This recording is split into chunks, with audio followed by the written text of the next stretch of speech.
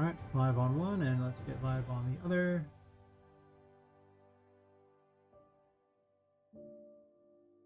Twitch as well. Alright. Should be a pretty golden. I'll just tell the Discord.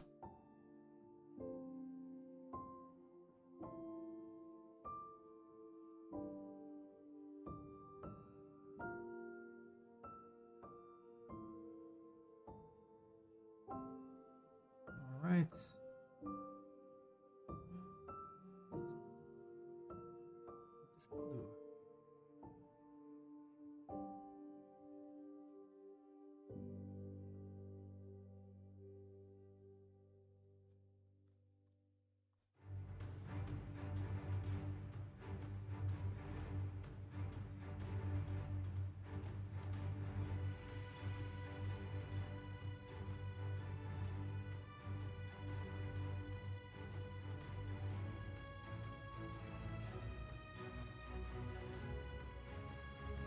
Emoji looks like fucking people off.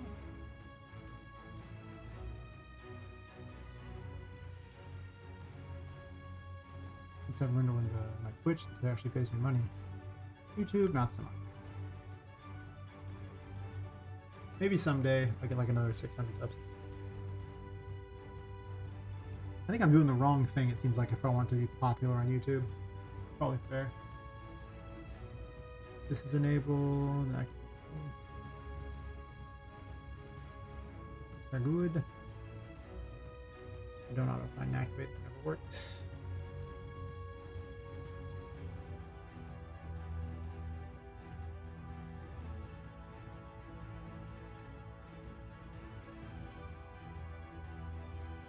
Slow.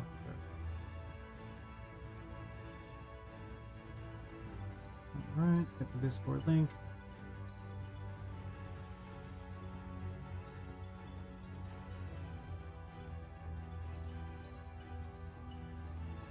Realize I have multiple Discord accounts and now I'm getting notifications from myself, which is bizarre and weird.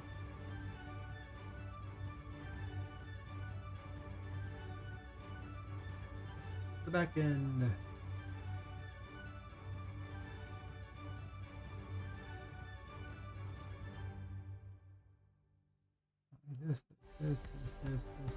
This. I do want my to-do list. Keep a Fox alert there, and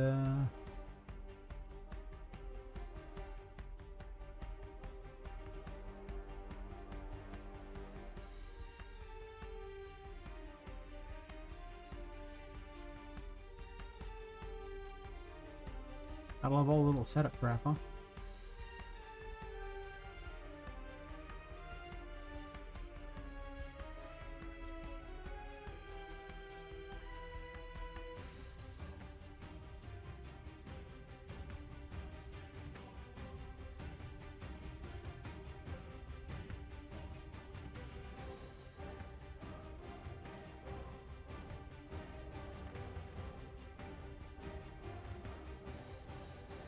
Come on.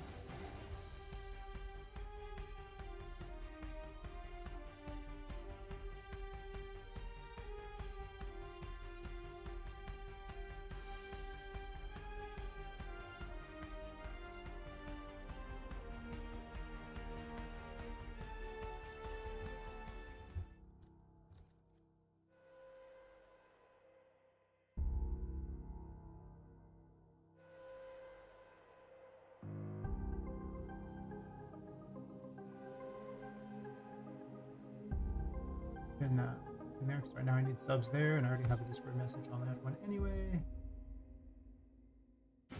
And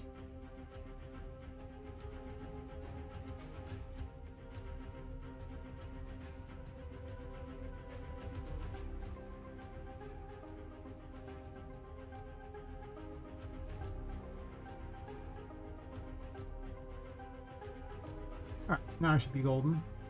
Hopefully. I think that should test both these, so social stream should show them up, hopefully.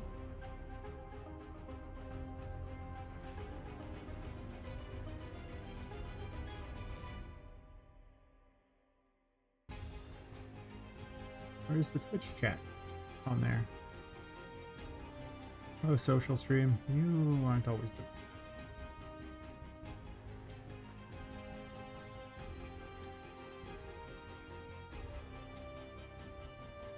Yes. Oh, never mind. It's showing. That's the YouTube chat. Of course, that's not going to show up. I care only about social. All of them. All right. Now I can begin. Also, this is apparently not 10 by 10, so let's just fix that right now. Been like that for I don't know how many years. By years, I mean probably months, but feels like years. I may put the voice saving thing back in. I don't know. I could see it. I might as well make everything actually like 10 by 10 here, though. Because I clearly have not done that in a minute.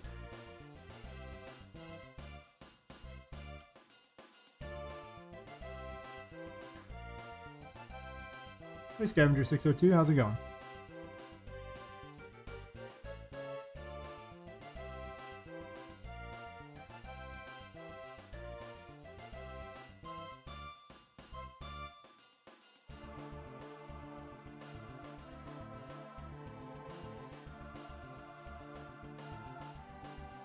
You are just in time to be just in time. I really just like started the stream. Good, nice, nice.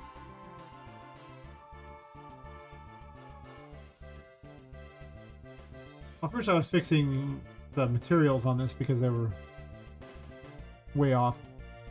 Other than that, I wasn't doing much in this particular area. I just loaded into it and I was like, hey, wait a minute.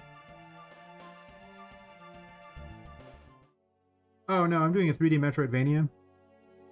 I'll show you some gameplay and everything. Let me lower up a level to do that. I got a bunch of content. The game's actually probably like 30% done, but that's only 30%. There's still a lot more to go. I am no fan of VR. It makes me sick. Oh, I get horrible motion sickness. No thanks. Not at all. It's taking a moment to load this other level, though. Oh, whenever it loads the other area.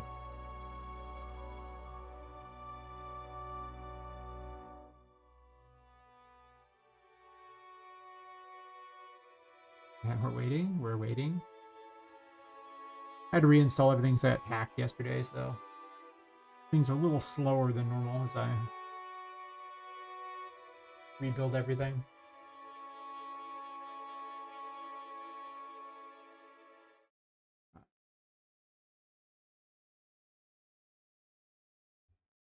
We're just working on a new encounter system that puts enemies everywhere. It's not quite as ideal as it could be yet, but it'll serve for testing purposes.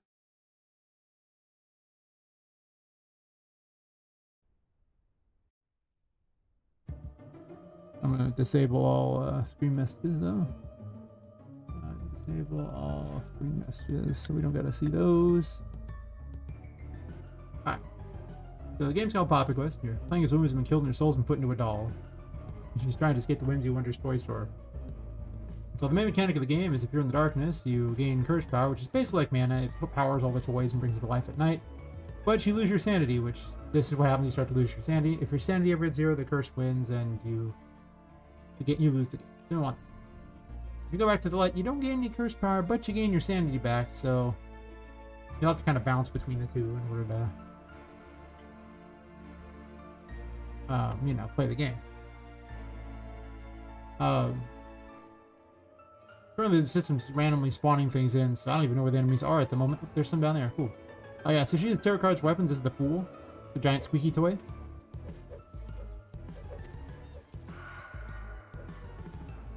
I'll also break things with it.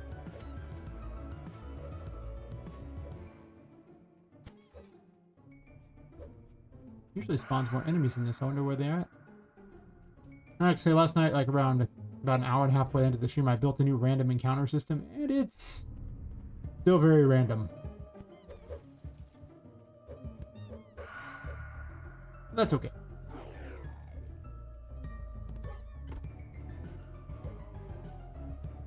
Here's the Empress. It's plays out like Bomberman.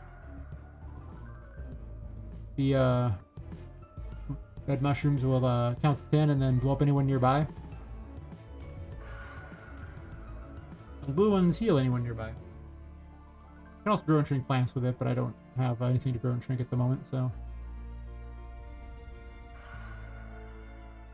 Go off the main abilities. The Magician lets you pick up small objects and throw them. You can also manipulate drawers, cupboards, flip light switches, manipulate door handles. Basically like telekinesis on smaller things. You can also fall like an idiot too. That's not part of telekinesis, but feels like it right now. I'll flip on this light real fast, get my sanity back. Stealth mode. It's not actually stealth mode. She just has the ability to duck. It does not hide you at all. It's actually just so you can get through even smaller places, because our area is so small that she actually has to duck.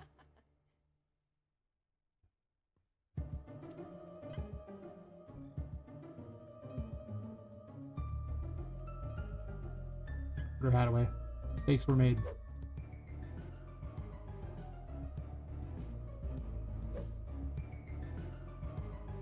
I need to increase the encounter rate in this room. I guess this is the last thing I was working on before I went to sleep. Oh wait, there's not enough doors open.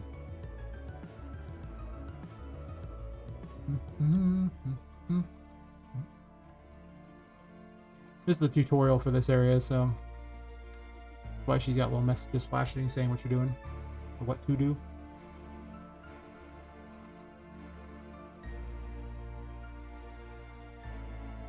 The encounter system doesn't put anything up here, which is interesting. I thought it would. Interesting indeed. Also, for some reason, this one hasn't spawned in. That is strange. This room does not have random encounters. Steampunk game. Can't leave the building, but you can go out on the pipes, and you are still safe as long as you only go out on the pipes. Any farther and, well, no cursed power, you'll fall over lifeless. This is a Wheel of Fortune. It throws dice. Or rolls them, I should say. They deal damage based on whatever they roll to things nearby. And the white dice heal. Wow, they heal just you. They're not proximity based. I figure they're already luck based, they don't need proximity based too. That's quite an ask, if you ask me. So much ask. Boing, boing.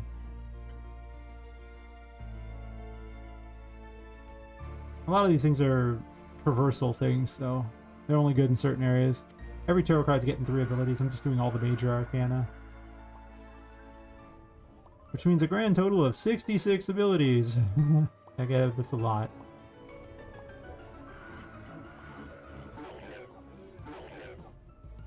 Weapon does very little damage, but it bubbles them. The bubble wand is great. Temperance.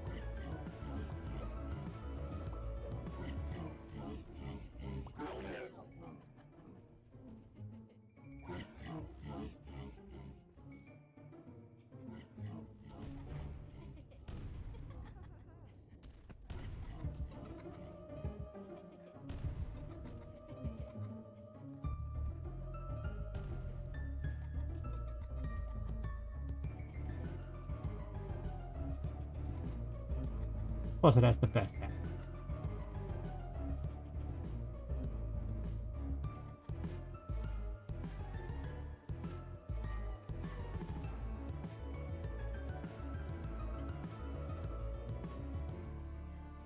Don't know, I'm using the star. I don't need that right now. That's healing.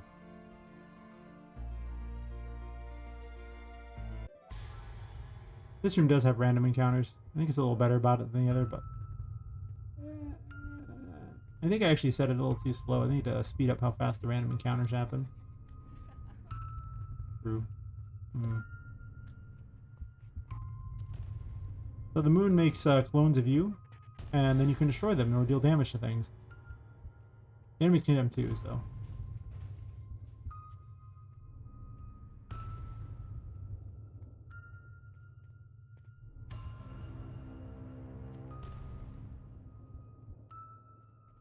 Doesn't even have a cost in it. It's such an early build of the weapon.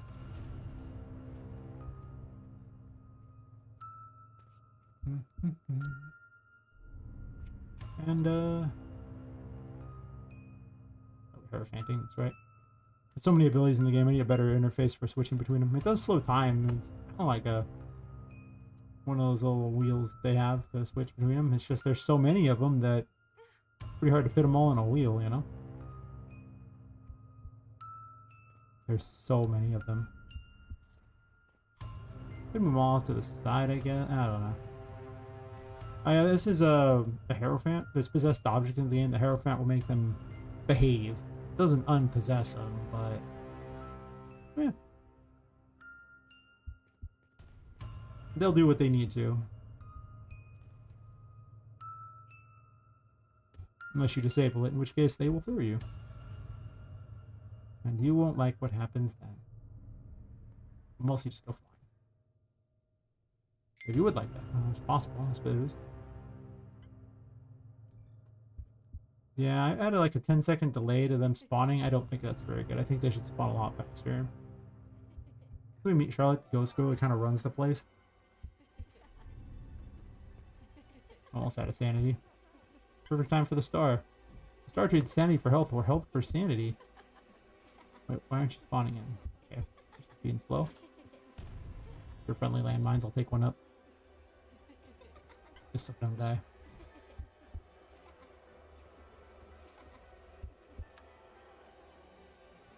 He lives in the smoke.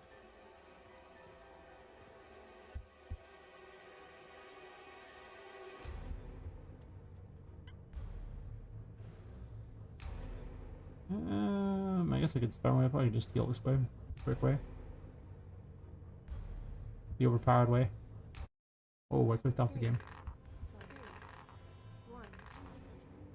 Oh, it's still cooking the content. And it's still playing the game at this speed? Really? That impresses me now. I have to enable all messages, don't I? Enable all screen messages. Is that true? I mean, the FPS is terrible at the moment, but if it's cooking content at exactly the same time... That is interesting. But what is it without, don't it? It gets up to close on them. I mean, this room's not particularly good for FPS anyway, but it used to get, like, drop into the low, like, 10s, and now here we are sitting closer to 30. New encounter system is much better.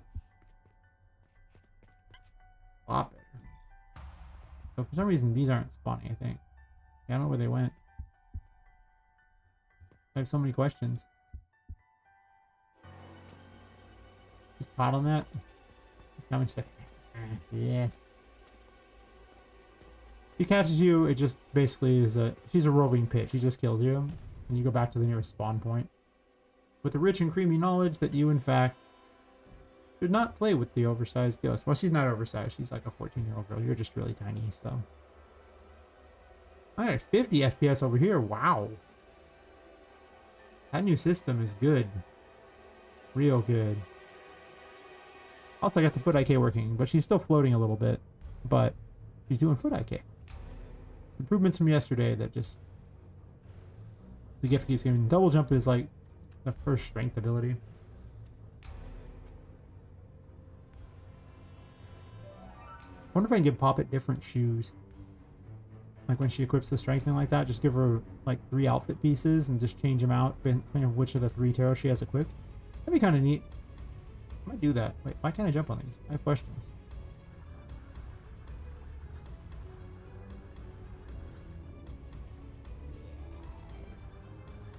This room has random encounters, so I'm testing it. It's kind of fun. So some of the random encounters are kind of weird, like them throwing pots at you is bizarre. I know I went that way when I really just wanted to go this way.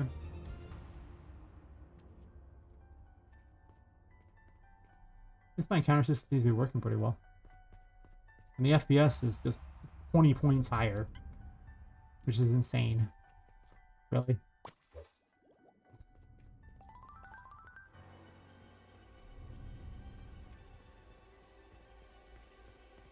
But now it puts things everywhere, though the pots would probably be restricted to the ground. They are a little bizarre appearing way up here.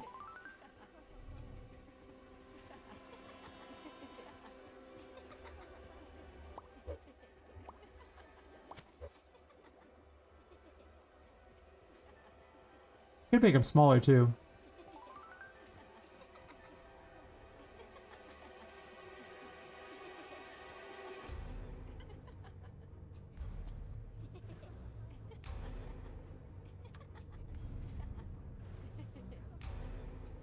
What if I did do that? I restricted each, gave each thing 3 abilities, but then made each one tied to a... Oh, I guess get attacked up here now. I forgot about that. There's no safe areas anymore. There used to be safe areas. The new encounter system does not have safe areas. There's no safe word here. But no, if I tied each of the 3 abilities to a different thing, like maybe I gave like a hat, a weapon, and then maybe something on her back or something, I don't know. New shoes. I don't have a lot of backpacks though. But I guess the things like the Hierophant and the Star just have a back item. That's true. And it likes those pots. I think I want to tone down the pot encounter.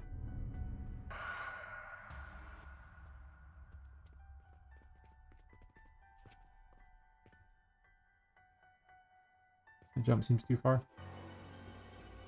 Oh yeah, this weapon is horrifically bad for fighting things in here. Temperance is probably pretty strong though. The Empress is such a weird ability. Sometimes it's like the greatest thing, and other times it's complete trash. Just depends on the day.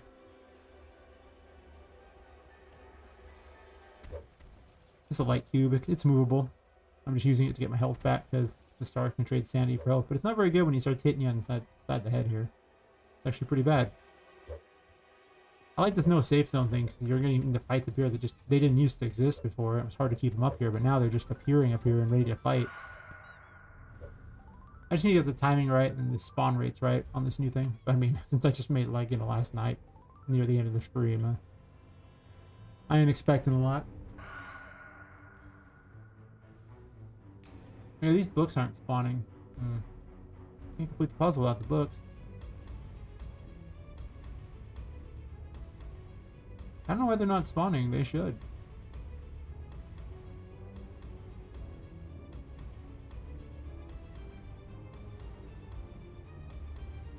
Here, I'll just load the room up like that. I don't know if you're still watching or not. If so, I'll show off other things. If not,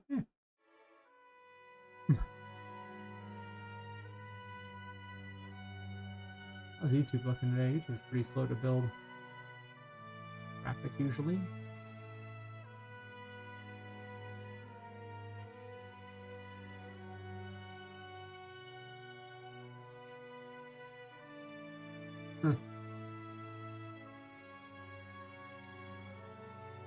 Anyway. I can make some notes on the things that aren't happening here.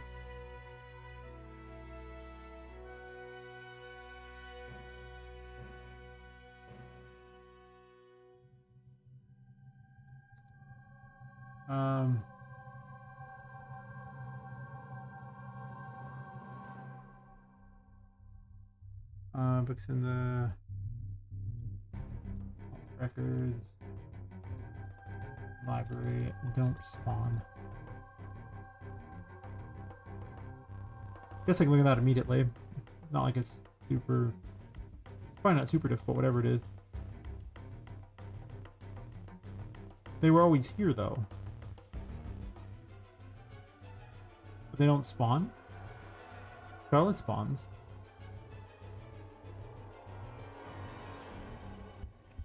I think they fly away. And I just need to...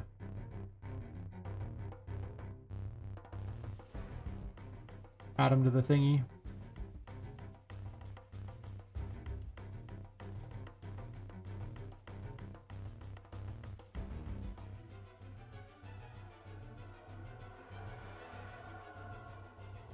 Because spawning them in is better than them always being active for purposes of optimization, which is kind of what I've been doing. And I've dragged this game from... I've gained about 20 to 30 FPS even on stream in the last couple weeks, so there's a lot you can do to optimize, and I hadn't really done any of it. No.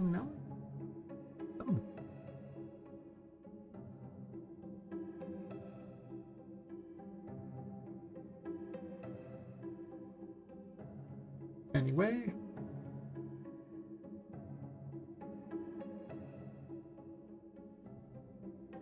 Let's do play the possessed book and then possessed we filed. And I just want this thing here. I'll just use the same one for all of them. I didn't open the possessed files, I'm dumb. Fair enough. Browse assets. Open the possessed files. Browse this way.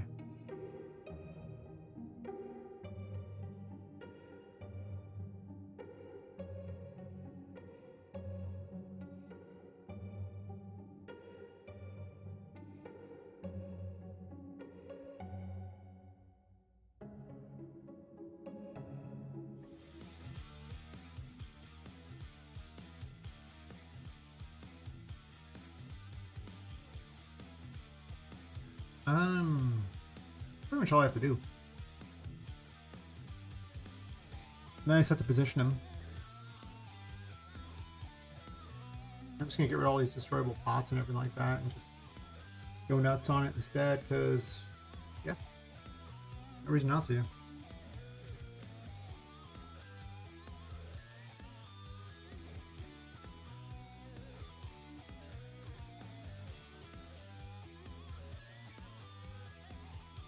Yeah, the random spawn system is just so much better. It just needs to be made smarter, but I can keep working on making it smarter and smarter. As opposed to the other one, which was just too heavy, and the more enemies I put in for the room, the more it was just not going to work out.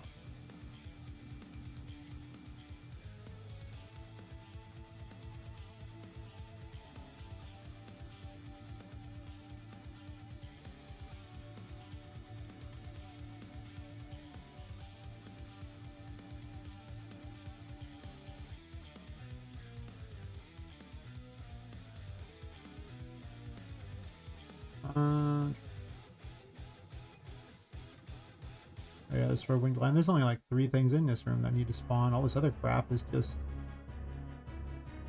asking for trouble.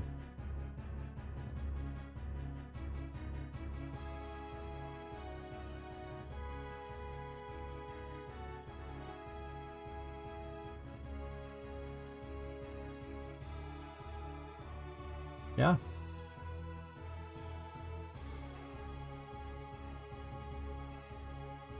Have I not selected that? Guess not. Oops.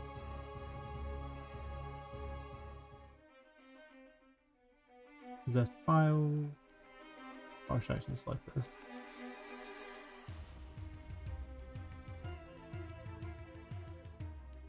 Like 7 of them in this room. I should make them work considerably better, hopefully. An array of 10, sure.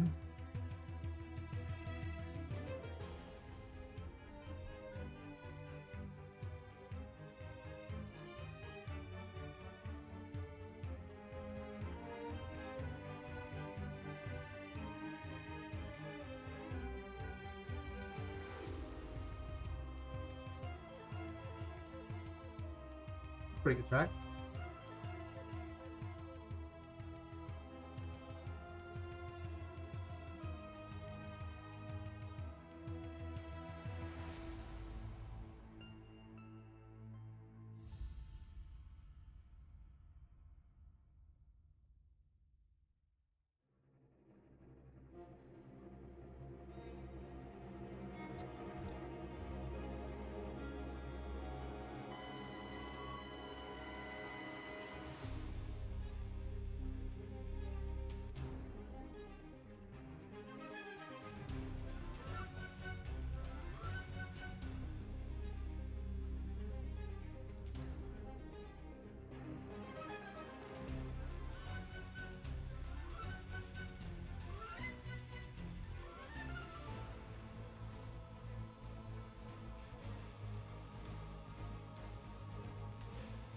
I wish you could just leave the things in the levels when designing instead of just having to constantly, you know, remove everything and spawn everything in.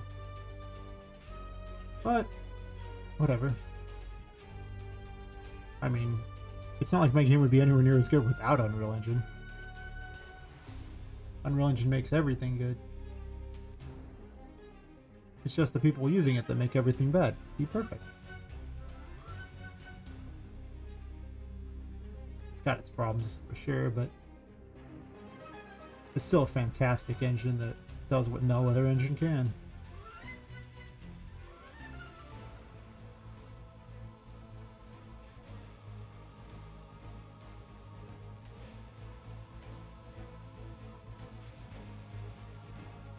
But random nobody make a game that looks at least passably good. People seem to like how it looks. A lot of people want to play it. I just need to get a demo or play testing.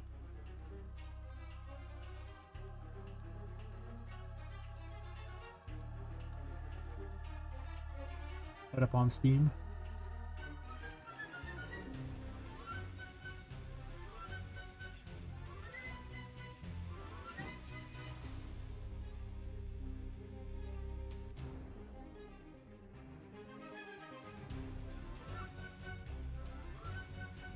Rotate these a little bit so they're not all perfect. No fun if they're all perfect. I really want to make them seem a little more alive, a little more possessed.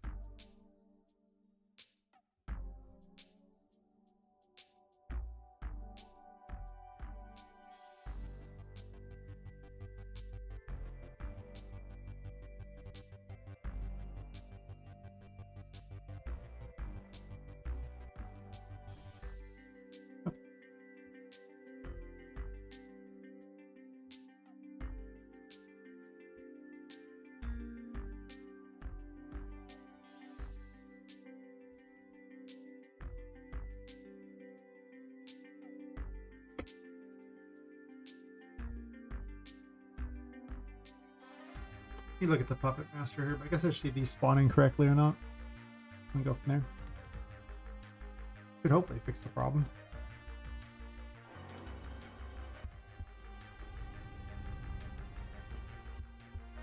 They seem to behave, though a couple of them seem pretty far away. Oh, I get it. It's because the thing is, removing anything too far away from Poppet, it's like a half system, unfortunately, right now. It's not a full system. So I need to add the remaining half of the system before, so it doesn't keep despawning all of the things you jump on. I'm going to start an hour later, I think. I think that this time I'm starting is just, nobody shows up for the first hour anyway. I have to really wonder about it, like, well, I could, but...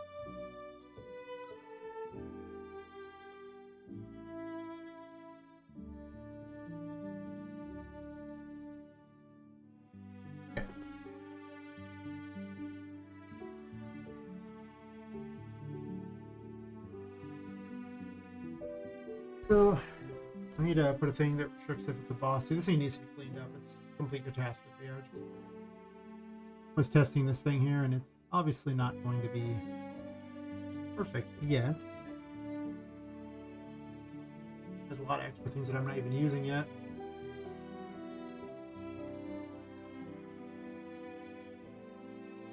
I'm doing rare encounters. I should do like powerful enemies instead.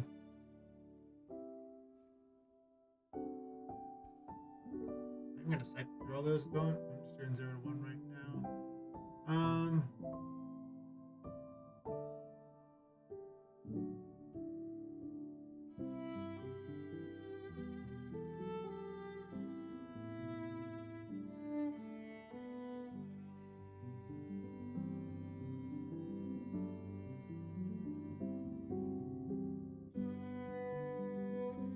I gotta check against 3 tag types.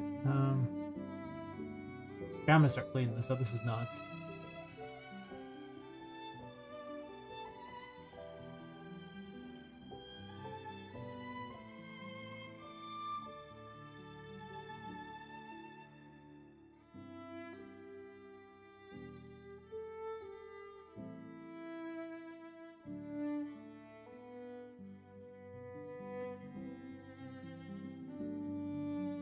There's shrivels I want. It's the I put some interactables in there.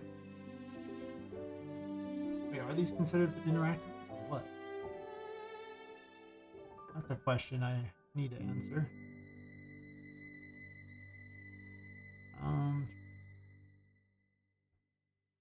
I'll just here. I don't know why I'm doing this the hard way.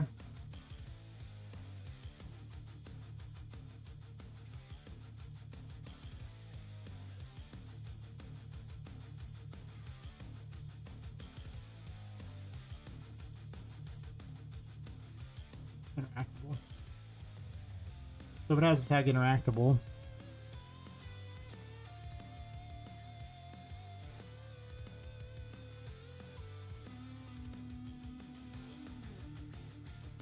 or boolean.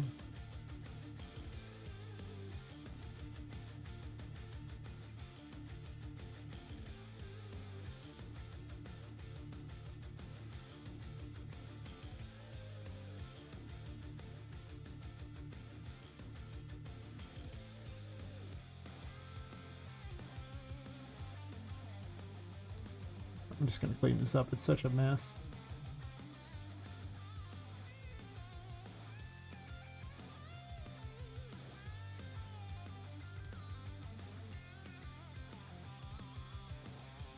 Yep, already did remove that there.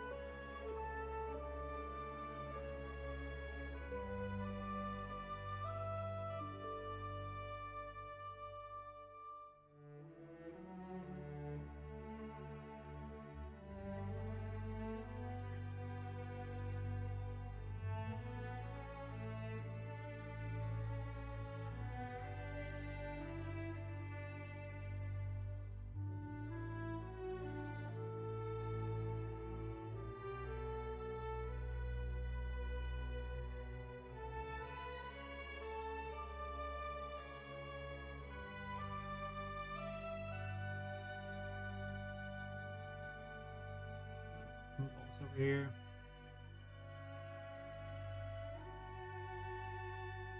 Just so I can select everything with this and put it into a macro. YouTube's picking up a little bit around this point. You know.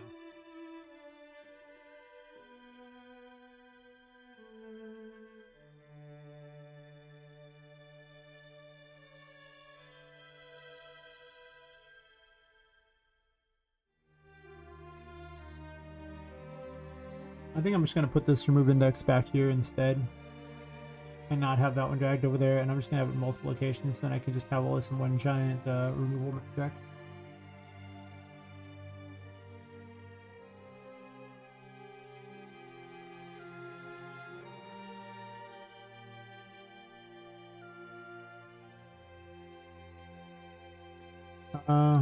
Puppet.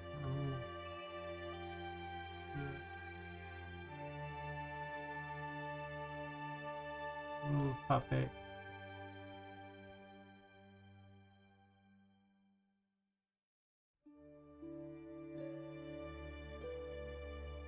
Just so it's not the ugliest thing I've ever seen. No, it's just a little obnoxious by comparison. Sometimes it just gets ridiculous, all the crap that needs to be in here. And then this is...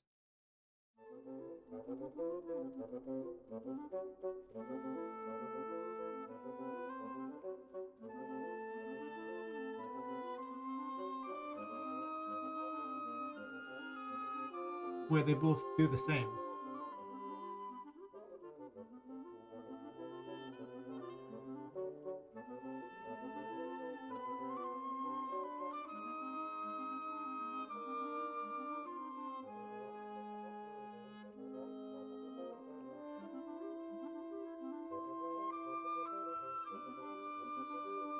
Wish I get this in here, but the problem is I set this other stuff first. So.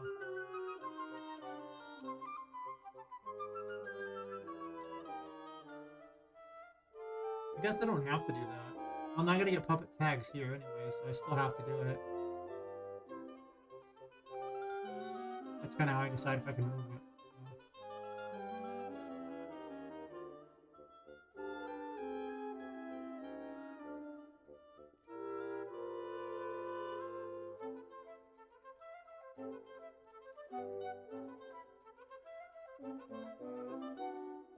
I think I'd rather put this on the other thing anyway, not put it on here. Just always updating Poppet's thingy every handful of times. I guess it wouldn't be as accurate though. This, I need to just retool. It's a mess. First off, let's start cleaning it up with the side to the other. I mean, it was like 8:30 in the morning when I started this, so I mean, I've been going for quite a while. I didn't concern myself with how it looked.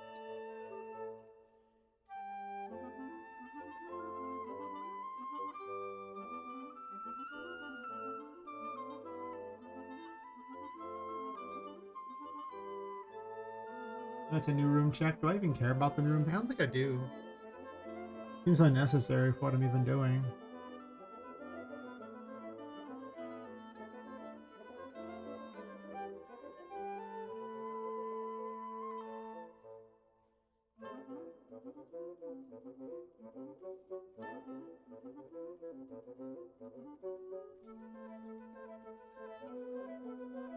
Well, this random float range is going to be, well, that's always going to be whatever it spawns on here.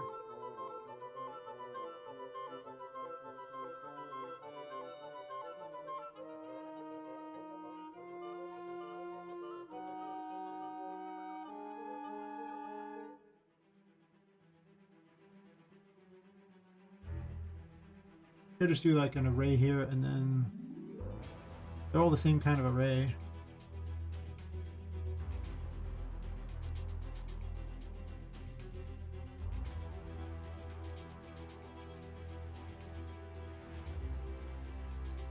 Sure.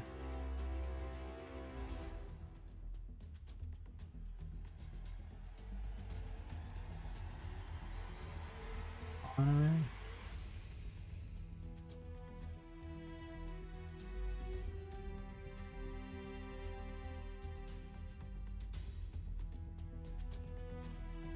Alright, as I do this, I can start getting, I don't need a bunch of different ones there. It can just be a spawn array.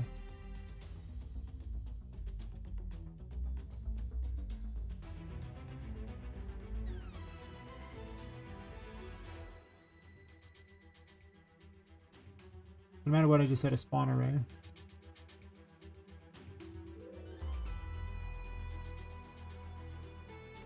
There's a lot of repeated code because I was just adding things in as I went.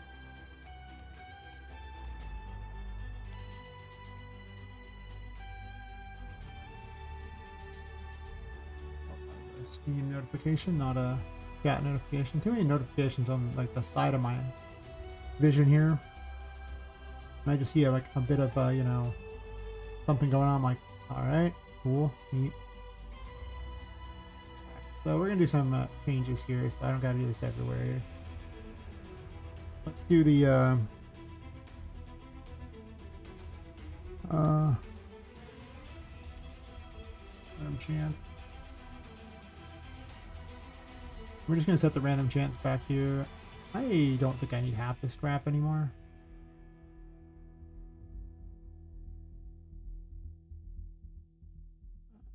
I don't know why this even exists, but I'm sure I made it for a reason, and the reason's probably bad, so I'll keep it anyway. But let's just kind of do this so I can see where everything is and have less mess. This is actually just for a print string, which I actually don't know if I even care to keep. The default encounter number is there.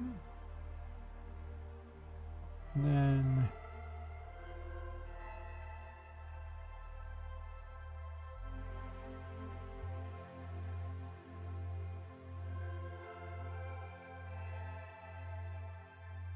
I could just set all of them as thingies eventually at every point if I wanted. I have to keep this one here.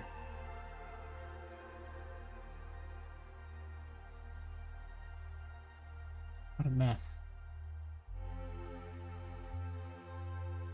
No matter what happens on these, I'm just going to set the spawn array. And then I'm just going to get the spawn array. Ram it into here instead. And then everyone will just run down into this fast to spawn option, so I can get rid of a lot of this garbage. You know? Because, yeah. There's no reason. They're actually powerful enemies. Actually, this one here. Is this just actually just enemies? Should be this one. I don't know why enemies is way down here, but here we are. Doing here we are things.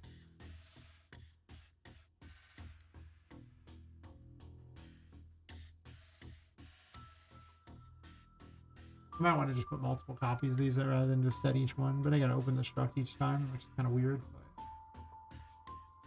might be easier. What I'm currently doing, which is a mess. So with the spawn array active here. The other enemies array, just clean this garbage up.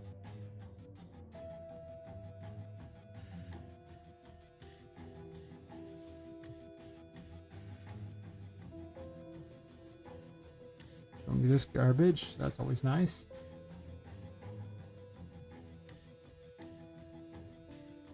This system is going to get so complicated by the end of it because it's going to handle every spawn in the game. And so, it's going to have to be pretty, well, it might handle the bosses, but it'll handle everything but bosses. Maybe it'd handle bosses, I don't even know if that's true, but it could. I wouldn't rule it out.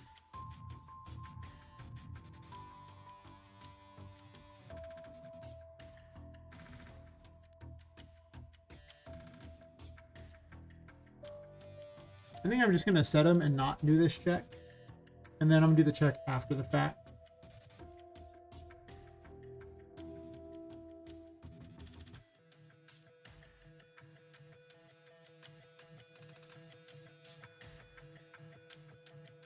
Because I don't think I need all this other crap.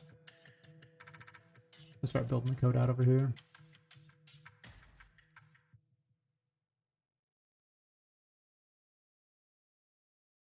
Because I don't want to have this everywhere. We're going to set that there. We're not going to set this here.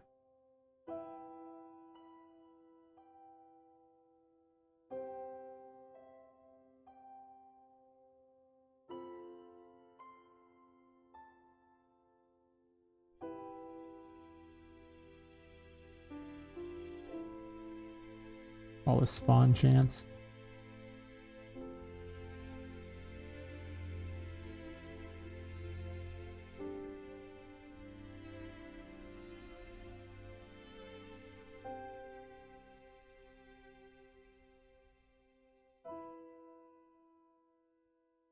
I'm just gonna go and start getting rid of some of these things. They're just everywhere and it's annoying. It's hard to tell what's going on with all this crap everywhere.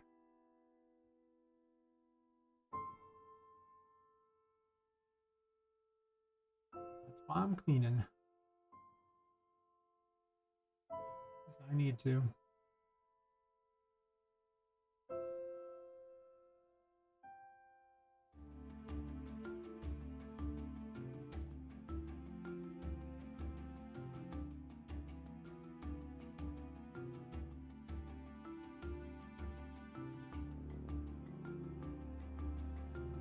A little wonky, but whatever.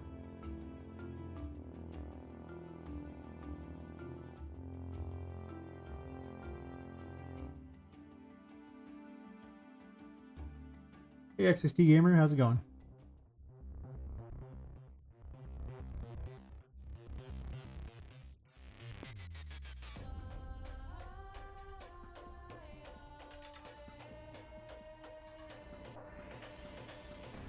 Busy cleaning this code up because it was a mess. Like I made 8:30 in the morning. It is ugly code. Yes, it's very ugly code. It'll be less ugly in a second. Fine.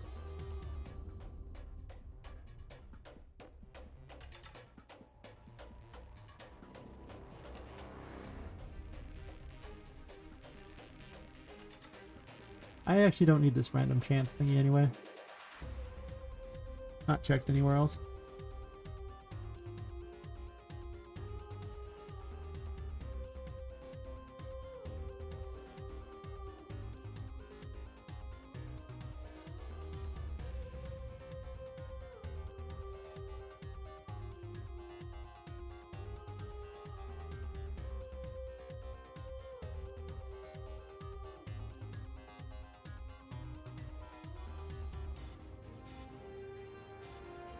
Quite the mess.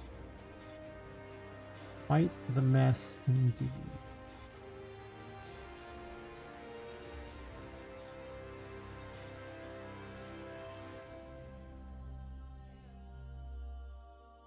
What's already on there?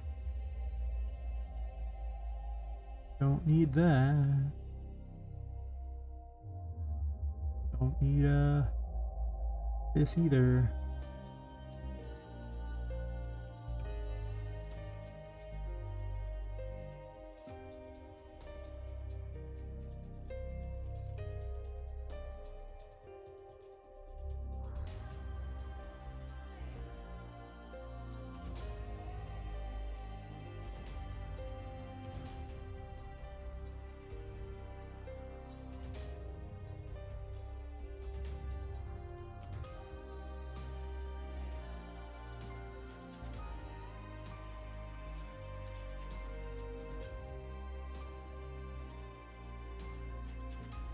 Well, it's less gross, but it's still gross.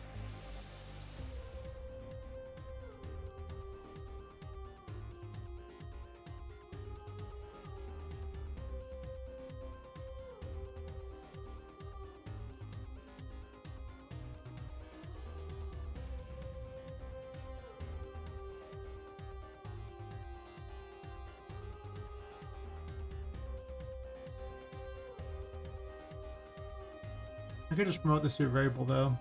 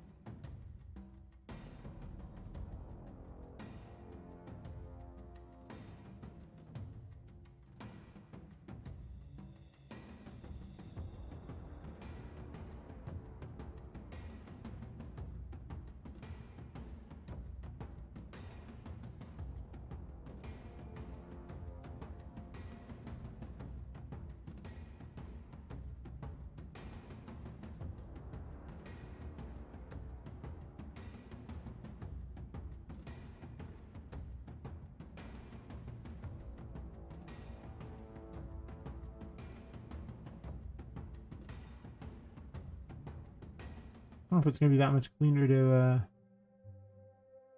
do it the other way or not. Probably not. I think it'll be nominal because I also have a million of these things everywhere because they're so big.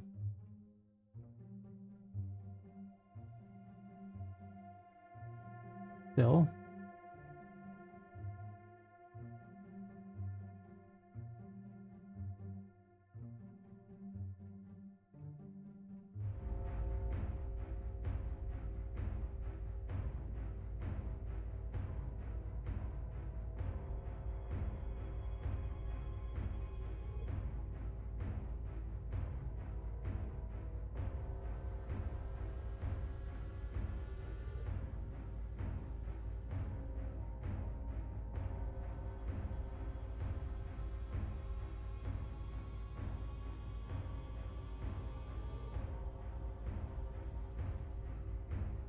I wish you could collapse it down to where you would only see what was necessary, what was being used, and everything else would just be hidden away. Would make life easier. That is true.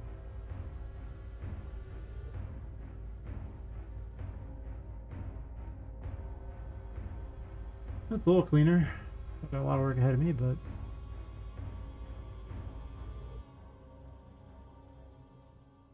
make it a lot smarter too.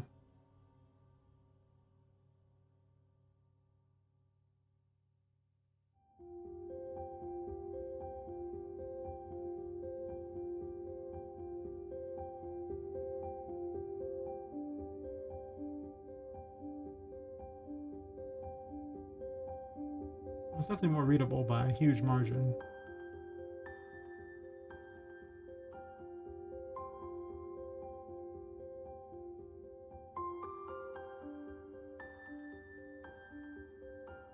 Probably just getting its own graph though.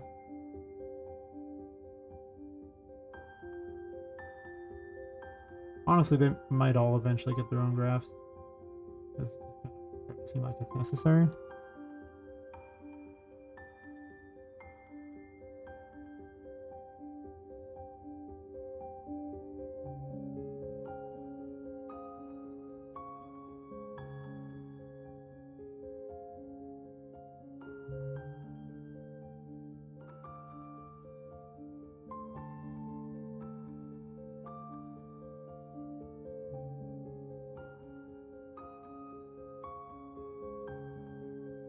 Another removal thingy, I fixed that problem.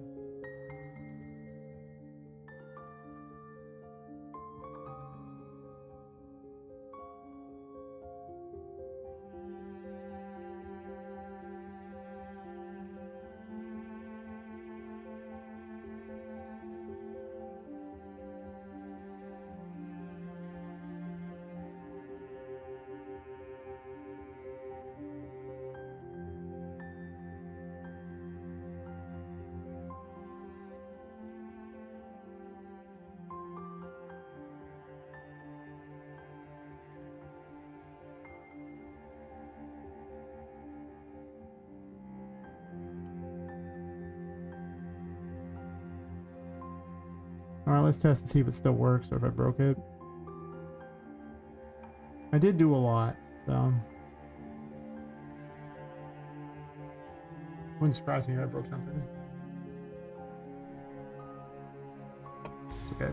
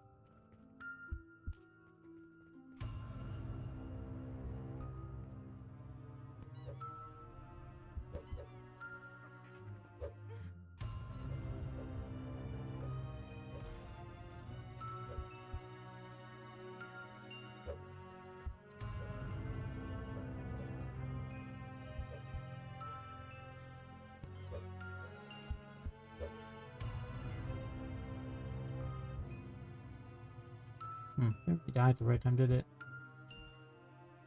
Hey, Bard. How's it going?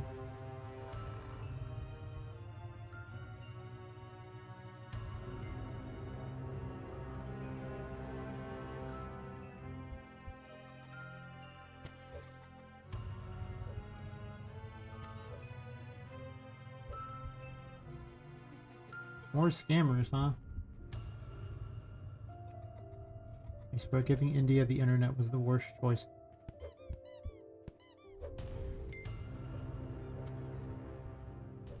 Because they've always got the accent. Every time.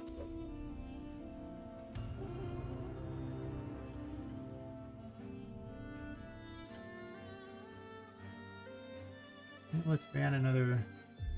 I guess this one's technically only a spammer, not really a scammer, but my mod.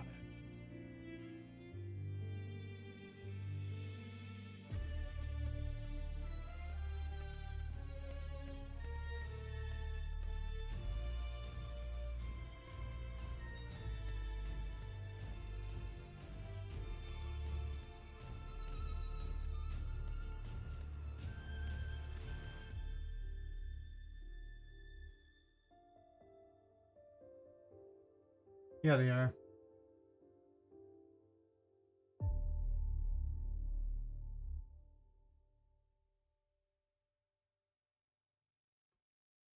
Working theory is pretty simple, you know, if you have to pay for viewers, then, you know, you're probably not going to make any money on Twitch because you're not interesting enough. And, I doubt they're selling them for less than, you know, Twitch pays, and it's also against TOS too, so if they catch you, just lose your account. Like, rightfully so, you're trying to defraud them. No good.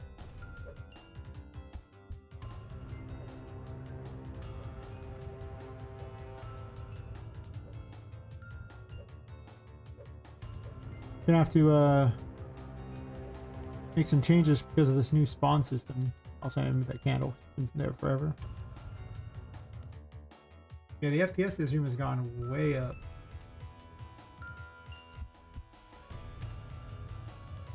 With the new spawn system, which still feels like a little much, but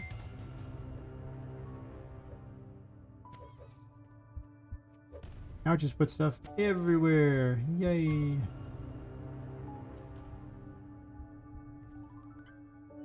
There is no escape from it now.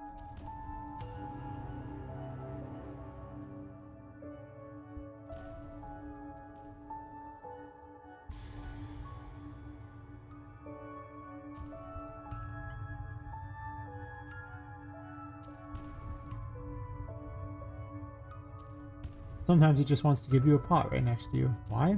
I don't know. Sometimes it drops the pot right on top of you, which is awkward.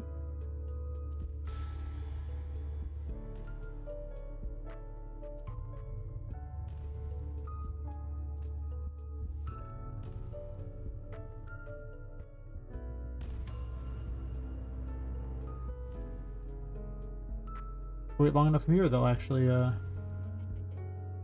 spawn something up here, or they should.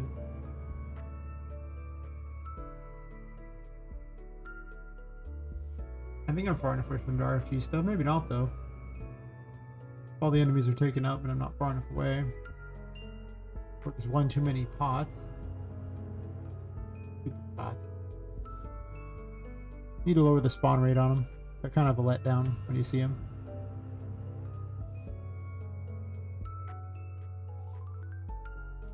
I guess it is nice to have the occasional gimme, where it's just like, okay, well, it's not always an enemy that it's rolling against to see what happens. It just launched itself off in the middle of nowhere. Nice.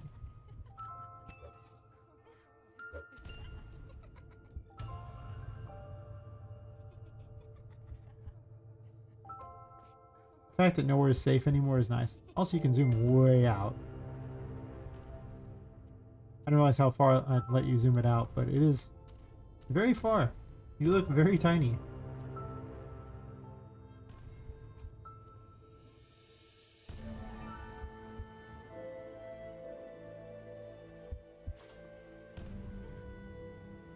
Yeah, all the rooms got way better FPS.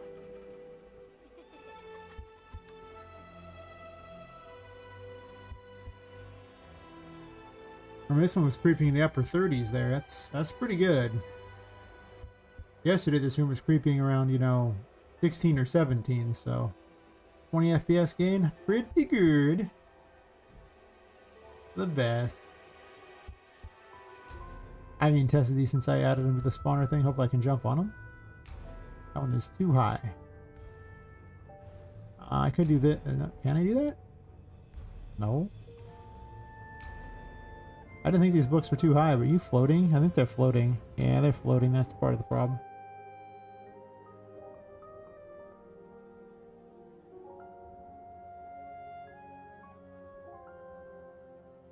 Stupid floating things. Ruining my day. Also, I'm gonna go through and delete all this extra crap. We're not about that anymore. No, sir. Unless it's there for a puzzle, it randomly spawns in. I can put the landmines as random spawners too. Ooh, that's true. Then they won't have the funny messages though. It'll just be a landmine.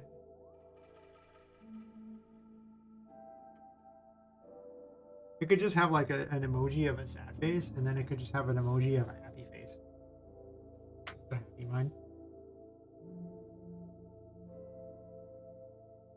That would work. And then I wouldn't have them sitting in a level all the time, which is kind of. The reason right now they're cool is because they're just a way up at the right locations that you can use like once, and they take forever to come back. Because you gotta get way outside the range of them in order for them to even come back. I don't even know if they do come back.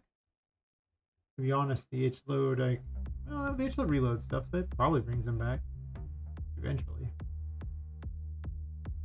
Did a lot of optimization yesterday. Discovered that level instances were like way better for optimization. Took an empty level, put, you know, I don't know, almost 40 of these, you know, shelves like that, just a normal one out there. Saw that it was hitting, you know, it went from 60 FPS to like low 40s. And then I did it with level instances and it stayed in the 50s. And I was like, okay, they still work. I mean, you can't set variables on them very easily, but the shelves don't have any real variables, or the drawers don't. They just, you can just move them in and out, but nothing defaults to open. So unlike the lights, which I need to set which room they're in to prevent them from going through the walls. Those I can't do. I'm testing everything else as a level instance because, I mean, this time getting my FPS up. Every dirty trick in the book. And I've learned a surprising number of them.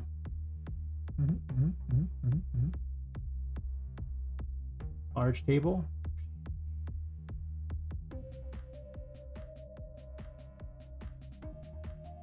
The largest table. Okay, well, I guess it's not the largest table. This was the larger table. Some people's children.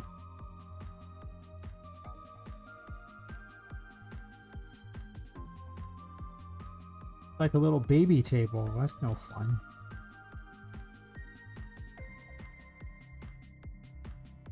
.2. 1.25. We're kind of close. Or the. Pretty close.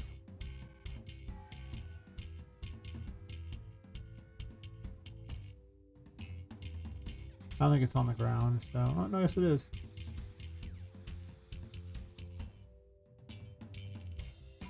Actually, it's slightly taller because these are no longer they're stuck in it now. So I'm just gonna move everything up and move back down.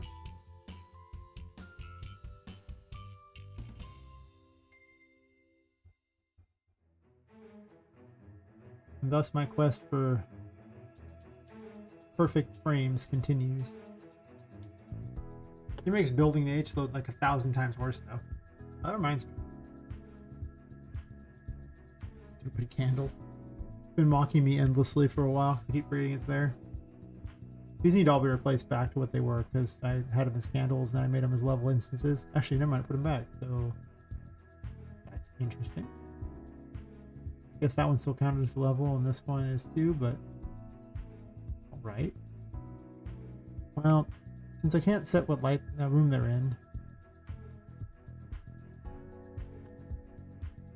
we need to do for these because I don't want it working through a wall.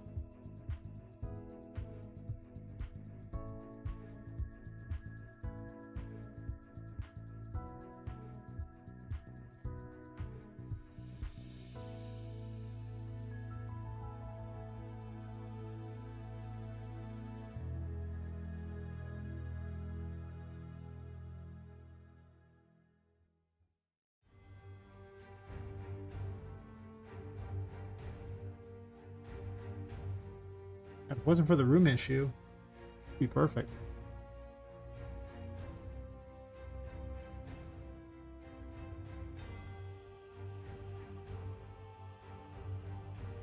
I want to flatten these landmines more because they're better when they're near the ground.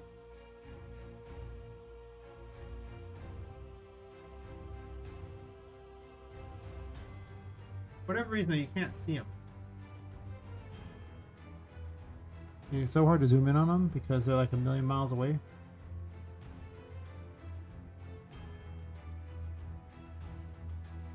And I don't know why it defaults so far out. There's no reason for it to default that far out. But every time I open these stupid things, it does.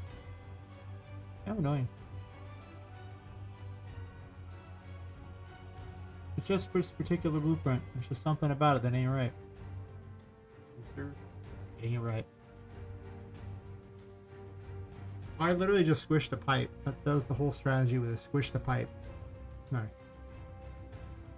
Clever me. Made a landmine out of squishing a pipe. But I think reality is I'd rather do this with it.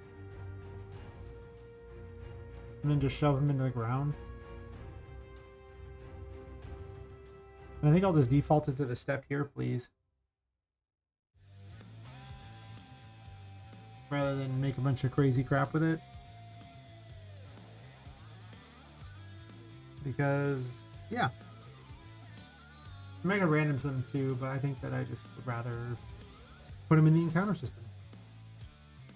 Means I can add traps to the encounter system too. It'll be like kicking down a door.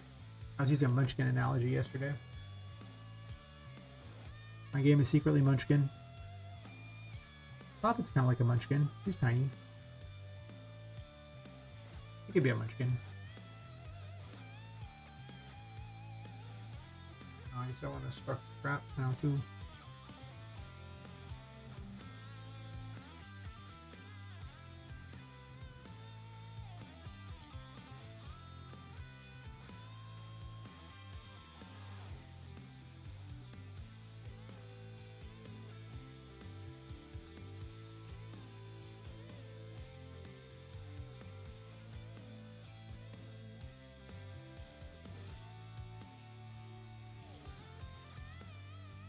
You know, instead of randoming that way, I could remove the spawn chance and then just random them against the array itself. It would have less percentages, and I'd have to fill the array with lots of extra positions in it. Probably not as good.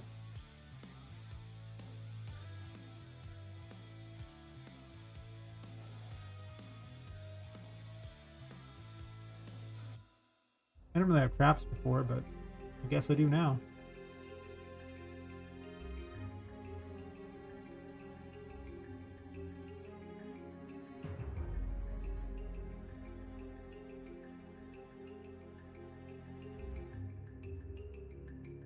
Here's rough key, trap.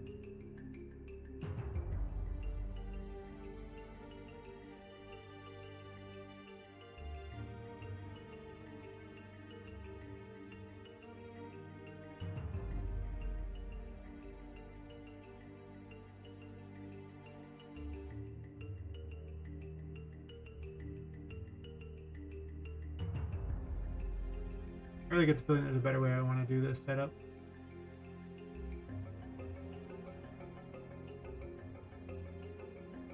Well, if I buried him one extra deep, that wouldn't be all that good, would it?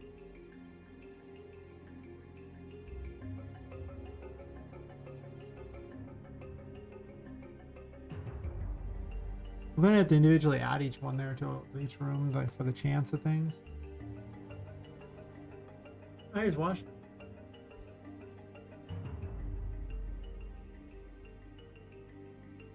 How goes?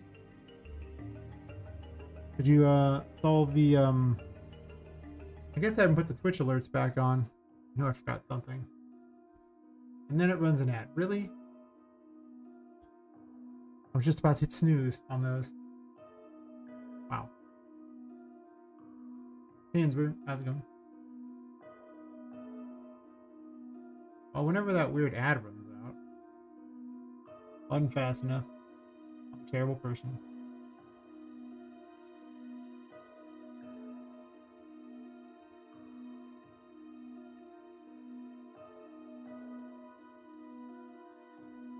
Well, let me know when people come back.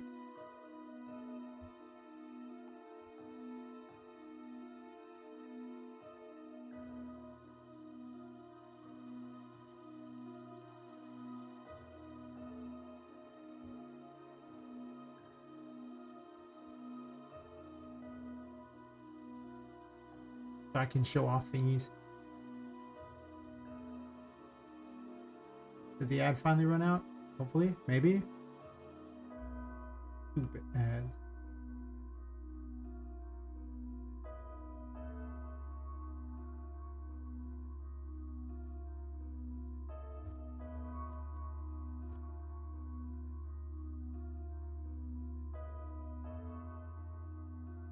Everyone back?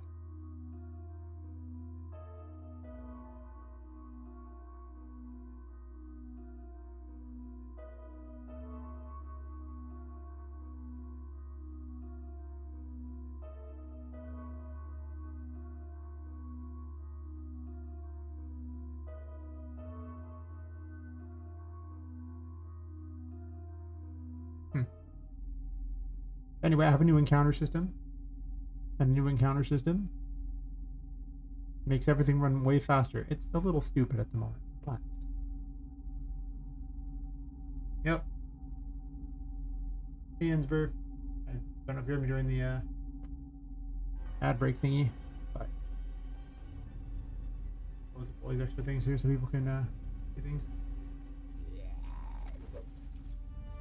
Surprised you're finished so quickly, Fox. Everything okay over there? You don't usually end that fast. Also, check the FPS in this room now. It's getting as high as 50. Yeah, that's right. Yeah, it's falling a little bit here, but still, these books aren't as good. I need this extra music here. I had a moment of desperation. Yep. Random spawns. Yay!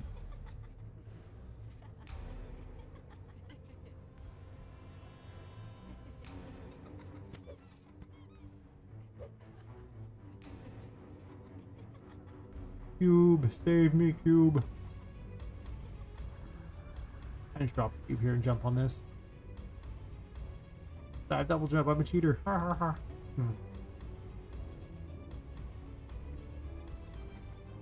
The painting counts as a light. But yeah, I've redone it now so it no longer spawns in everything in the room. It just actually spawns based on Poppet's proximity and finds reachable points in radius. And now apparently this is immune to the smoke. That's interesting. And now I'm making it where it's more complicated, where it picks what it spawns. Such as traps and things, which... The only trap I have is a lantern, which is not currently set to spawn. I had just started doing that, and then... Well... Yeah. If you get too far from one, it'll actually clear them away, so you don't have to worry about them. Also, if you get high enough up, it clears based on height as well, but a much lower number, so this way there'll be space up here for enemies to fight. But more importantly, I basically gain 20 FPS in every room by doing it this way, which is just like the biggest win ever. Assuming they spawn up here. Where is everyone? Usually they spawn up here. Still tweaking the numbers on it. If I go into the pipes, I'm sure I'll encounter more things. Hopefully. I made the system like, I think it was 8:30 a.m. when I started it yesterday. It was just awkward. Worst time ever. Like, I want to go to sleep, but what about if I did this? Hour and a half later, I'm like, why? I might speed up the spawn rate though. I think it's a little slow.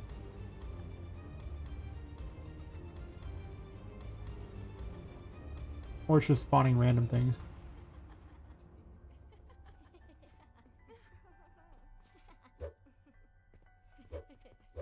I guess it doesn't have to be an all-out brawl or anything because, oh, hello.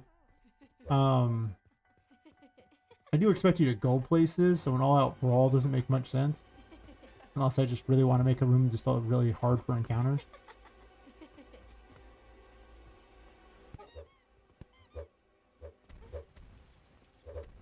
I need creepy little girl voices. I'm just saying. Really? You're not dead? How are you not dead? Ugly little bugger.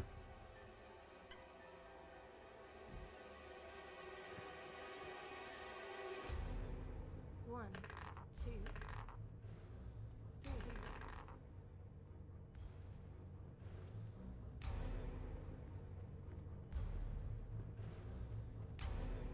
This is one of the things I need to tweak. That it'll start spawning these like destroyables in there, but the destroyables are too big.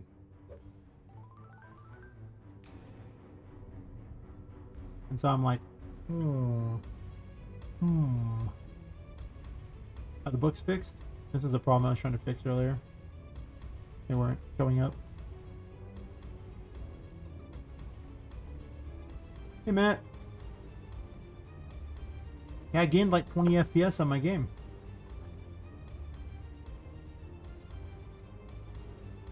Oh, rated by Matt too, huh?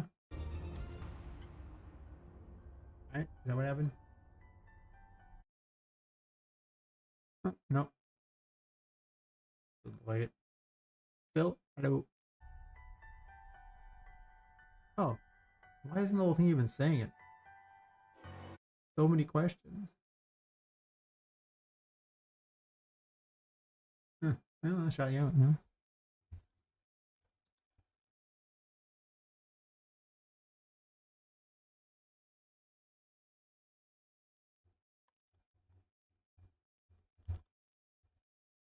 Shout out people. I need to be better about that. I should get an auto shout out thingy too. I get so excited programming that I never even think about shouting people out. But yeah, now the new random encounter system will, well, it'll get much smarter. Obviously, it's pretty dumb at the moment. It has no idea, like, but it's gotten a little smarter in the hour and a half I worked on it. Oh no, I'm so bad at my own game. Why am I so bad at my own game? Guess I can't grab this, huh? I can.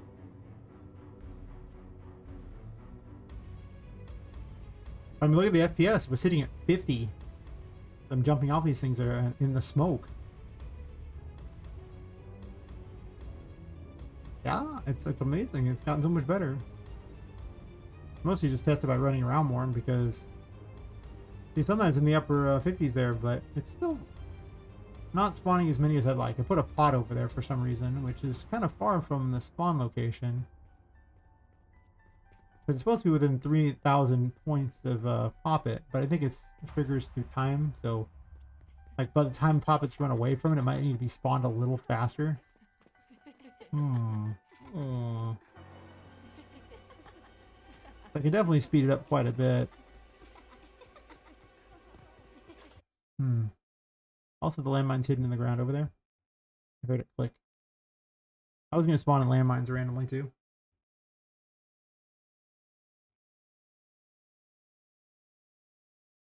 Why'd you end early, Fox? I mean, like, this is like, well, mega early for you. Like, is everything okay? Like, that's really early. What, did you just become the best Doom player ever, beat the game, be like, I don't need to stream the rest of the night? Nope. I'm Doom Guy now and just wreck everything. In which case, yeah.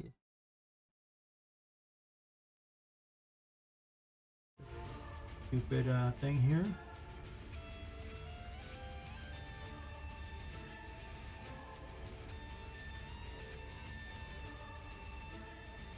Like it's not spawning often enough, so I kind of wonder if I two-barred things a little on the numbers. What's the encounter table for the library at?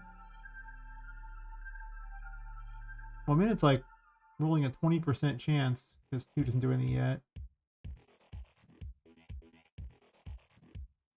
Against that there, this is between there, less than there, so that seems fine.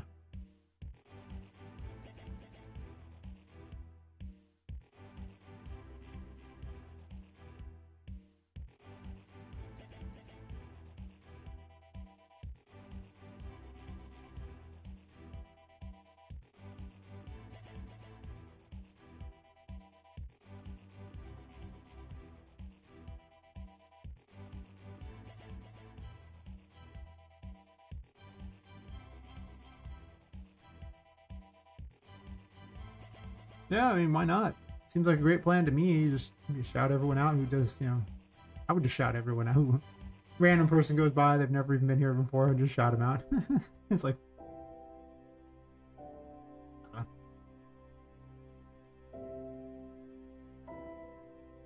It's not going as often as I thought it should.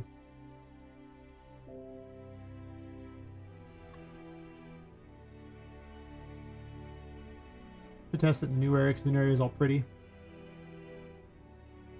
I've been learning about level instances and yeah, level instances. They're good stuff.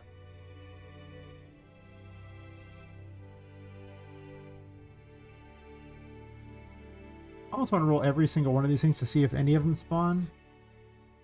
Because having any other category lowers the percentage. Like now it's a 50-50 that it even has a chance at enemy, and then another 50-50 on the enemy itself in that room, which doesn't seem bad. I mean, 25% is pretty good for a spawn that happens. Well, it's checking every 5 seconds. But the first one delayed by 2, but I don't think it even needs to be delayed by 2, to be completely honest. I think that's probably unnecessary. I'll probably leave that out for a second. Speed it up a little.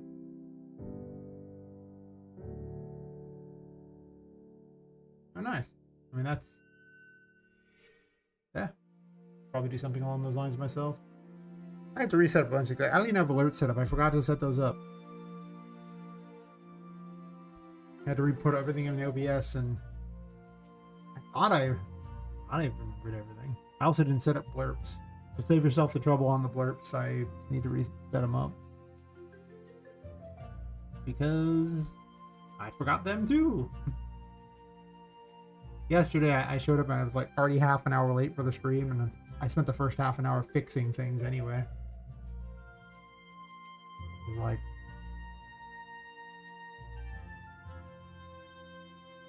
it was no good. It was just no good.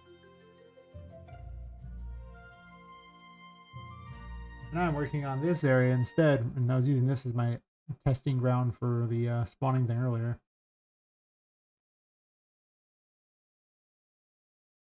It's very open, and you know, it's hard to keep the enemies spawning in places like on top of mushrooms and things. So if I put them up there, then one, I have to have a lot of them, but two, it also they jump off. It kind of sucks. Really?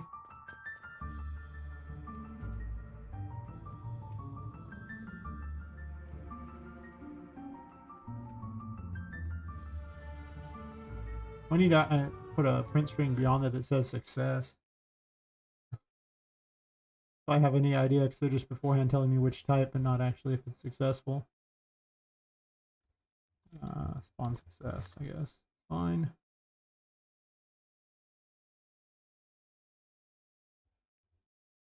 My entire plan tonight was to work on this. Hey, Hinsbert. You're playing as a woman who's been killed and her soul's been put into a doll, and she's trying to escape this toy factory, which is basically more like almost theme parky versus anything else. We just like, you know, themed rooms and stuff.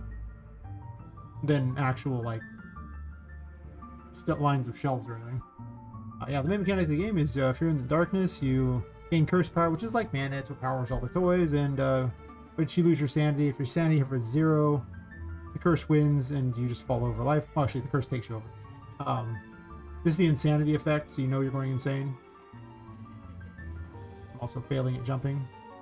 You go back to the light, and you will gain sanity back, but you gain your curse power, so you gotta go to the darkness in order to use most of your abilities. And she uses tarot cards for her abilities, so this is the magician. It's telekinesis. Basically flips light switches, opens cupboard drawers, picks up small objects, throws them. Lots of little things like that. Manipulates door handles. I don't even think I have a Pirate Cove anymore. But there anyway. So they're supposed to be spawning somewhere. Where are you spawning?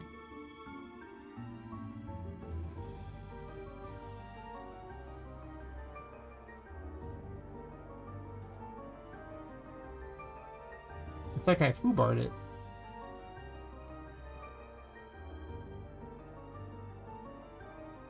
Yeah. Well, normally this room... Well, I broke my system. Apparently. Aim setting spawn arrays, right? Rivals and enemies there. Spawn chance there. Set the spawn array here. I mean, it's obviously rolling those. It gets to here, it says spawn success. Then I could probably just skip the class to spawn thingy right there in the first place. I cleaned up the code a bunch because it was disgusting earlier, and yeah, about that. It is. Yeah. A mess, I think is the best way to put it. A complete mess. But let me get this working real fast and then I'll show it off.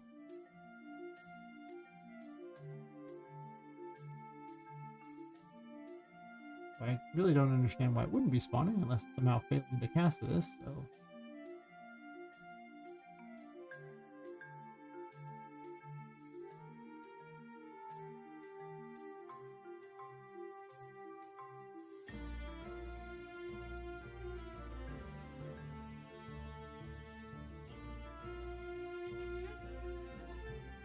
Oh, what's that? Spawn 2 or something? Let's put over here. I have an idea what's going on. See where it doesn't reach. But it's working in the other room, so it makes me wonder if there's something missing in this room, like a nav mesh. Well, a nav mesh... No, I need a nav mesh. That's right. I do. It might be missing a nav mesh. Because I'm getting a random reachable point. So it's probably missing a nav mesh. No, I'm not. I actually just have a nav mesh. Okay, well then that's a problem. Oh shoot, new system I made at 8:30 a.m. Why would I do this to myself? I wanted the FPS gain, I really did.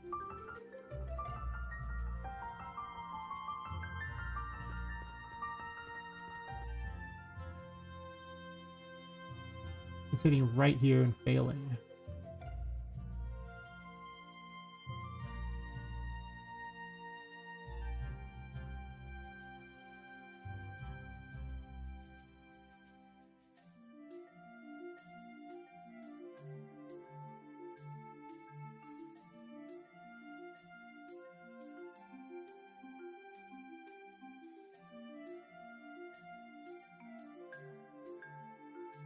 Oh.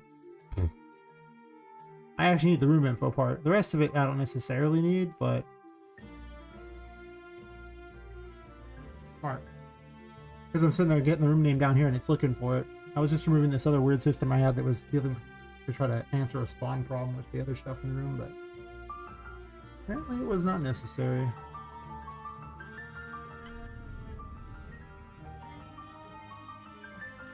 Turn that off there. You know, it's spawning in things.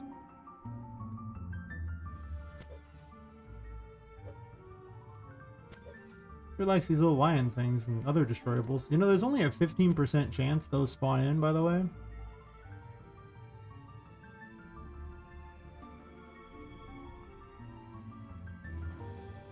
But it sure doesn't feel like a 15% chance, does it? importantly, where are the enemies? On enemies, on success. Doesn't spawn a single enemy. Nice.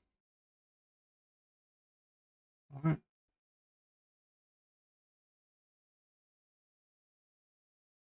How is that not possible? 0-1 roll here. I'm not even rolling the 2 right now, just 'cause I don't want to deal with that right now. Those are just the rare encounters here. Counter things here. I guess I'll leave where they're at. First off, these are mixed up. And that would probably explain why the destroyables are spawning so fast. Yes.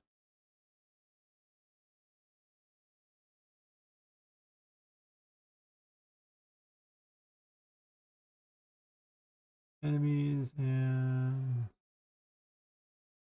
yeah, we'll just do... number 1 is enemies here. Put it up here. And then we'll do the destroyables here. And then run the destroyable chance over here.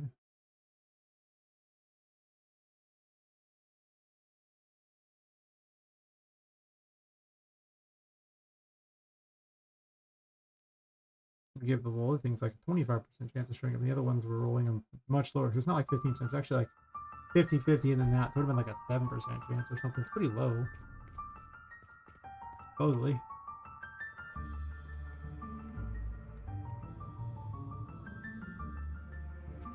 There you go. Enemies. Yay.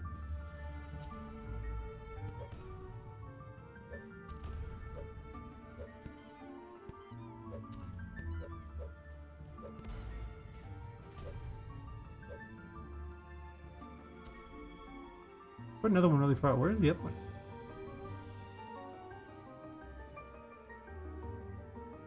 Someone was shooting at me. Enemy is stealth. Where did you go?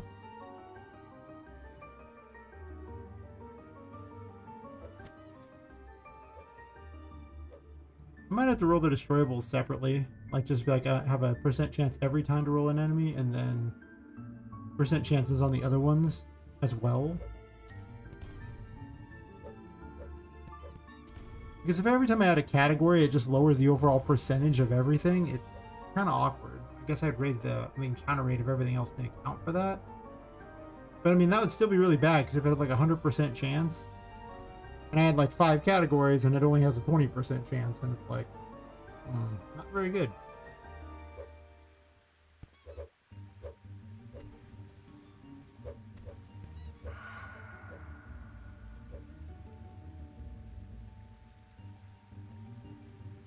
Whee.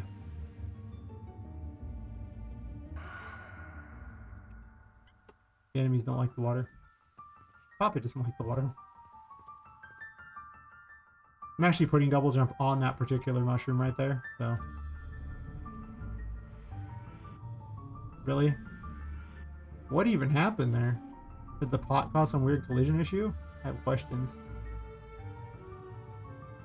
I guess the destroyables are not meant to be destroyed in the water. Like, I never set that up. That's interesting. I haven't really built under the water here, so... oh, yeah.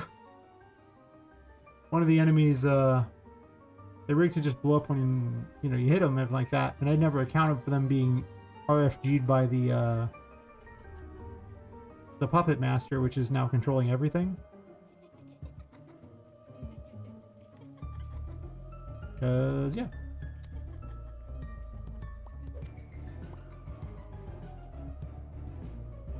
I'm gonna save so much time though placing enemies, because I won't have to.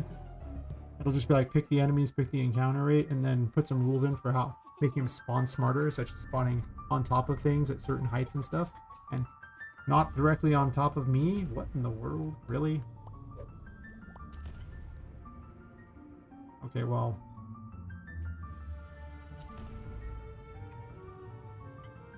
That's a problem. A new one.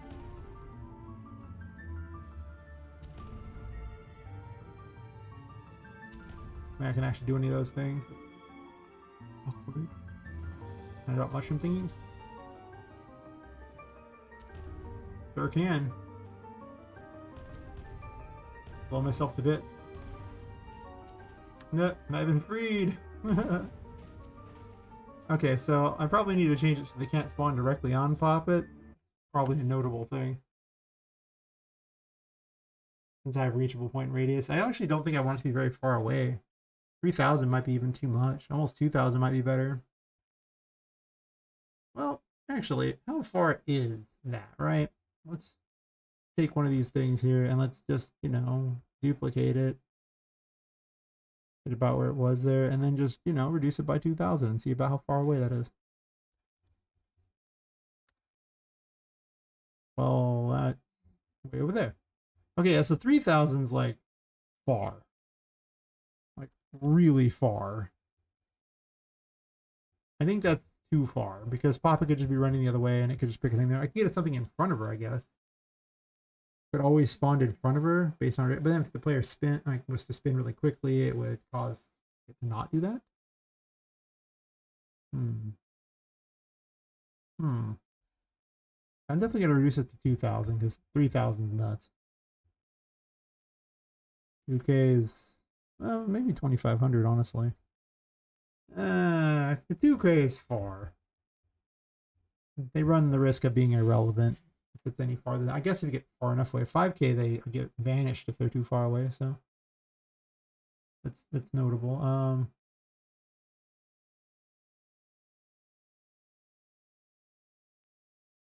It's always adding to a puppet array, and that's what it's checking against. So if it checks against the puppet array, and the puppets are only added if they spawn, then I don't have to worry about if it doesn't spawn.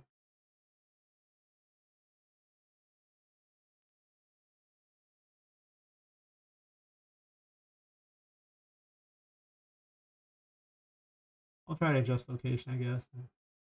Tell it to always spawn just in case it gets a little finicky and weird.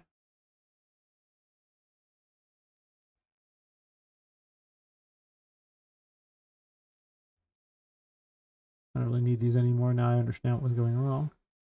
It was feeding a blank class to that.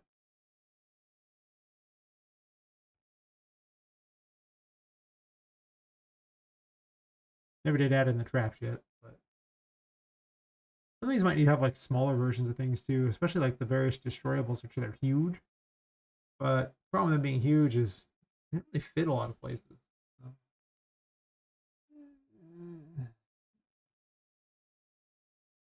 I think I need a better system for deciding how often things spawn.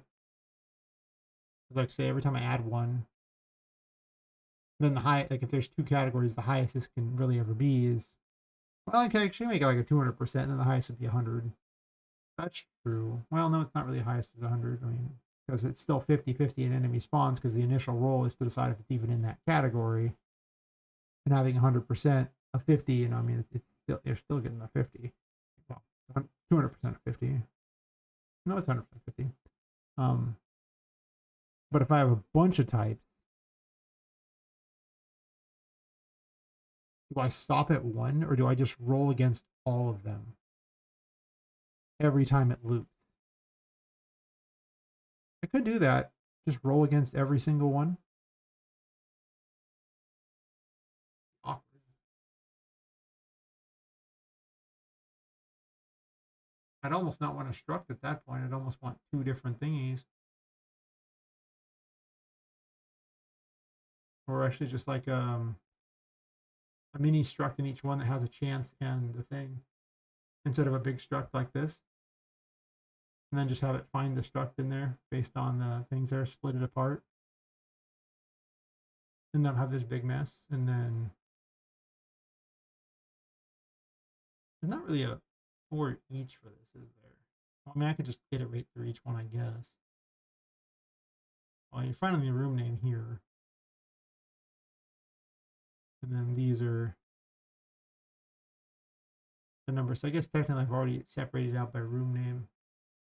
Set up the room name, not to make a bunch of mini structs that way. Not great. Probably not terribly faster. And maybe I should do that. Just roll against every single one. everyone has a chance on it.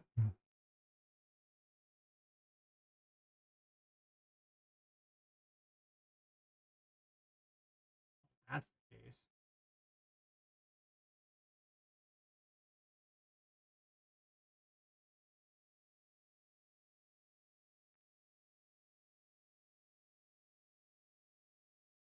It would just become a sequence instead.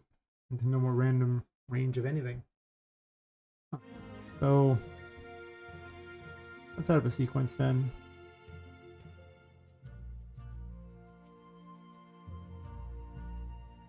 So uno, dos, tres. This code's just duplicated anyway, so it doesn't matter. Also, the spawn timer on that's kind of garbage.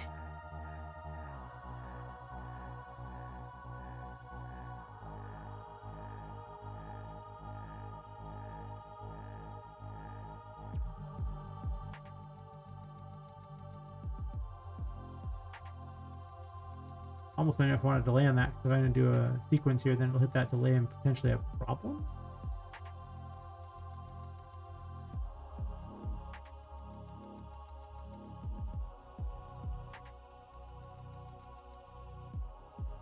Actually, I might do powerful enemies instead.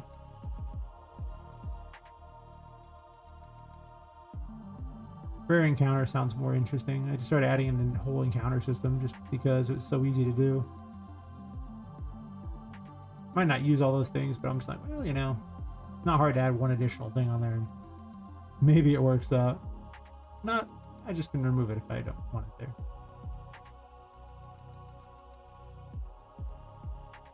Really powerful. That makes all the chances where, you know, it can be as high as 100. It also means I'm going to lower all the rates on this room by a huge amount. And probably every other room too. But let's test on this room first, because this room is, well, it's open. Plus I need to keep making this room better and better, right? Because just because I've iterated them a couple times doesn't mean that it's the best it could be. It's just fine. Fine's okay, but Alright, let's pull out a powerful enemy instead. Things really aren't very balanced.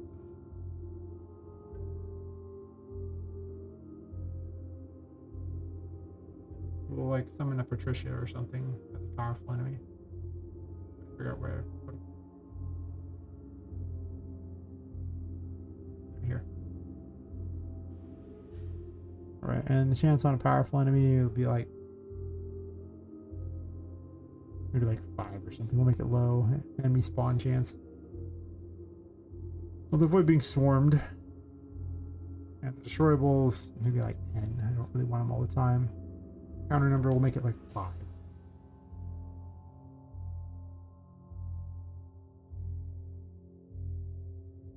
See how it goes.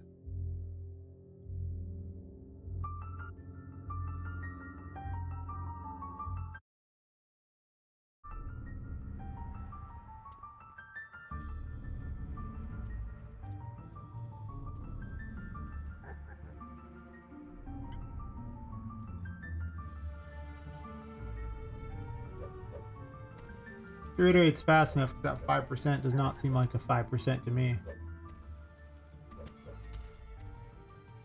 I do think it's better that it has option on all of them though, because now it just gives you like a whole thing to play with.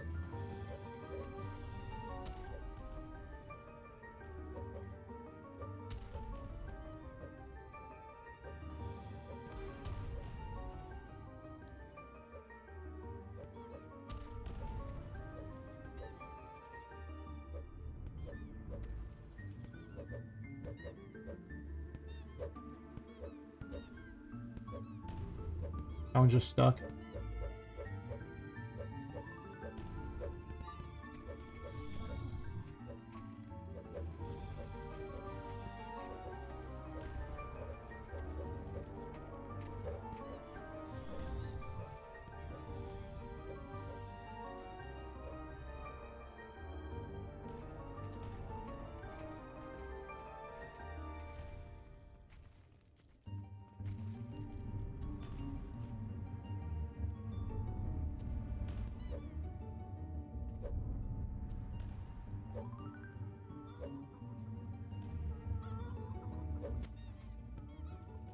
If I get far enough away, it should remove them.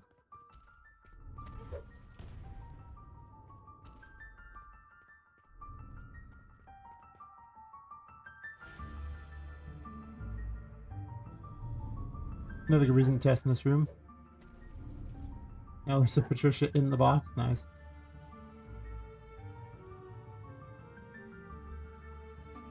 I'll have to have certain zones that are considered not okay for spawning them.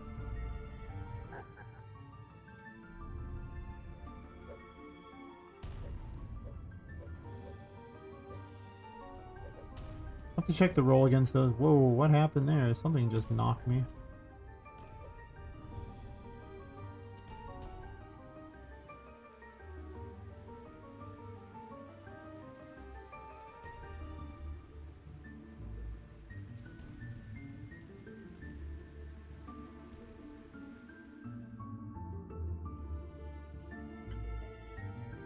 I'm gonna see if it spawns up in the pipe and everything.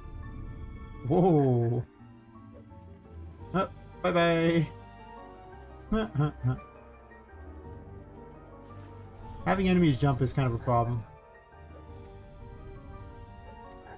I'm not a big fan of it, since they can just jump off of things. Also, really? Okay.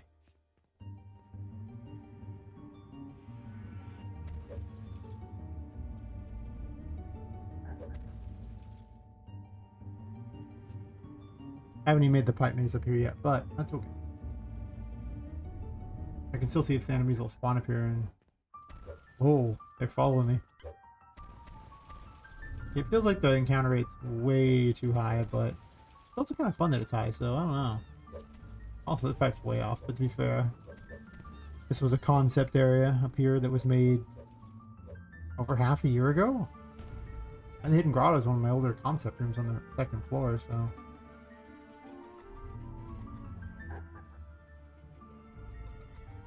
Oh, this pipe doesn't even let you through. Cool. That's good to know.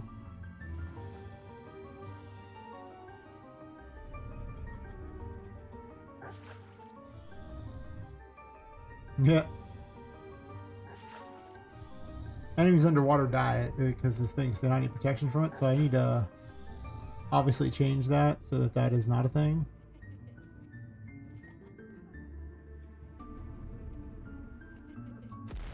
Didn't do it fast enough. Still, I think it's better with having all the things spawn in as opposed to like running a pass against everything. I do think that the percent chance is too high. It seems like it's higher than it's supposed to be.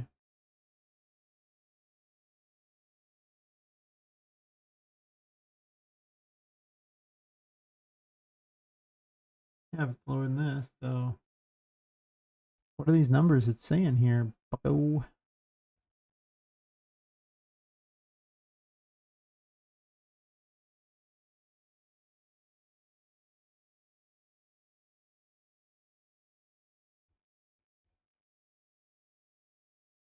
Tell me what the random roll is. Oh, wait. If I pull a random off of that, it's going to give me a completely incorrect thing. So I'll set the random chance up here.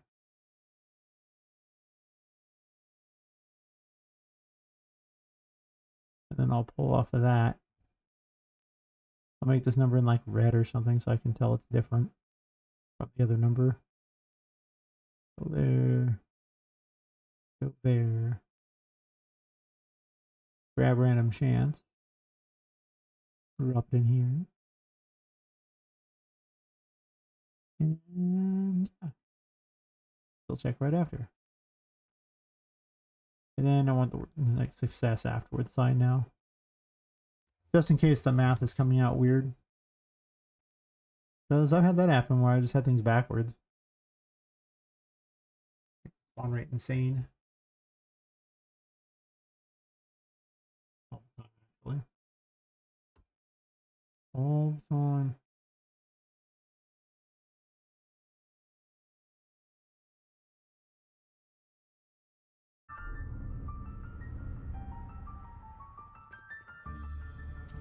Quit.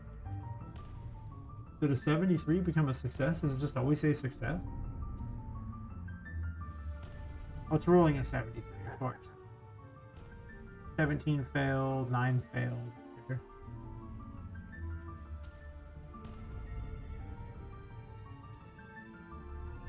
Powerful rolls that, gets that. I guess it rolls often. It rolls so often that just because it's a 5% chance, it's too high. So I need to reduce how often it rolls. Or I need to reduce the percent chance they have to spawn.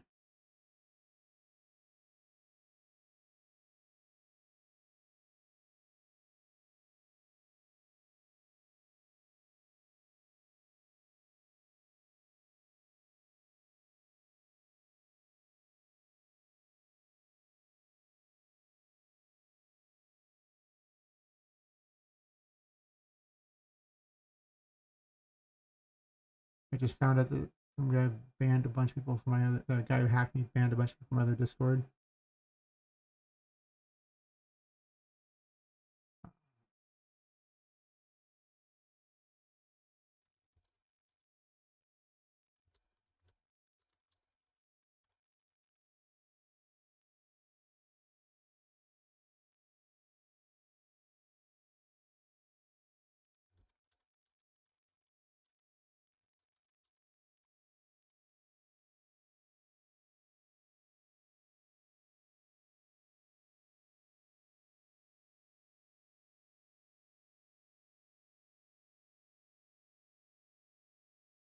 Man, what a jerk.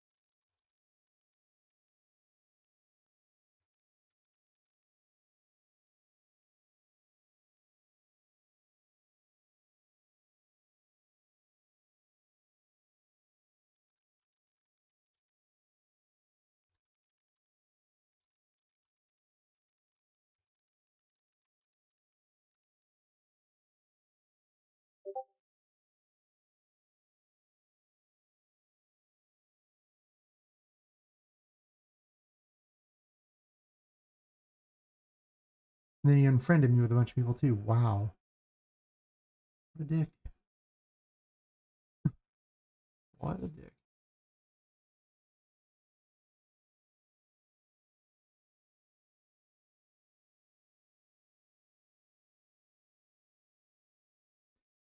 Alright, well, I'll have to check if he banned the other ones later.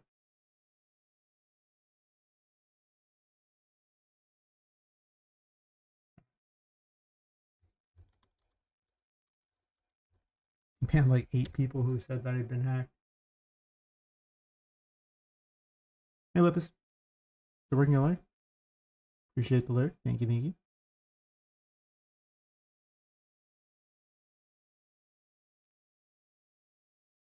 I think I trigger every 5 seconds or something. Just make it a little less ridiculous. And maybe just lower the encounter rates. Like maybe it doesn't need to be the full number. It can just be like a smaller number.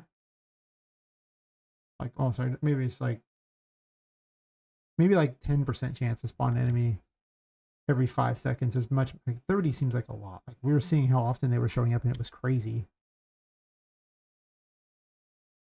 What's this fire room? Whatever, that's not the one I want. I'm going to tweaking numbers today anyway in all the rooms as I use this new system that gives me 20 FPS gain. Blah, blah, blah, blah. Hidden Grotto's whip here. The only one's out of order. Yeah, well, let's try to like 10-5 on these things. And the powerful enemy should be like, maybe like a 2 or something. I really don't want them all the time. And in no circumstances should there be 3 of them on the screen. Like, what are the odds, right? I thought 5% chance would, happen only 1 in 20, but Not the case. It was happening a lot. We'll try these numbers, see if they're any better. Doubt they're worse.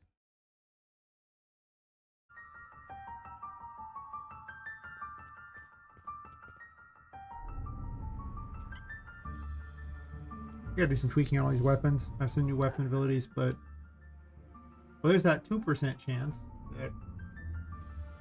Wait, what?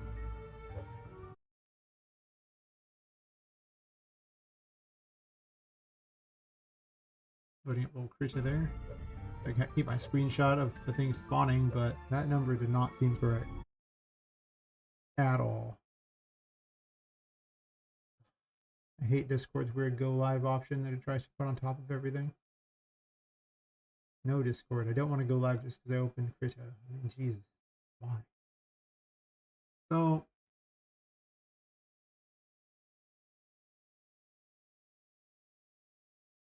okay, no, it rolled fine because it's rolling 70, 80, 90. I mean, it's just rolling real high, rolling hot.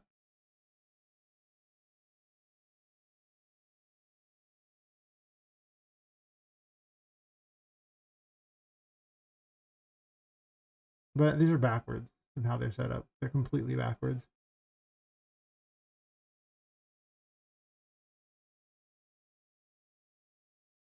Should be the random chance is less than the spawn chance is actually what should be happening.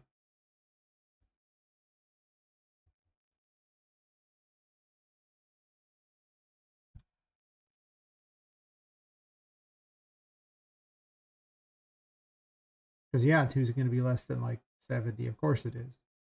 That's not what I want. Powerful fails. Struggle fails. See how quickly it even succeeds on anything. Because it was so backwards, I was like, wow, I'm just getting ransacked here. Now it seems too low, but makes sense if you have it backwards. I was just making the problem worse.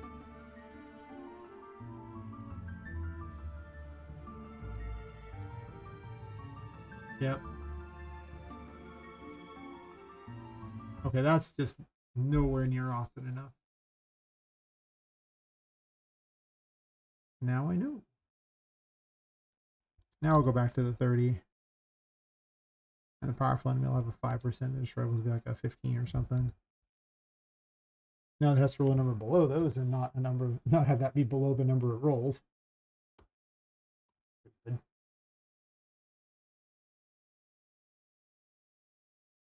I don't know what the ban list looks like on the other one. I'm all curious now.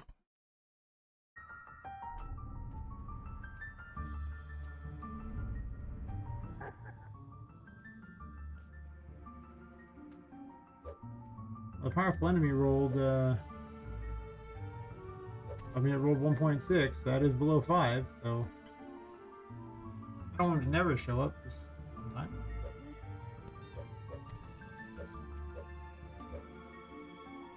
It rolls really high. Like, I want to take Unreal Engine to Vegas with how it rolls. I don't ever want to play D&D against it either.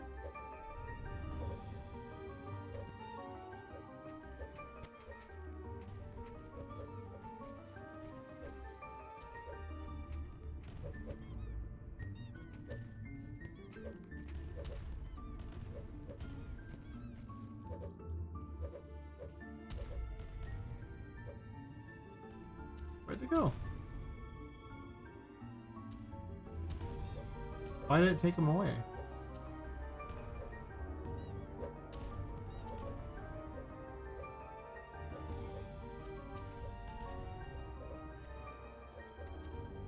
Like they weren't quite dead yet, or maybe it just clears them that fast.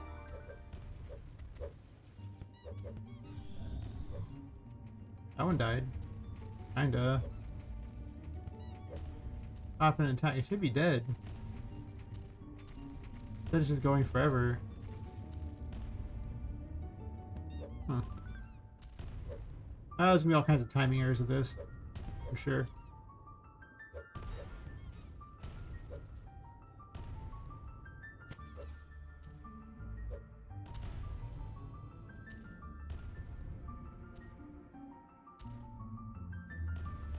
The fact those are hovering is kind of awkward.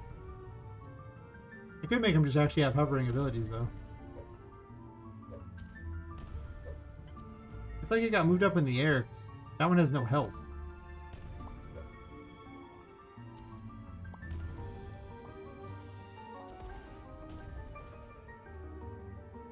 And I obviously didn't hit it a bunch of times there. It was that really hard to hit him that one time in the air. I need more, like, another regular melee weapon and another regular ranged weapon. So I'm pretty certain Justice will become the regular ranged weapon because it's a gun. So, I mean, that seems like a pretty solid regular ranged weapon if I've ever seen one. And then maybe, like, Death will be, like, you know, a scythe that you can fight with. It does actually have the weapon. You can swing it. It's just that I didn't pick animations for it or any kind of damage. But if I just make it really fast and give it cool animations, it might be okay. Because I find that a lot of times there's only one melee weapon.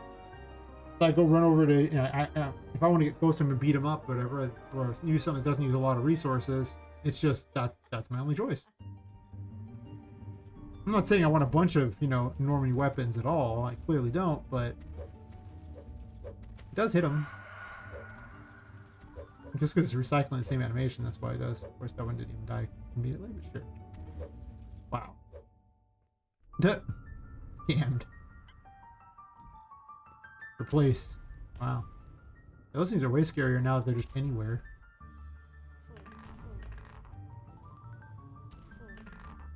Maybe I do include a leveling system in this game. Now that I have a random encounter system and way more encounters just happening all the time. It just turned into a brutal brawl half the time. I don't know. I mean, the FPS is kind of garbage right now, but that's because I have so much crap open. If I close these...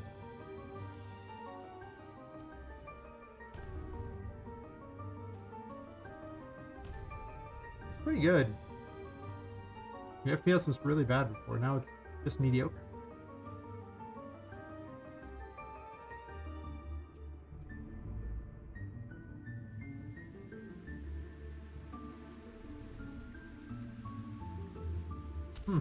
Yeah.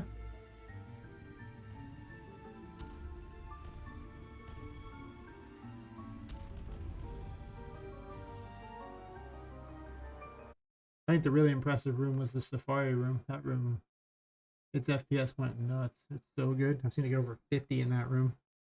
That room's pretty, so I mean, over 50 in that room is impressive.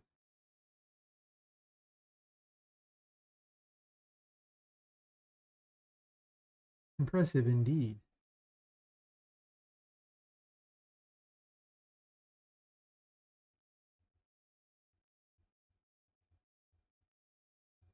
Gotta fix the encounter rate on it though.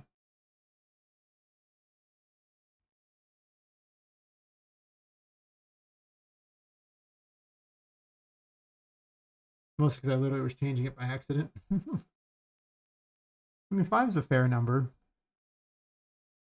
It doesn't have powerful enemies. I could start adding powerful enemies. Make traps and things too. Just make all these things potentially happen. And have incredibly rare encounters with like a 1% chance that it happens. But it keeps triggering, so 1% chance repeatedly eventually will probably trigger. You could have rescuable toys like that spawn in those rooms. It might be interesting to do. Previously, they were always in like the same location. You said to spend your time trying to carry them from wherever I put them to wherever they're supposed to go, whichever painting you found. But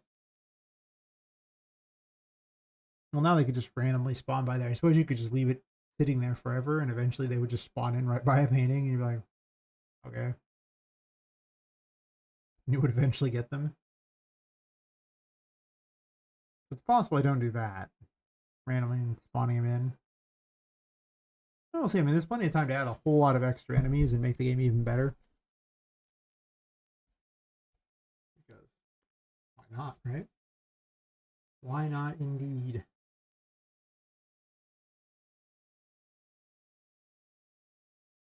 And give a percent chance to spawn Charlotte in there. That'd be horrible. Problem is without her little smokes to teleport to, she's really not that much of a threat. She's real slow. Because if she was fast, it would be lame. You'd be running the whole time. You need enough time to be able to stop and do things while she's chasing after you. It's not a horror game. Even in a horror game, you can't have them just be so mind-numbingly fast that the player can't react, because it just would be dumb. Nobody would enjoy that. It's probably fine. I think the enemies need to actually be like much larger here. Again, though, this suffers from the water problem, which I need to solve. But the FPS of this room is quite good now.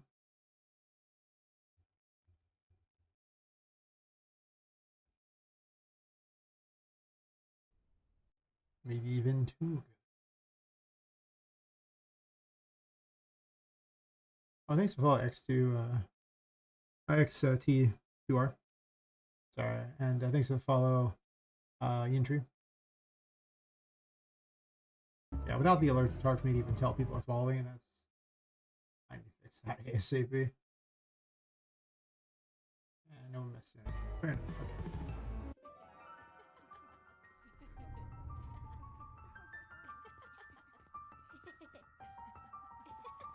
I think it was down by the water that it hit all the way at 50. But still. Now it's at 50. That's not bad.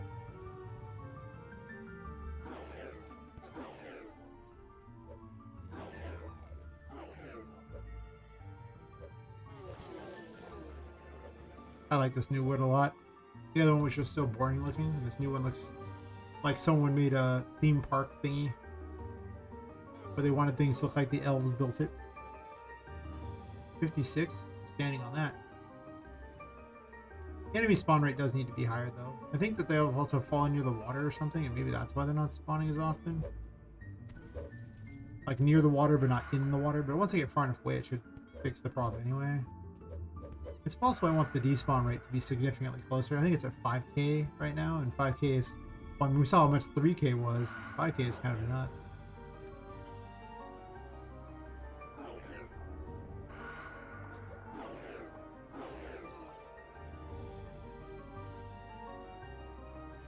I mean, look at the FPS in this room. Like, I'm gonna let you know a little secret. In an blank open world, Poppet gets about 60 FPS, which means this area here is costing me not a whole lot. That's pretty impressive. Like, I gotta say, like,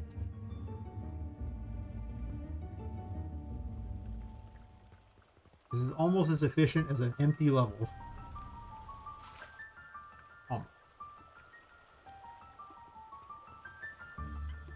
I'm also not used to this game being this fast, so it's kind of weird. Also, you can get attacked over here. Of course, it can drop things in the water, too. Now it's trying to... I don't know why it counts that as a reachable point, because it's on top of something that's not solid. The navnet shouldn't work on that, I would think.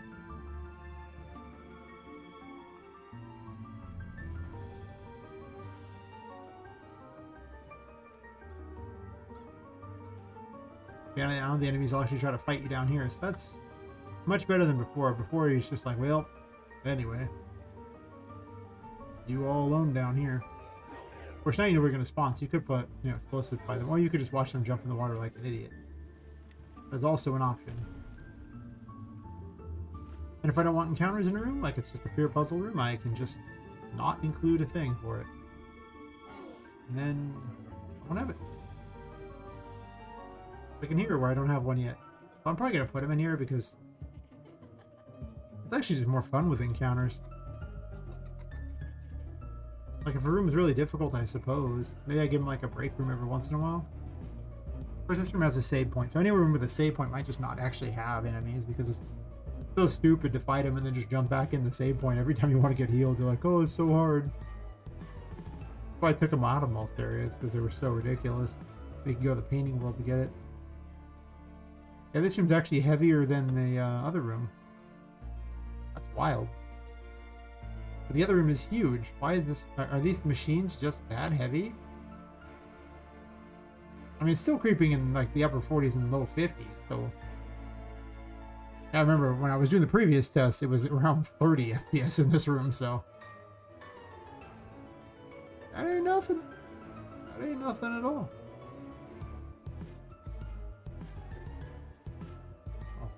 Throw my sanity back anyway before I go anywhere. I can just go up here and get it.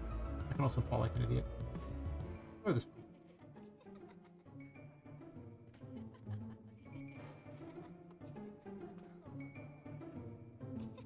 These actually seem to eat as much as 10 FPS all by themselves, though.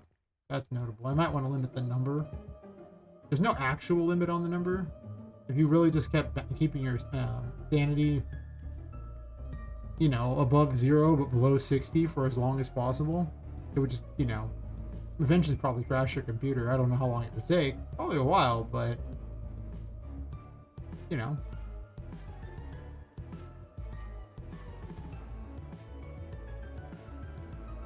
I was actually thinking of splitting, making a different equipment system. But right now, you equip every item that is attached to the tarot card. But what if the 3 items, like each tarot card, had a different outfit piece that you wore? So, you know, they would all come with a weapon, a hat, and then maybe a back item or something. Because changing Poppet's shoes is much harder than putting something on her back. And then it's like, well, you can only equip one weapon, you can only equip one, you know, hat, and you can only equip one, you know, back item, and each one has a different ability. So, I haven't actually put them in this room, things like that. So, I suppose I had to put those in this room too. So this way you get to pick a loadout. And then you have all 3 abilities available to switch between, but you have to change your gear out if you want the other ones. One of the things is that, when doing hands of tarot cards, they do 3 or 5. 5's not going to work. I do not have 5 abilities for each, and I don't need, there's not like 5 extra buttons on the controller to really hit for all the abilities. So, but 3 could work. So maybe that could happen. That's not a 0 on that. Of course, the question is at that point, it's like, okay, well, I let you do that, but then do I restrict it so you can have to go back to like a place to change them out? Or can you just swap them whenever you want? In which case, I mean, I guess it's a little more convenient.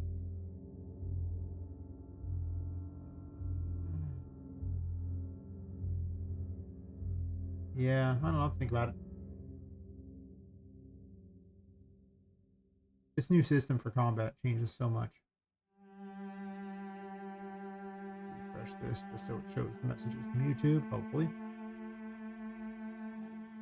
Let me adjust the encounters, or actually just put encounters in this room because it has none. All done by the Puppet Master, which is becoming the smartest actor in the game besides Poppet, because it runs every single enemy in the game, and the possessed objects too, and the faces. It does rotate the doll heads too. Not the ones on the platforms, though, just the regular ones that are by themselves, by them lonesome here. So, oh, yeah, I want to change the despawn distance too while I'm at it. Clean up distances. Well, let's knock it to 4K. I kind of want them out of sight by the time it matters. 3K is really too big, I think. This one's for the height difference, because what I found was you would get up onto the rafters or whatever, or like pipes or whatever, and then the enemies would still be spawned down below you. And that makes them basically worthless. Like, why would you do that?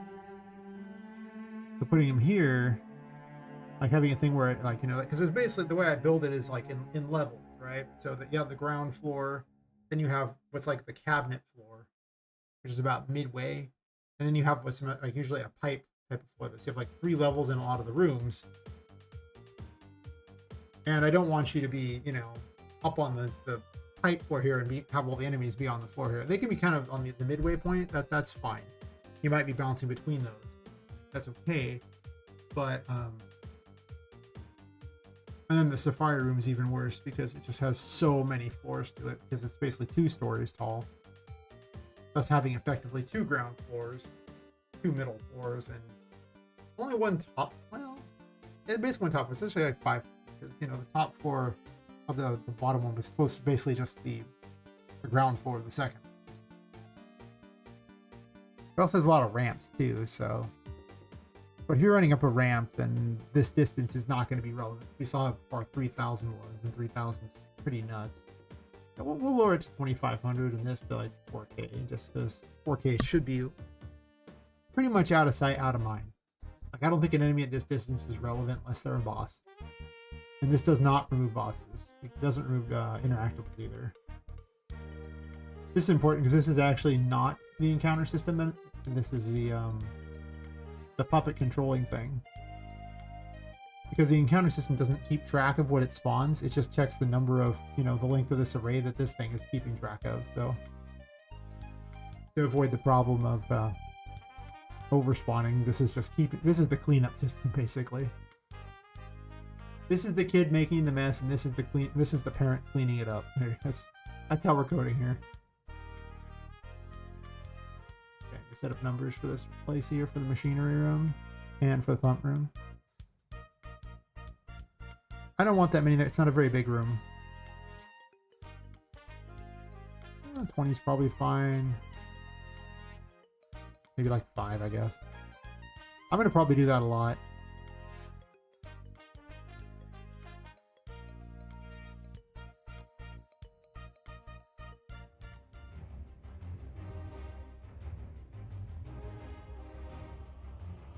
I keep recycling the same handful of enemies. I guess the drummers are pretty new to this area.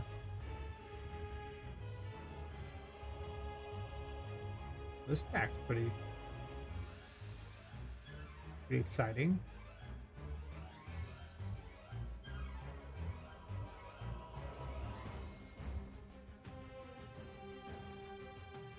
I'm about to want to check and see if YouTube hates it or not.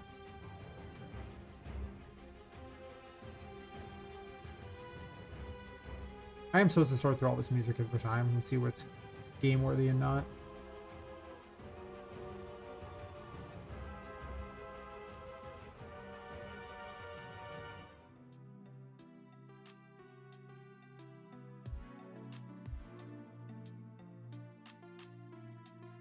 I haven't introduced the voodoo dolls by this point. I'm not sure the actual order I'm going to introduce half this crap anyway.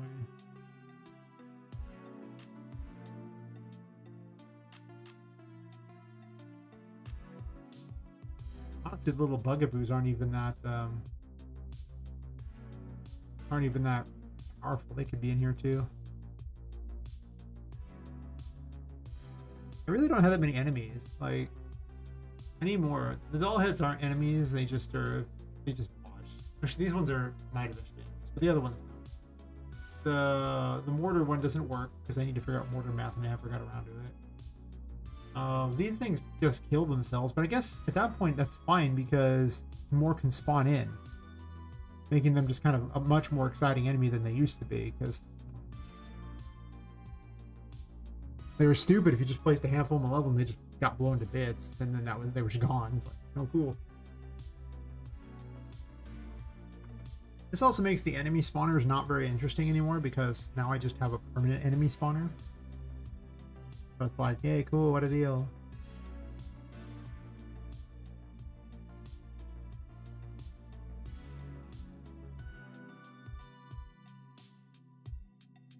Oh, I'm looking for a destroyable. I gotta make a lot more interesting destroyables and things like that.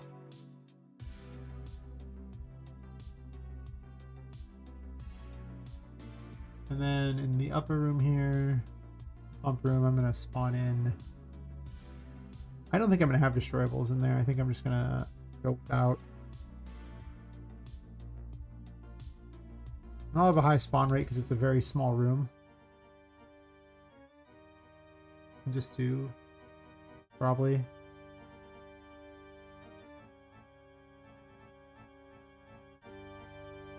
Just the pipe cleaner, so just is guaranteed to be one of those ones. But it's currently in there, so I might as well just make it easy on myself. And I guess the control room has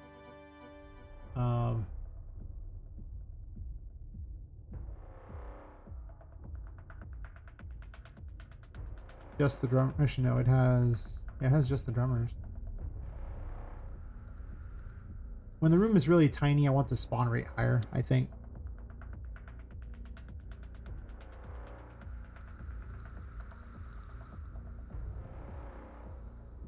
3 might be a bit much for such a tiny room. Yeah, we'll try it with 3. I'm curious.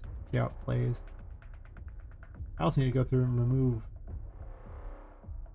the other spawn thingies, so they're actually just on the wrong level. No, no, I'm not one. Go to the pump room.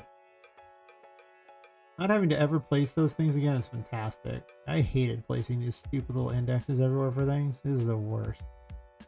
Now I just get to dump it. I do need to know which room they're in. That is very important. But the room spawning system is just completely worthless. Technically, I probably don't need individual nav meshes in each room either, because they no longer despawn when they leave the room. They can follow you. But right now they can't because there's individual nav meshes. But the reason I broke the nav meshes was to test and see if that was faster.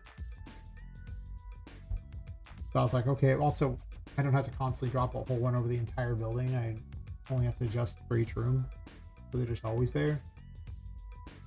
But if I move something, it recompiles far faster, because it's only on each room. I couldn't find anything to prove that it was faster or slower, though. Other than when I wanted to test and I didn't have to add a nav mesh. That was faster, but when moving things, it's slower, so I don't know how much time I gain or lose on that one. Also, apparently these things up here don't even count as a nav mesh thingy. Seems interesting. Okay. Yeah, I mean, they should. These up here count? Clearly it's tall enough. Those count. Weird. I still have to put the things in here because I took them out. And I forgot about them. You know what? Let me just go ahead and do that right now. Even though there's not much reason to go this way other than potentially like a little story thing that might be happening. I'm definitely going to add in a lot more interesting things out. Like before I had like a layout. Now I'm sneaking in the more meat and potatoes of the scenario here. Lots of extras and things. Lots to do.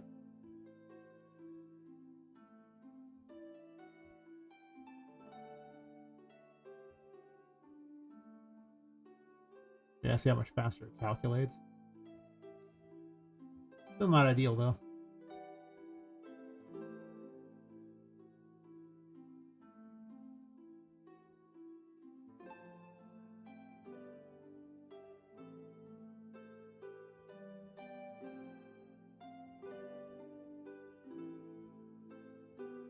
I can't even see how close they are to hitting that.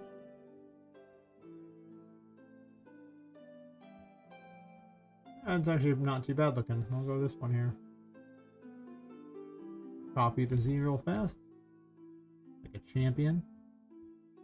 I think I actually want to copy the other one too. I should just copy the... Oh, don't copy the full location. That'd be dumb. I don't want to copy the... Why? If I can avoid it.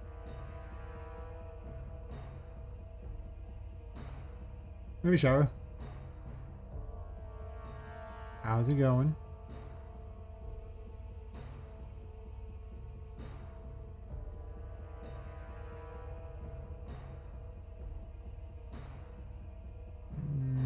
Didn't miss anything, okay.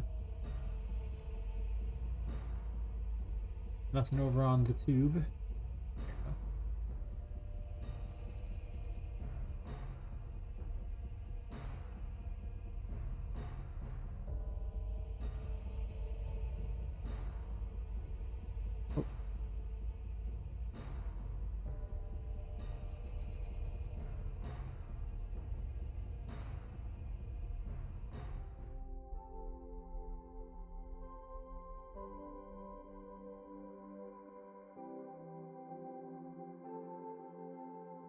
Nope.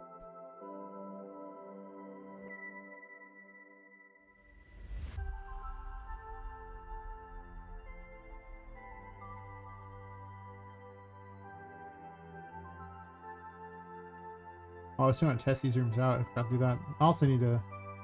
I think the storage room is not going to have that, and I'll just treat it like a shop. Certain rooms just seem like they're a bit unnecessary. Yeah, if I'm using this system, it's definitely going to change a lot of how I do things.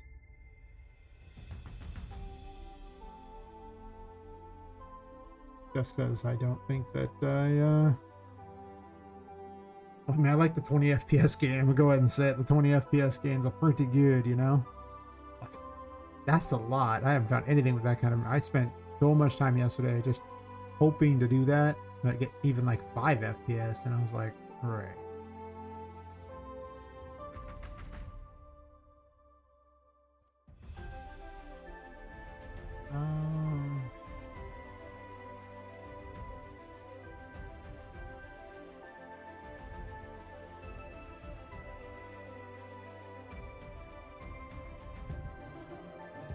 Okay.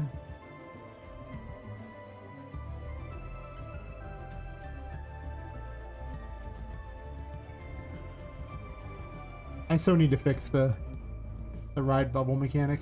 So bad. Oh, because it hits anything and breaks. And they're so hard to stand on.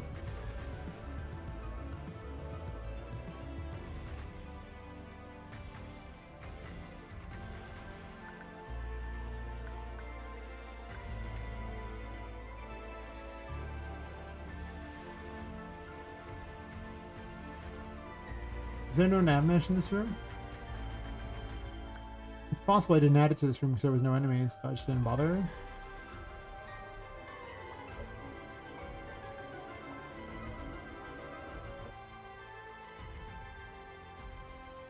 There most certainly is a nav mesh in this room. So if there's a nav mesh, then there's the problem here.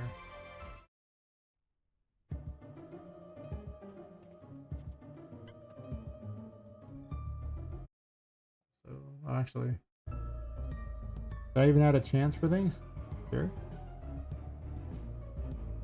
Maybe a random one from the array. That doesn't seem ridiculous to me.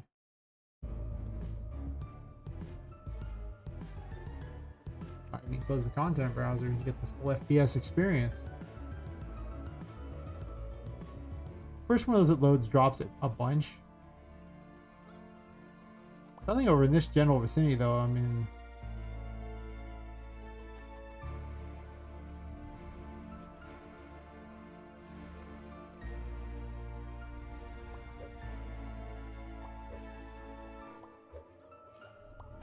Oh, get out of this buff.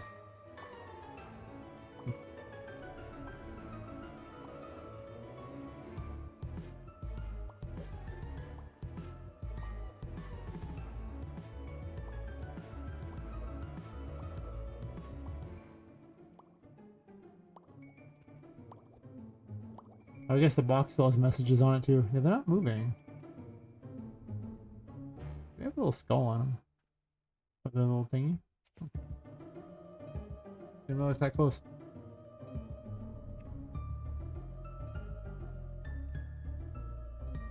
Yeah, the game's so crazy fast now.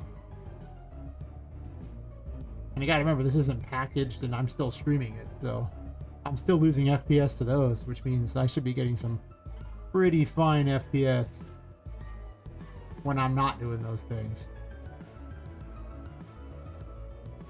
And I would assume if that's not the case, I'm gonna be a little upset. I'm like, really?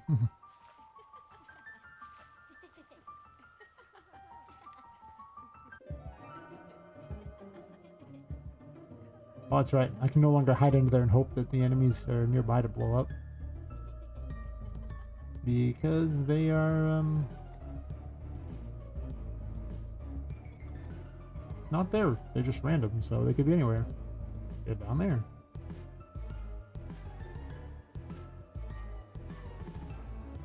Do you move?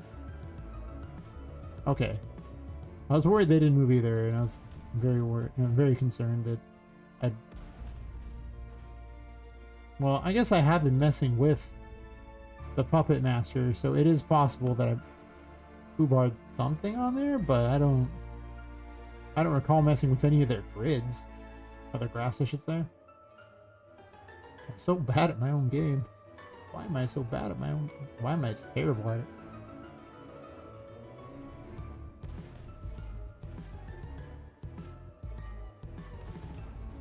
Now I can make the things do way more damage because I can make it where it's you just get to brawl with things, which would be probably more fun, honestly. The reason I wasn't doing it before is that there was just only so many enemies I could actually house on there before it would cause problems. Actually, moves so fast, this is way harder than it was. Not because I think this is particularly hard, so much as I'm just used to it moving so slow that I time all my jumps based on the speed, and I haven't quite acclimated to upper 40s, you know, low 50s FPS at all. It's very wild. If you jump farther, harder to land perfectly on things. Like, you can still do it, but it is a lot more challenging.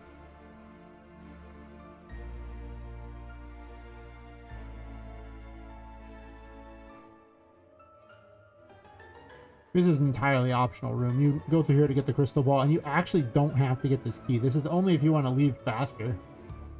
You just came here for the crystal ball that's outside.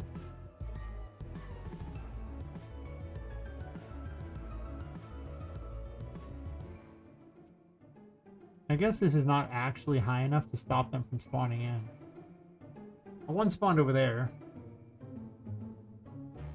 But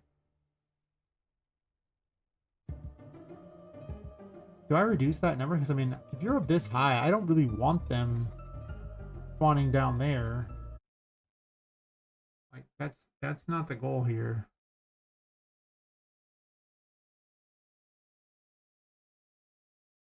Double check, make certain this. Doing those. The test on there just so it shows up on my thing, because sometimes the YouTube one gets very finicky. It most certainly did not show up. I love the social stream thingy, but I can pretty much say that it's not incredibly reliable.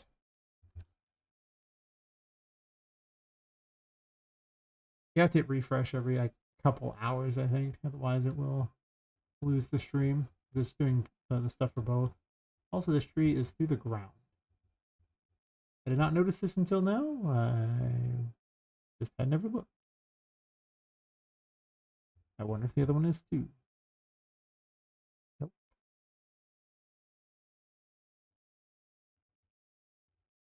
Yeah, so I was going to adjust the height that we're playing with here. Yeah. That just, it's going to have to be where if they're on the ground like that and you're on top of a door or something like that, that should be high enough to force a despawn. Oh. Remember when I spent all this time on that room system? I spent like a week or something or more messing with that crap. That's probably, the whole thing probably took like a week, honestly. Not all at once, but I kept changing it up to make it better, and now this doesn't care. It's like, whatever.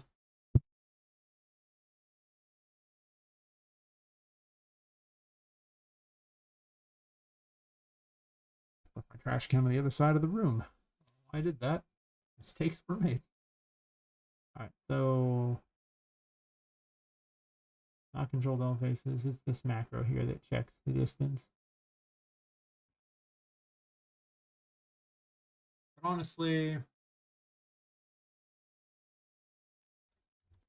the spawn distance, I don't want to have to find where this number is. I'd rather just be able to look at the variables on the side.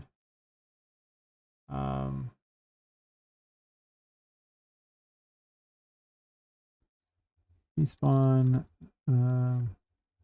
height. Technically, this one also checks height, but I don't want something like the height difference is usually much less. I really don't want it to be quite the same as the other. Let's just measure this distance. Why am I guessing? Guessing is for silly people, and I don't want that. So no. Come on, cube. I need you for a second. Or cube, doesn't really matter.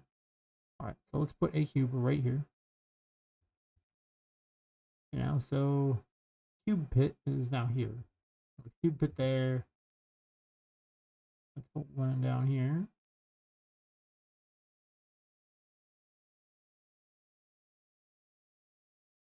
That's actually not very far. It's more like 1100 or so. Yeah. Well, yeah, it's like 11 and change. I guess I say 1,000. Because really, that this is like, the upper tier. When I talk about multiple levels, I talk about this being a level, these being a level here, and then like the chords being a level, and then that being a level. This one actually has a secret hidden level as well, so a double floor. But again, it's usually 3 floors, like that bottom area, the shelves and tables and things like that, and then pipes at the top if I have them. This one doesn't really have pipes at the top. It does have really tall shelves though, which kind of act as a third plane. Not really though. When I has only two, because you can go above Patrick's thing. This one has a million. Same thing here though. One, two with the median levels, and then pipes on top. Of course, this one's multiples as well. But this one's actually more like just two, really. It's kind of a third tier at the top, but it's so connected to the second that I don't know if it really counts. I guess there's a median, a middle floor here. That's true. It goes up to the upper floor, so I guess there is three. Yeah. Anyway, what was I doing? Good question. Oh yeah, I was changing that number to test it, and I just want to know how far it should be. So we'll say 1,000. I think that's reasonable.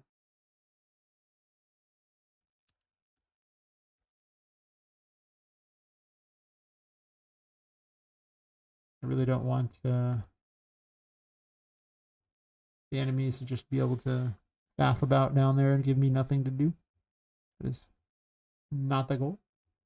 Not the goal at all.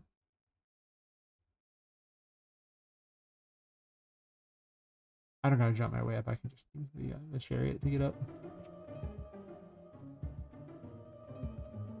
I might still jump my way up anyway.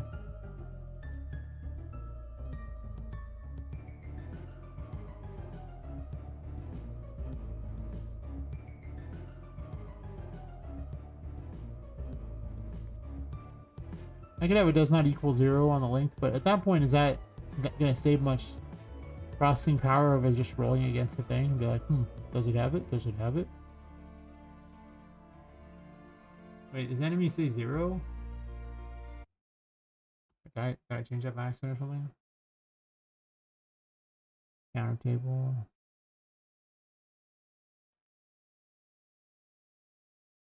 Room. Maybe still on chance to be 30. And we saw him spawning earlier. I didn't change that number. It just must not be very often enough to really merit it. It's amazing how much resources having this open eats, though. Or the control panel thingy. Or sorry, the content browser. It's like 20 FPS that open.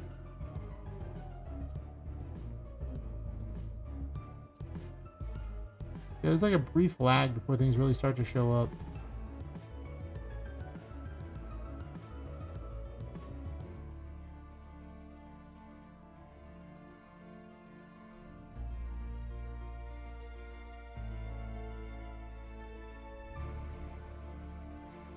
This is rolling really bad. There's one.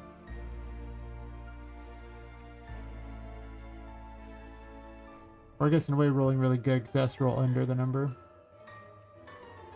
Could do it in reverse. I'd probably get swarmed if I did that because, Unreal rolls high.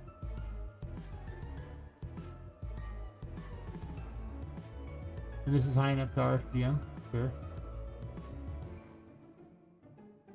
The room's this small, I think I might want the enemies to spawn faster. Like have a way higher percent chance because it doesn't take that long to go through the room. So for them to be relevant in a room this big. You can't really move on these though.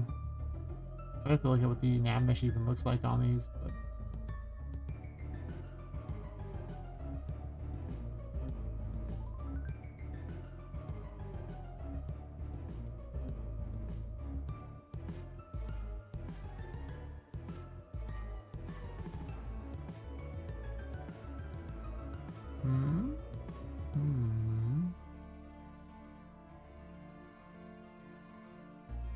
This despawn distance also feels incredibly too far, right? Because I'm staring at it way over there across an entire room, and it's just irrelevant.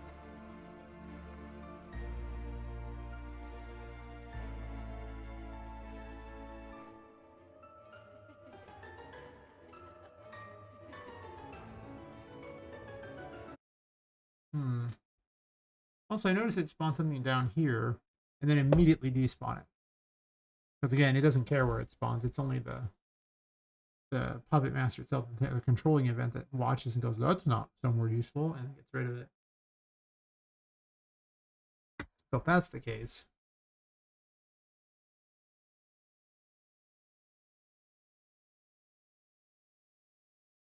I think this despawn distance needs to still be even lower, maybe even 3K. Then for spawning itself, I'm starting to think that maybe, just maybe, it's not a reachable point I want so much as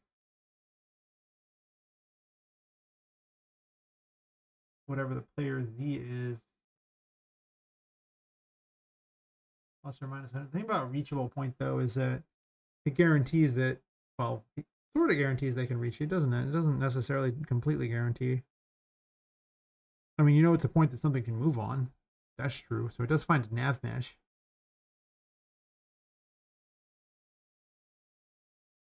But it's possible it just despawns it. Think about that one.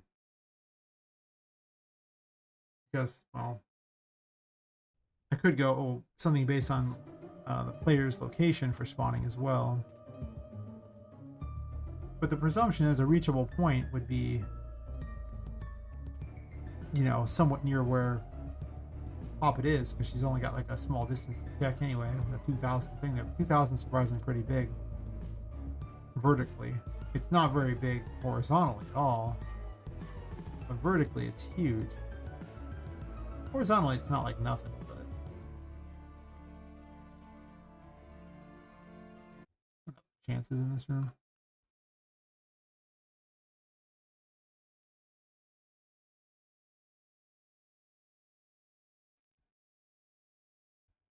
Let's make it 40.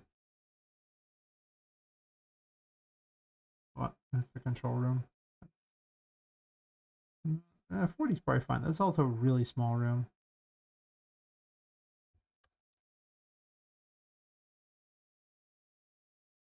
It's possible I want projectiles in here, but well, you do have the you can have temperance by now. And because this is an option room, I have no problem making it harder than normal. Because it's an option room off of an optional room. Like, you don't have to go into the machinery room. You don't have to go into the pump room. You can if you want. But there's no obligation to do it. Now, you miss out on the crystal ball and you miss out on the Empress's second upgrade, but I mean, okay, if you want.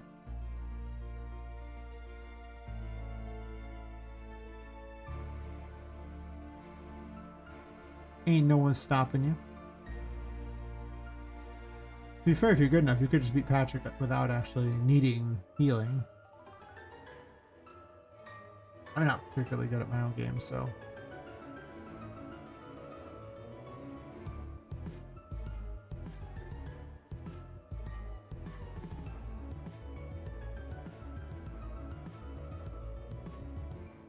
I don't know if it can actually launch on the pipes. I think that it can't. Because, actually, I don't know why, because maybe they're just not big enough, huh? Or these don't even have a nav mesh, so you can't really. This kind of does, but not really.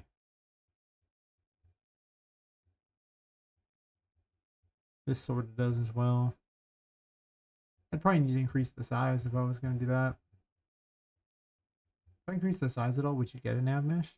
Like if I did like 1.3, would that give you a nav mesh? Probably not, because it raises it up too. It's because it's bent with this, so they're already merged.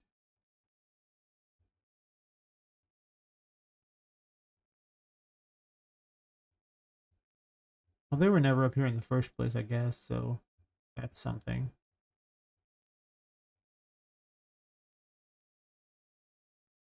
versus the machinery room, which had them. Well, didn't have it either. Or the control room.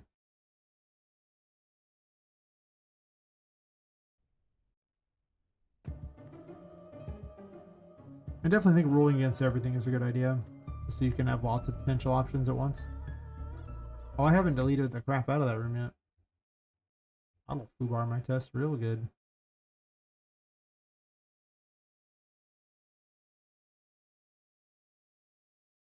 I should be spawning in these cubes,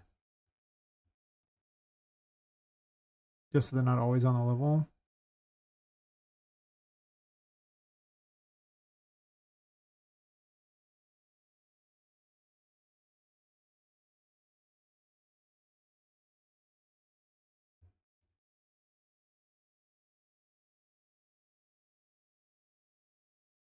Game gonna be so fast by the time I'm done. Put the music back on if I'm gonna sit there and keep not listening to the game. Like if I'm testing the game, then I don't really like hearing both musics, but yeah, I'm gonna do a bunch of positionings, but now I don't have to do that as much. Before I'd have to position like 30 something items in a room. And no, sure they're less logically placed, but I think it's more made up for by the fact that it's just they show up in more places that are more interesting. But I probably do need to institute some kind of rules for how they spawn. Maybe going so far as to have each thing broken into tiers and then having the enemies that are spawned at each floor. We'll see. I can make it as smart as I want. It's probably going to get smarter and smarter as I go. Because, yeah. Why not, right?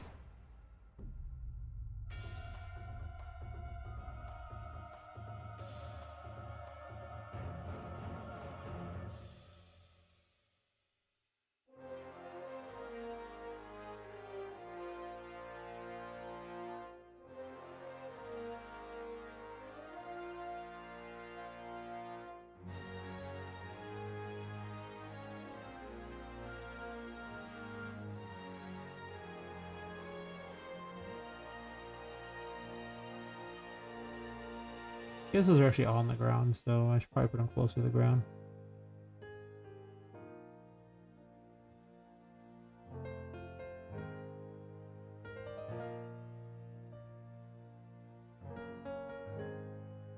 Looks like they're almost stuck a little on the ground, so. I kind of want these cubes to just sit there and kind of rotate and do weird things until you pick them up, but. Maybe. Oh, that's my list of things, potential ideas.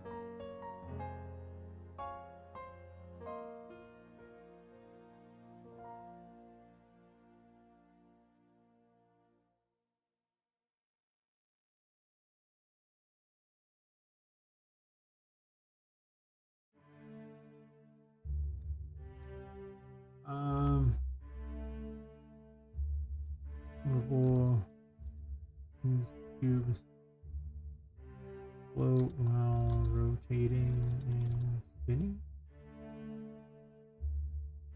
Slowly.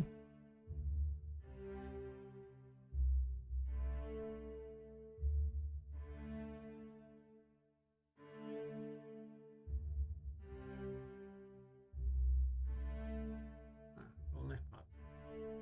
Not the good ones. The side neck pops are the better ones. Back neck pop just consists of me leaning my head back. Well, takes. That's the sad world I live in.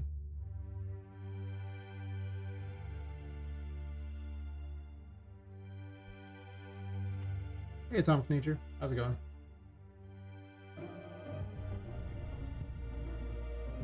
Those are in the sky.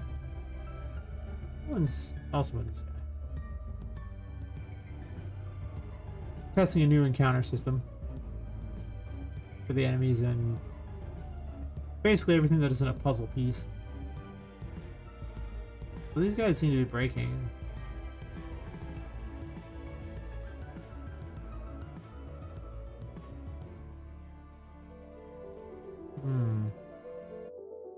Alright, well the drummer breaks. Don't know why. Oh, they're going okay. Today is better than yesterday. That is for certain. I did come with this new encounter system yesterday, so that's something. Pitch drummer. Stop working?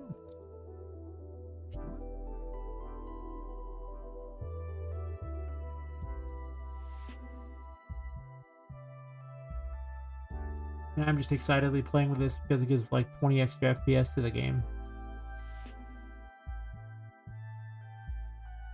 That's just amazing. That's so much FPS.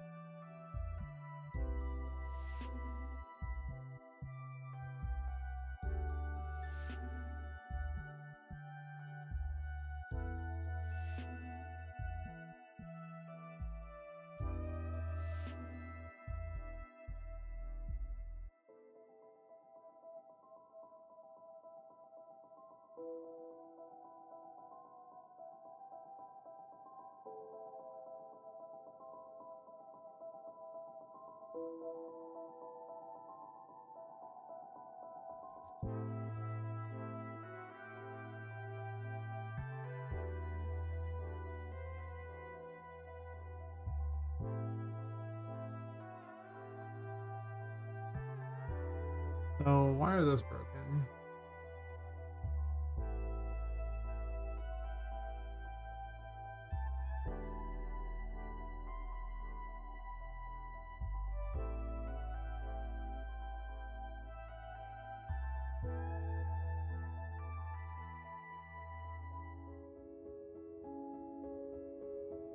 Get this off to the side here. Get the puppet master. The puppet master is the one that dictates if they're doing anything.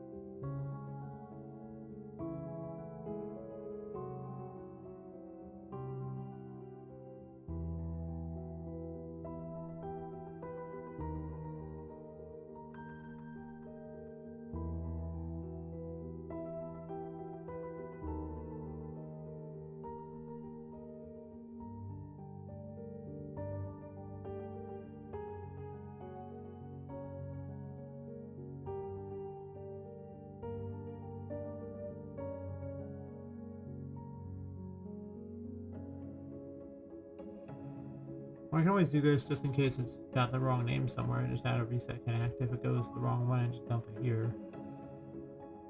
I don't know if that'll help, but I can find out if there's a misname by simply clicking play here, and if that's the case, it will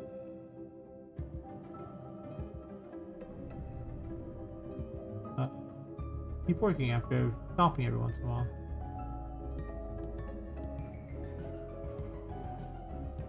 Nope.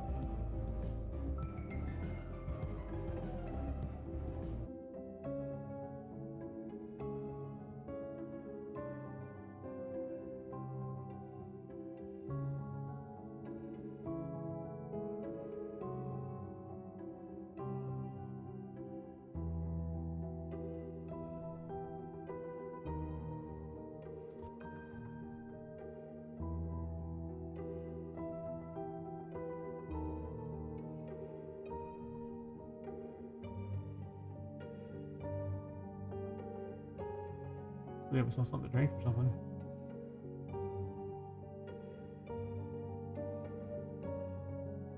I've been drinking water for like the last few hours. That's not very exciting. Better for me, but not exciting.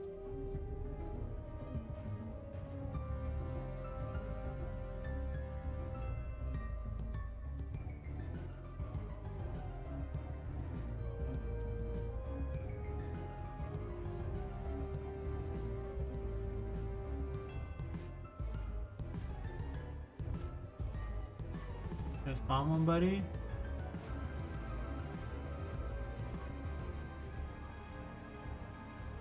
There were successes. There's one.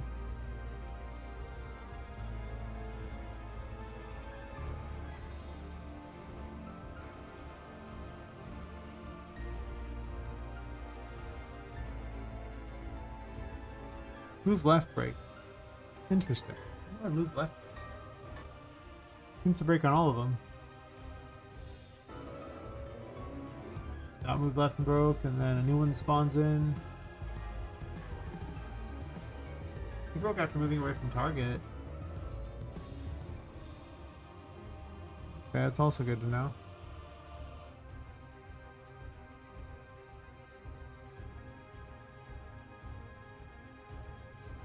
Oh, I'm just dumb.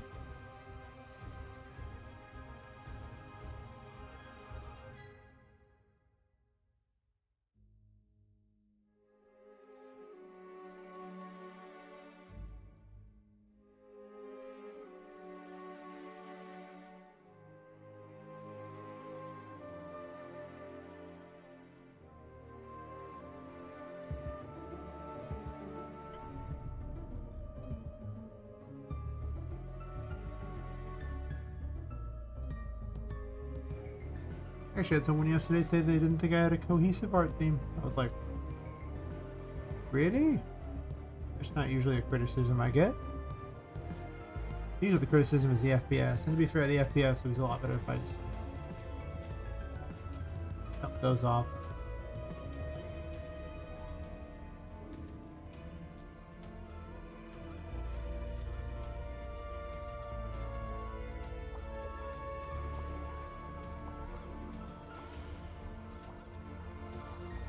Bubbles are so big that they hit things. Kind of crap.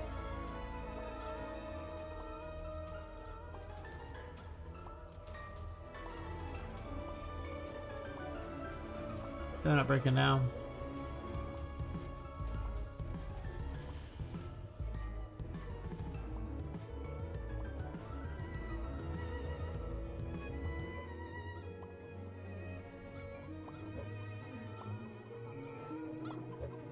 How are those able to still act once they're dead?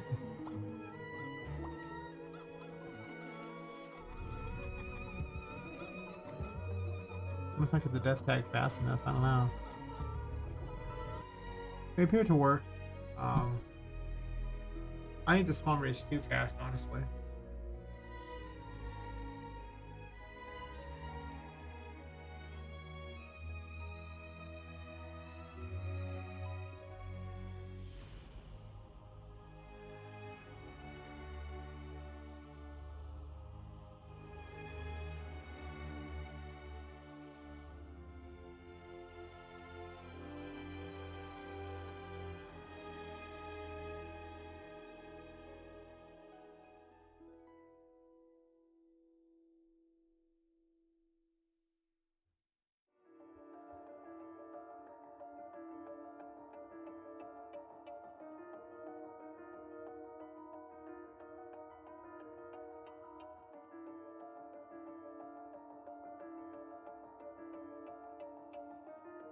Oh, there's an encounter limit option, huh?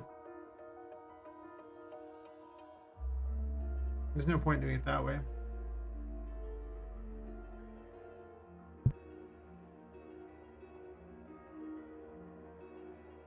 Already have it struck.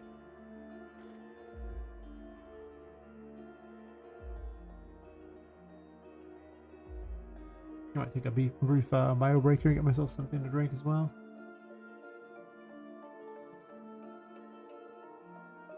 I've been at it for 3 hours. Yeah, enough reason to stand up for a sec. I'll be right back. Well, like, look at this room or something for a moment. Okay.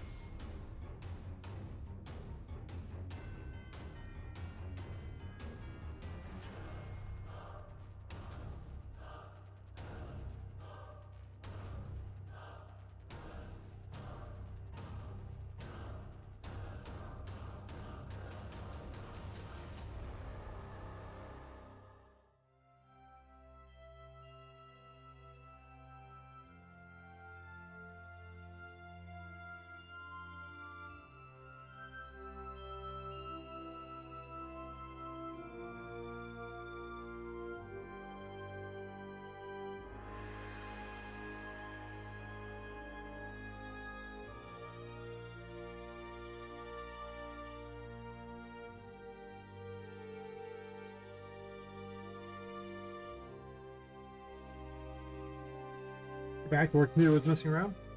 What's it doing?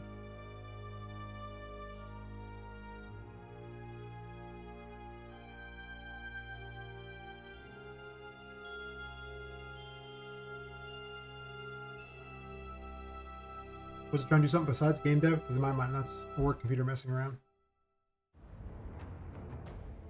Game dev is all that matters. Pretty much.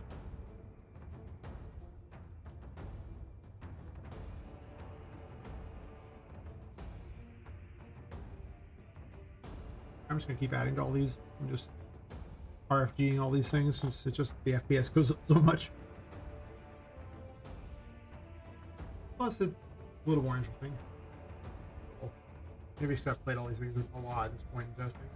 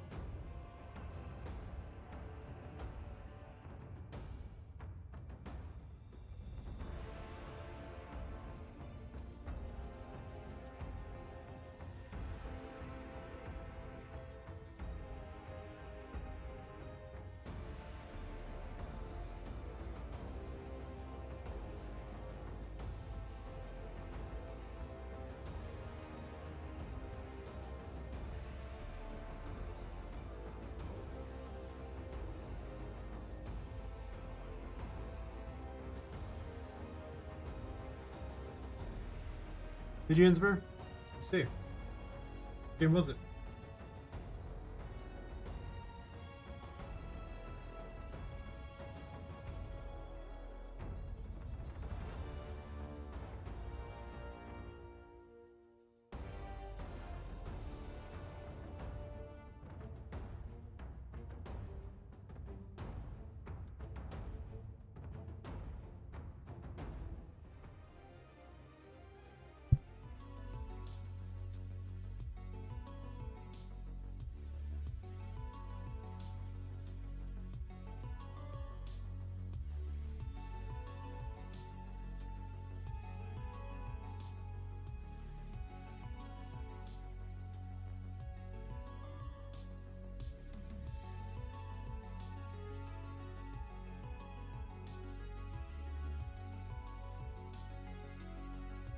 This is adult content.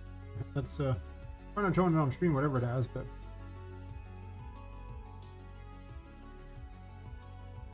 very positive.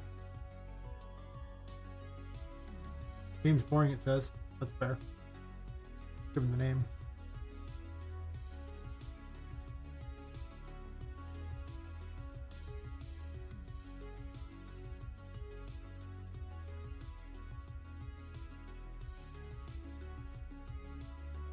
Apparently AI made it. I don't know.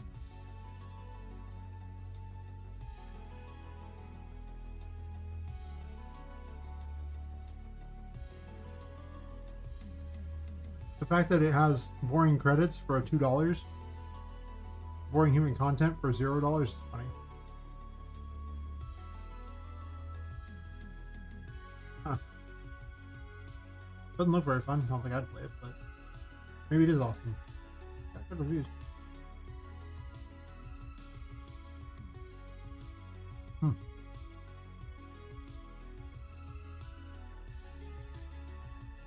That's fair.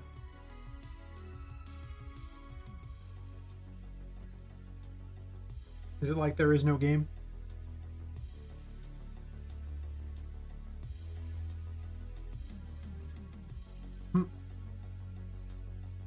Not gonna lie. I'm rarely bored, and when I am, I don't think that's the game I'm going to spend time on. I never get time to even game. A list of games I really want to play.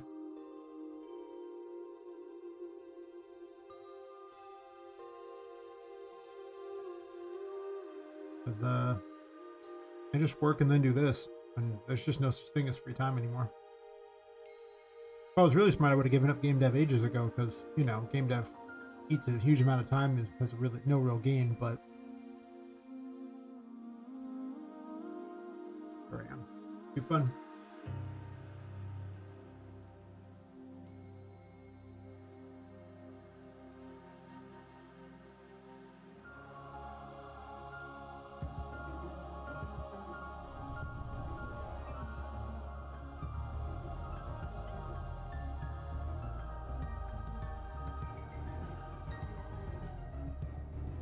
Did I really add drummers to the list? I didn't think I did. Maybe one just spawned because I was standing in the other room and they can follow me in here. That's fair, because he was on the other side of the nav mesh, so.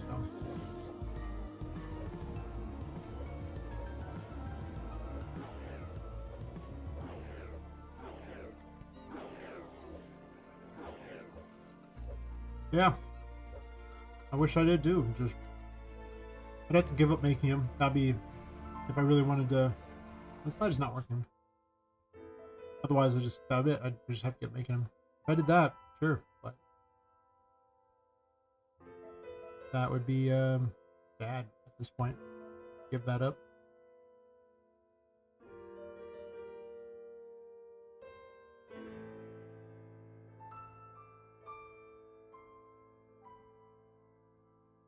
Why does this light not work?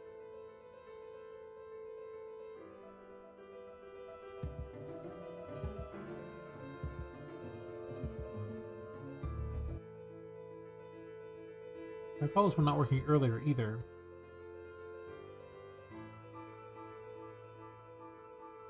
Oh, because it's the wrong cube.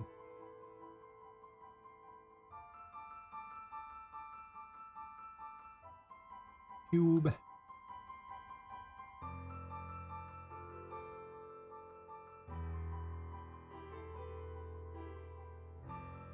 I mean, it pretty much is. This is the ultimate building game.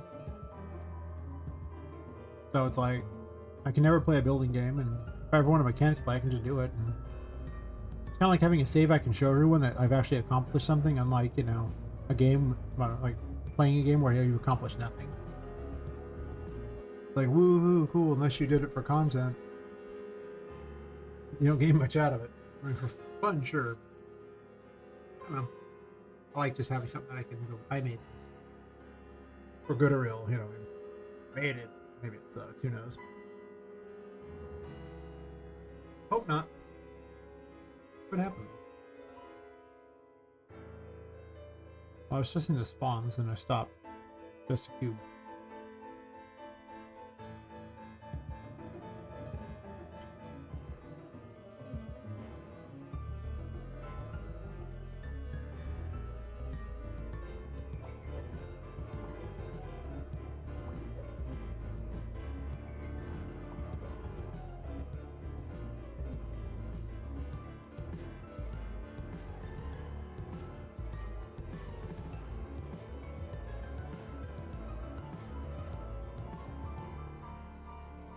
Making video games has so spoiled me for regular video games. I find it really hard to even have fun with them anymore.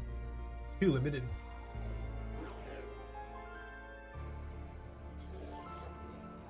Oh, I have a job too. Work my 40-hour week and then do this, like 40 hours plus. Shouldn't do that much. I should probably dial it back quite a bit, honestly. But can you do? When I'm not working on this stuff, what I do over the weekend. I mean, I made like a short. I learned how to do that.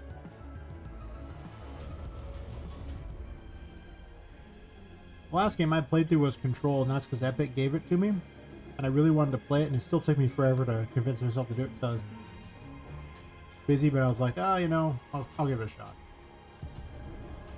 It's been quite a long time since I played through an entire game at this point.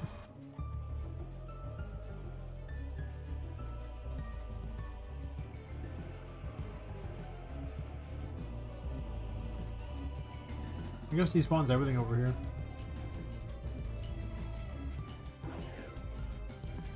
Feels like the spawn rate should be higher in general.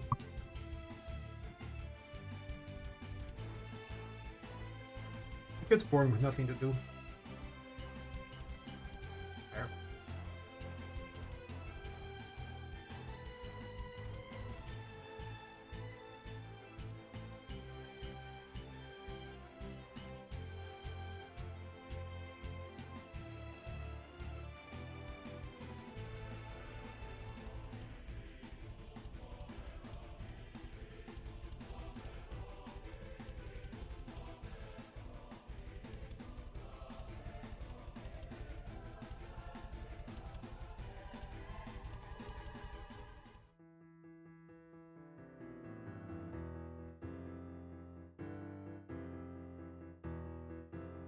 I guess there's not many in this room.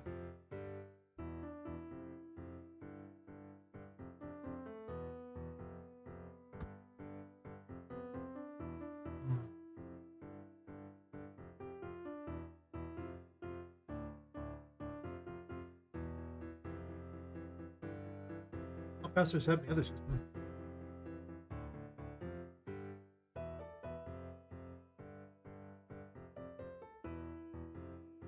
Welcome back. You brought a bot with you. Somebody's offering me more viewers if I just pay them money. Silly Twitch.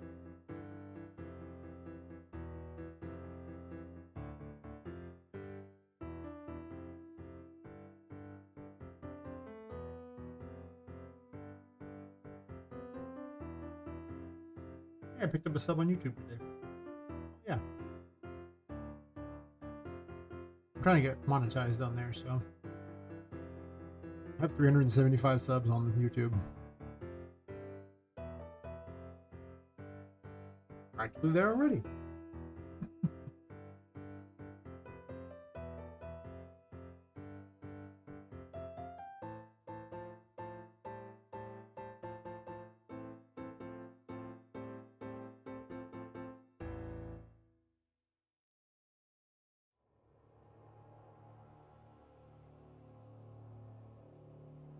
Oh, fair enough. Thanks for watching, Ginsberg.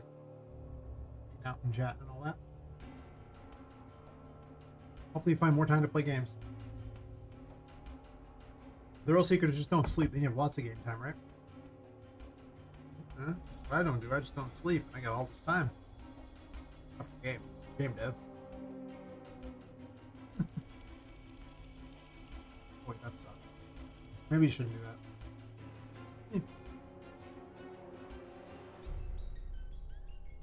Oh, what's that like? Fixing the sleep schedule? It's weird. Who does that? I don't do that. Seems like a classic blunder, if you ask me. Fixing one's schedule.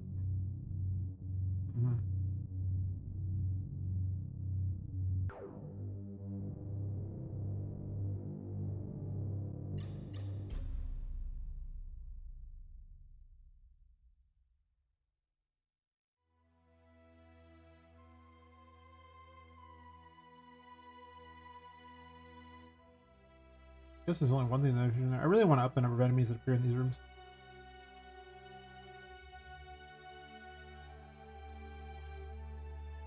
Also makes it up more count how often certain ones even appear, but I definitely could probably use another like 5+ enemies that just kind of show up. Kind of make my floor even cooler.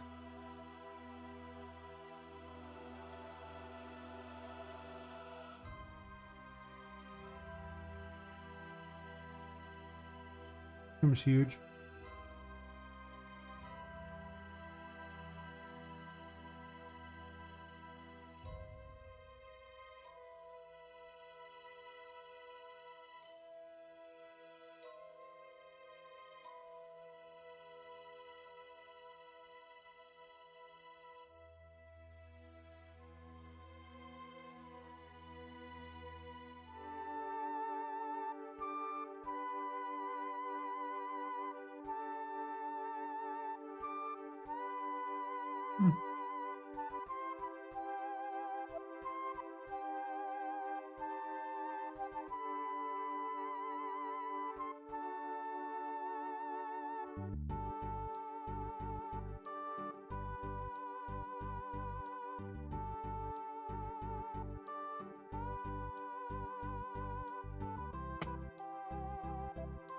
I realize I have to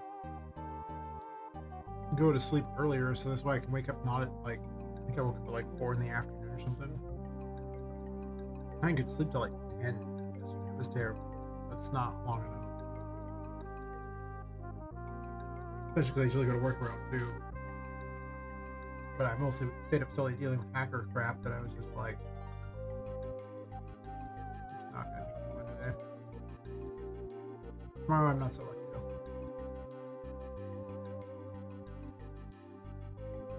To be fair, I get paid to deal with that. I don't get really paid to do this, so meeting up with them is A good thing. I could probably use the money versus not.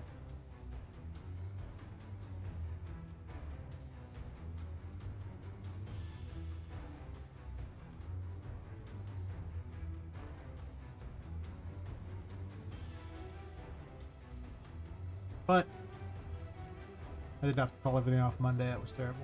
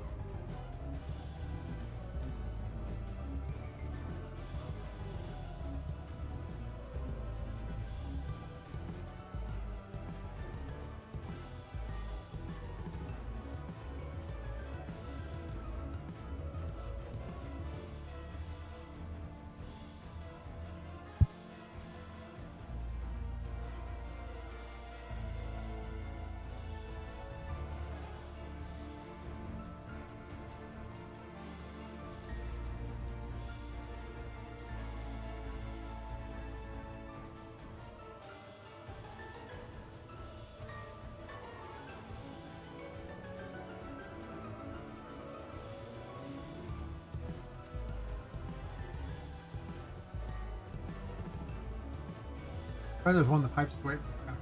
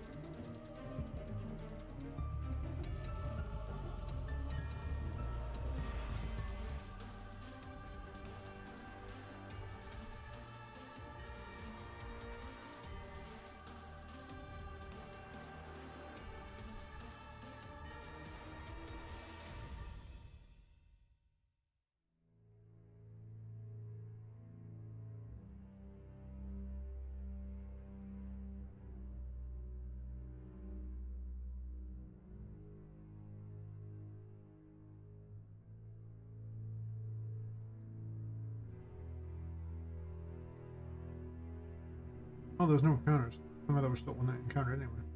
Nice.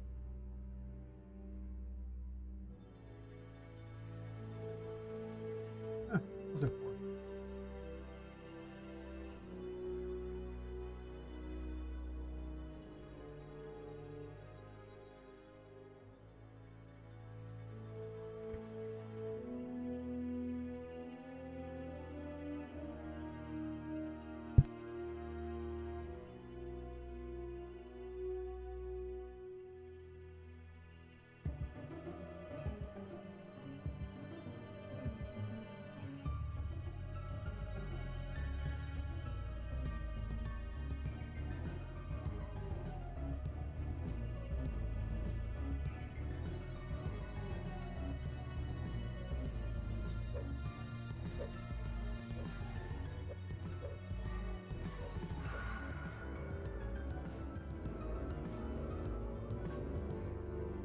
I didn't realize it was up in the air all this time. Huh. Really? Up in the air, huh? Alright. I know what? While I'm at it.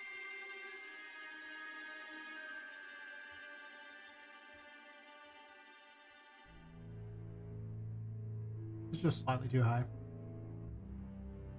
I don't know why. Just is. Haven't driven me nuts for a while. I keep walking by it. Remarking that it's too high, and then I walk right by it and forget all about it. I'm going for a couple days now, I think.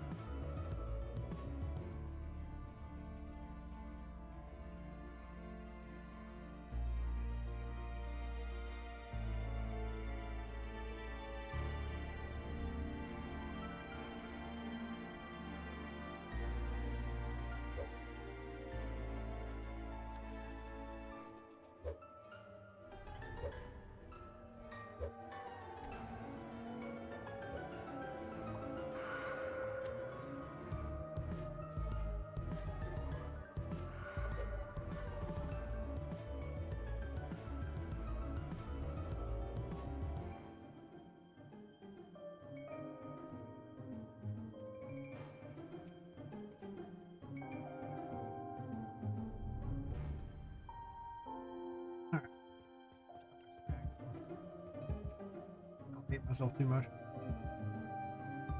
It's like 8 to 10 hour streams. It's just brutal. I'll eat like 2 meals in the whole day.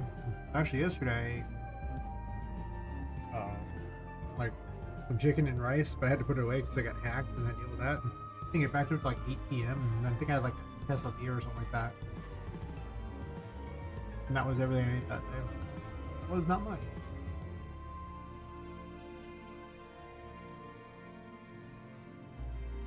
I wasn't hungry, I guess. Too many things going on.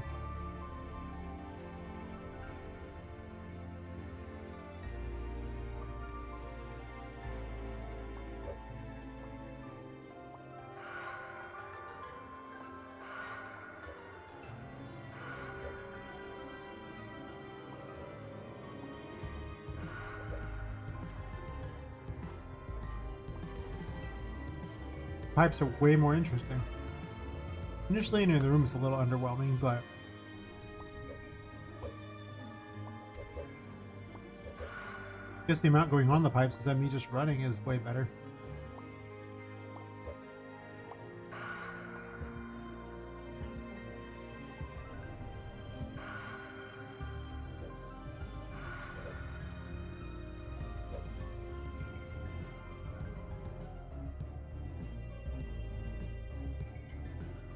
So, enemies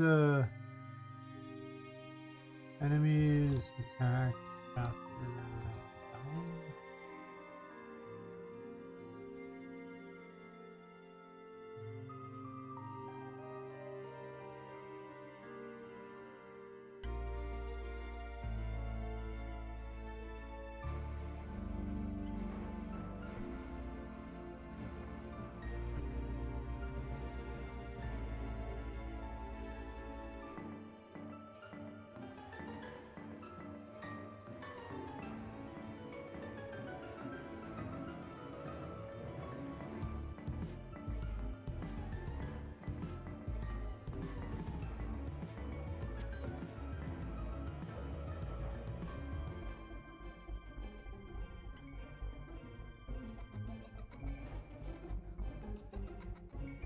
There's more encounters in here. A lot of times I end up not fighting most of the enemies in here. I just kind of run by.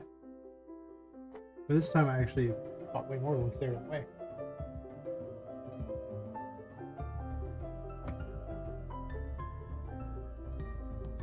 It's possible I want some fixed stuff that's always in the room and then some random stuff as well. But I don't know about that. Like I say, the fixed stuff really doesn't seem very relevant sometimes unless you just happen to go the right way to make it relevant. Most times you kind of just ran past them. But because this is putting them so close to you when they spawn, they become relevant. It's like a stuff to do system.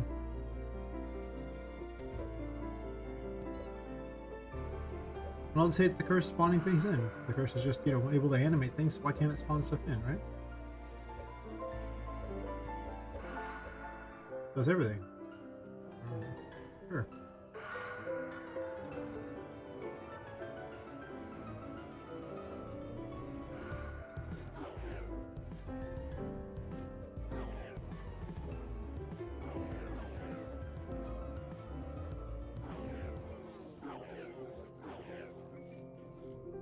Possibly I want my heals or something too.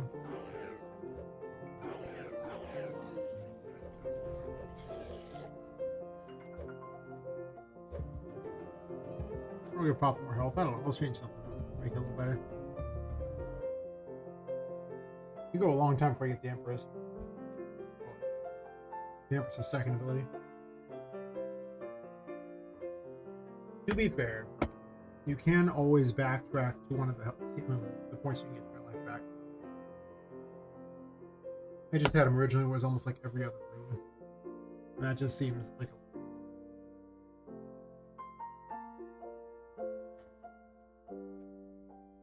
you know, you keel over dead, you should fall back, you know, potentially a few rooms. After all, there's nothing stopping you from just running back to the new life room and jumping in the save point. It's right over here. It's not that. Of course, it's a tiny bit misleading because, you know, it looks way smaller than it is when you're zooming through it. I like the new system. I'm going to tweak numbers, and it does feel like I need to add more enemies in now because of that. But the fact that they're just more relevant.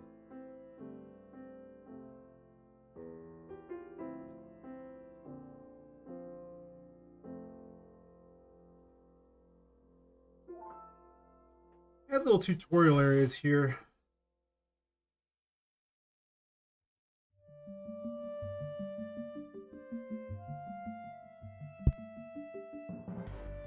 I'm not sure I want to have the random spawns in this room. Like every other room, sure. This one I don't know about. Only because it's tutorial stuff.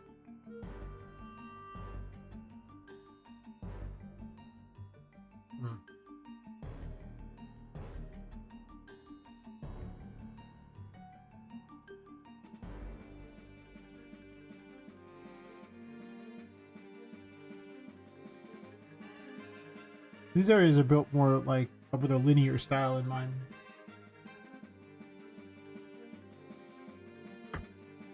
Which...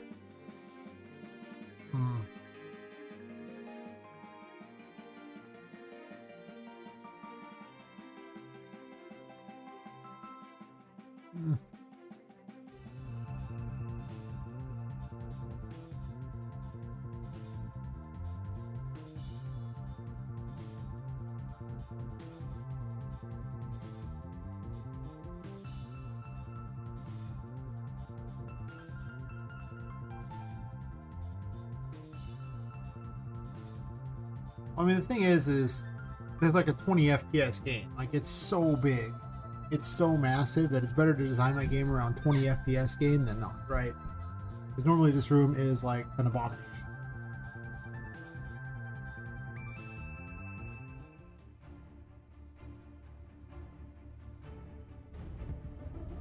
I mean, before it spawns everything in, you can see that, you know, it hits like 30. But once it spawns everything in,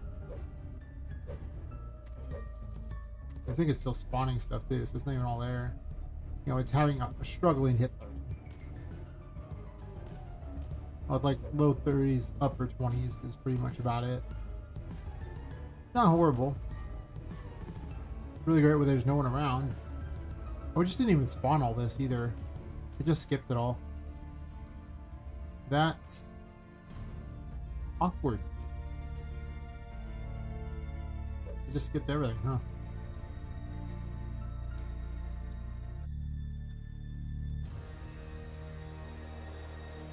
Well, okay, it didn't spawn everything and it hit 30 something. I mean, that should say everything you need to know right there. There's all these enemies in here that are supposed to spawn.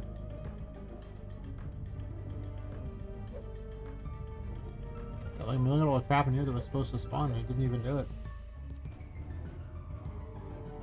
And like, so your FPS just kind of falls apart. Getting sometimes in the 20s, but more likely in the mid, actually sometimes in the low 20 even, but I think like mid 20s is about where it's at with this spot here being a real troublemaker. But apparently only going this direction. Yeah. Oh. Be looking through the window and everything. That's not very good. Much as I like that whole thing here, it seems kind of not great.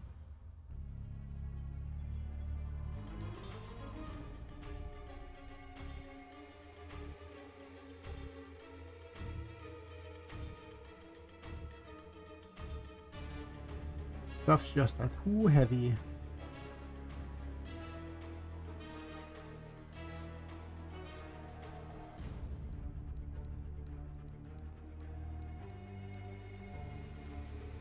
I'm allowed to have random through the same couple enemies. Like, these enemies are recycled. That's why I'm not a big fan of the current setup I'm seeing here, where I just have a lot of recycled enemies.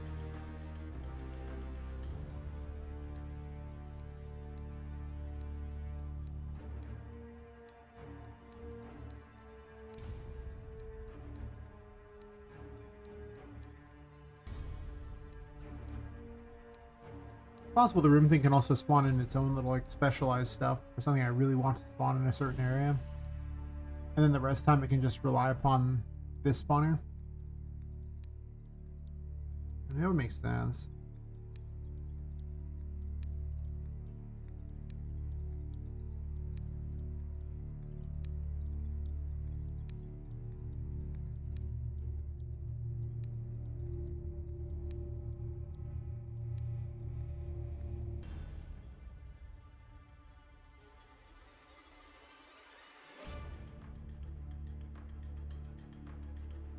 Easy on them, maybe like 3 or something.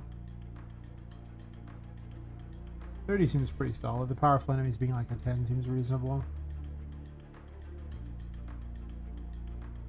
I think I'll just stick with clown statues everywhere for the first couple areas, or just clown statues in the rooms with all the clown thingies. Not terrible.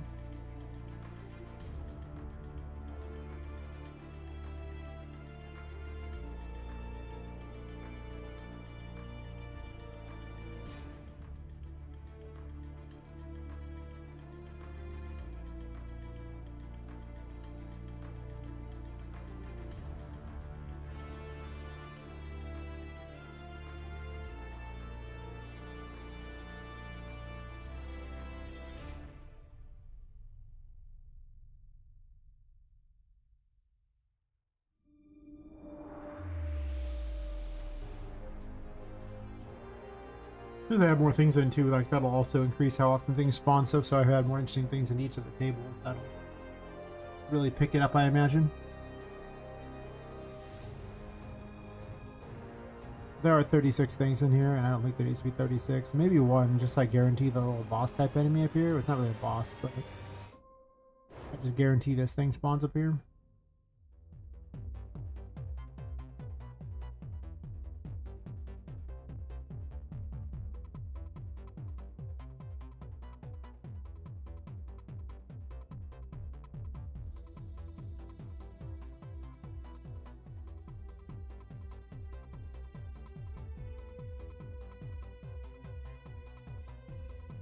Now let's play through with a different FPS here. The improved FPS. Imagine. Can't imagine it'd be worse. Still not amazing though.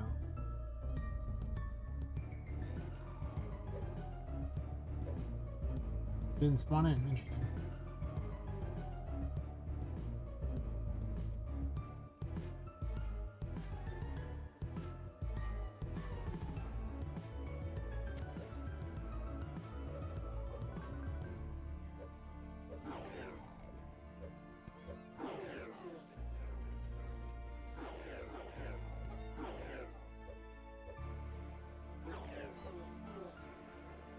Might have to tweak how often it, like maybe it happens more often, you know.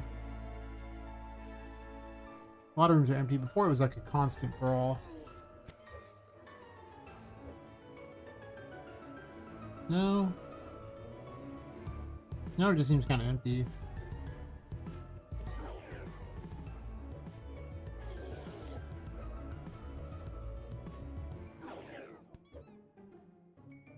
Not anymore.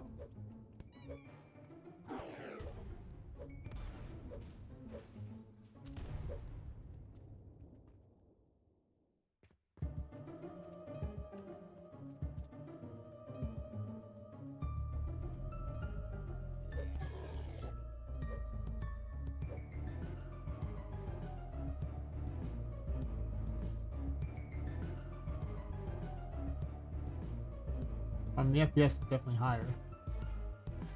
There were a lot less enemies to fight though.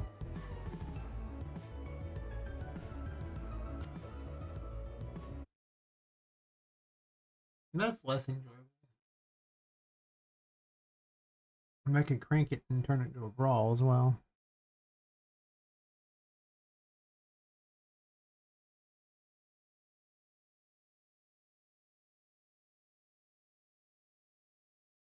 In my perfect world, I would just place all the enemies where they were, you know, best, but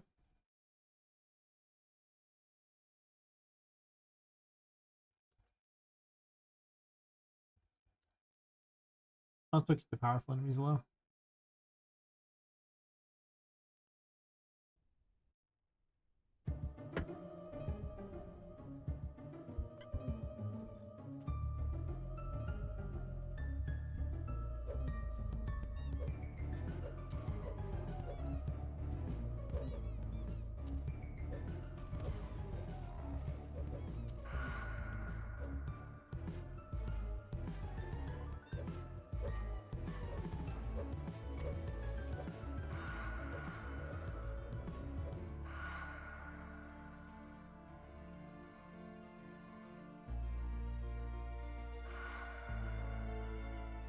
I didn't bother to close the Puppet Master this time, so the FPS is gonna be worse, but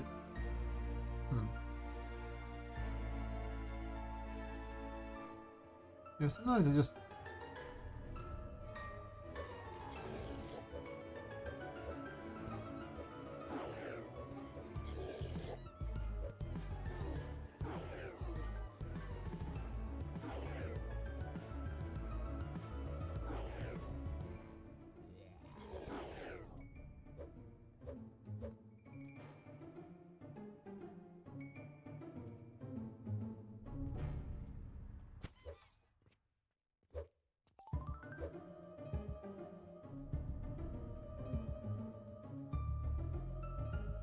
oops.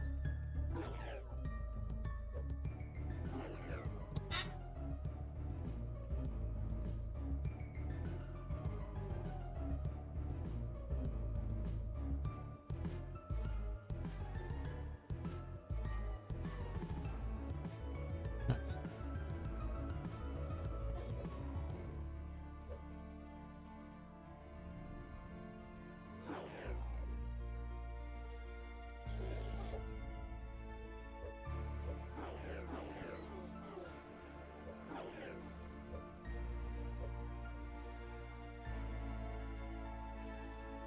The longer you're in the room, the worse it seems to get.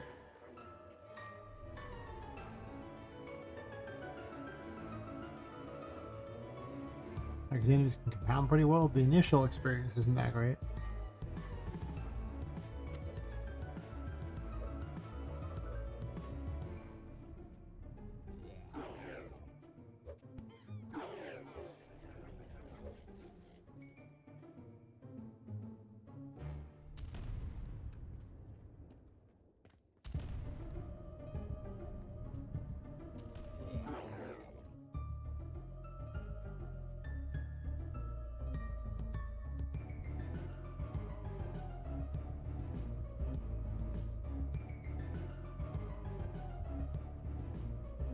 To be fair, most of it's ran by the enemies anyway. Can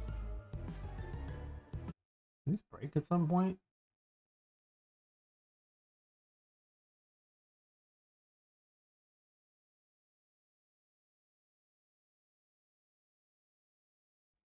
You have a tag destroy, tag destroyable.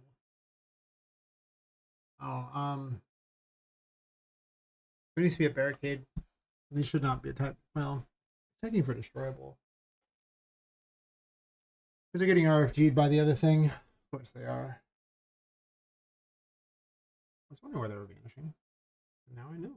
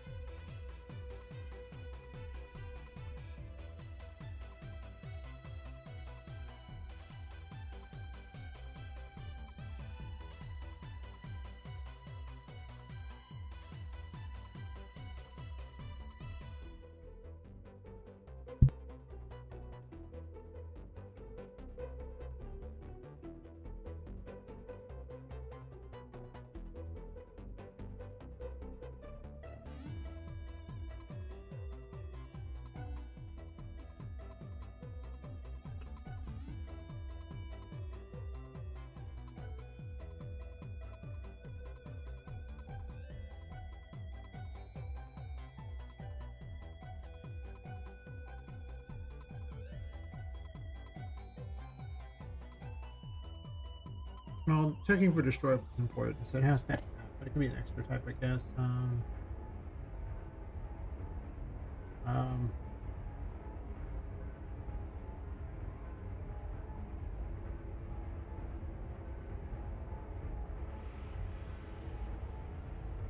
But those aren't even included.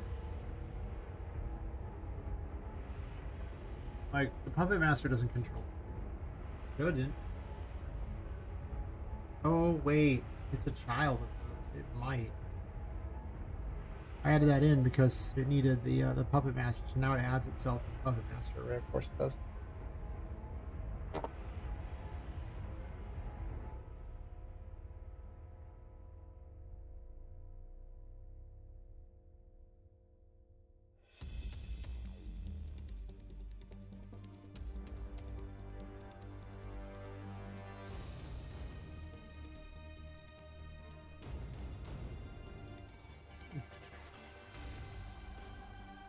I should have 462 followers now on Twitch. Didn't notice.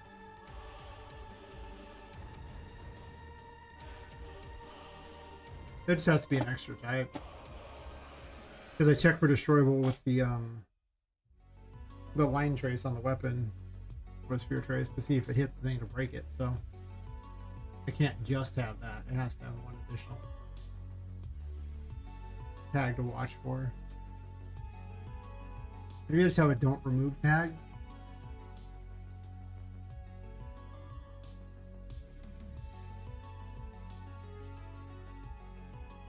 Or just permanent.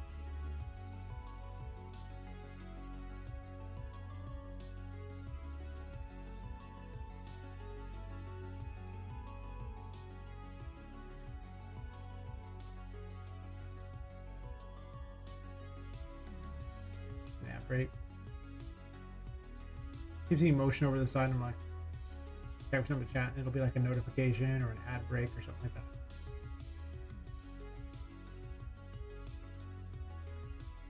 A little sad. Hey Gerald Love, how's it going?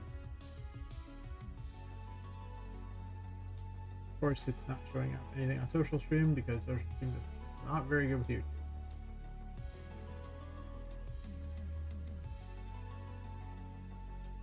Things are going well on my end. I'm making a new encounter system that's changing out the gameplay quite a bit.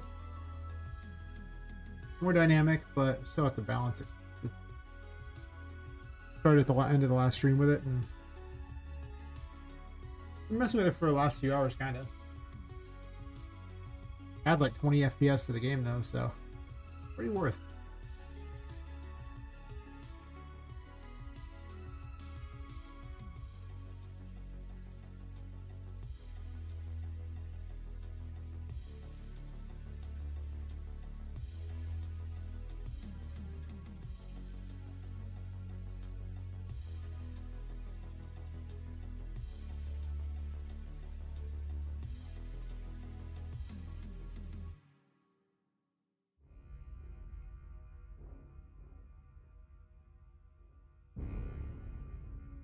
Just this plus permanent's fine.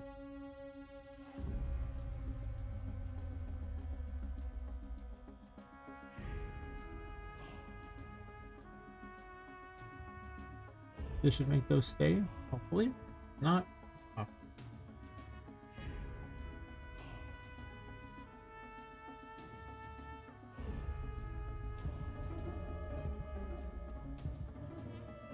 Way to get far away from it.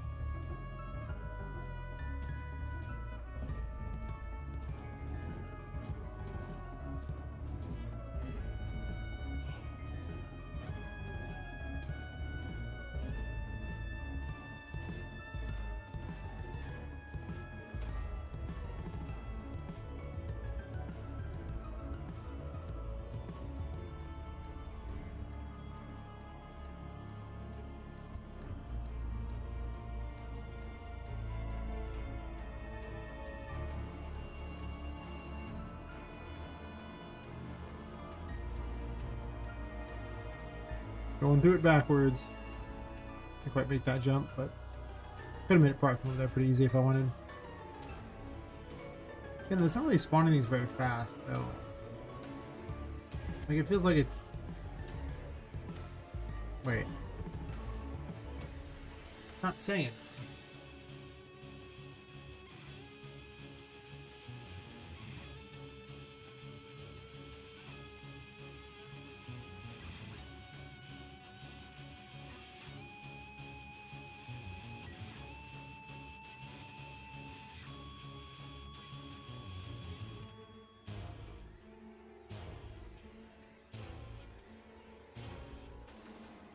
That's because that's eating up part of the array, isn't it? So I have to, there's a bunch of them in the area.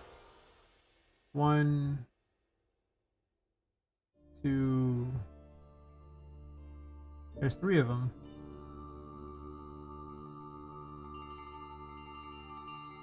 Of course, when you break those, it also means more enemies can spawn in. I wonder if I should be using that puppet array for that.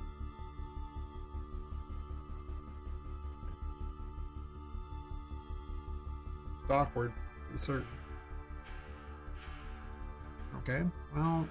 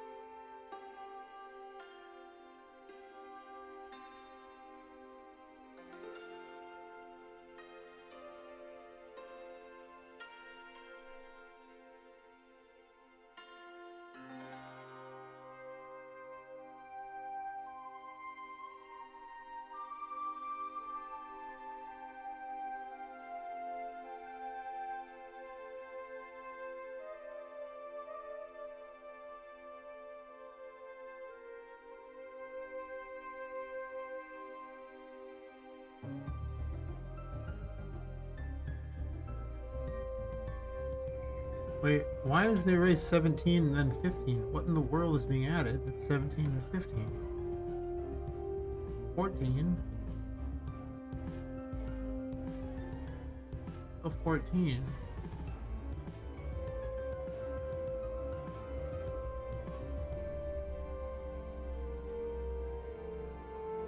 I don't see 14 of these things. I just see like, you know, a couple.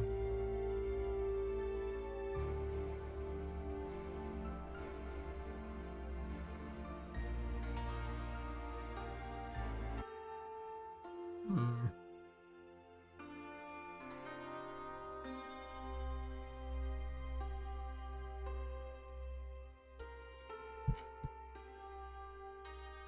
Today has been, well, not actually the longest day. It just was yesterday was so long that today is kind of a just a day, I guess.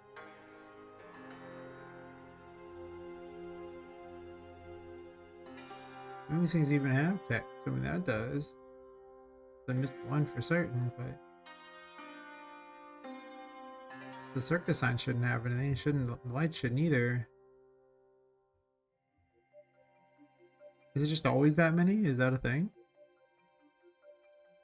Why was it spawning earlier if that's the case? Why are there so many?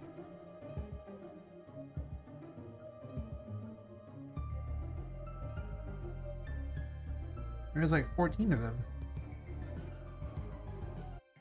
That's unusual. What in the world are they?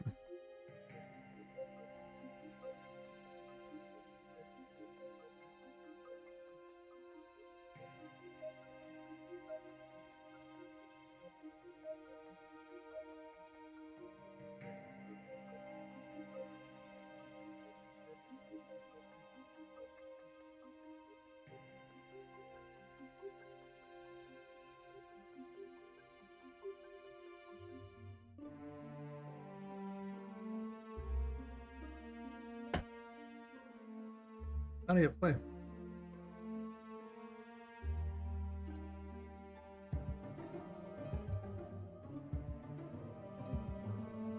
That's a lot of destroyable planks, but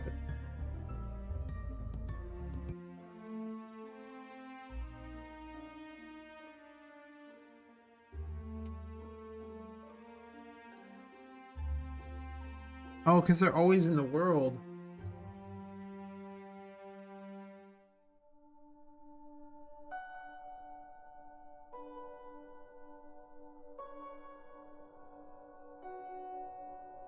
I need to prevent it from adding to the puppet array at all.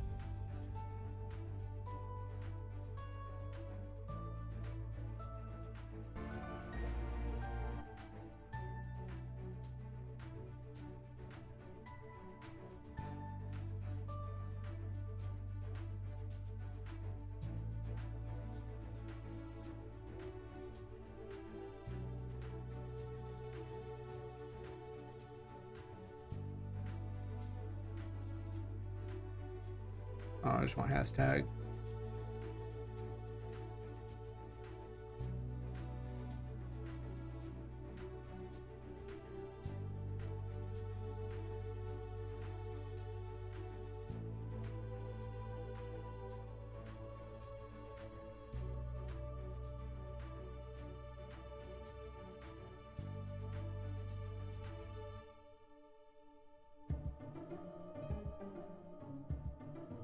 Okay, so the destroyable pots in the world, Annie's on, and the Megabyte all add to the thing automatically. Oh, that's gonna change some things here. So that puts the array at what?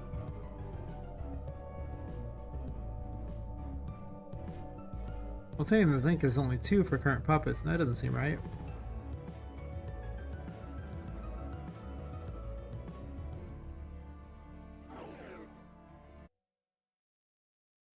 Where are even destroyable pots in the world? Where even still has them?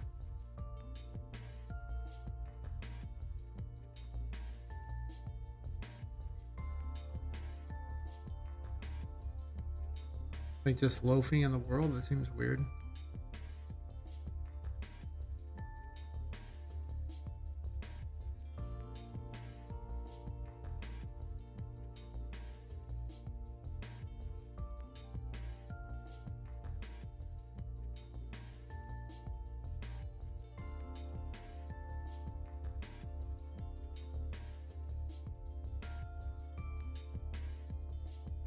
Oh.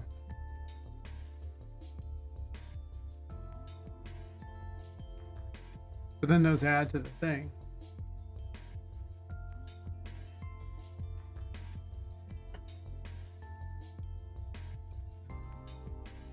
I guess to be fair, they don't really add much to this room necessarily.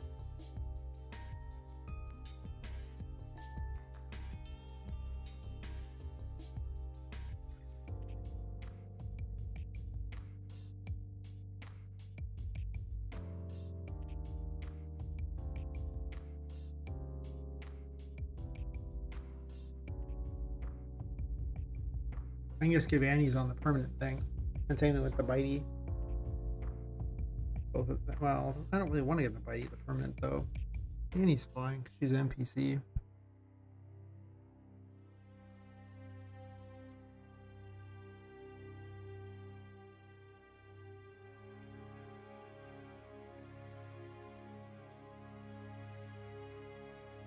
Yeah, I didn't think about that when I was building the system, that I had a different system that was not designed to really coincide well. But it'll be better in the long run.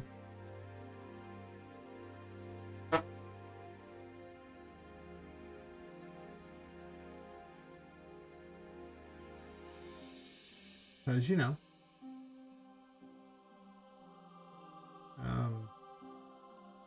having a dynamic spawning system is just so much, and so much more upside than the more I was just spawning them all into specific places at the start of every time you entered a room.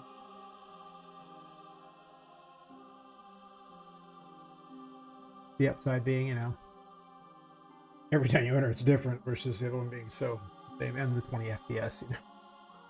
Saying 20 FPS is not nothing. No, nothing.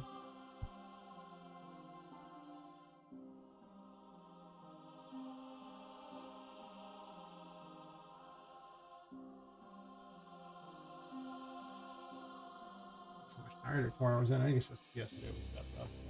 Today is just... I got less gas in the engine, I guess. But usually I get to like a certain point where I just hit that like second wind, and that's when I end up going for so many hours. Like always right around an hour. That even like, almost like 11 onward. I'm kind of a little more tired than time mornings rolling around. I'm just like up and I can't even sleep. Makes me wonder if I should stream in the morning, but then if I did that, well, what audience I have is at night, so it wouldn't be so good. Plus, I'd have to wake up in the morning and do a coding. Yeah, right. Also, don't feel very creative when I first wake up either. I'd have to do it before work. Be all responsible. I'd see the outside world. That's true. The problem now is by the time I get up, it's like 2 or 3 in the afternoon. I don't stop streaming until like between 6 and 8 in the morning usually. Yesterday was like 9 or something stupid. Anyway, let's give Annie a permanent mini.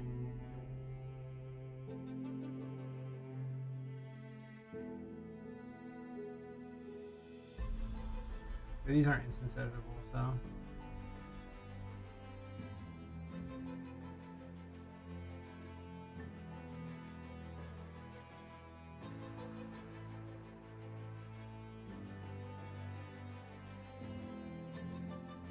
But the fact that these are going to ruin every single number in every single room is notable.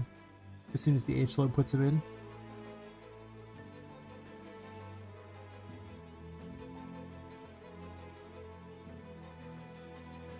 I don't think I even need pots in this room. I might just leave them off.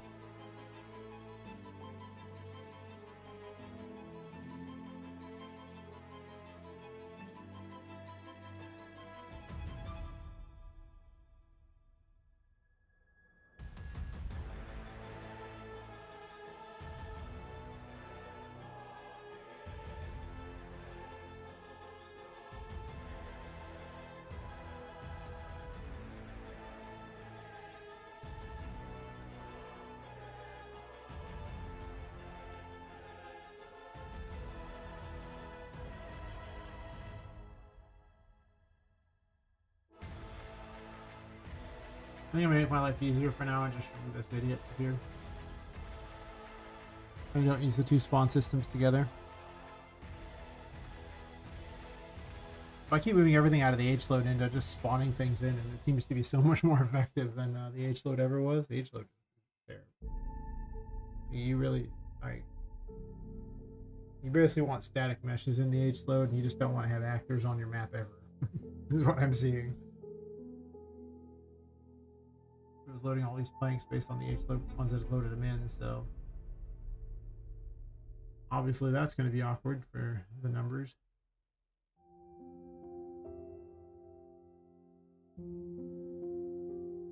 They're probably going to spawn a whole hell of a lot more as soon as I do this. I mean, the Safari Muslims are correct, but this was clearly not. I think we're just going to keep it to like 3 something. This is like the second room, so.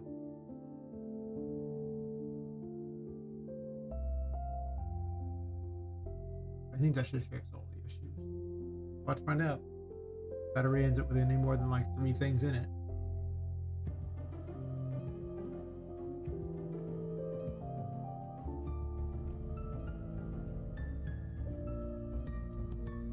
And he's still controlled by it. I just didn't want her getting our feed.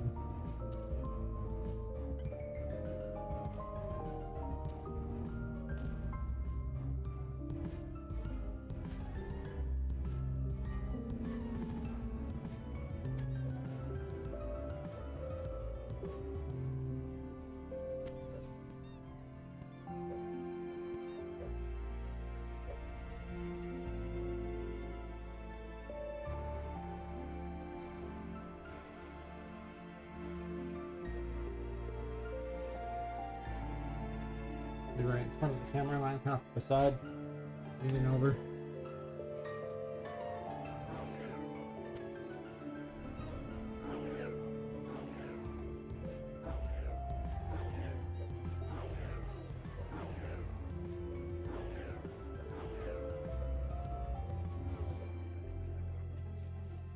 Why this misses so much.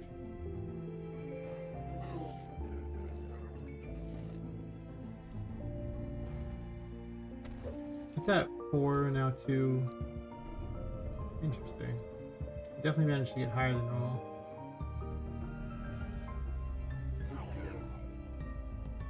Oh, it's still, yeah, I still have to account for her in the level.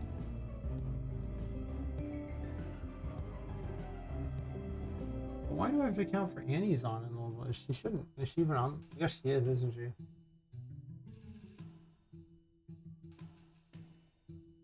Because her items are on here, and I don't have a specific setup for them.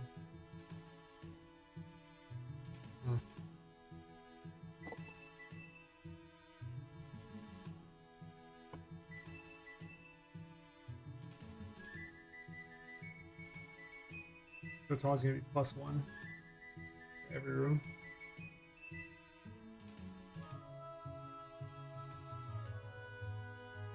Depends when she was gone earlier. Just unable to find her. Like if I start over here.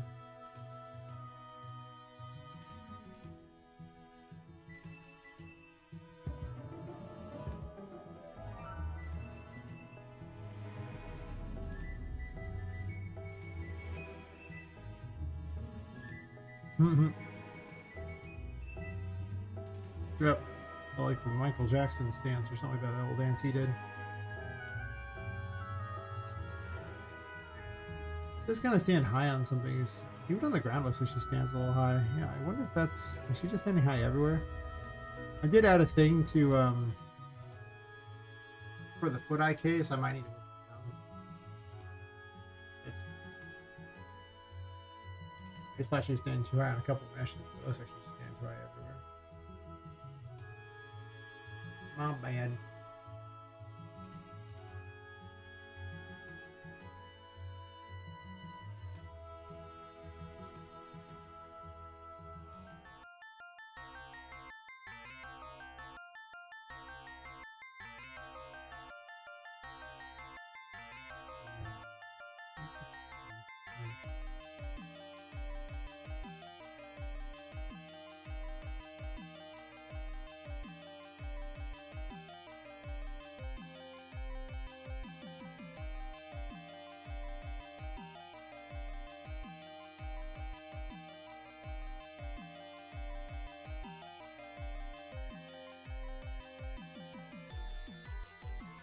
But the other thing is, like, up higher.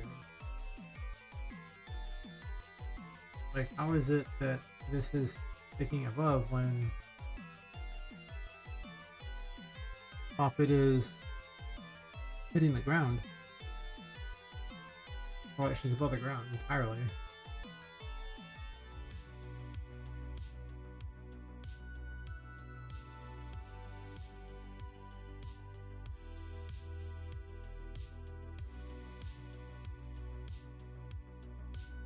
Oh, he's like really low.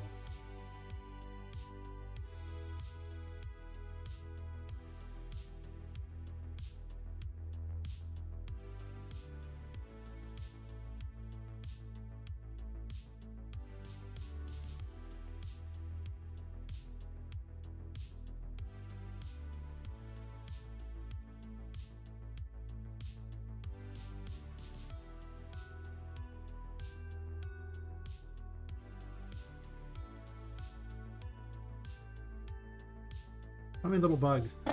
Let's get some more polished, I suppose.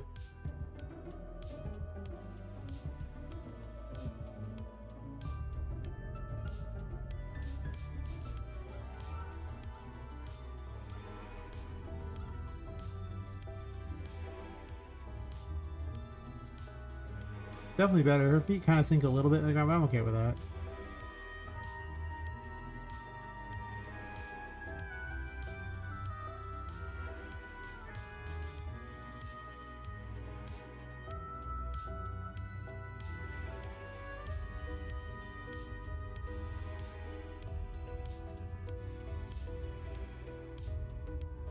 It's way better.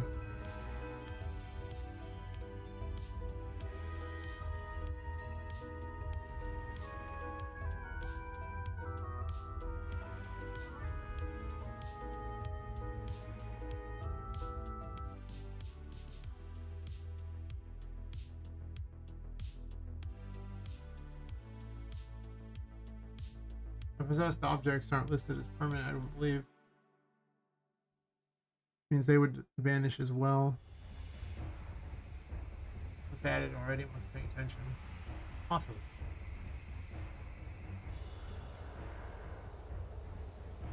But worth a check.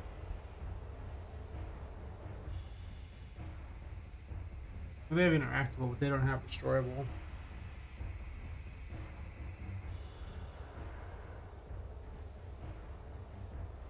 I either need to account for the number of weird things I put in those rooms, or I need to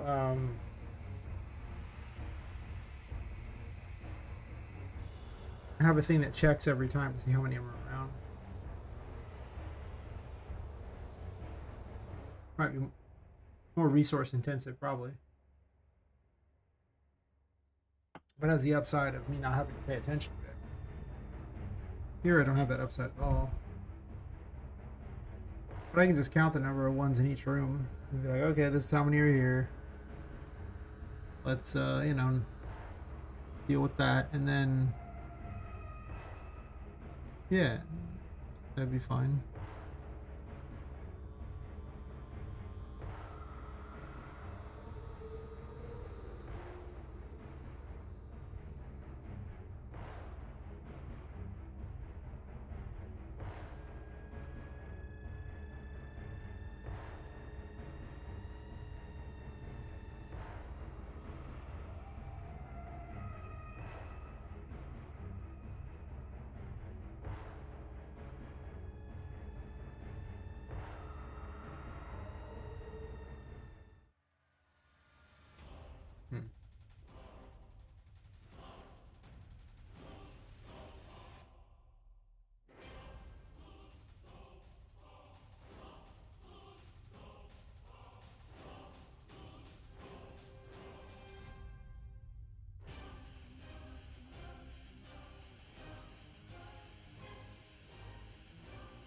Bad fast food.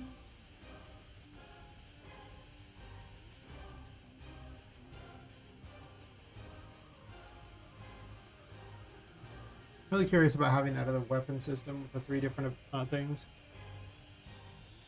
Then I'd be on the hook for so many more models, or so many more, yeah, just models in general. On Poppet, If I could do other dresses for her, I would, but that's, I think, beyond my capabilities at the moment. Mostly for time and monetary reasons versus anything else. Like, I'd do it if it were possible. You'd make a perfect magical girl. The game's practically a magical girl game anyway.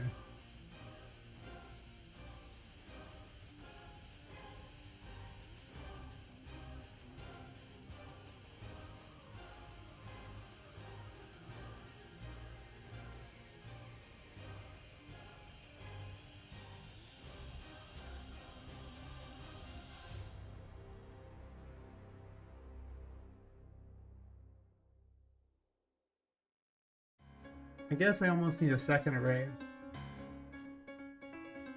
And this array needs to basically remove every interactable.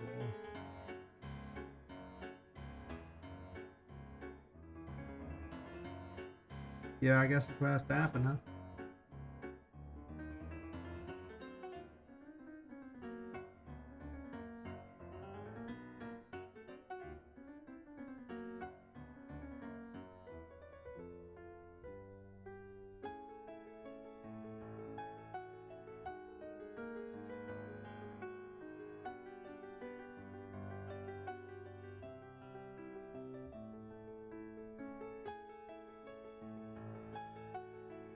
Weird.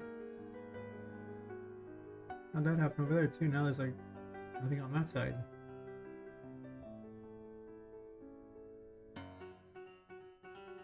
Oh, no details should be on the side. That's what I'm looking for. Weird.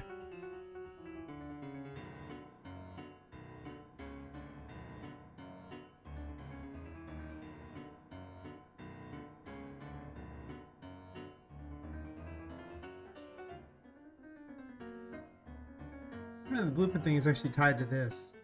I don't want to say that there. It's pretty obvious blueprint.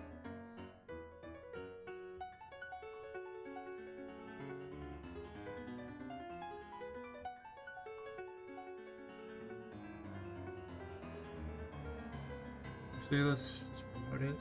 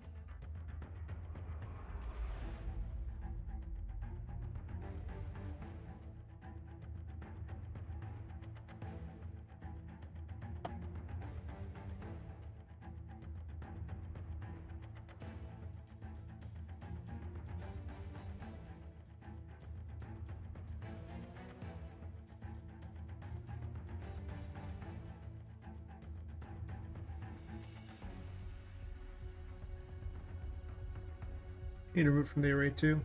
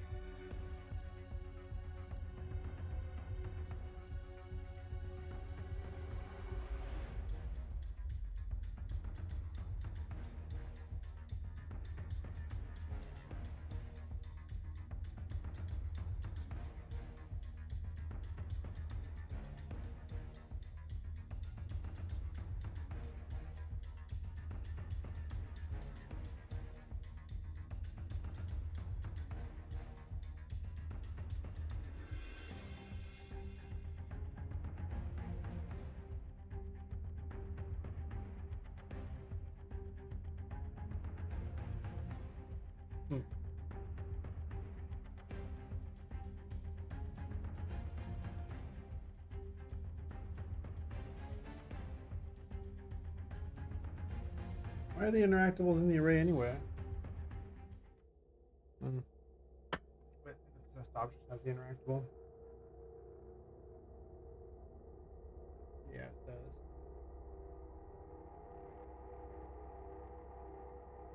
Those aren't even spawned in that way.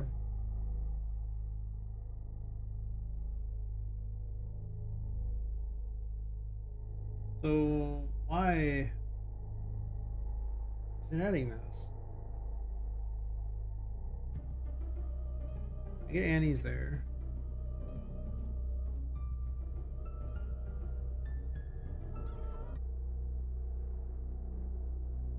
What am I accomplishing here? I'm starting to question something. There's a bunch of interactables in here, maybe.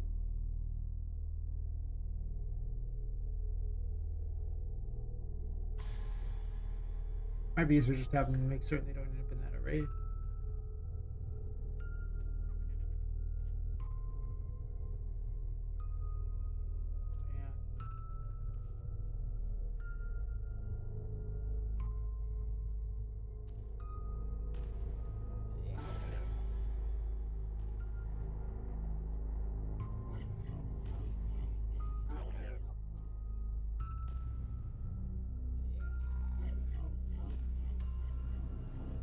These have to be in the puppet array because the puppet array uses that.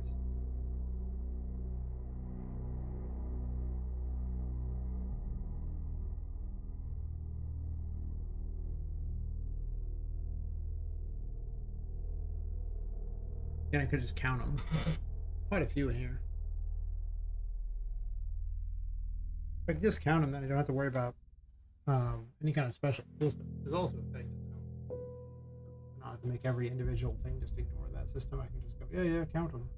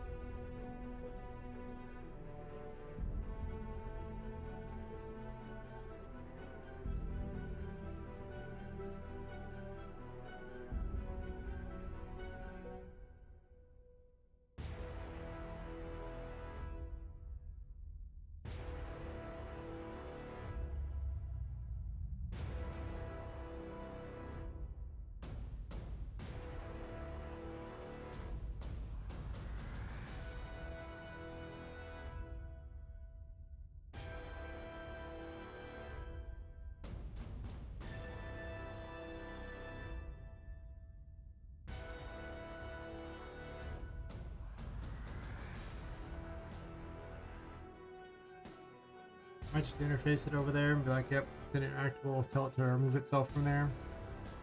If it destroyed, it would have to remove itself as well. I think anything else would actually get the job done, but the reality is it kind of doesn't.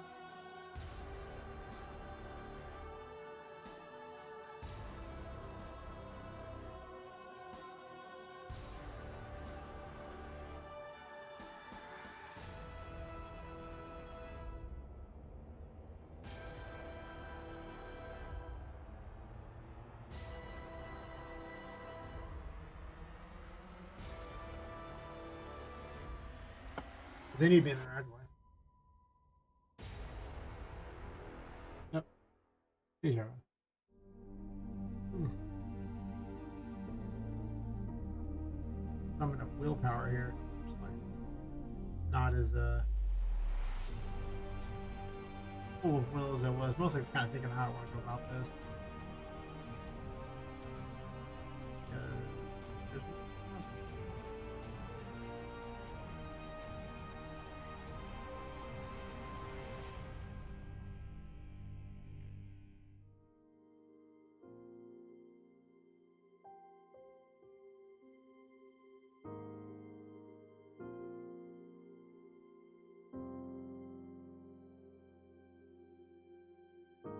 mostly just comes down to when do I want to remove it from the array. Because I'm clearly going to just use an interface. Every other way seems like a big pain that's not really worth. And here I can just exclude anything that has that tag from the encounter array, and then I'll go against the encounter array.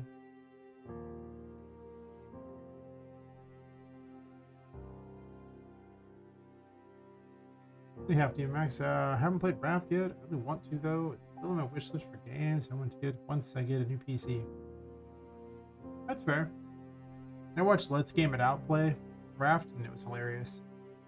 He mostly just broke the game in really funny ways and made the most bizarre ships imaginable. He's very much worth the watch if you want to watch, like, you know, funny Raft content. I don't know if you can spoil a game like Raft. I guess you can, but can you really?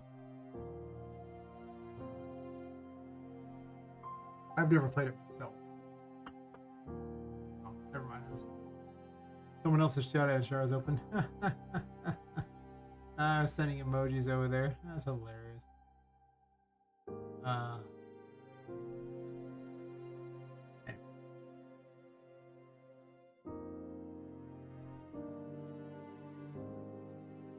I guess BPI Interact is just the thing here. Actually, this is BPI Combat.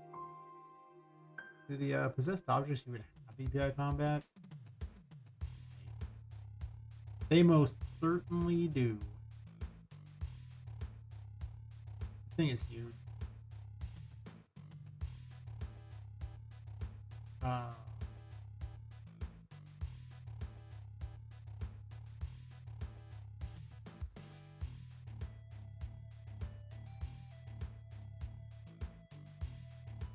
Remove encounter.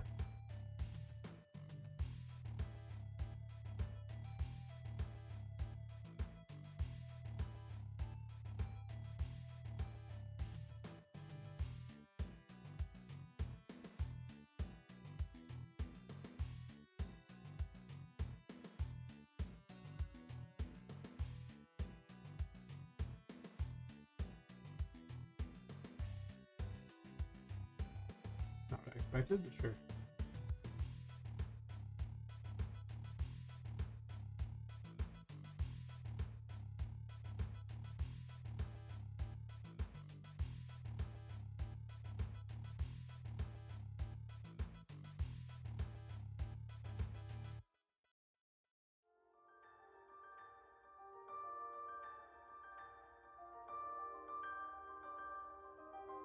That's just destroyed, I think.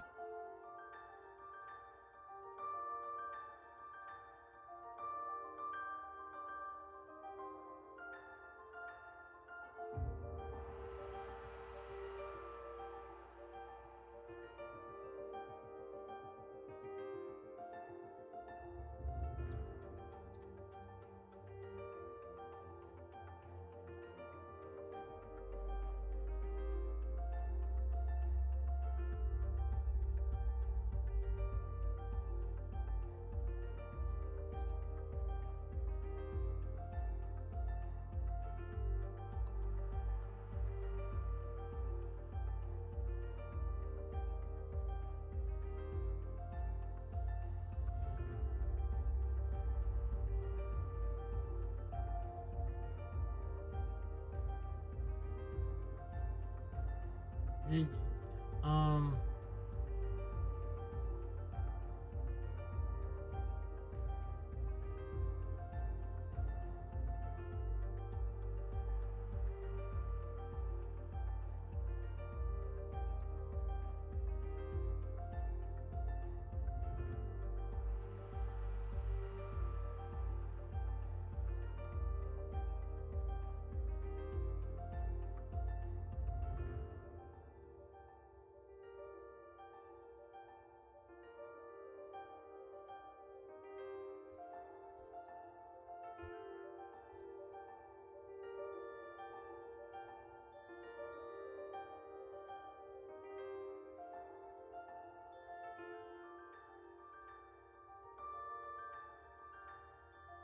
Yeah, Just Ghost, how's it going?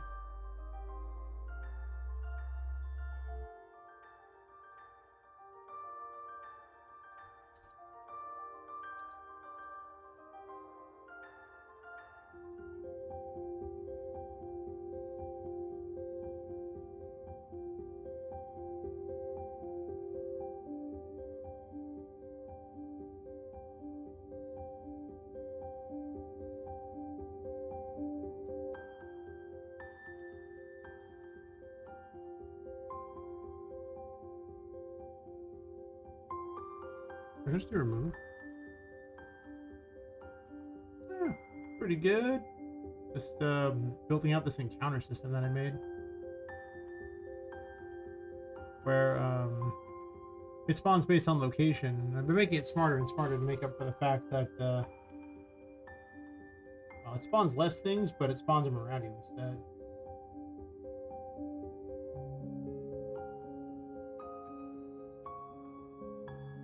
Like within proximity to you and everything, and if you get too far from it, it just removes it instead. I've been adding encounter tables instead. But before I just had a whole system that they just respond in by rooms, which made a lot more FPS.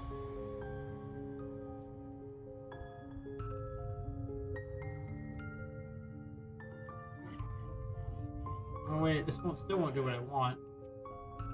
I forgot something. I forgot to put the encounter array up here.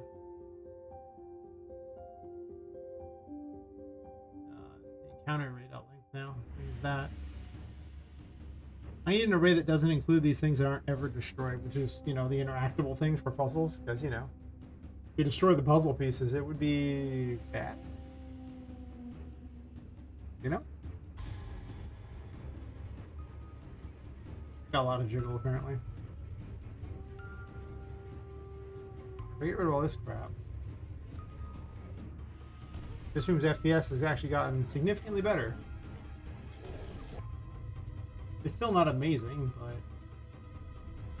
Okay, now it's kind of falling apart.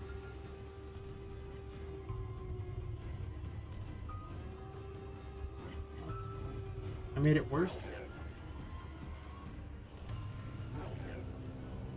I think is I haven't told to spawn way too many things. I didn't realize at first it was including all the interactables in the thing, so I set the number ridiculously high for this room. That's not good. Yeah, 29. That's... You probably get along with like 5. I don't want to fight 29 enemies at once. That's a lot. The whole point of this is to improve the FPS, not make it worse. I closed it. Dodger Stream, go. You doing exciting? You can do the wall there. Nice.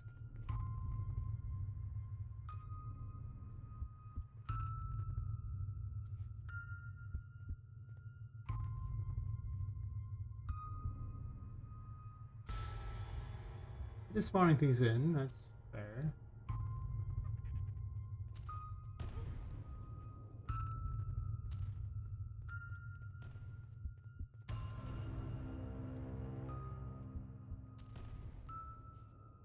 That reminds me, I should probably shout you out too.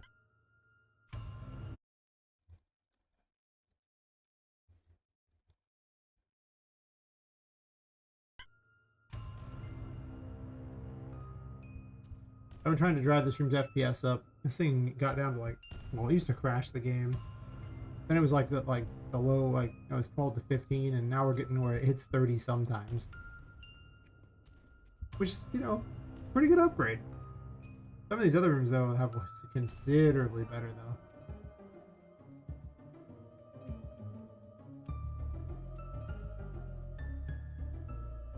Like this one hits in the 40s, sometimes 50. Obviously, once you get away from the problem child room over there.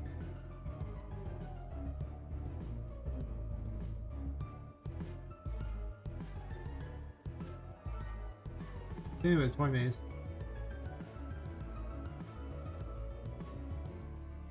Unfortunately, they don't appear to be removing themselves from the thing. Now there's still 6 in the array.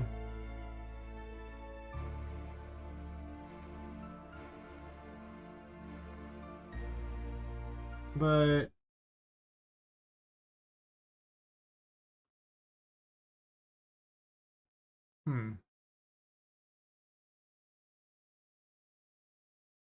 missing some code here.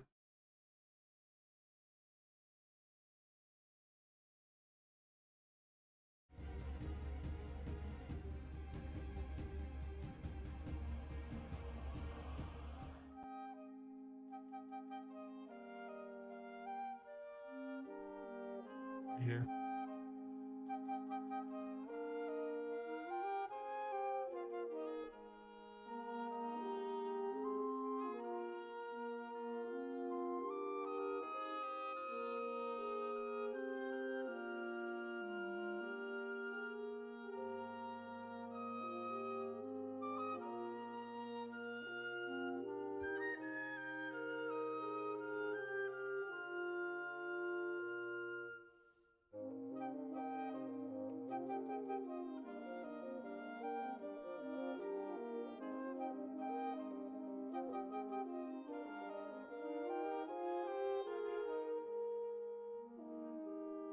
Well, everything would have to remove itself from the encounter array.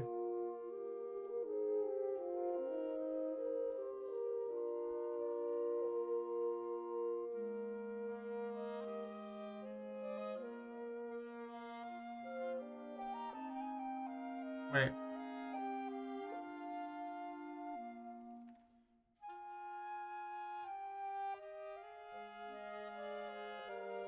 Why am I checking if Poppet is dead? To do that. Why would I ever check for Poppet being dead?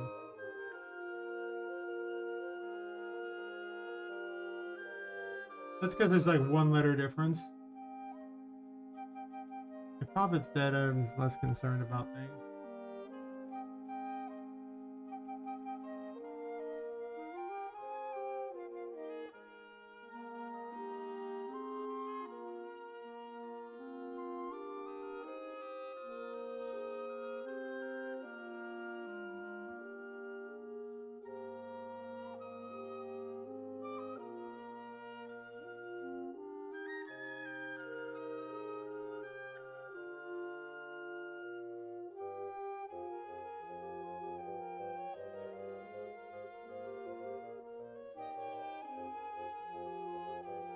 How about that? Will that work better? Find out. That array needs to be emptied upon leaving a room.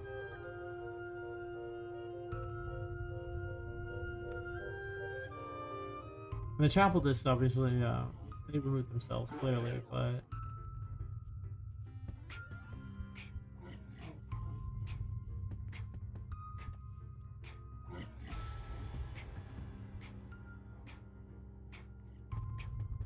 you also say 3.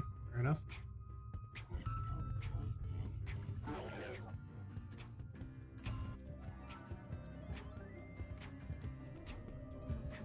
This is 1. 2. Fair enough. See a couple enemies, so completely reasonable.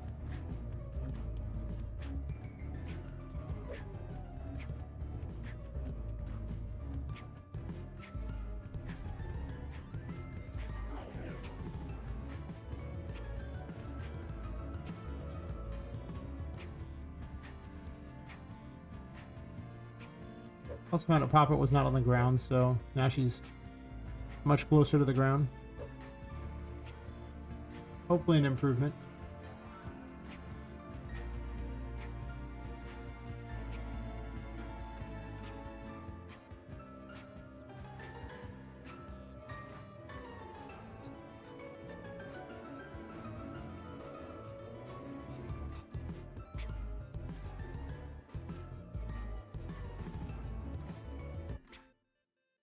Unfortunately, Annie's on still in the round, but she still counts. I'm half tempted to put the toys back inside the painting world. That does put me on the hook for a lot of work, though. I know the painting world kind of sucks because it's really just, you know, map travel with talking to Tinka. Instead of being like a vibrant city thing, or not vibrant, but having like things there.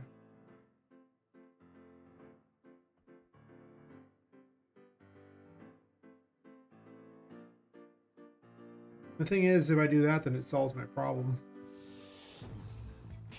I would just have any spawn in based on the room you're in. That's it.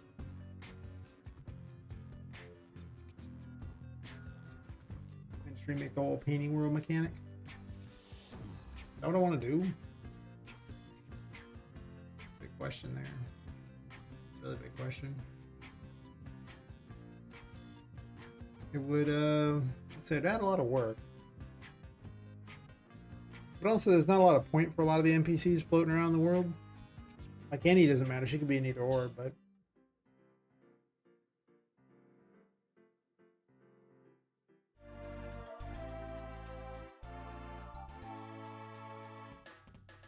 did I break that mechanic entirely? Let's see. I might put it back. It does introduce a lot of problems putting him in the world. I'd have to redesign that room to not be like a shop thingy anymore. But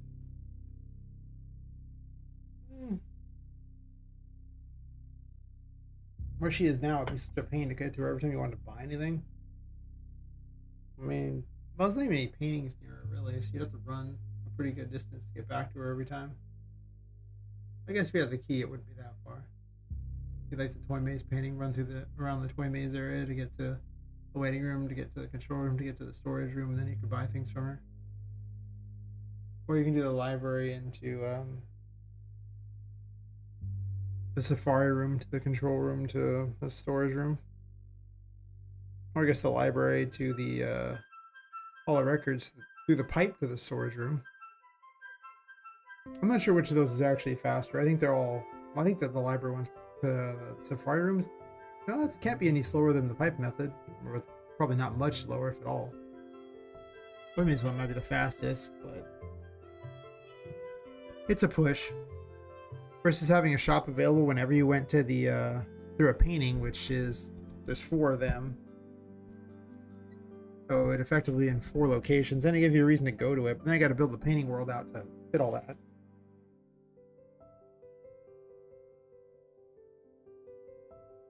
It's kind of a neat idea, but there's a lot of work.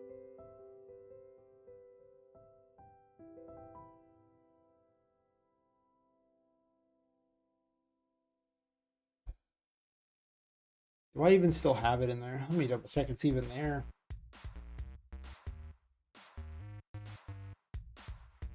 Making big changes to the game.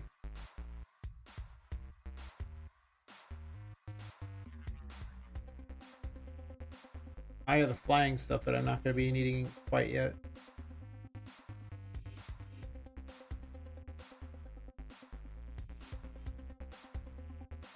Let's add something back though.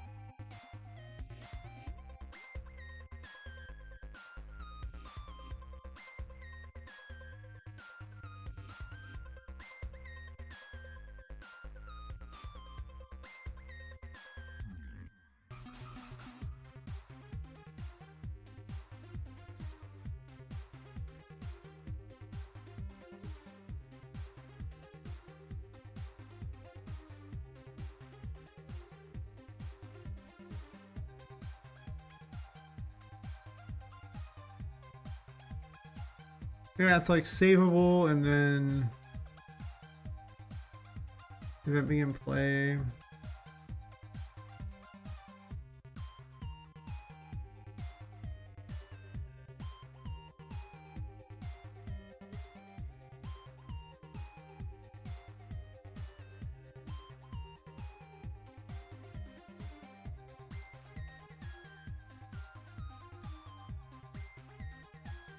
Everyone's there and the level name's right there. So if level name, I'd check and see if they're in the painting world or not. So am I really looking to do that again? I thought the mechanic was kind of fun to do. I'm not gonna lie, it was kind of neat to have the option.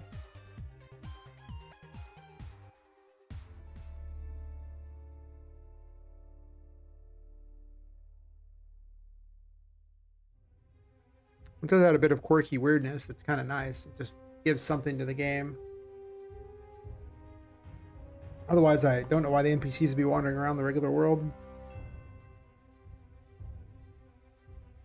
But I also don't know how many quests or weird things they would even do.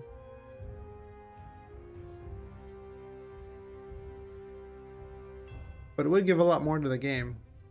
Like people to talk to or something.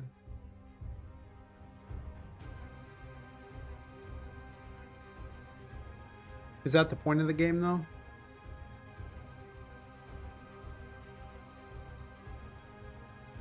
How well does the story work with it versus without it? Because if I add it in...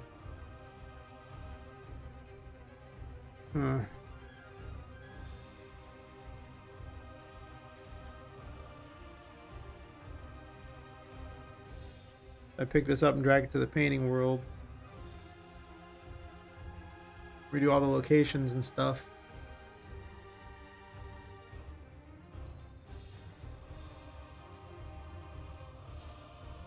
So when they start savable runs and then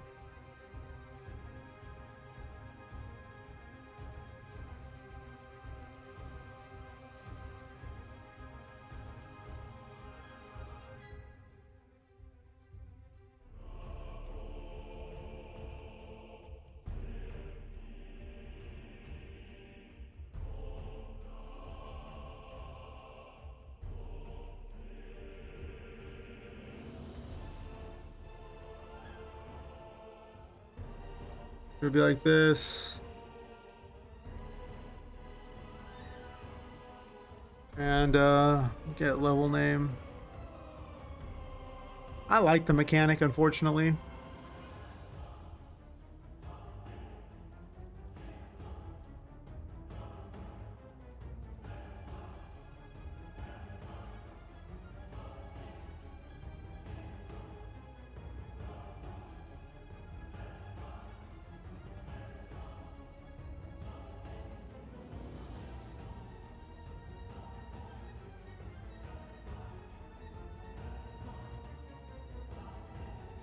I could have just branched. I don't know why I'm doing a switch versus a branch, but I guess it's exactly equals and then branch versus just...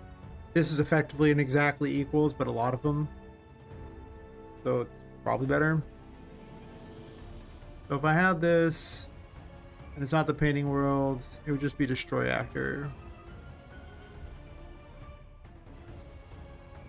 So it'd be this.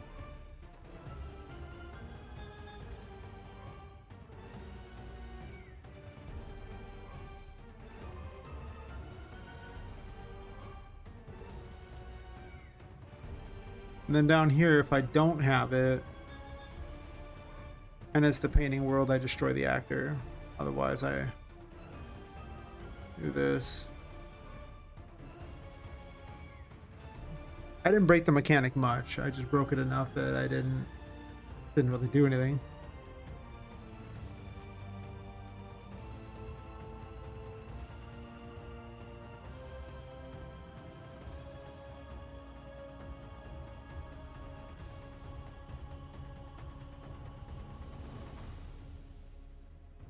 I'll have to restructure this whole system at that point, but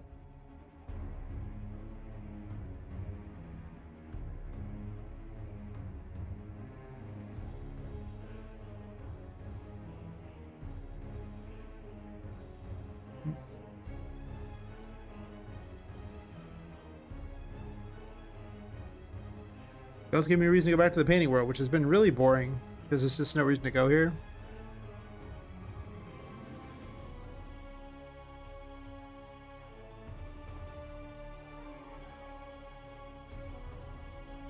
Gotta get rid of the ones here because these could be like the earliest buildings, and then here I added more stairs, but I guess I don't need all the stairs.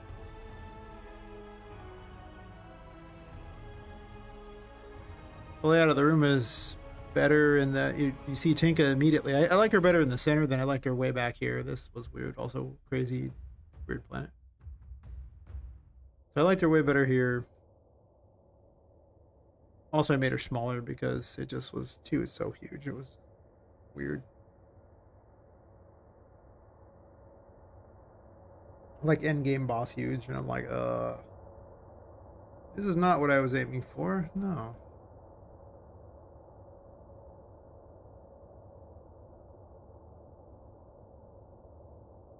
Do not rotate yourself. This is where she would have them.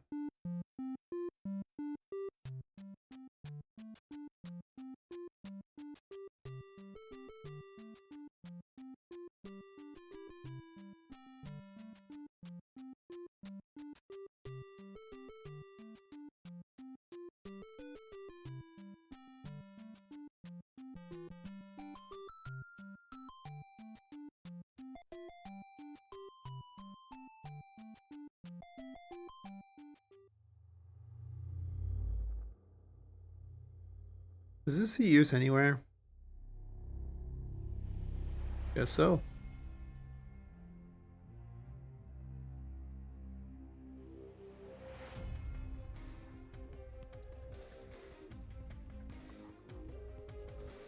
Again, he's savable if she isn't already.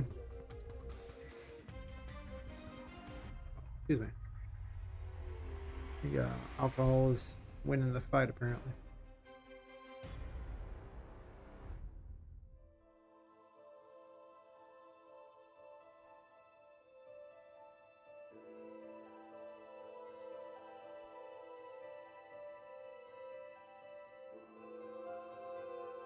Sure. So, and then I'll want one of her to spawn in on the other one.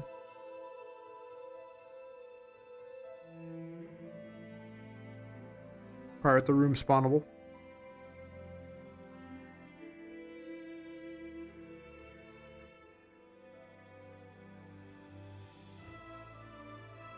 I'll have to account for her being spawnable or being savable like that. And I'll just get rid of those. I don't want her little signs, but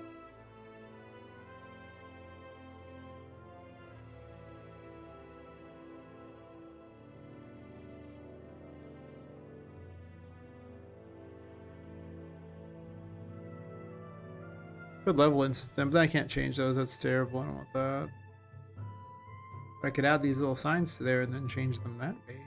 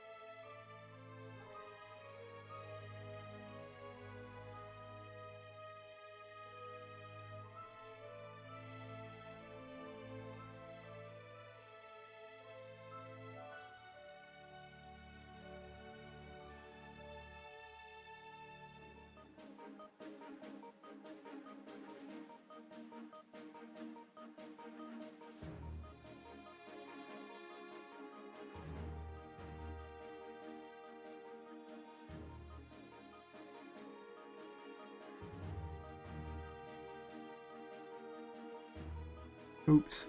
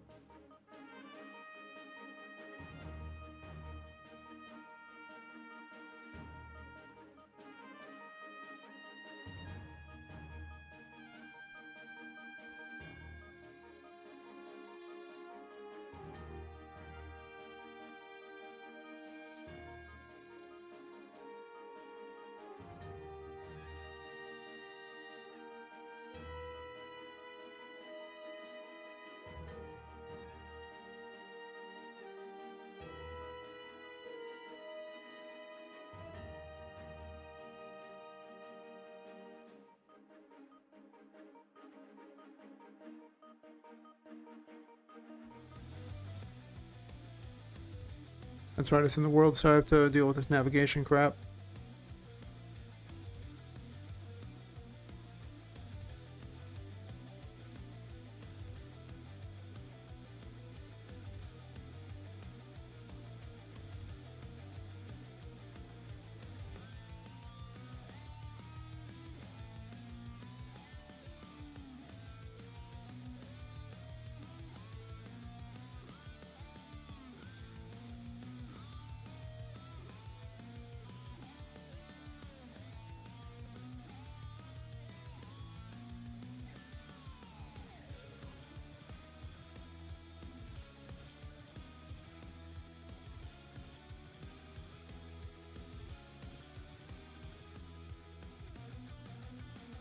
Perfect.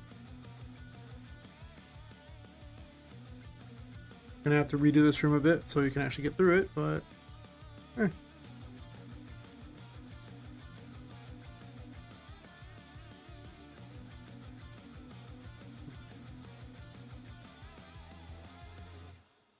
feeling particularly lazy today. Just kick back in the chair as far as possible. It's like, this we should look overweight. I never do that too. It's so funny. I'm really not fat, but that angle sure is not flattering. Ah.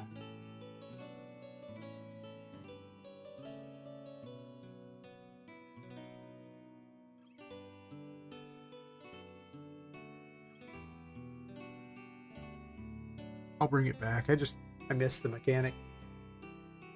Just because it builds the world more interestingly, I think.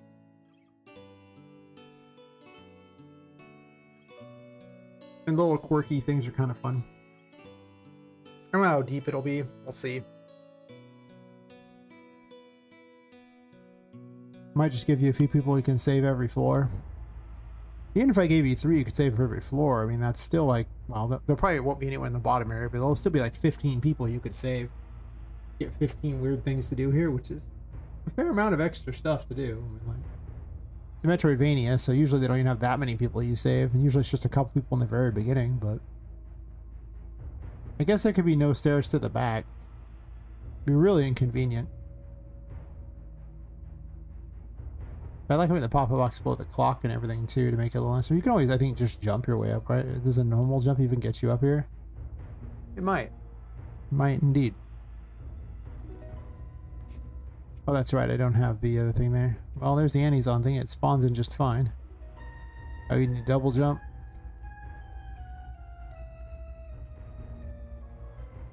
The building spawns, the item spawns, Annie is too low. But everything spawns, so that is pretty good. Perfect. But as far as first attempts go, pretty good. I was expecting much worse. Might be almost nothing to bring the mechanic back. I mean, I think it was really just the painting world thingy that I took out.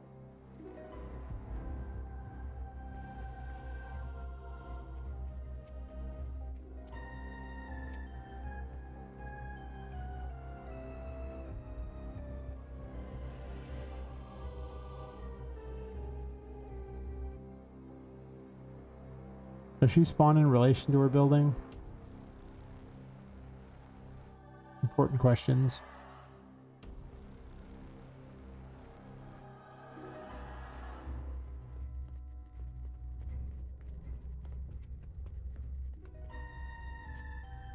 She does.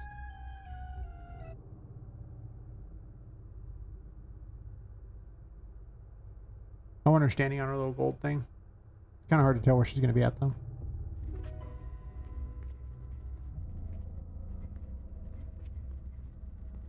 She's close. I don't care which way she's turned because she just auto turns towards you anyway. If I just move her down a little bit more. You should be standing on the thing in golden.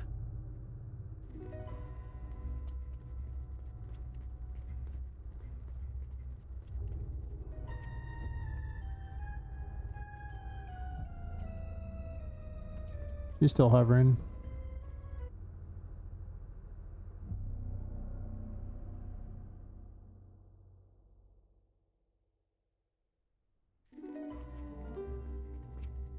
Gives me an error every time I load up because it's invalidate HL there for her.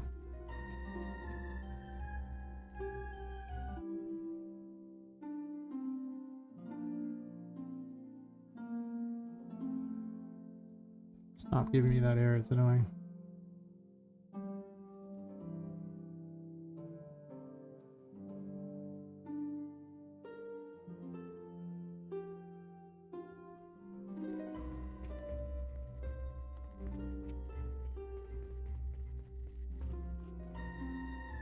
There we go. Which was easy to set up in here. Kind of clipping the table though? Not really. Yeah, I just like it better near every version. Well, even the RPG Maker version of the game had rescue thingies. Of course, you traveled into the paintings to get to the places in the attic. You were just taken to the place in the attic, and there was no painting world. But in the interest of having an easy way to go between levels, it seems kind of good. So I'll have to add them all back in, all the people you can rescue, and then I'll have to put an extra one there to rescue. I might put more RPG elements in this. I wasn't going to, but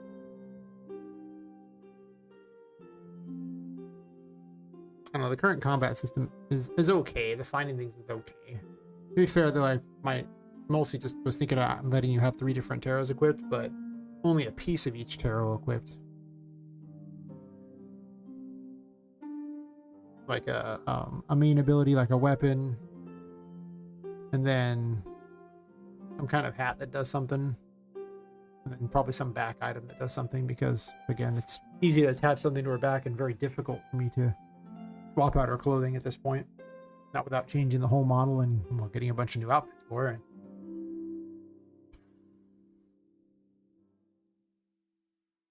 That's a lot of work. That's it's neat. If I had infinite money, it'd be great, but I do not. I also don't have infinite time.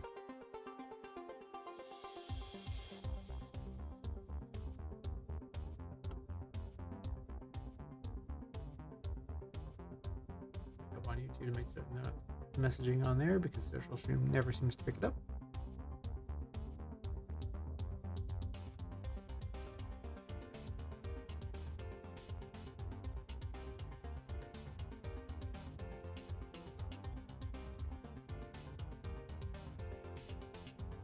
Need 625 more subs on YouTube and I can get monetized on it. I have all the hours I need, but I am so far off the subs. Wild. Like about a month ago hit 4,000 watch hours, and then this month hit 10,000 watch hours. A lot. Let's go put her in the painting world then. I'm sorry, in the building. Because, you know, can't rescue her if she's not available in here. Probably just put her back where I saw her in the toy maze, because that was originally where I had planned to be. Even all of her dialogue was based on her being rescued. I think the mechanic just needs to stay. It's just, there was just a lot in the game that involved it, and then this room's getting just a facelift, I guess.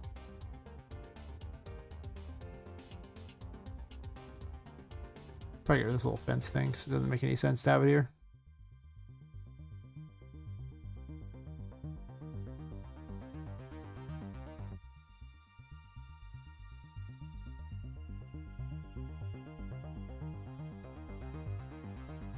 Storage room's always been kind of boring, but to be fair, it's just an extra weird room to go to. Like, sometimes a room can be more interesting because it doesn't, like, every room's so much more over the top. Well, no, actually, that's not true. This room is predictably pretty dull. It's actually, like, besides this room, which this room is just has more, I get more creepy air to it, I think, than, like, this is just the most blasé room in the whole building. It is so boring. It's definitely my least favorite by far. Every other one has all this crap going in it and everything like that, and then that one's just like, nah. So, but this one has Charlotte in it like that, so I mean, like, it's all the other ones just have so much more going on them, and then that one just, it's just there. It is one of the first times you go outside. Oh, no, it's not even, it's the second time you go outside, because the first time it's actually in the carnival room, so it's actually really early. So there's just not a lot to this room. That's my least favorite for a good reason. This room at least has a fun little run around the top part thingy that I think is probably the most exciting thing about this room. Like, I enjoy that one. Obviously, this room is just full of way too much stuff to do. Like, it's got so much going on in it. It's also one of the biggest rooms in the game so far. So, you know, it kind of needs to be like that, right? Pretty certain it's bigger than the Hidden Grotto. It's huge. I can't believe it has like 50 FPS though. It's like one of the most optimized rooms I got. Wild. I gotta put Andy down. Oh god, I gotta put one of these in place again. I hate these things. It was such a terrible system. I mean, it really wasn't, but you know. No, don't move ball. Just move one thing. If I take a bio break after this, all that alcohol is winning the battle.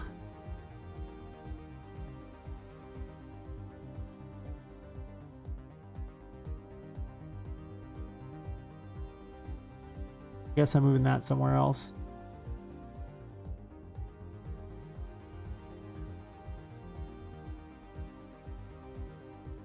I don't even know if these audio logs are going to be all that important,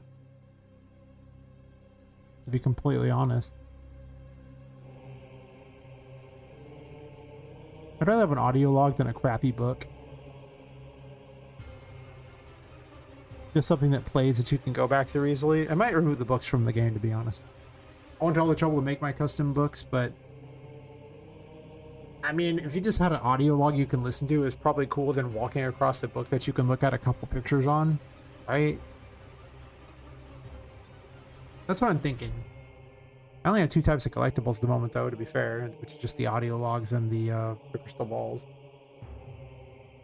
Means I should make the audio logs do something.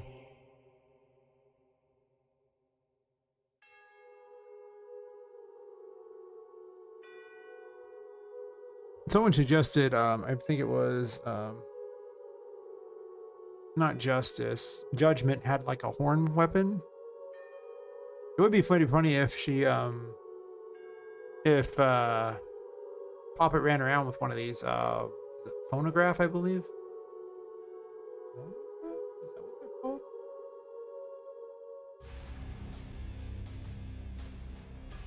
Am I right? I believe I am. I most certainly am. Yeah, if she had a phonograph that fired sound, that would be interesting, because, you know, the Judgment has like a big horn in the pictures usually, so blowing on a horn. It would be an interesting weapon. Yeah, it would. Of course, I'm using it for the audio logs here. Let me add it to the list of ideas.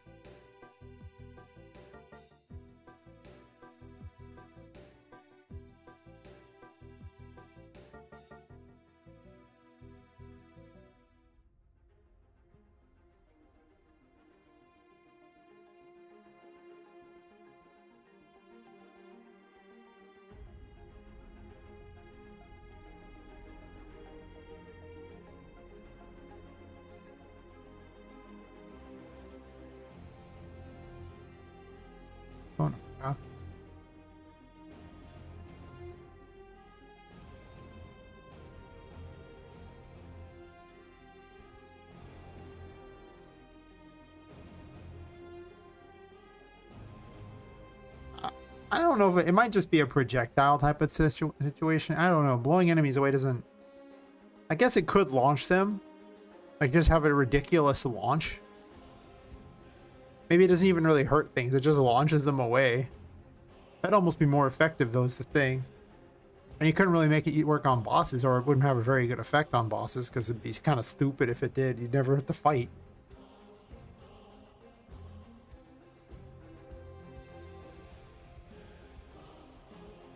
I'll think about it. I like the idea of a phonograph as a weapon. I don't know how you carry the phonograph and use it as a weapon. Like, I don't know what animations I'd have for something like that. It would be really awkward.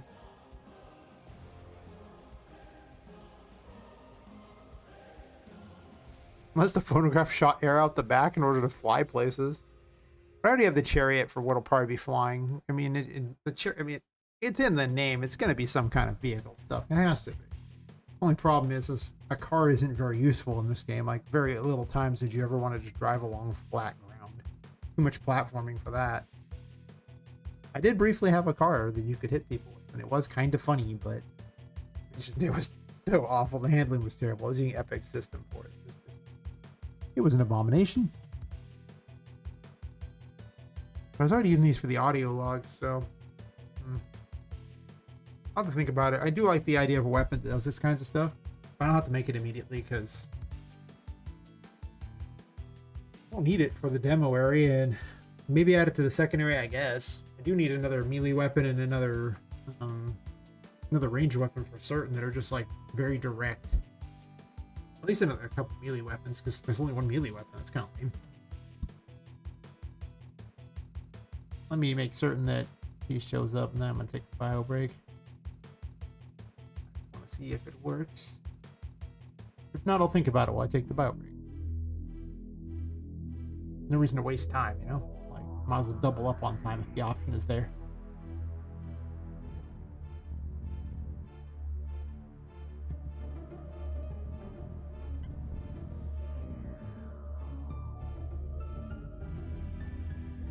Oh, I see. She spawned all her crap in.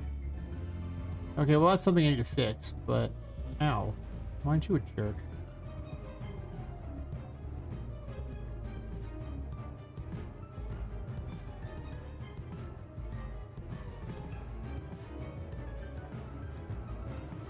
Like, her arms are out. She looks like she's trying to fly.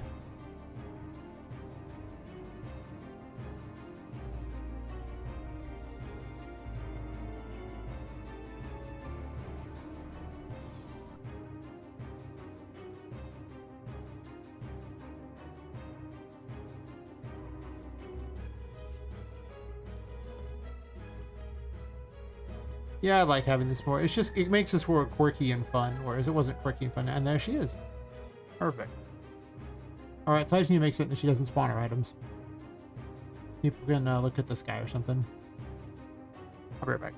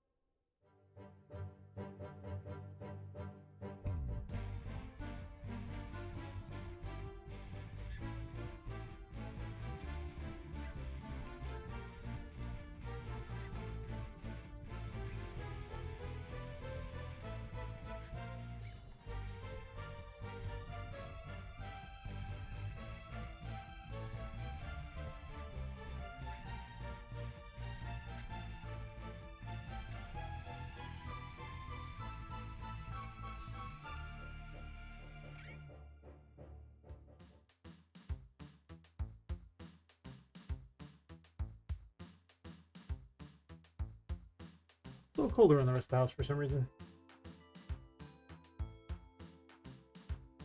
Very awkward indeed, seeing as how it is, well, May 14th. Of course, it is, you know, almost 4 a.m., so. But the house is a little bit colder than I like. Mostly because I've been sitting around. If I wasn't sitting around, it'd probably be a different story, but. Alright, so.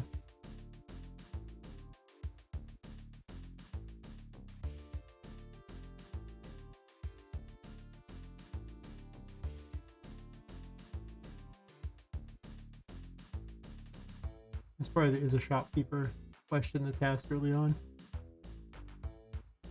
I set all this up a while ago. I remember how much time and effort I put into setting it up too.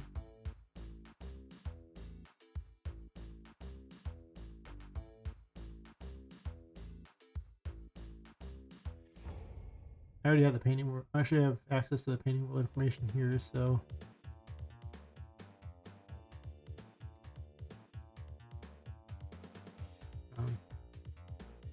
No, don't do that way. I'd rather just have current level.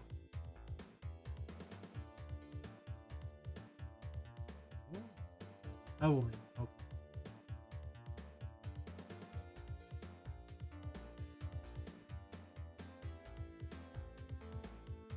Just copied the other one, would have been faster probably, but too late now, huh? Well, I guess it's not, but I don't think I gained much by doing it now.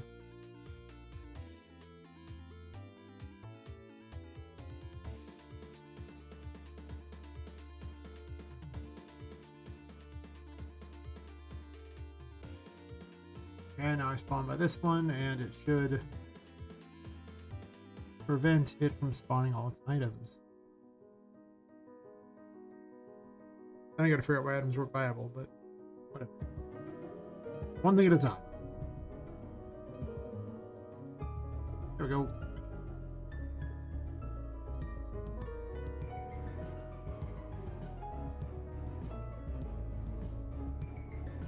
Yeah, the new encounter system is so much better for when you're in places like pipes. Because before I didn't spawn anything in this, and most of the time the pipes were just kind of running through them, but now things do show up periodically in the pipes, just to kind of break it up some, which is nice. It's less good in the open areas, where there's just not a lot going on.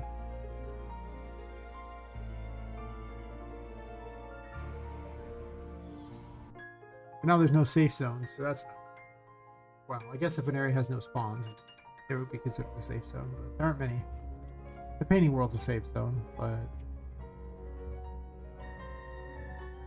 you could spawn shooting stars randomly.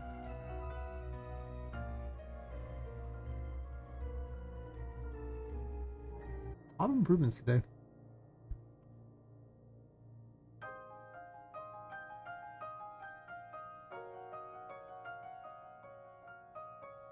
They don't, doesn't clear the array. Well, there's no Puppet Master here, so when you go to the back to the world, the Puppet Master won't have saved any of this information, so it'll clear itself. Because it's only permanent if I want it to be when you switch levels. And I don't make a lot of things permanent. Just the unique stuff. Everything else just repeats over and over. I guess to be fair, the encounters don't repeat over and over because now they're just random. But I'll keep making the logic behind that so much better. I remember doing the same thing in RPG Maker. It was so much harder. No way I'd make it an hour and a half, you know, like right in the morning before like the end of the stream. The other one there, it took, I think, like a couple months. It was so hard to do in that. To be fair, I knew less about the concept of it when I did it. Also, everything in Unreal Engine is just easier to do than every other engine for the most part. Blueprints make everything easy. The lack of needing to type out code for everything is so fast. So fast. Wonderful. Does this thing scale weird or something? No? Okay, well, I think we can all agree that that's a little awkward.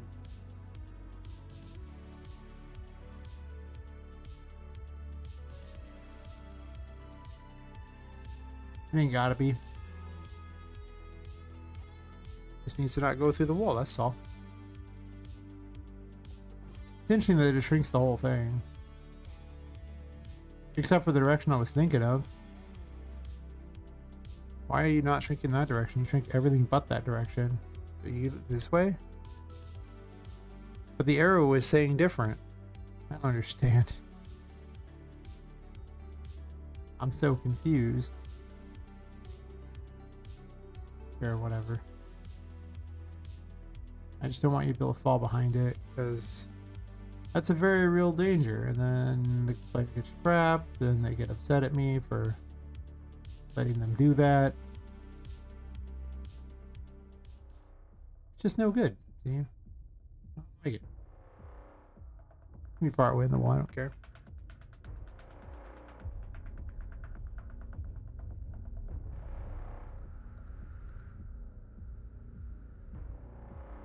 I have to wonder if this should actually just be squished a bit. I don't think red's the one that squishes it though. Not really. The static is fine. We're not moving you. Yeah, maybe it should be all of them be shrunk a bit. Probably look better. I'm assuming. Don't see how it looks worse with it not like sticking through those things.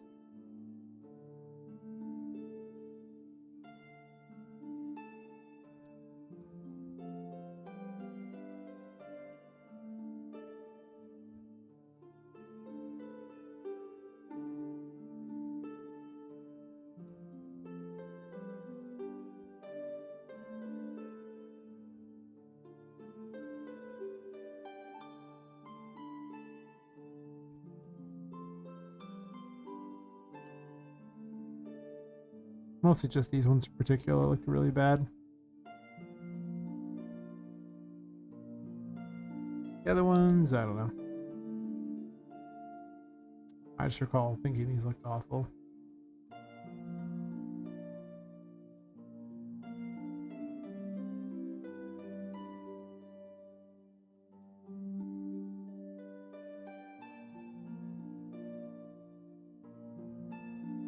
I'm getting tired of working on that room. The battle for FPS in that room is just, it's iconic. So this works now. Just to double check that Annie's on is not enabled. Just somehow by accident. Well, that's possible, but one thing I've learned, anything is possible in the world of Unreal Engine.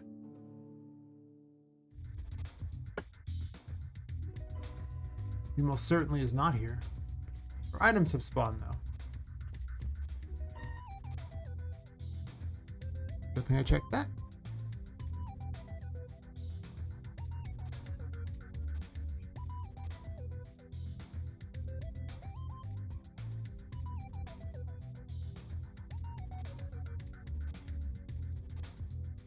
Where's the other check for this?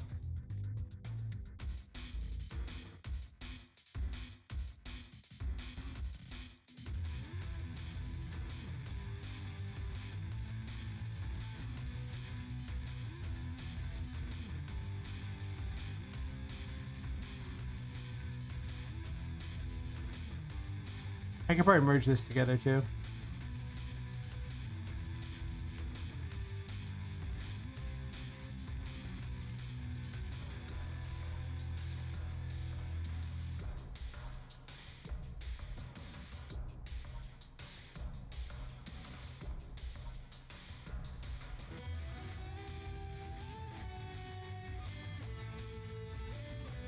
Do I need this check twice? It runs savable.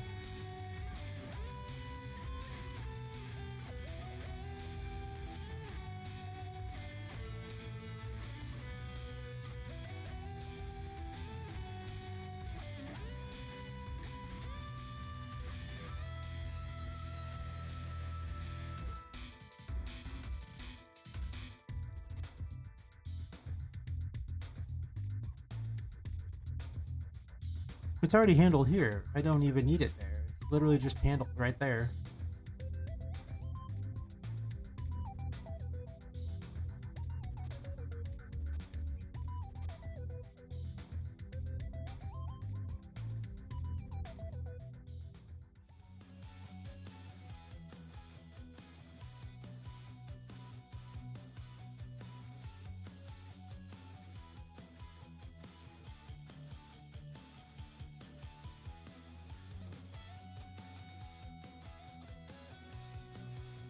Okay, I should be the only place sleeping at. I was just cleaning stuff up. Oh yeah, because we're dealing with the NPC, anything you change on here is a little slower.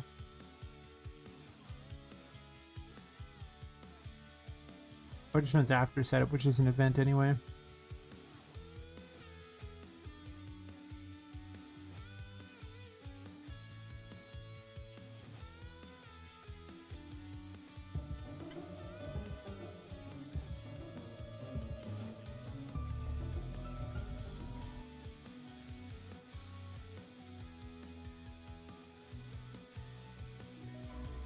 Yeah, it's just more fun having this. It's just... I thought about long and hard about getting rid of it, and I didn't like it, but I was like, oh, maybe for... just for resource reasons, but... it's just too cool of a thing. Besides, I always imagined the old Soul Blazer thing where you would rescue all these people and build towns out of them. Well, you build towns by... you'd unlock pieces of the town by finding them. That'd be kind of cool to do with toys. In a bizarre painting world. Listen, sometimes you can repurpose an old idea. And it's really old because it was a Nintendo game. I have no problem repurposing ideas. Not that it's never been done in other places too. Oop, why didn't you throw?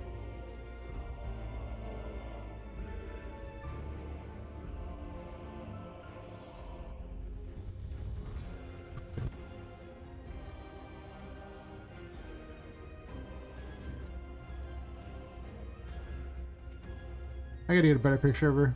I made Poppet more attractive. I did it a while ago.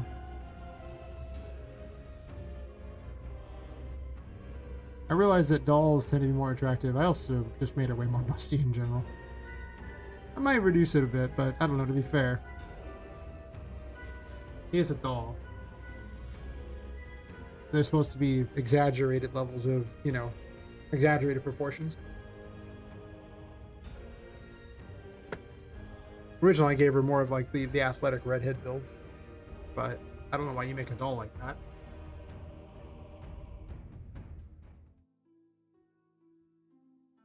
Also, you know, her own appearance would have no bearance on how she looked as a doll, unless they for some reason made the doll look like her, which is bizarre because she herself is an athletic head. So, well, she has the athletic build. She's not particularly athletic, but.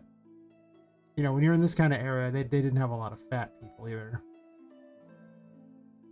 Food was less abundant. And my world is only based on that anyway, so it's not even actually like Earth or anything. So I don't have to have the same rules. Yee. Well, I guess the same everything.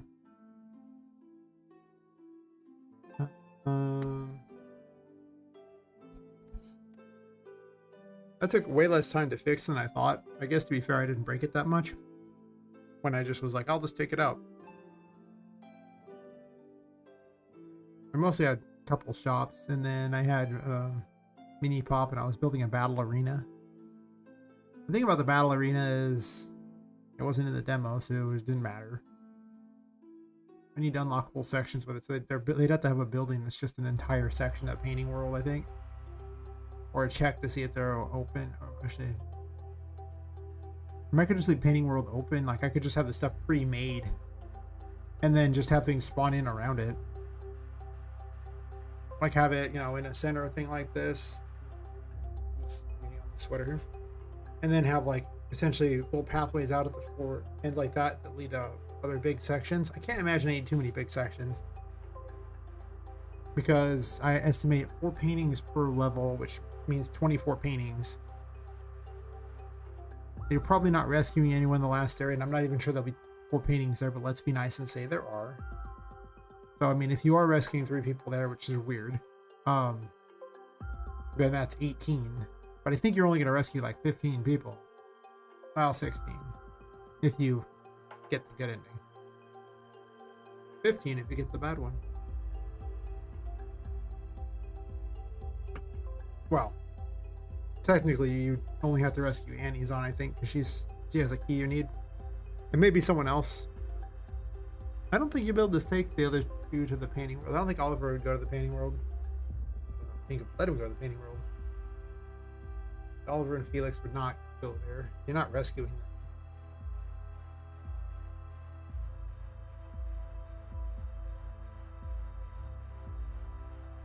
I'll have to think of a bunch of NPCs to rescue. That's the thing.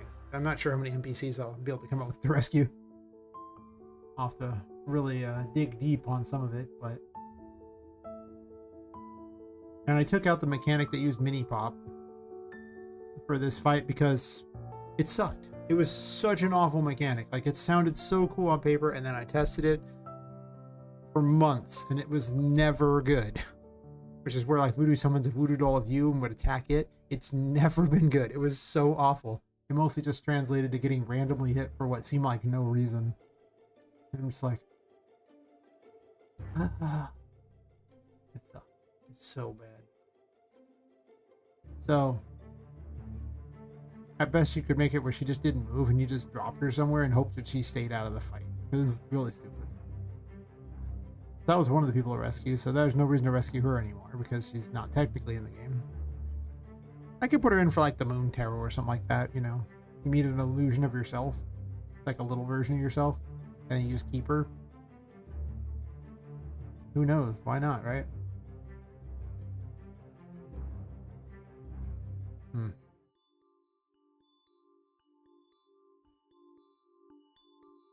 Am I going to make another tarot card today? I don't even know if I want to. Only because I don't know what I'm going to do with it exactly. I really like the idea of the little phonograph thingy. I just don't know what animations you'd use to wield it. Like, it's a blocks. Like, is it a give thing? Like that you hold it out like that? It's like...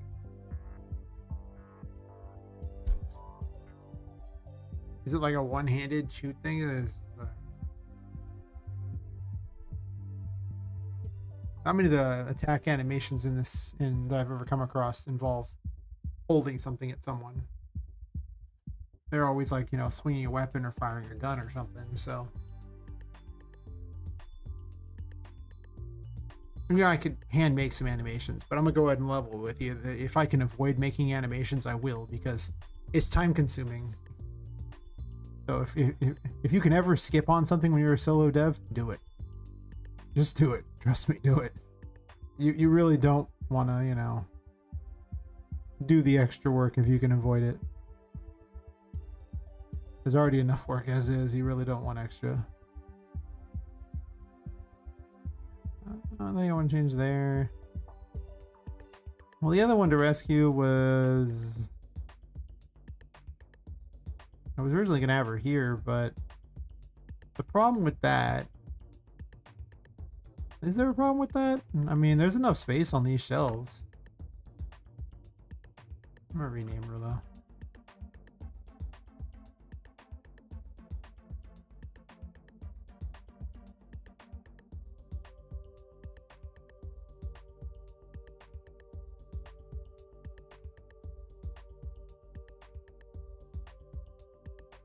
I want to use this model as an enemy.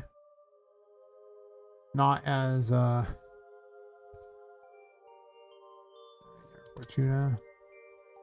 Not as, what this was. I actually had a model for Fortuna, but the problem is that it just doesn't look doll-like as much as it could be. I mean, she looks creepy and weird and pretty fun, but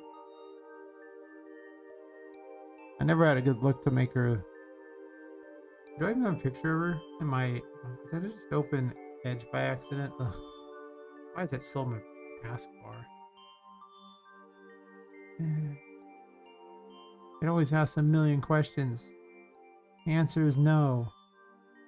I don't care what the question was that it was asking me. The answer is no. Do I have a picture of her still? Might.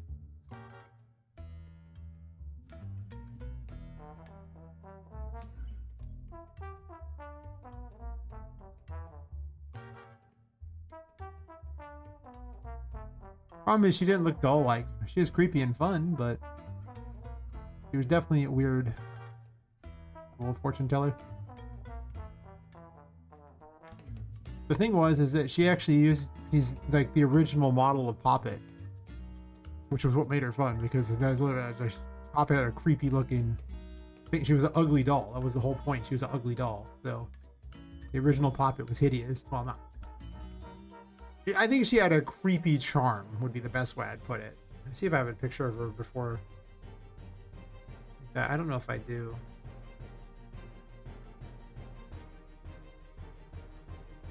I did swap her out for that, and I mean, I probably could with a bit of changing to make her look a little more like a doll. Trouble is, I have one skin that makes her look like that, and then the doll one is just not. They don't mix very well. I'd have to go at it with either some ridiculous amount of combining and hope it works, or go at it from scratch, and I don't want to go at it from scratch. I'm gonna level with you. I kind of prefer to restrict the amount of times I have to do that, because you know, every time I do, it's more work.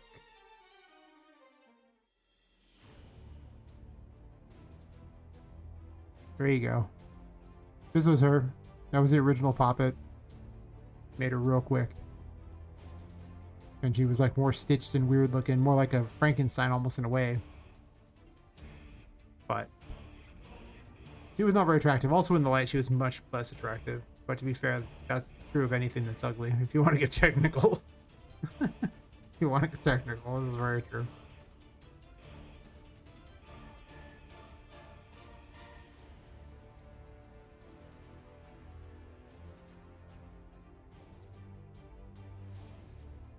Yeah, but I saw the model somewhere, and I considered keeping her around because, well, I mean, it was the original model for Poppet, so it's just kind of got a bit of fun to it. But the problem is that dress that she's wearing is an abomination when it comes to being in Unreal Engine. If she doesn't move much, it'd be okay. To be fair, most NPCs, they're not gonna have like walk routines or anything. I'm not silly. There's no world where I want to do that. Because, yeah, that sounds awful. Alright, so she's savable, I assume. Can be saved.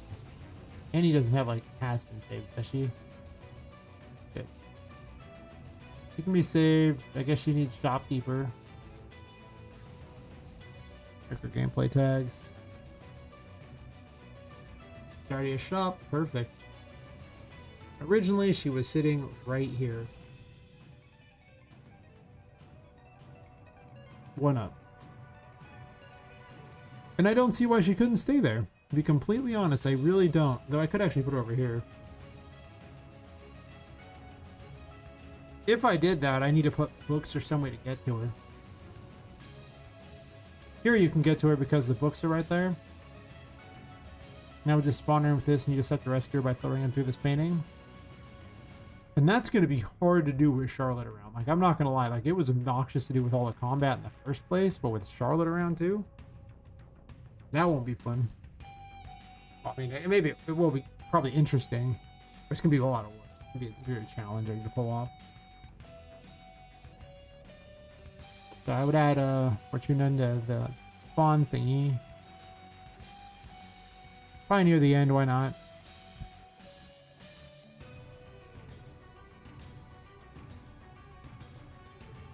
This room still has some of the most spawn things in the whole game. Well, optionally, she could be somewhere else. Like, she doesn't gotta be in this room.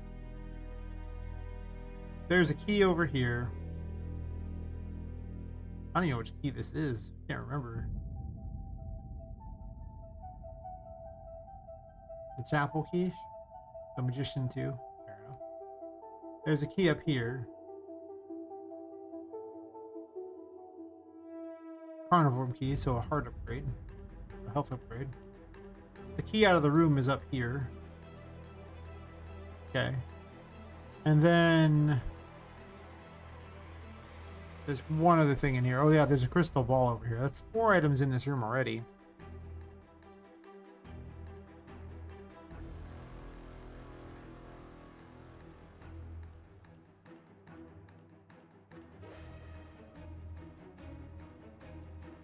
Optionally, there's this room. What's in this room? There's an audio log. Cleverly hidden that you gotta go up this way to get it. Skip this pipe maze. There's a key outside. And then there is another bonus key in here too. There's still 3 items in this little room. And this room is not even the size of the library, so I don't even know if I want to put another thing in here. What key is this? The forbidden hallway cabinet key? Huh. The ground floor, this has some of the least amount of items. I think I should put something else in this room, honestly, on the ground floor. Like up above, it has a crystal ball. This is like a double room in a way.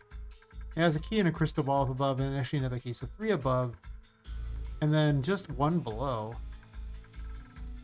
There's like nothing else going on in this room besides the 1 key in the corner. So I could put something else in here too.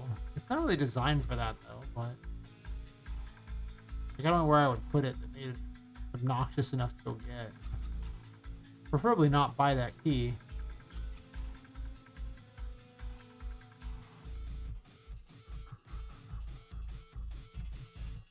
I had to make all the things really big because of Charlotte. She's very large, so in comparison to Poppet, who's, you know, microscopic, like, you know, I mean, she's like a 1/6 the size. Not, no, she's like 1.54 the size, right? Oh, she's smaller than that.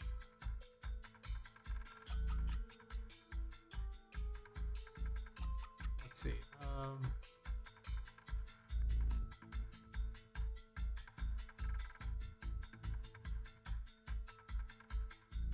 Right, you know, women get their growth spurts really early on. Charlotte's 14 when she died, so that makes her about 5'4". So 5'4" inches, whatever that translates to everyone else units. Poppet's 10 inches tall, so Charlotte's 6.4 times larger than Poppet. For perspective reasons, just to cover that. So whenever I design for a regular sized human, I just put Charlotte somewhere and get an idea about how tall she is. Obviously, your average guy is going to be, you know, 4+ inches taller, but I was looking all that up, like, you know, based on ethnicity and, well, it's based on ethnicity, like, you know, and age, what height they're likely to be. I was surprised to find out that women actually hit their growth spurt around like 13, 14. And they just hit like their max height, and that's pretty much where they stay for the most part.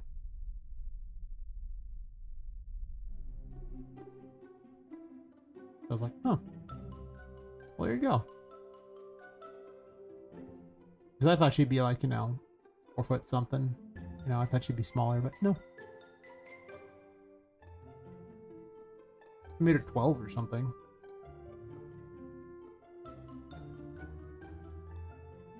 But one of the first things I did was I actually sat and listened to a bunch of little girls talk, mostly my nieces. And I realized that the concept of having a character who is 12 years old talk in my game,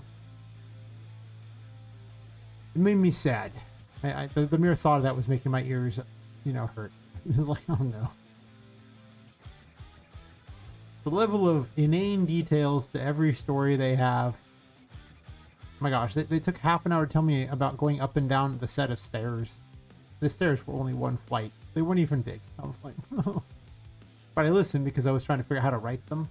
Like how to write characters of their age. I was like, oh, okay. Never mind. A little older, please. This is not what I want. What's I gonna do with this? I got caught up doing something I forgot. Yeah, I was thinking if I was gonna put something in this room or not. I can move a key in here or something. I'm not gonna put Fortuna on the ground. That's weird. There's not a real reason to put her in the forbidden hallway. I could. There's so many collectibles in this game. Like, it's stupid how many are in each room. But I'm kind of roped into it. I really am. There's 66 tarot cards. 25 crystal balls. 25 audio logs. And now 15 NPCs. So, you know. 131 collectibles. There's what, 21 rooms on this floor, I believe?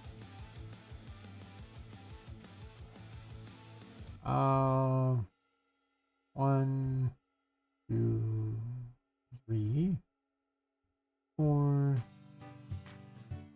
5, 6, 7,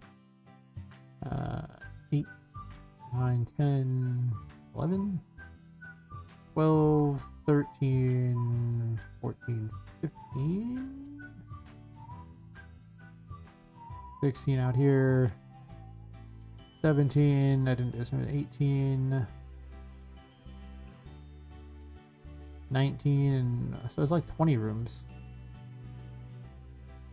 So that would mean that, you know, in 6 floors, if everyone had 20 rooms, I would have more collectibles than rooms in the game.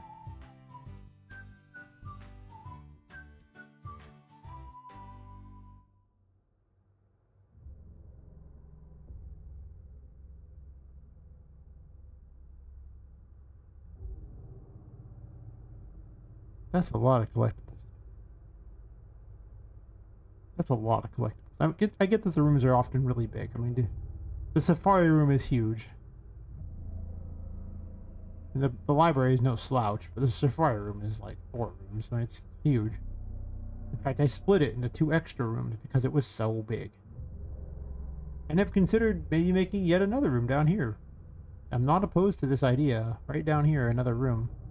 The only issue is stairs getting down to it would be weird.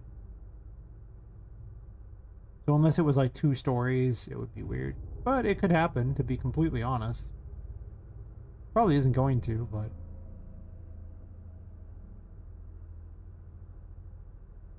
The big problem would be the pipes here. Running into the other rooms. Actually, you're running through the pipes. I guess not mega a problem. Oh yeah, and then going over the top to this. It would be pretty hard to have a room here. Unless the room was 1 story, which then would cut into this. That's true. I spent so much time on this room, but it's so big. So yeah, I guess that puts 5 items in the library. At least the library is enough of a maze that 5 items is kind of fun to find in the library, as opposed to things like the music room, which are not very maze-like. There's not a lot to it. This room has very little, though, right? This room has a key. And you can come back and grab one of these. But the goodie boxes are... I mean, I treat them as, like, 1 collectible. Oh, yeah, that's right. There's health, curse, and sanity upgrades as well. Where I have no idea how many of them are going to exist in the game, but probably a good number, so... Honestly, though, if I had to pick a room, this is probably the room that has the least amount of things to do in it. If I could hide Fortuna somewhere in here, probably. You would have got Annie, and then you go to this, like, a bunch of rooms there, so you would have probably got Annie, what, 20 minutes ago? So giving you Fortuna right here wouldn't be terrible, but the problem is there's no painting in this room.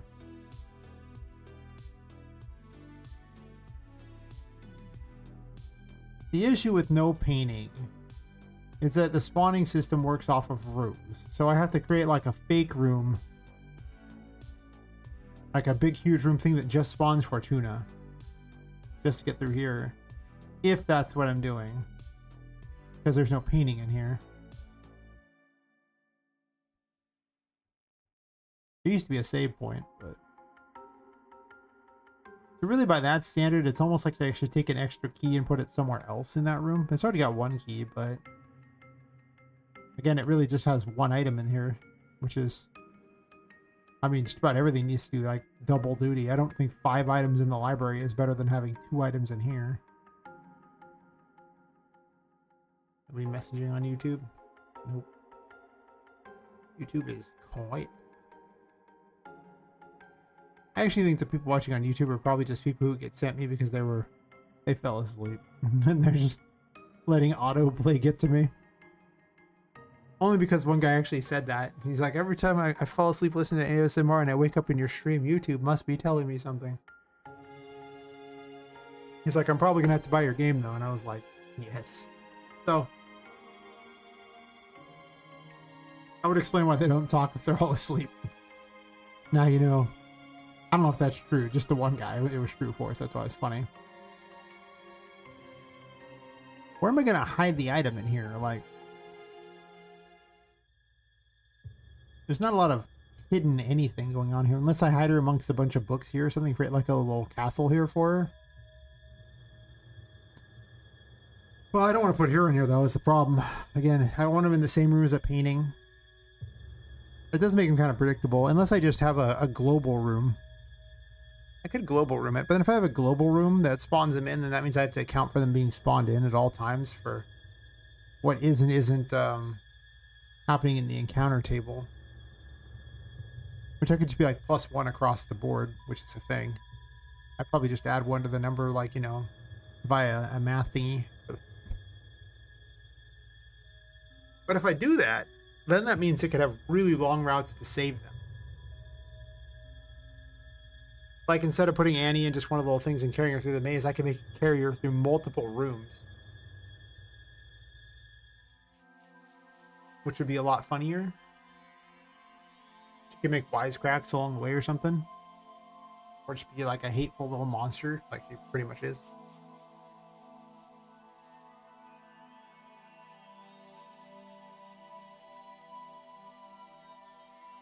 That's true. I could have them all in a global room.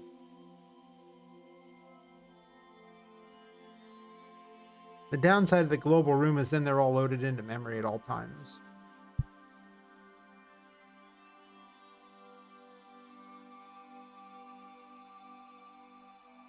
And I don't like that. I've already been fighting with the FPS enough as is. That seems like a terrible plan. But if I have one where you go between 2 rooms, the issue with that is I've established basically up to this point that you really can't take things out of a room. Like, they're basically locked to the room for the most part. So why would you then decide to pick the character up and then carry her through this particular door and just hope it works, right? Like, I mean, maybe you'd eventually go, oh, okay, well, you know, I have no other option. I'm fed up. I'm gonna try it. But that's a terrible game experience. There's no justification for why you would be able to carry her through this particular door. I don't like that. Even though I like the idea of the, you know, drag them a long ways thing.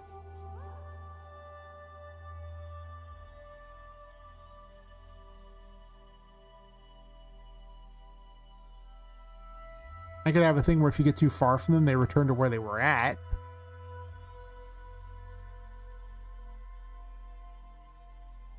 And then they're just immune to the room because they're not spawned in by the room. But if they're not spawned in by the room, the encounter system could spawn them in, and once the encounter system has spawned in, like, it could have like a rare encounter thing, be like, okay, well, you know, if I've already found this item, don't spawn it again.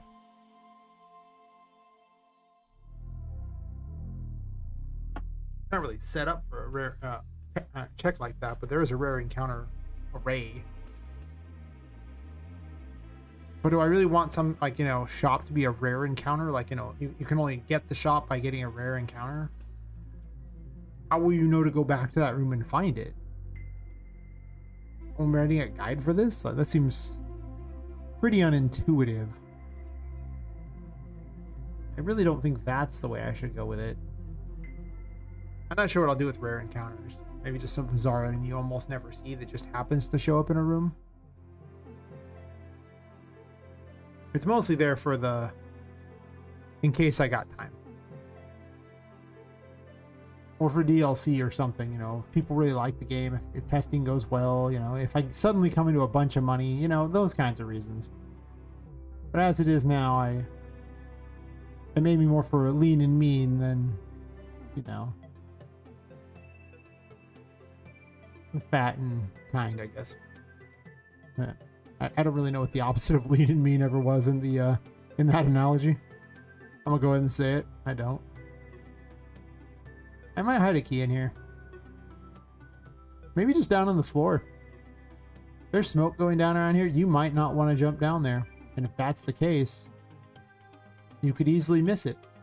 Up here, you're very likely to see it. 100%. Also, I think I'm just going to replace these books with audio logs anyway, so... The problem with these is really I have to make pictures for them. It actually has the RPG Maker logo in there, by the way. And the Toy Maker carrying a dead Poppet. Just for funsies. And a story about you being dead. Oh, actually, Emma's just mocking you for reading a strange book. I was being feisty that day. Yeah, I think I'm replacing it with audio logs. I kind of wanted at least 3 collectible types, but I don't know if there's really space in this game for that many collectible types. I guess I could have NPCs rescued.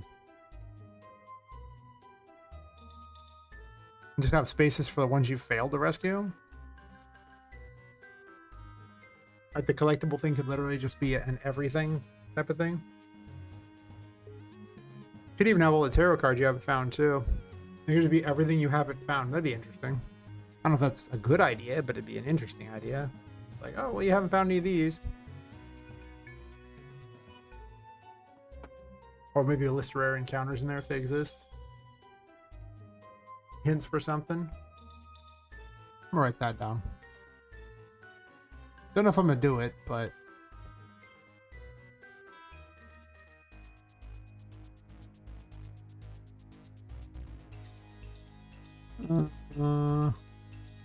collectible menu ideas.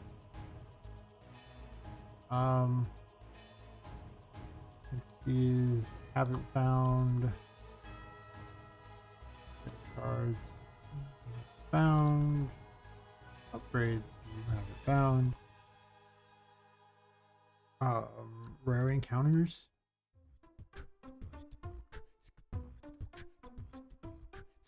Haven't found. I guess I'm typing haven't found a bunch of times. So we'll add those to the list because I mean I pull from ideas from that all the time if I discover they sound great. I think I am going to move an audio log over to here probably, but I'd probably put it on the ground or a key. And then I take something from where the audio log was and drop it there. Again, I can't really put Fortuna in here. I could have a key though. Admittedly, an audio log in the music room does sound kind of, you know, fitting. At this point, there would be like 2 audio logs. There's like one in the safari room and one here. And actually one in the toy maze, which has way too many secrets. I think I'm just gonna leave Fortuna in one of these little things here and then just make her possible to reach. There's no books though, so I'll have to add more books in if I put her over here. I don't even know how you'd reach her over here. But let's say I put her over here.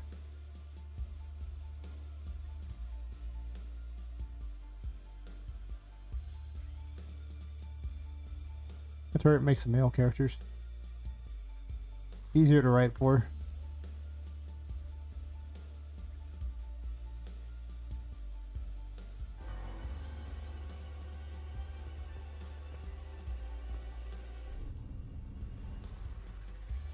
Oh yeah, I don't want her there.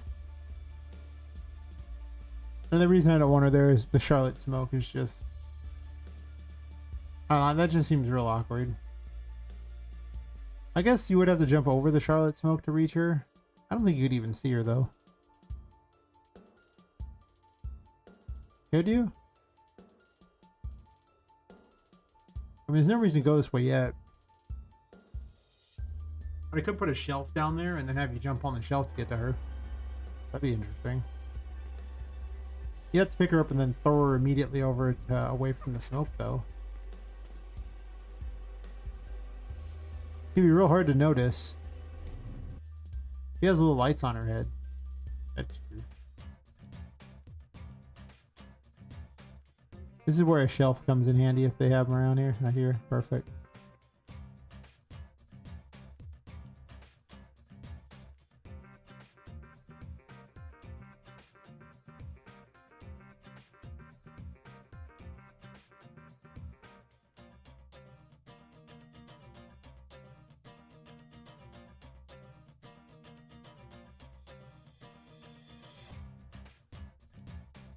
It would need to be like down here or something, I think, to do it.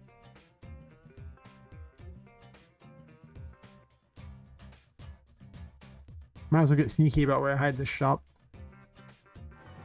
I'm probably taking a key out of this room, though.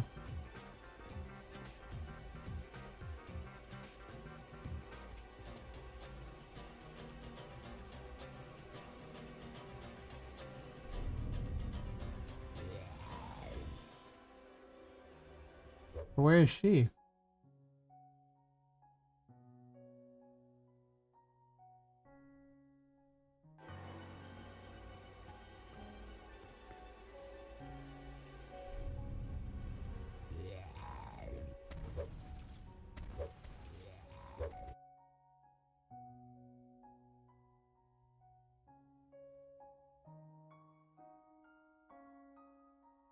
Oh.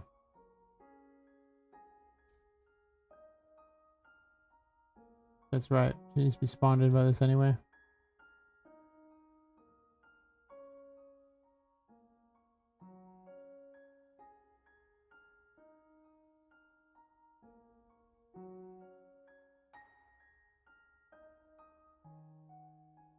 The problem is every collectible in here is actually pretty well placed. They're at the end of a long route. You have to wander around to find them. They're not easy to get to, which I think is a lot more interesting than. I mean, I can still put one on the ground. I'm not opposed to that, just because I think people will miss it, and that's already a good enough reason to put something in a location.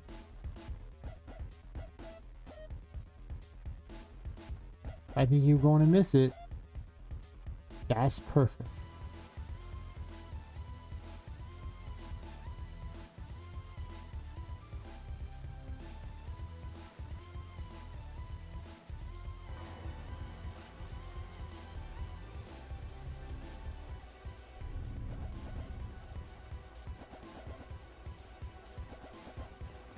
Let's just turn to the side.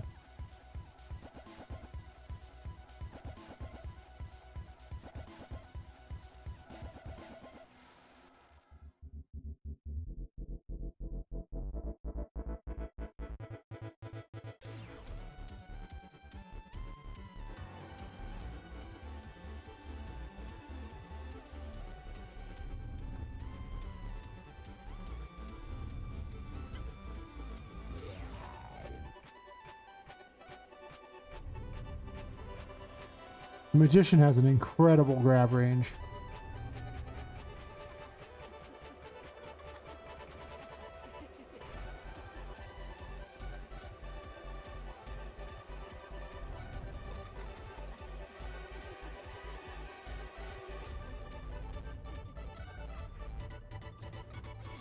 If you have to throw, it's actually pretty easy to rescue her. Air dash is so overpowered because you're so fast.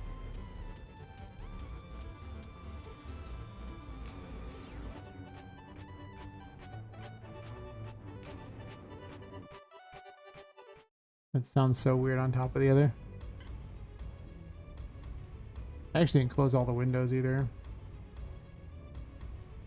Just get the FPS gain, which is pretty high, all things considered. Even about spamming, all that stuff.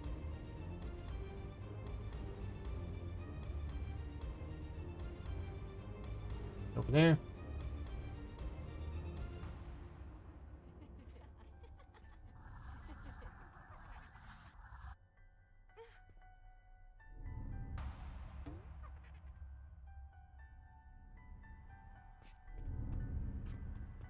Where did she go?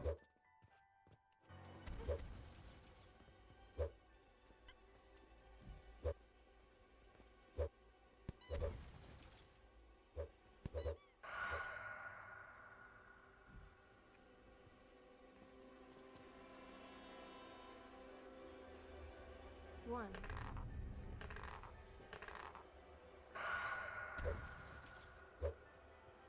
One. There's no safe world here. Yeah, where did she go? That was pretty creepy, except for she's stuck under the table right now. I mean, look how creepy she looks. She's so happy. Usually it's whenever the light reflects in her eyes, it looks almost like she has fire in her eyes. Which makes her look significantly creepier.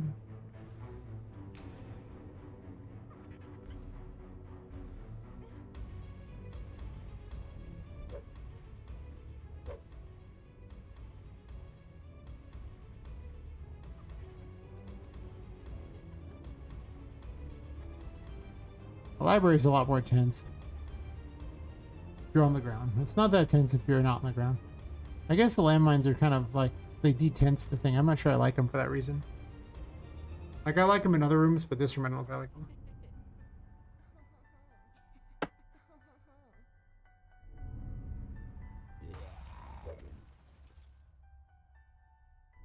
You go back? The question is, why did she go back?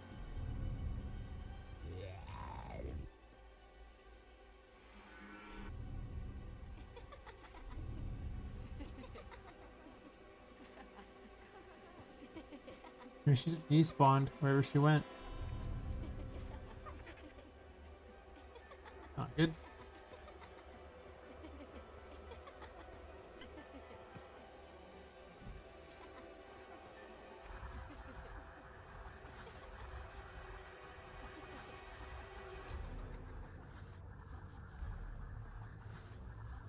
Unless I'm blind. Pretty much. What happened to her? Why would she despawn?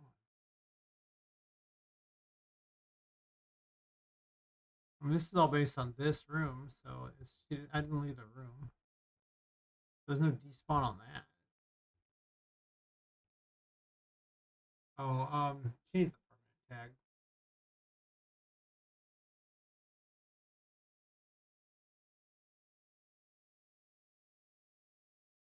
I think all the NPCs probably need the permanent tag. Well, no, they don't, because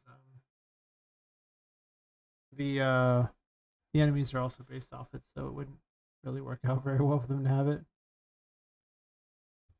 It's permanent.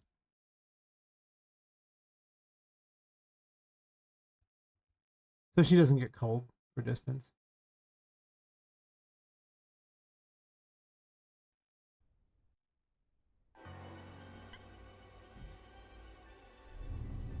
Okay, well, I'm trying to be on top of this. Not on the floor. Normally I'd be excited to do it the fair way, but I just did it the fair way. I just want to see if it works.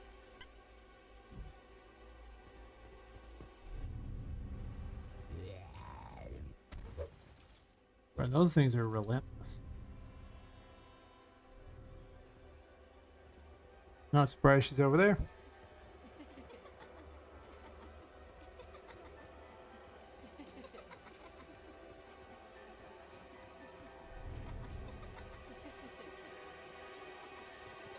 Fail.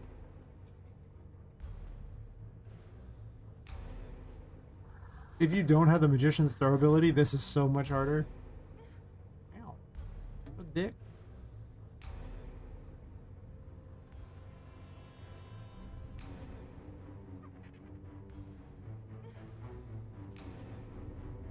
I didn't put her in the world, so she won't be there, but at least I know that she didn't vanish. I gotta put her in here so she has a building.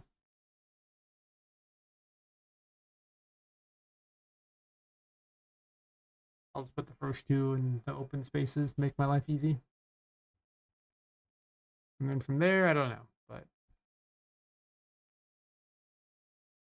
That's a good way to start.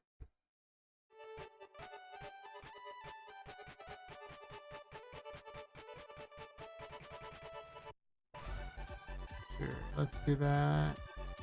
Put this here.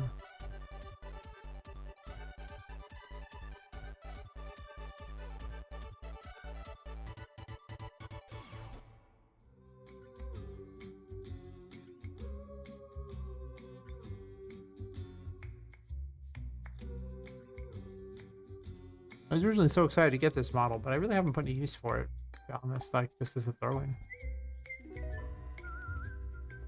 Oh.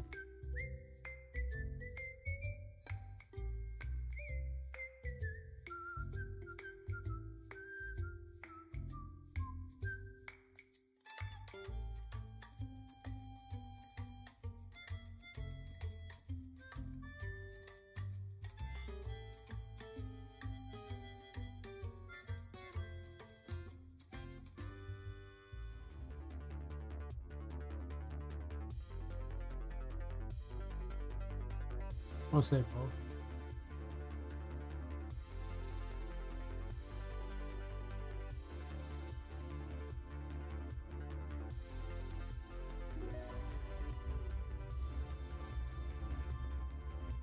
She's not building anymore, huh?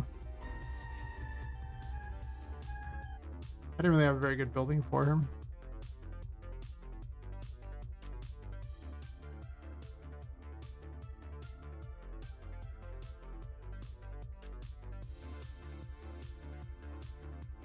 Really?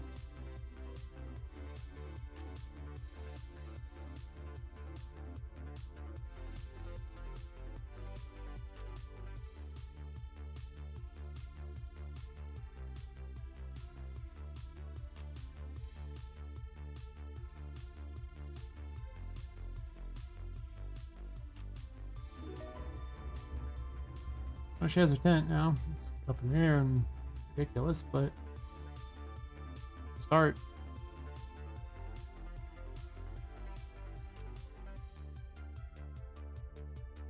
Seems like it needs to be rotated a bit. I'm just gonna add it in.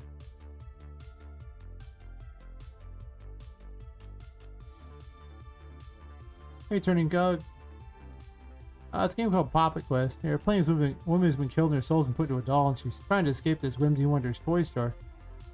But there's a character who, like, there was a lot of women who were killed and their souls were put into dolls, but there's one character, her soul got trapped in the paintings, and she'll let you travel through the paintings to this place known as the Painting World. And that's what this is. This would be the character that lets you do it. Oh, every one of the toys that you rescue, well, not every one of them, but some of them will have buildings. You heard the pitch before? I figured you had. Your name sounded familiar, but when you rescue some of the toys, they have buildings. And this one doesn't have a very good building yet, but I just wanted a building for her. I'm just trying to get the location it would be placed at to basically paste it in so it's more ideally located. And I just deleted it out. Because I had a toy saving mechanic and I decided to bring it back today. Yeah, she'll spawn in and then she'll be waiting by there. She's apparently standing by this pole here, so she's a pole dancer now. I didn't realize she was a pole dancer, but listen, I don't judge. I totally do. She's not getting to stand by the pole. It's freaking weird. She does not look like the kind of doll that would pole dance. Poppet looks more like the kind of doll that would pole dance.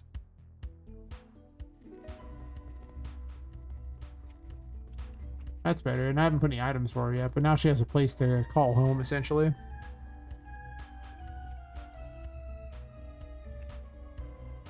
Yeah, I'm making those contraptions there. I put Annie-Zons back in here. My Amazon ripoff, which I think I might want to move backwards a bit. Maybe not, but it's kind of close against the wall here.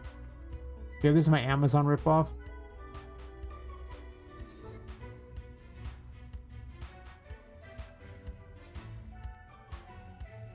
He has a shop upgrade now. Have you joined Annie's on Prime? Everything's for sale, even you. Yes. I could. I do have dumpster models, but they're not open models, so I'd have to make my own dumpsters, then fill them full of dolls. But that doesn't seem like Annie's on at all. She would sell you those used beat up dolls, and you would like it. She can sell it, she will.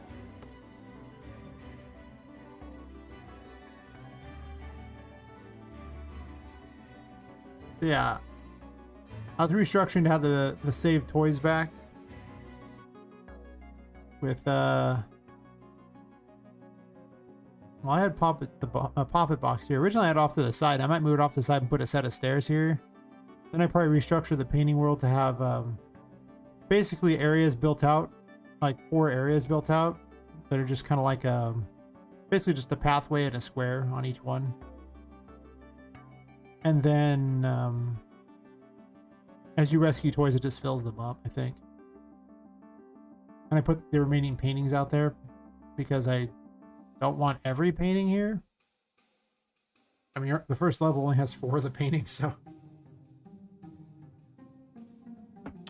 I'm thinking there'll be about 15 toys to rescue at most. But they'll have interesting things to do, hopefully. I don't know if I can find enough interesting to do for 15 different NPCs, but we'll see. I have much game to go. I made a whole new encounter system that now generates enemies randomly around you and doesn't care which room you're in. I mean, it checks for the room and then certain spawns happen in those rooms, but it gave me about 20 FPS gain, so it was very worth it. But I got tired of messing with it because I've been at it for hours. I made it at like 8:30 a.m., like an hour and a half before I ended my stream last time, and it was such a mess. It's exactly what you would expect after, like, I think it was 8.5 hours into the stream. I was like, I'm gonna do this for some reason because I'm stupid. I must start at 8:30 in the morning. It worked. It worked. It was ugly, but it worked.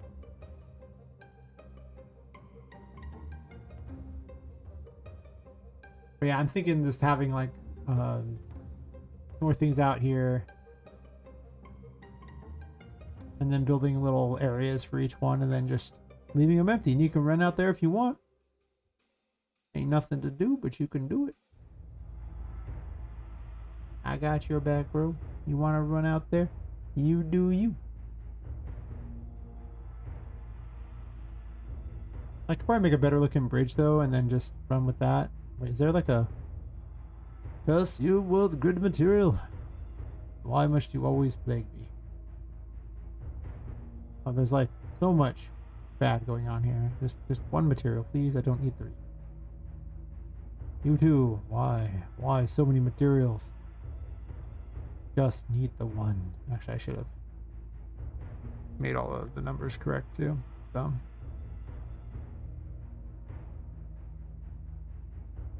That's right.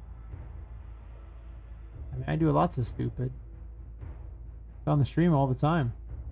I've got a record of the stupid. Nobody can deny me my stupid, okay? It's all mine.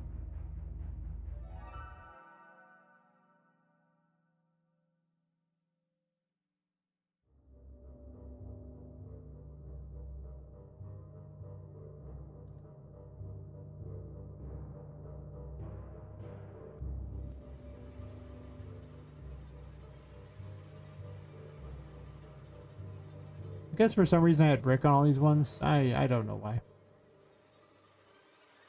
I'm just gonna do the same weird carpet for all of them. I just don't see anywhere where I care enough to do anything else. So I guess I want to make a specialized bridge for each one. That goes out to essentially the same specialized square, and then I'm just gonna duplicate it for all 4 directions and call it square. Like a champion. Like a goddamn champion. So instead of doing it this way, I could also use metal bridges too. I do have them.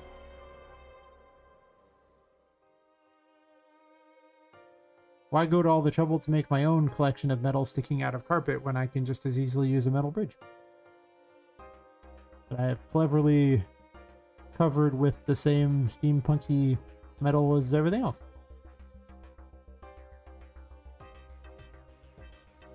I'll look for stairs because I know it's somewhere in the stairs thing.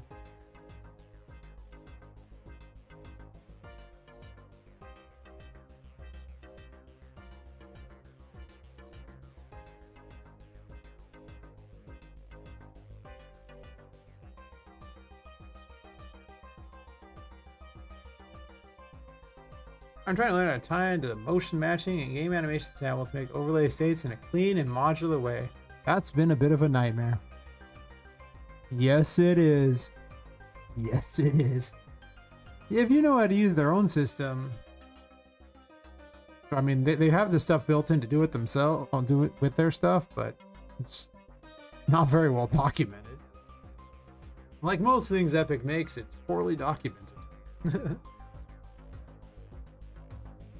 Would it even be an Epic thing if it had good documentation? Like at all?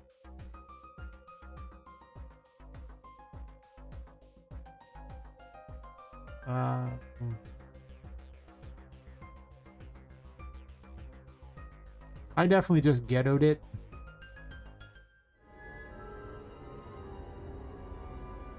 And I just ghettoed it in here where I just created a main pose thing and did blending together. And swapped an overlay state here for the various things. But I'm only doing it for Poppet. And I was going to use gameplay tags at some point to do that and test it here. That's why this is sitting over and not used. But yeah, I've just been adding overlay states onto this and... yeah.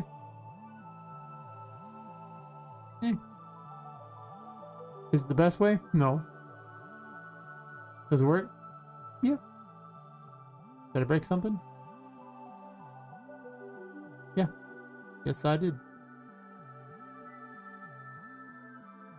That's it. That's all I'm doing. It works. I'm caching the pose here so I can blend with default slots for various things.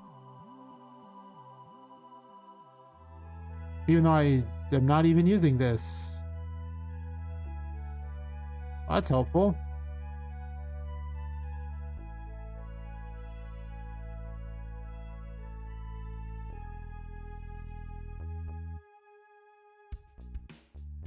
This is just because I'm blending at... where am I blending at?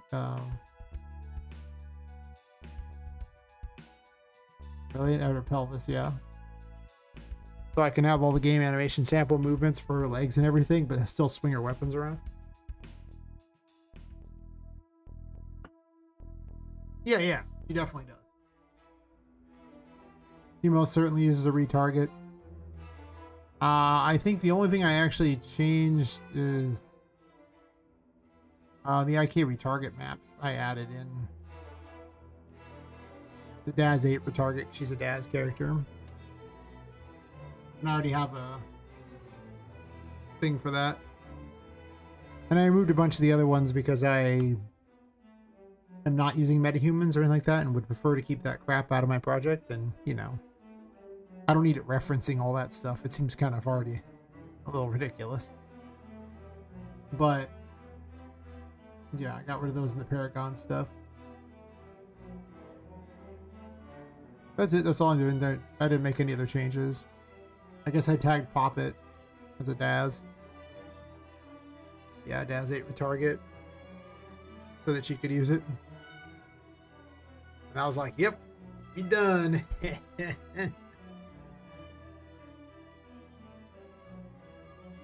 I mean, don't get me wrong.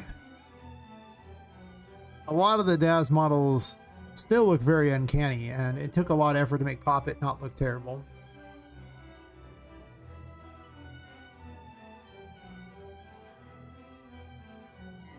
I mean, Juke, I would like to ask what paid survival trains modding games for PC would recommend to me. Could I ask you to write specific titles in the chat and list them? Train modding games? What? There's train modding games? I mean, I guess there probably is. What a very specialized thing. I don't even know a train modding game. A modding game is multiplayer survival. I don't know. Minecraft's like the only one I could think of. Minecraft and Terraria, any of those kinds of games. You can mod those. They're multiplayer. There's survival in them. That's like... I completely dislike multiplayer games. I dislike survival games. I don't play any of those at all. Multiplayer is like my least favorite thing in the world. I'll find every reason not to play multiplayer. Survival, I guess, okay. I mean, I did play Terraria. There you go. Yeah, you can list off some ones. I've never played Conan. I know they had nude models. I know because there was a streamer on Twitch who was like, well, it's for weight capacity, so I'm going to play my character naked. Of course, I had an attractive female character. It was not for the views at all. Let no one tell you different. It's for the views. It's entirely for the views. I don't get around to playing games anymore. It's terrible. I just don't. I would like to, but I just don't. There's not enough time in my day anymore.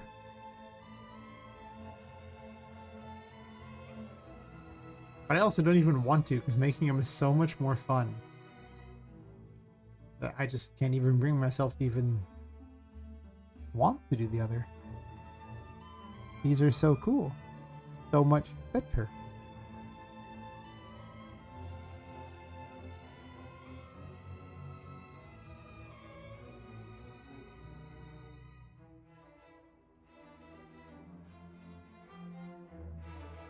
I'm amazed that people want me to type them in the chat, though.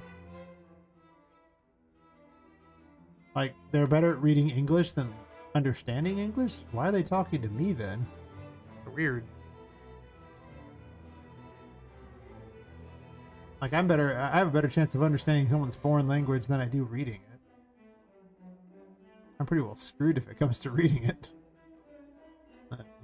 Public education system in America is pretty bad. Oh, multiplayer is irritating because server and players need the same mod version, so you should update every day. Yeah. That's why if I was going to play a multiplayer game, I would just play an MMO, and I'd still solo it anyway, because I'm a terrible person. Who don't need no party. Yeah, yeah. Now when I played Guild Wars 2, I actually ran a guild of 800 people, so... Sorry, 400 people. That's the cap in that game. I was like, huh. But to be fair, it was pretty unwieldy, and I didn't want the job. I got stuck with the job.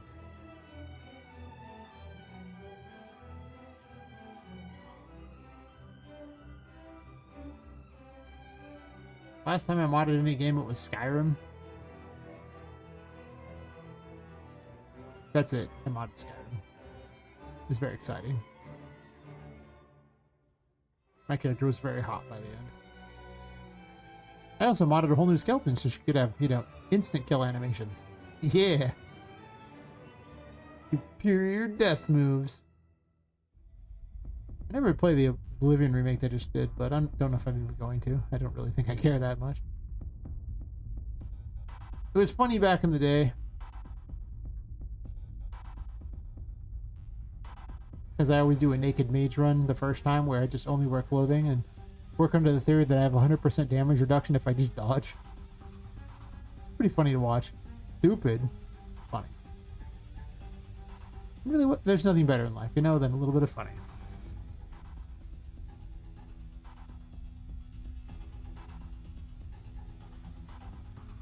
I almost want to pull these in because I think I want to make this more square. Yeah. By becoming a dev, you basically give up all that time you would have had to play games. It's really what happens. Like, you really get so much less time. But I mean, you get to make your own games, and there's an addiction there that's just too wonderful. I can't play games anymore. It's just not as fun. Not the same. Yeah, I'm thinking something along these lines, having 4 of those out there and then having areas for it. I'll probably... I don't know if I'm going to make it symmetrical. I think I'll just kind of make it however I make it and call it square. I mean, realistically, I could just grab all these and just yank them out too.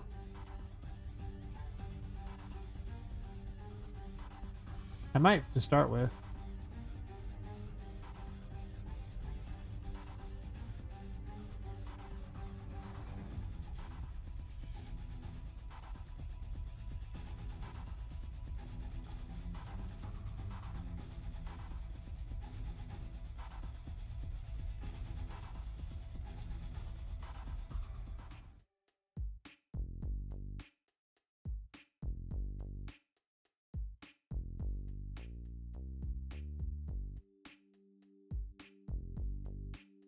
Could have 5 rooms here too.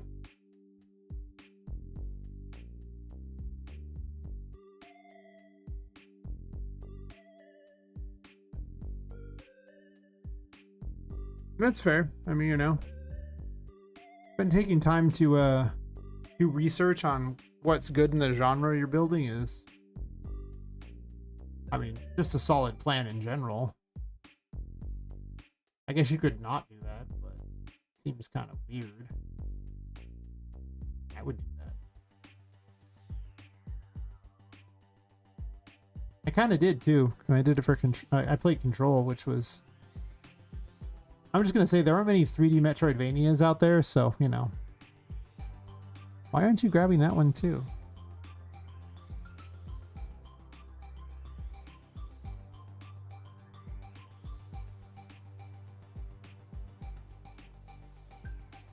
That's weird. I could have already had it, but... I'm just lazying this as hard as possible.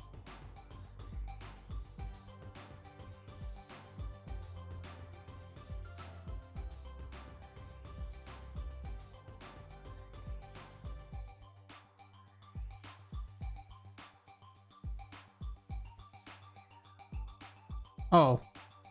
Well, see, I just don't read those, so problem solved. I hate reading in games. Like, every time someone hands me, I don't read that. I rely on, like, people like MatPat to read that for me. They can tell me what was said. It's probably not important. Audio stuff. Oh, the lore would be interesting if I didn't have to read it. This is how I am. I never read it. Whoever writes all that crap, I feel bad for you because, well, I ain't reading it. I'm sorry. I'm not reading it. You might think I will, but you're just wrong. I'm not going to. I'm a heathen like that. But I own it. I own being a heathen like that. Like I say, a victim of the American education system. As far as I know, books are for toilet paper, right? That's how it works. Come the apocalypse, you want as many books as possible so you have toilet paper. That's what I learned, you know, after the little, like, you know, COVID moronic people were just buying all the toilet paper. Apparently I should have kept all the books. You know, I have magic cards, so that's what I tell people those are for. After the apocalypse, you know, if I ever need toilet paper, I'm golden.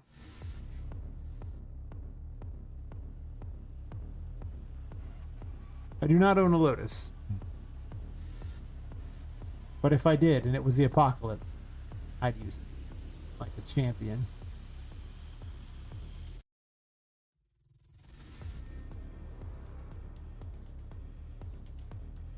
Hell yeah. Got magic in the name.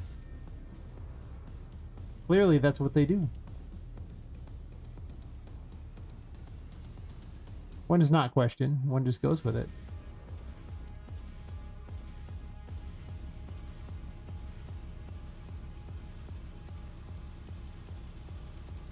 I think I just do this and I just rely on each area to have like 4 different thingies and put like maybe 3 in the center or something. And the Poppet box, and that sounds about good enough. I'm going to change it up a bunch, but I'm just laying it out what I want it to be.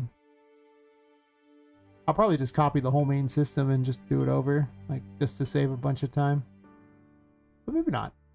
Maybe I'll get feisty one day when I'm too tired to do anything useful.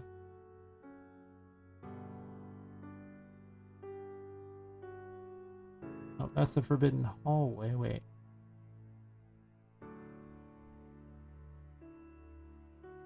Oh, they all say forbidden hallway. Oh, it says library. Where's the starting? Right here. Right? New life room. Toy maze. Library. Forbidden hallway. And then after that, I just copied a bunch of things.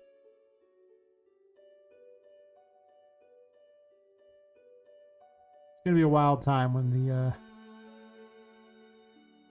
magic cards are necessary for that. I always tell people too, it's like, you know, you can find me in the apocalypse, I'll still be trading those magic cards, but I'll also be accepting power armor and a plasma rifle. I'm just saying. Bottle caps? Hell yeah, bottle caps.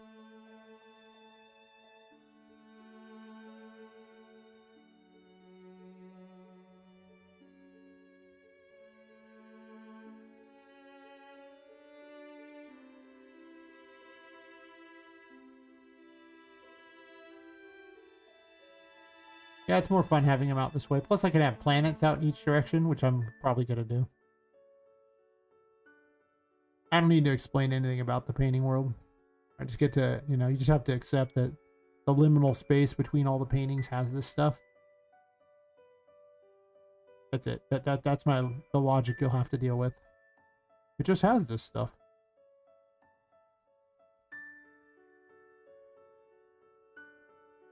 Technically, this is also a new life room. Perfect. I'm just going to go ahead and migrate that right over there.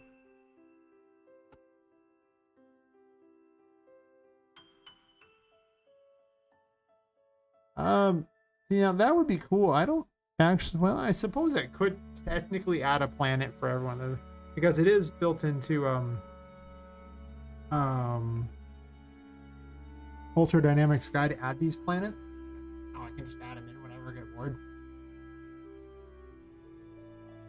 I can add to the list. It's a quirky, weird thing that's probably not that hard to implement. I mean, it's really not that hard to implement, to be honest. They had a planet for every toy they in the painting world. Hey, Matrix Cheater. Pretty good. I'm of course adding things because I'm a terrible person and feature creep is real. Realistically, I'm just adding back a mechanic that I just thought should stay. Of saving toys. Which means I need more space here, so now I'm making extra sections to build out to. It's not going to be any bigger than this, though. Because, I mean, it's just to save some toys. It's not the main game. It's the space to travel between areas. Painting world. Yeah, I brought toys back saving, so woohoo. Gonna run back in and meet up with the toys you've saved. Yay! Yeah. Gives you something to do. You save the shopkeepers. I haven't really built much of a building for this one yet. Just has a crappy tent, but just sitting here doing her thing. Everyone's favorite ghost in the painting. Tinka's just watching. Doing her thing. I put her in the center now so you can see her doing all the stuff. She will only appear in the center here, but I technically could put her in the center in these other places too if I wanted. She could just appear there. I don't know if that one's Laertes or not. It could easily be. Very true. It could easily be their carnival tent. Just recolored because, I mean, look at her. Does she look like she would have a normal carnival tent? Also, it's not even that great of a model. It lacks charm. But I got off the Epic Market because, you know, Daz models can be expensive because of the interactive licensings. The more you use on it, the harder, the more expensive it gets. That's fair. The good news is that players don't usually see that. But even if they do, I'm a solo dev, whatever. I'm gonna finish this game. That's my plan.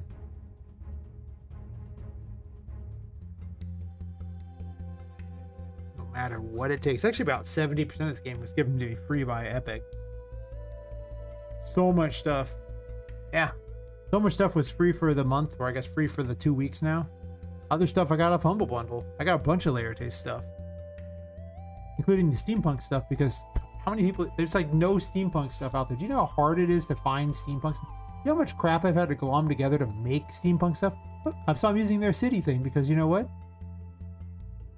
The other one that I've seen was like, God, who was it that made it? It was like $300 or something stupid. Not on sale. Kit Bash. And I was like, Layer Taste will give me this one as part of a Humble Bundle. I actually had extras of these from Humble Bundles. I was just giving them to people. I was like, I already have this. You can have it. In like every other Humble Bundle they make. They have a like 1930s industrial area I wouldn't mind too, but that has not appeared in Humble Bundle yet. Yeah, that's pretty much it, Matrix. It's like making this stuff myself as a solo dev. It's not worth it if I don't have to. Like my own characters, the unique characters, like the important characters, sure. Everything else, I can usually find ways to hack things together in ways that make it look unique enough. Like this stuff here, I use a material from a different thing on other stuff to make it look better. And with splines and things, I could just get away with making it look much nicer.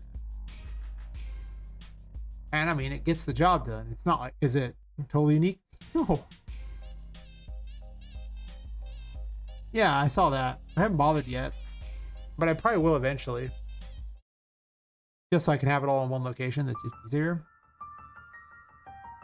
Wait, why is it going so slow suddenly? What is the problem here? Do I need to reboot the engine? Probably. I'm just gonna reboot the engine. It's been going for like 7 hours or whatever. There's one thing I've learned about Unreal Engine, it does not clean its memory at all. Doesn't even try.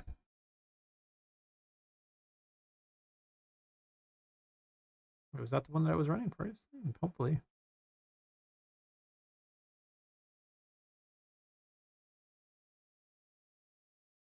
I don't see another project on there, so it must have been the one. If not, then it was the other backup I have of it. Fair enough.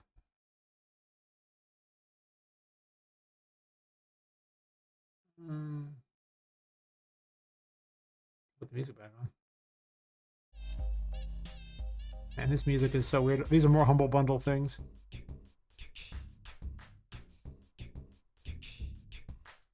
Yeah. Pretty much it. It just keeps things in memory forever, so you just reboot every once in a while. The longer I stream, the more it's just like, I should probably just do that. It was almost 7 hours, so close.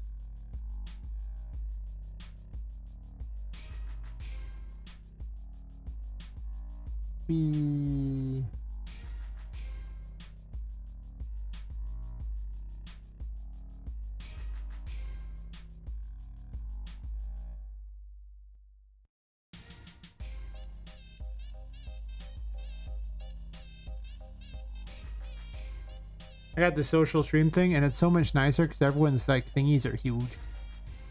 Very exciting. I need to put one back on the screen too. I just haven't. I got hacked like yesterday and have not had time to get everything back together. Yeah, I just have one on the screen too. I guess I could just put this one on the screen too. I don't even know. Probably not that hard. I just didn't do it, but I should.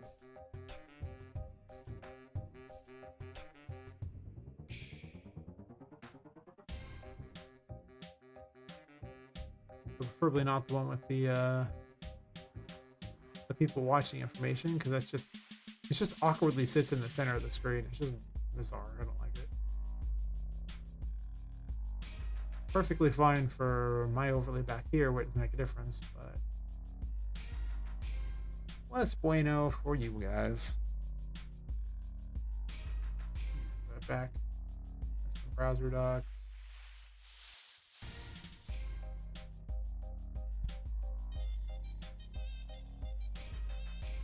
Well, that's not what I want at all. I want it to appear down here as a browser source.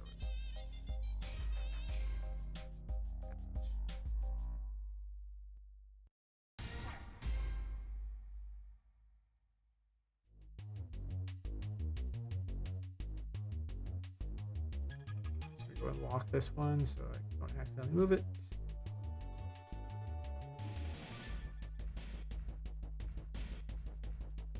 Actually, probably should have just made it the correct size to start with.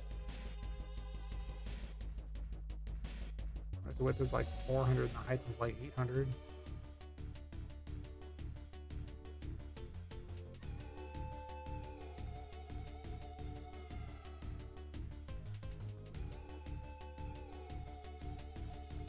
Set the transform and then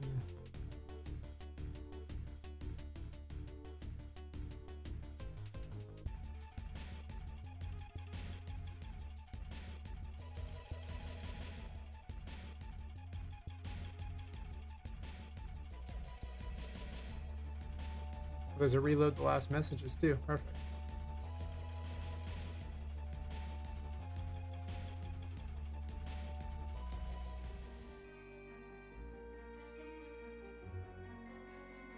But did not appear to reload the last pages.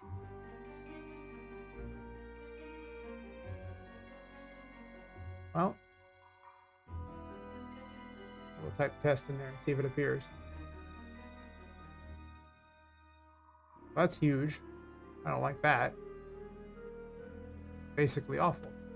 Okay, well that sucks. Yeah, but look how big it is. That's not good. I don't like that.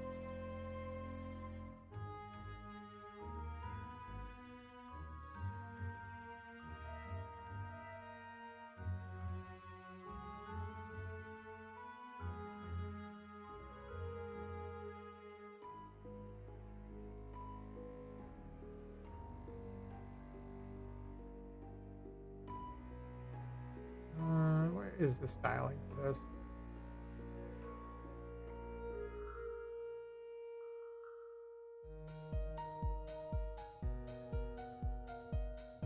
That's fair. I mean, honestly, I don't even know how necessary it even is to have in the first place. You're probably right. I'll ditch it for now. Deal with it later. I used to have like an entire overlay, but it mostly just made it where people couldn't see what I was doing, so they didn't really like it. Which is fair, because there wasn't anything terribly useful. Cool looking.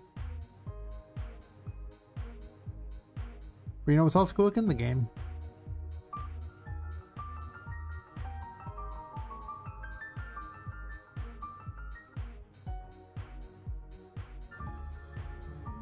Why didn't you mute the thing? Quiet, you. You know, I just have a system that spawns things in around me wherever I'm at, so. I was beginning in the second area.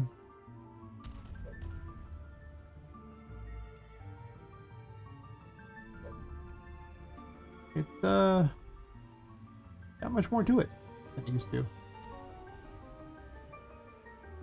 You actually get double jump in this room. Up here. Yay!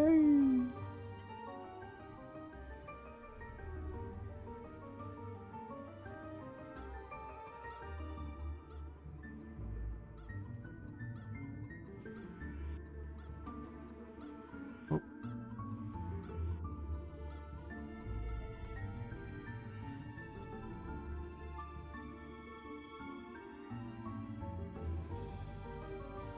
Gotta love double jump. I still gotta fix the maze up here, but as you can see, it's a complete catastrophe. There's not even holes in the walls anymore. Oh no! The FPS got way better though. And now enemies just spawn anywhere. They'll fight you everywhere.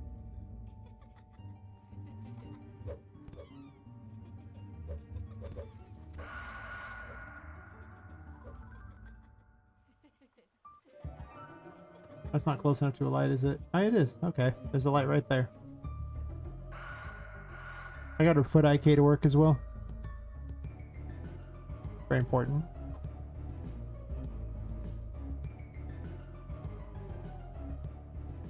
I actually aren't that many places where the foot IK is even useful, but...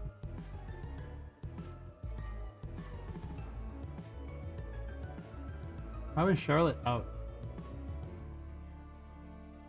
She shouldn't be spawned. How is Charlotte out? Are you on the map? You shouldn't be. Then how have you spawned? I have questions. I mean, she's over here in this room. You get another room where she chases you around. Room info. Room info only goes to this wall. Shouldn't be spawned. That's weird. Huh. I don't know. Weird. Yeah, I was making more of a maze for her to chase after you. I'm going to make her more threatening in this one. Also, there's no safe points in here. The previous one had areas you could jump into to be safe.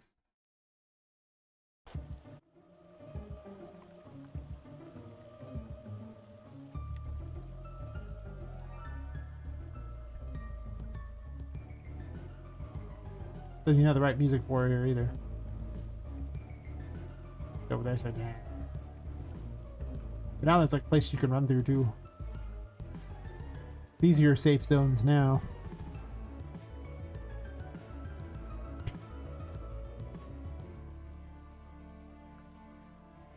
But she can appear at any of the smoke, so. And there's not a lot of lights. There's not a lot of lights. Is it not showing all the stuff in the chat? I guess not.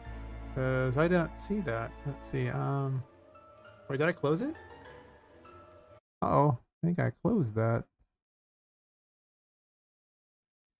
Social stream was closed? Yep.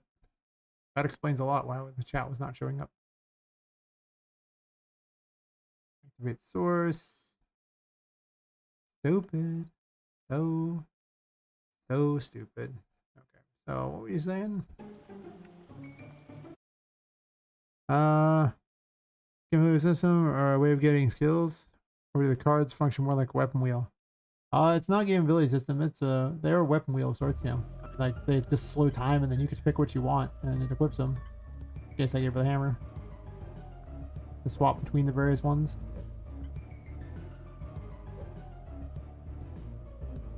There's 22 of them though, so it's pretty hard to have a very small wheel, you know? Like it's a lot. Let's need the YouTube chat as well, since oh, no, nothing said there extra. Right.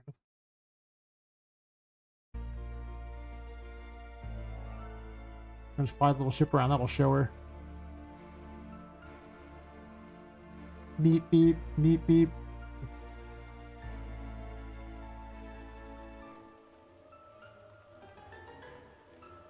FPS is just so much better with the new system, it's so good.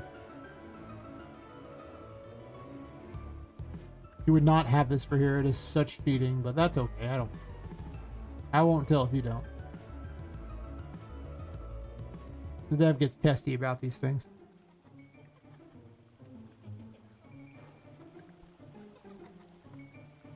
Jiggle physics. Important. Proper animation is important. I saw a video about proper animation. He explained why it was important in about 90 seconds. And how to apply jiggle physics. He understood that as an animator, one should take pride in one's work. A real gentleman and a scholar.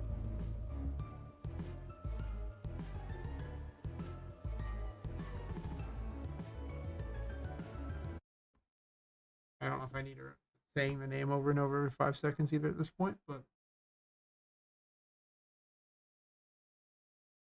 I've been working on my spawning system. It still needs a lot of work because I need to tune numbers. I still want you to wander around. I don't want you to, it's not like, you know, freaking Dynasty Warriors or something where you're just mowing through enemies. Well, I guess it could be if you want.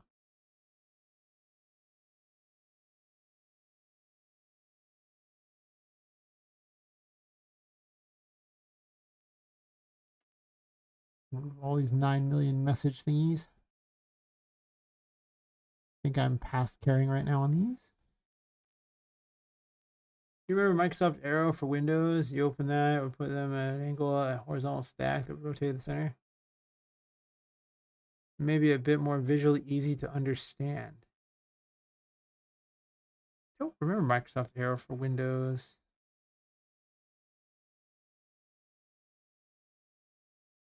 Part of the reason why they're arrayed as they are, even though I would like them in a different order, is because selecting them with a controller is a lot easier. If they like form a box or a rectangle or something, because the plugin I have will basically select the next one in the line. But if there's a diagonal, it is really difficult to select the other one. Unless there was like a button in between, like a transitional button.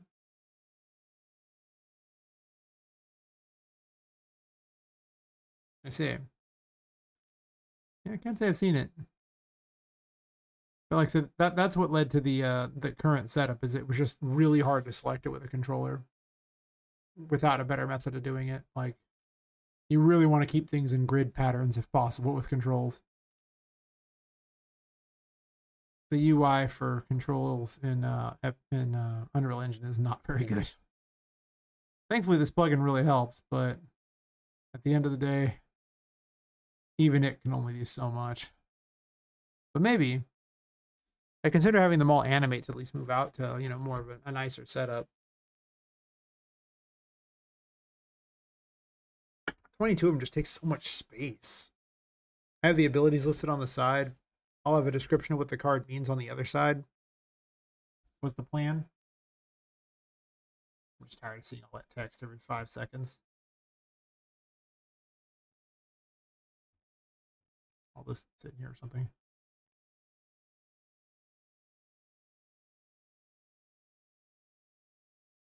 Not all this information is probably necessary on there. It was just my entire tarot menu at the moment. I'll have what the card means over here, and then the 3 abilities that are involved with it. I might change it up though, where you each of the tarot cards has a different like piece of equipment. Like there'll be a weapon, a hat, and like something goes in your back or something. And let you pick the 3 you want to equip at any given time. Each of the abilities you want from those. Might be a little wonky and weird, I don't know. Right now you just swap the cards, but mostly I wanted to keep Poppet visible so you could see what was going on, and then these take a bunch of space, and this takes space. I could take that out technically and move this over to the side. It is, you're not wrong. Mostly that's why I have a thing over here that shows the card so you can see what it is. Like I see it over here. So you could see the art. Would it be nice if it was bigger? Sure. I'm actually going to replace them with more custom ones, but that has not happened yet. The only thing I could really do, like I say, they need to be in some kind of a rectangle because of just the controller setup and how hard it is to select otherwise. Well, I guess that's not entirely true. I could literally just not have them in a wheel. I originally had them in a layout that was more of a grid. Then people were like, we should have it in a wheel thing because it's easier to select for a controller. And I was like, okay, you're right. Because now it's just like, okay, well, you just... Actually, let me go to a light and then grab a controller. Is there a light here? Does this light work? It does. Perfect.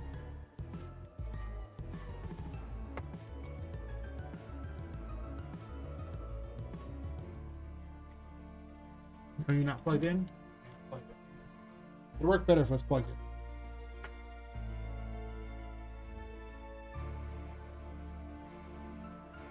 Alright. Good old cheap controller. Nope, nope, don't want the mat. Where is the terror menu on this one? I don't remember. That's weird. What do those do? There we go. See, now I can easily just click to the various sides of the things and select all the cards very fast. Well, kind of. It's a little weird to select these ones here. Like shifting between the horizontally, that's still weird.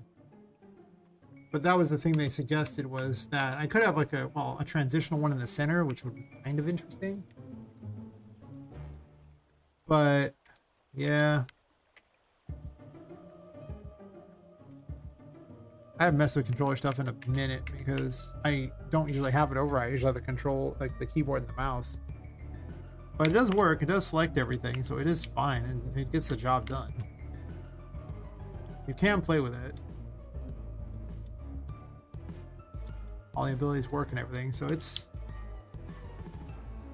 What I don't like is you have to camera control with the right stick and everything, and that does make it a lot harder to do things, in my mind.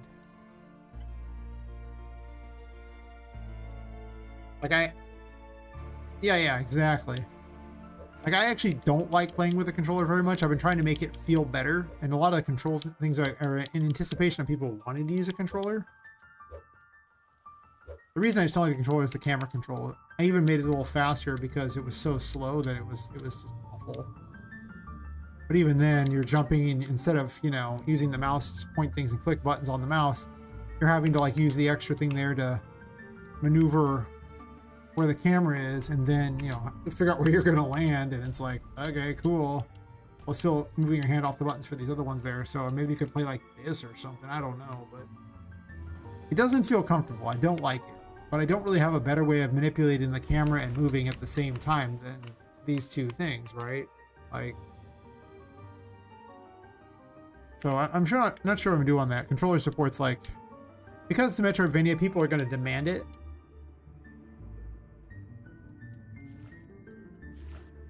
It's okay for combat, but it really is just like, I'll probably need a lock-on feature just for it. But locking on won't help with jumping. That's, I think, my problem. Like, locking on's fine. I usually don't play these games with controllers anymore either, unless it's like a side-scroller one. But yeah, I don't 100% know on like that. I could change it up a bit. It's not like I mean, I do plan on changing it. It's very much not set in stone. It's just the current best version that I have. The spawn system doesn't work in this room because I haven't added anything for it yet. But I mean, like I said, the other option is to make them larger. Get rid of this. It would no longer talk about what they are. Have the abilities still over here so you know what it is you're equipping, I guess, because there's 3 abilities for each one, and it doesn't really describe that any other place. Technically, this card can sit over the top of this too. There's just a lot of cards in the major arcana. There's 22 of them. It's like a weapon wheel, but weapon wheels usually don't have 22 guns on it, you know? For good reason. However, I can't exactly throw out cards from the tarot. People will get upset. I mean, I guess I could, but people will get upset. 100%. So that's kind of where I'm at. Like I said, I could move it over. I like having Poppet in the center because it slows time. So, you know, you'll jump in there and it slows time so you can see what's going on. Even manipulate the camera if you want. You lose the ability to control it though, so if you do it in the air, you have until you land, basically. Yeah, that's been my problem. I've been thinking about it a long time, and if anyone, if you have any ideas, I mean, I'm always down to hear them. Whether or not I do them is debatable. I mean, the reason I even went to this was because the guy suggested, hey, it's really hard to select with the controllers when I had a grid. To be fair, I don't think it's actually that much harder because of the simple problem I was showing of having to transition to the horizontal or the vertical. Like, you have to basically go to a corner. So it's kind of awkward as is, no matter how you do it. Unless there's like a transitional in the center, I guess. Like a button in the center, but then that blocks Poppet, and that's kind of weird. So it might be better to just have a grid as well. Because I actually don't know if this is faster, because you end up having to move down them anyway.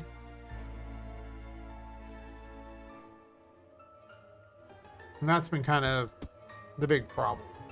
The big issue. The big ask, if you will. So, yeah. I could put them as like 2 or 3 rows down the side, and that gives you way more space to look at them. It's no longer a wheel around her, but like I say, in testing, that doesn't make it easier to select at all. But then, you know, when you're playing the game, you have to go over to this side of the screen to select everything, whereas you probably have your stuff in the center. Like your mouse is, or, you know, controller probably, well, your mouse is near the center anyway. So it's easier to select really fast this way. And the gameplay is great with a mouse and a keyboard. I mean, I built the game with a mouse and a keyboard, and all my testing has largely been with a mouse and a keyboard. I've never once beaten the game with a controller. I don't even want to beat the game with a controller. I tested it and just little portions of it with the controller, and I was like, this is awful. Because of the camera controls, it's terrible. Like, I'm sure people are used to that setup. It's probably great for them, but it ain't it. Yeah, that's kind of, it's just, do I move these over to the side? Is there some amazing system? I can't do a circle because, again, they can't select them. Yeah. If I was designing not for a controller, this would be way better. I'd probably line them along the top a bit and line them along the bottom. Because I could do that, right? Because there's only 4 extra on each side. So I could just, you know, move this over a bit and have 2 extra on each side. And I could just literally have the whole open area open in the center.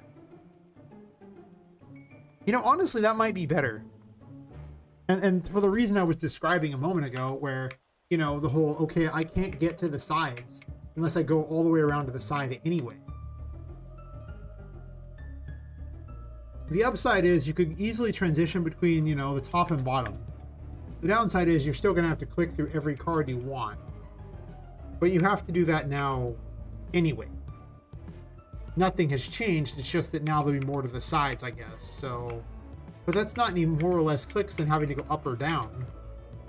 I guess if you had to transition between these, it'd be more or less clicks. That's about it. Maybe. Because otherwise, it's just... the setup's just weird.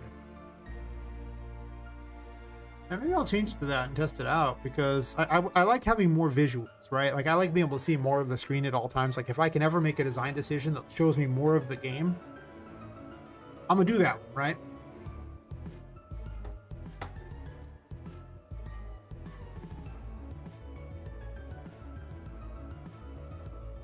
Well, that's not any less clicks, though, is the problem, right? But that's actually more clicks, as you have to fan through 22 cards. Because in the worst world, you have to click 11 times, right? To get the card you want. Like, if your card is the farthest conceivable away, it's 11 clicks. And then if you're using a mouse, it's awful, right? Because with the mouse, then you gotta, like, scroll through all that crap instead of just clicking the one you want. Like, I mean, I don't hate the visual of that. The visual sounds cool. But I hate having to click a whole army of times in order to click the thing I want. Because time's only slow during this, so you will have to do it mid-combat or mid-jump or whatever. So, basically I want the least amount of clicks.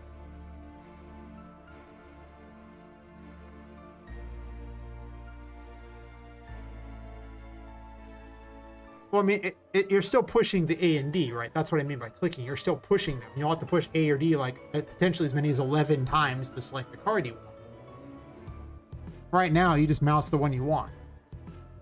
And for the controller, you don't have to click that many times. Like, I think that would look cooler. I agree with that.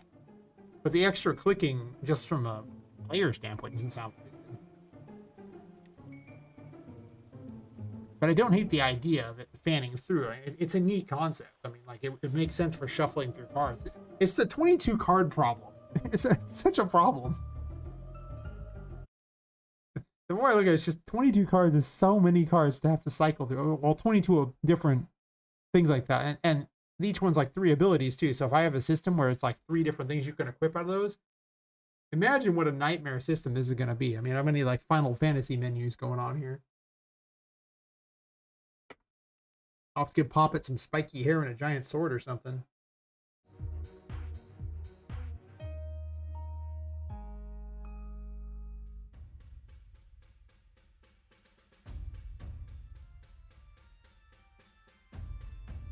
Oh, I'm not doing the suits. I just have 3 versions of each of the major arcana.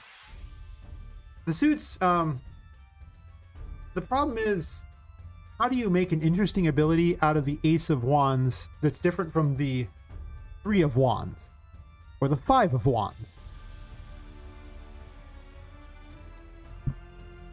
Like, I mean, there's not enough of a distinction between them to really make people go, oh yeah, that makes sense. Like there is with the major arcana that everybody knows. Like I didn't even know the four suits until I looked them up. To be fair, I didn't know a lot about tarot cards, and so I started making this game. I had to look it all up. I was like, oh my god, how much tarot cards am I reading here? I've never even in my life even read tarot cards. I mean, I knew some of them that existed, obviously. There's ones that are like, people know things like the Fool exists, or Wheel of Fortune. Everybody knows the Death card, okay? Like, these are cards that everyone, you've seen in the movies somewhere, right? But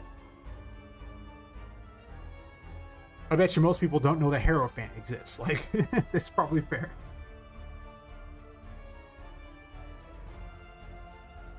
The more obscure 22. But yeah, I couldn't think of a good way to... I actually considered using them as a way to upgrade the things.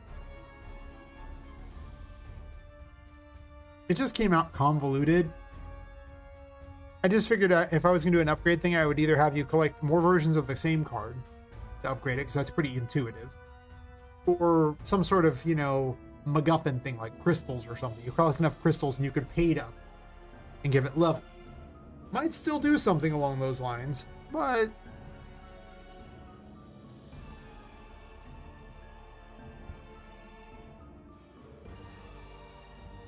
for the most part, the game goes much closer to the Metroid version, Metroid half of the Metroidvania, where everything is collectible. And it's not that I like that style better, it's that it's harder to make an entire RPG system like Symphony of the Night had than it is to make a bunch of collectibles. So I was like, collectibles? And that's kind of what led to all that.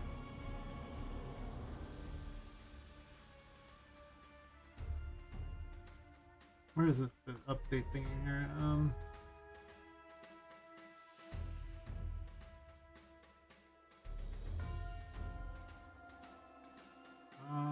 Blah, blah, blah, blah. The tarot menu.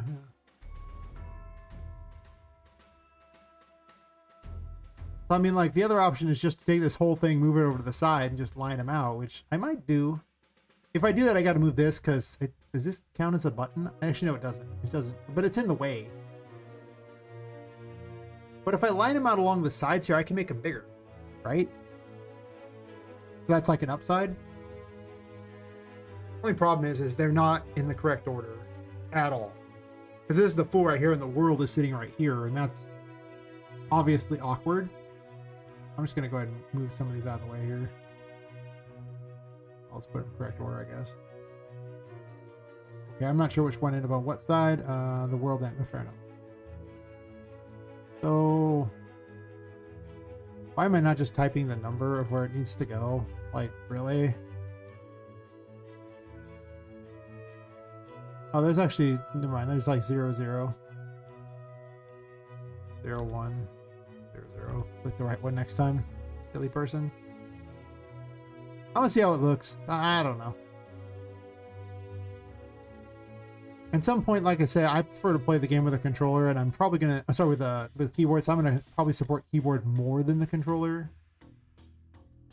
In all honesty, this is 5. Okay.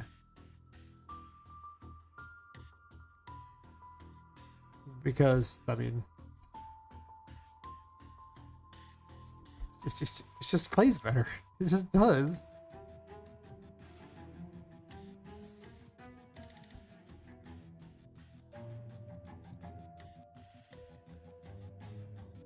I just push all these over here instead and go 0, 9.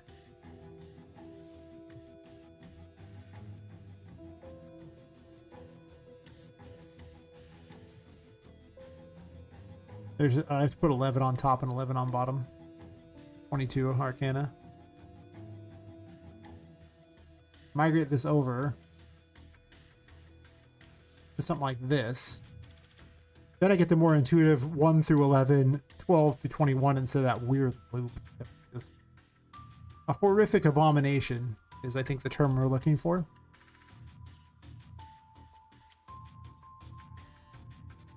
I'm gonna go ahead and move that over that way.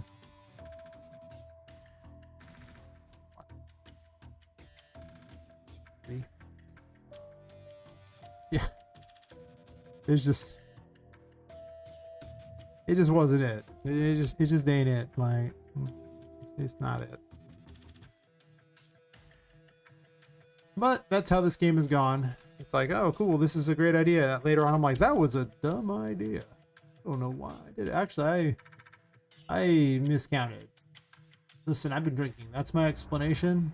I'm sticking with it. Actually, that is actually accurate. I have been drinking. How do you think I get all these weird ideas? You think it's because I'm sober? That's adorable. Imagine being sober and coming up with ideas like this. I guess you could do hard drugs. That would probably do it too. Listen. Nah, I'm good. I ain't looking for no hard drugs.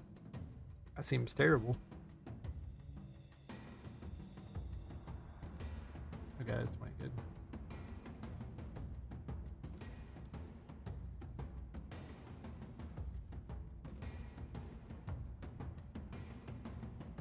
So I do something along these lines here. Grab this crap.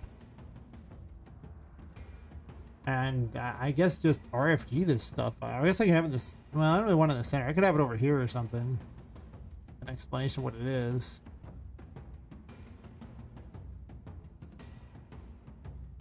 I don't know if I need it at that point. It's just an explainer what the cards are. Can't apparently grab everything, so I'm a terrible person.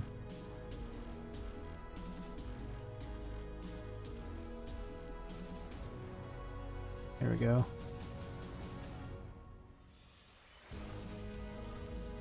Pretty much, yeah.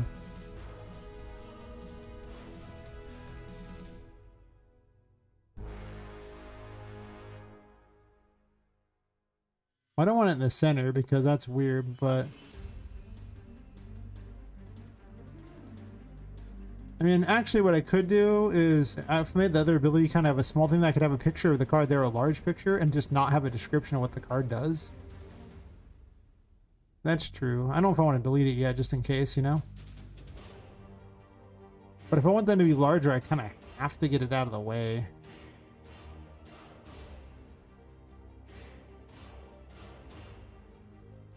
So we'll just hide them that way.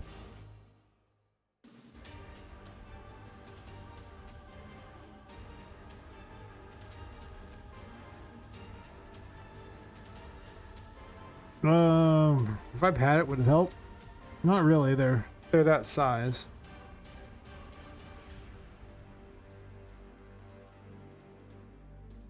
Huh? Neck pop there. Sometimes a good neck pop is worth its weight in gold.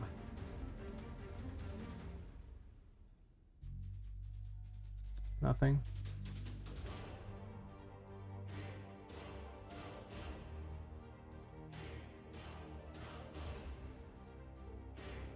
Gotta enlarge him here from doing it.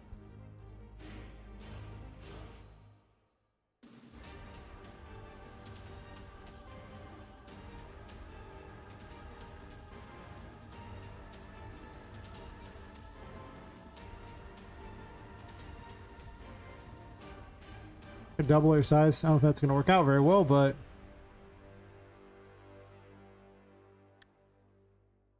probably not.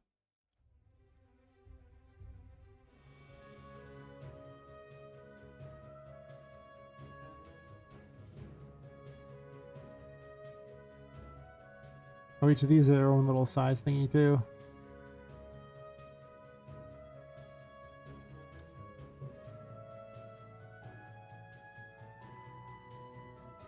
That.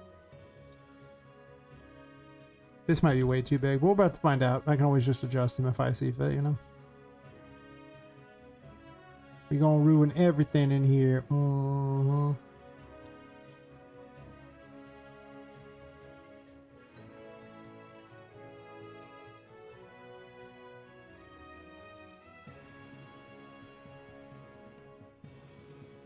gonna have to shrink them down big time if I'm doing that. Zero the padding out here.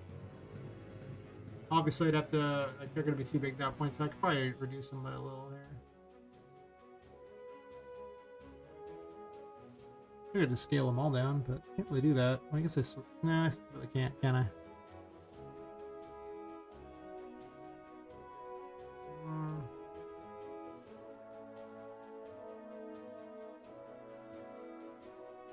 I can do 9150.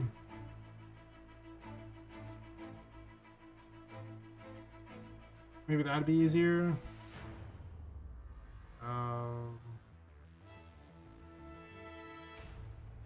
Not hard today. Like 120, 180. I'm not gonna move the crystal balls here. I'm gonna see how it looks, and then I'm gonna move them. Yeah, I don't know how much better it's gonna be because I can move them all up one. So.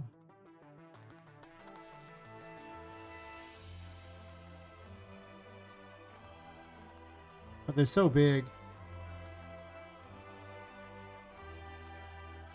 They would technically fit though, except for the crystal ball parts wouldn't fit. Those have to be shrunk.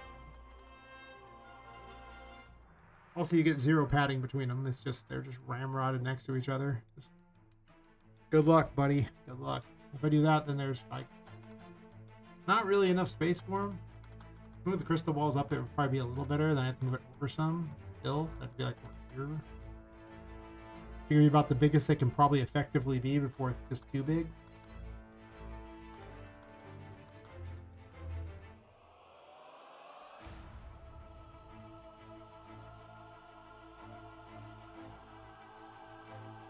Could also put a number on these as well.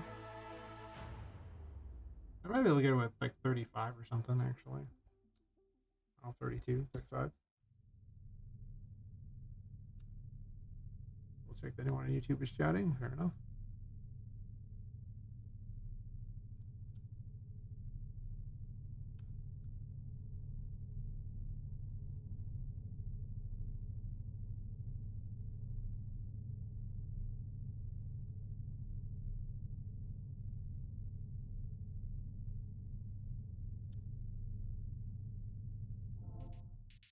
Let's at least get them all the same level here.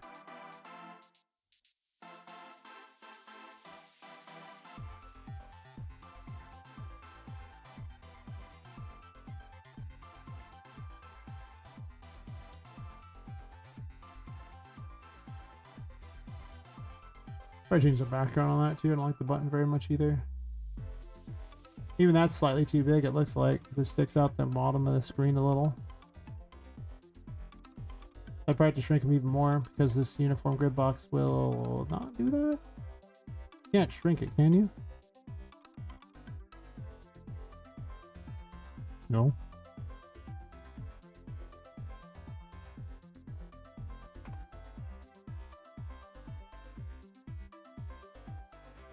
Finish the padding. Kind of awkward looking to finish the padding. Might be able to get away with like 2 or something. Can't get away with much.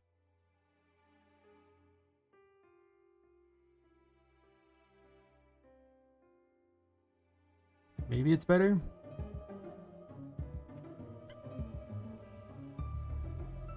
Is that better? If I push the bubbles closer together, maybe? I mean, you can see what they are. I guess you can see more of Poppet. You can see less of where her feet are, but beyond that...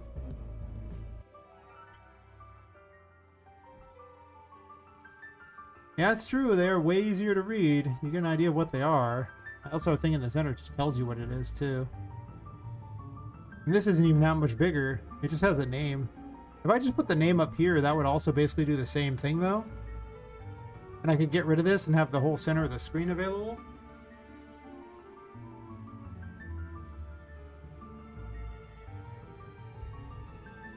That's true. I don't have this wasted space here because I don't really need that. It's kind of an extra weird thing sitting there that doesn't do anything. I mean,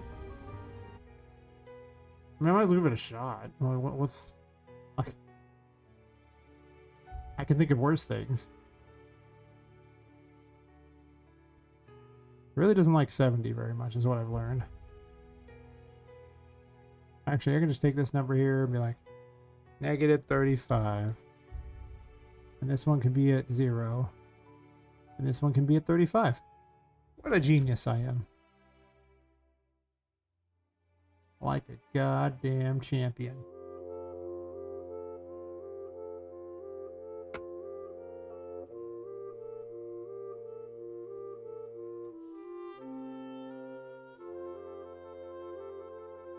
So it would just be...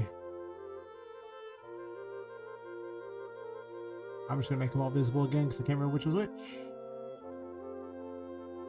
Select the card is the one there, and if I take select that card, okay, I'd grab that one instead. Lock it, good. Grab select a card, drag it over here. Put it above these, I guess migrate this down a small amount. Shrink it a bit.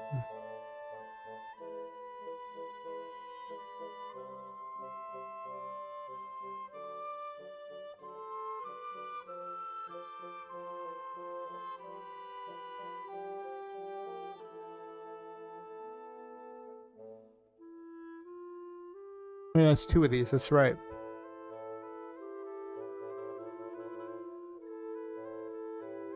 I can keep this crazy looking thing. I wonder if it'd be cool to have it here or not. I'm just gonna test with it because I like testing this and see if I like it. I don't know if I do, but sure.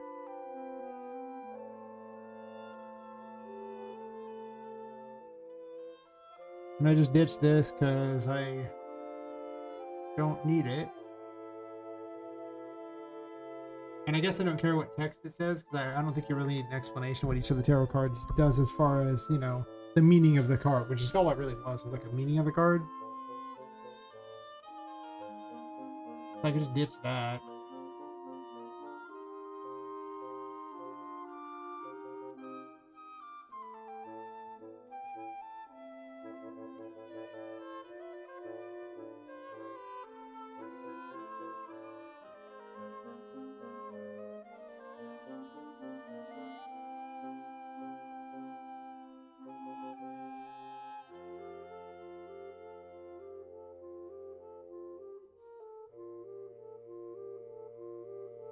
What?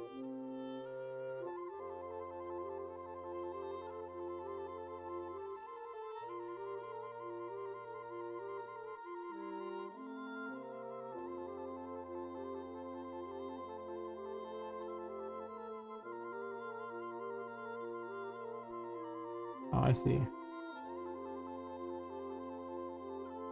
Happy, happy, joy, joy.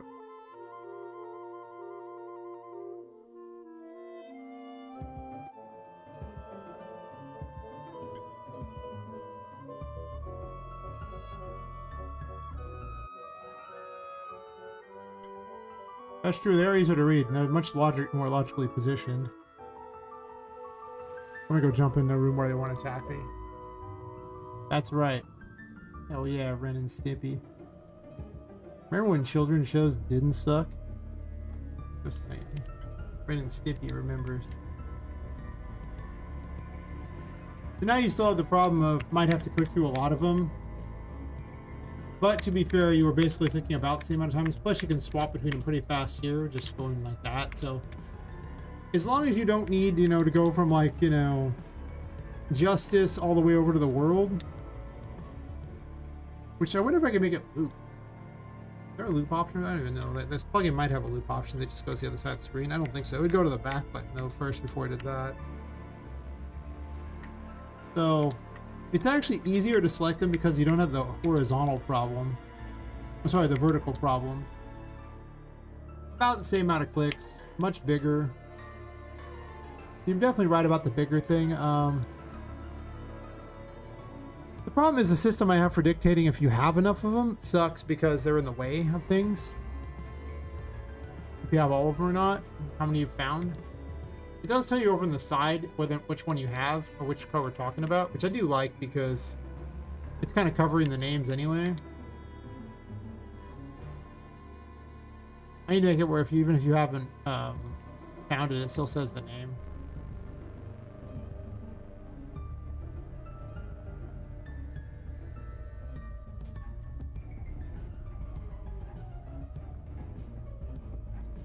But the camera still works in the I haven't taken away camera control.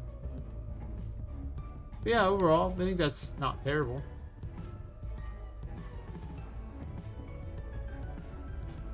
You can see more of Poppet. 22 cards is a lot.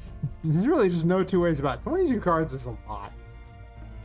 And I don't have a better place to put the abilities. I mean, I could put it on the other side, I guess, but the back button is over there. So, I mean, I'd have to move the back button as well. And the back button's here in every screen, so I don't really want to do that. I need to go through and write a bunch of descriptions for things, for what they do. There might not be enough space there. There's more space between the name and the abilities than I thought.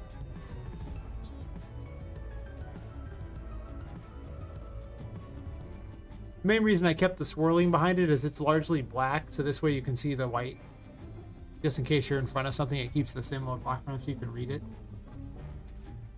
So, I don't hate it. It still doesn't look great, though. It's possible getting rid of the buttons and just having it be the tarot card that's selected would probably be better. Or just shrinking the little thing down so that there's more space. Because that's the button you're actually selecting, it's not the tarot card. But it could... because the problem is there's no get tarot brush for... Like, there's no get brush for a button. That was why I did it. Memory serves. Alright, is there a get brush? No, there's not. You can't bind to it. You can... I'm pretty sure you can set it, though, if you really wanted to every time. I could at least shrink this down. Like, make it stick out less. Just dump it a little. So that it just lights up around the sides. That might be better. More like that. I don't know if this is better or worse, but...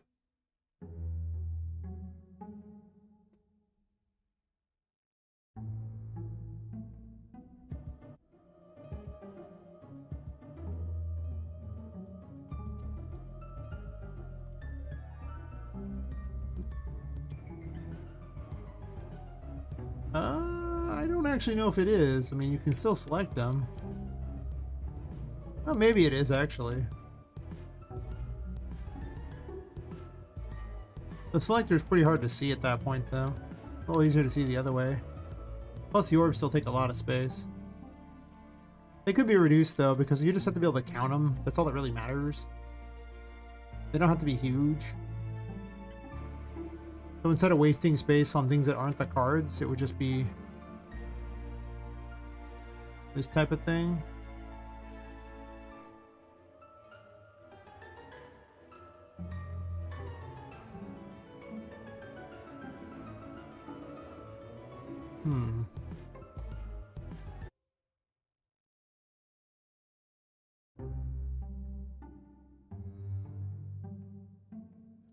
Oh, I don't 40. Do 30, 30. Maybe in 25, 25. Like, as long as you can basically see them, I think that's all that matters. They don't have a number on them. So without a number, it doesn't seem that necessary.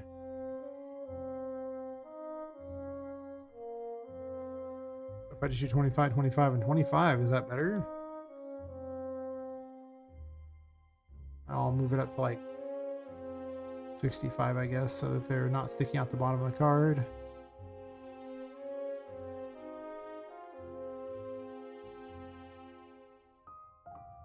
I'll have to come up with some animations for them later. I just don't know what I'm going to do for menu-wise until later. I wonder if I have a better background for these. I think I do.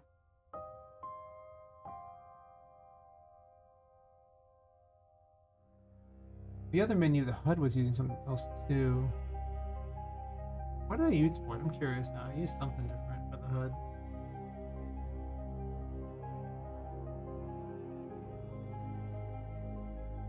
I use this setup here, which... What did I use as background image? Just the interface horizontal background? I don't know if that's any better.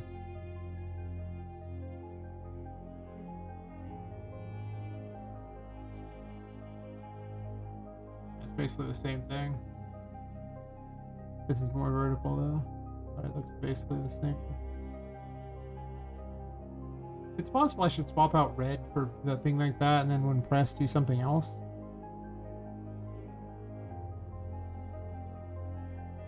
When pressed, I could do like a purple or something. I don't know, and then just have it select as a red, so this way you can see it better. Not sure that's a great idea because I think I used the red as a click for everywhere else, but I could change it up.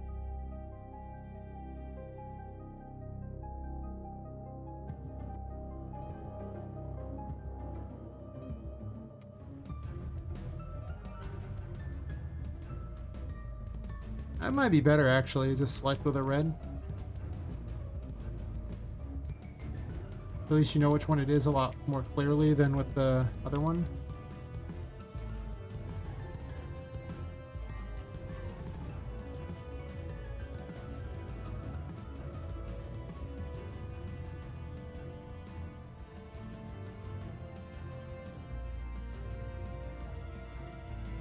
It's sad that there's 3 orbs and not 4.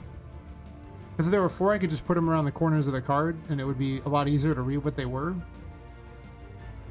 As it is now, that's not the case.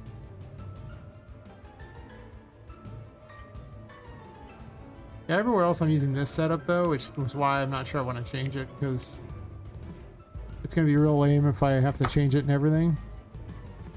As you can see, I'm using the same selection for this. I might not do that.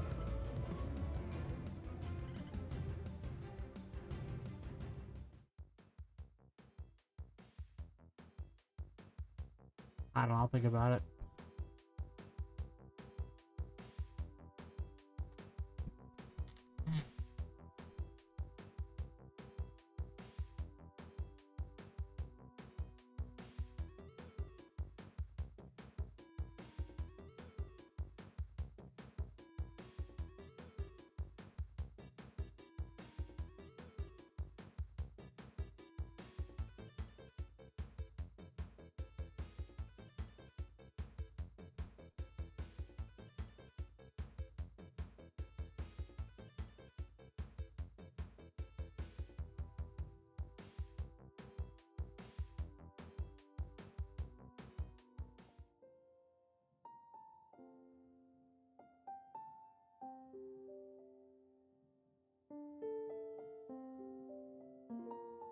The brush here.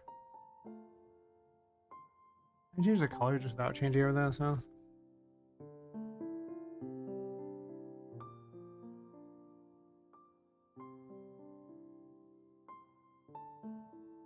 I can tint it a bit.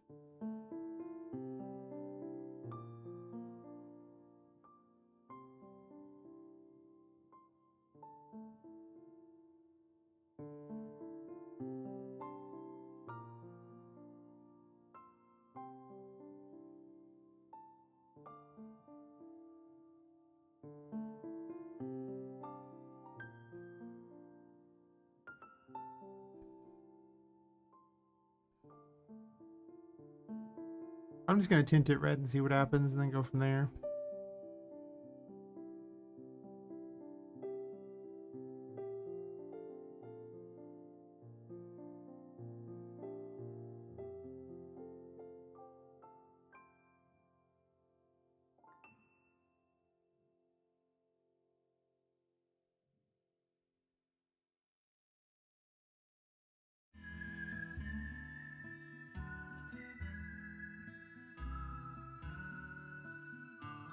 Oops, that's clicked, not hovered.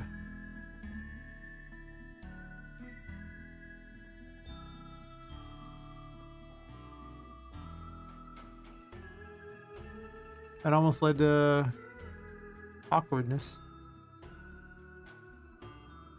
I'm definitely gonna find a way to make this menu cooler. It's obviously not great. It's gotten better than it was, but it's not great.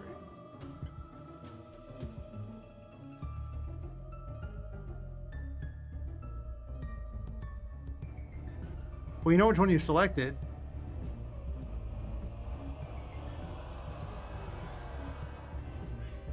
Wish I had a flip animation for the card to, like, you know, flip it like that. I could make one, but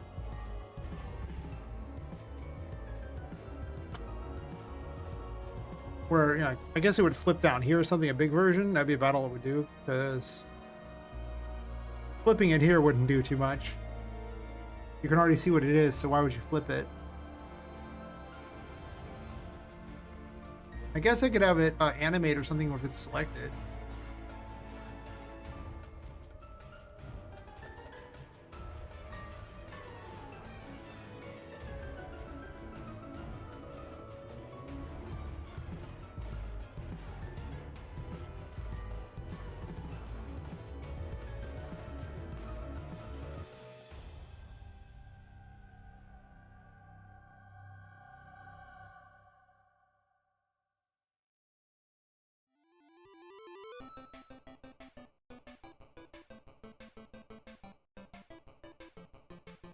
I don't even know what I want it to do.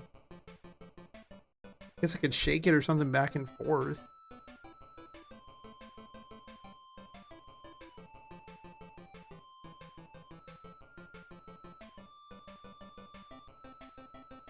But beyond that, what else could I do?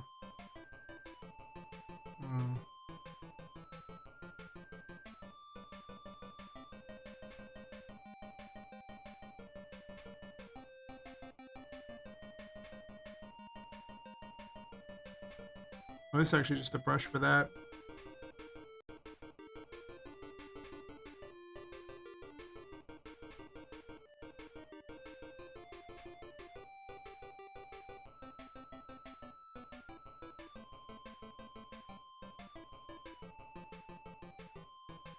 Yeah, 3 is such a weird number.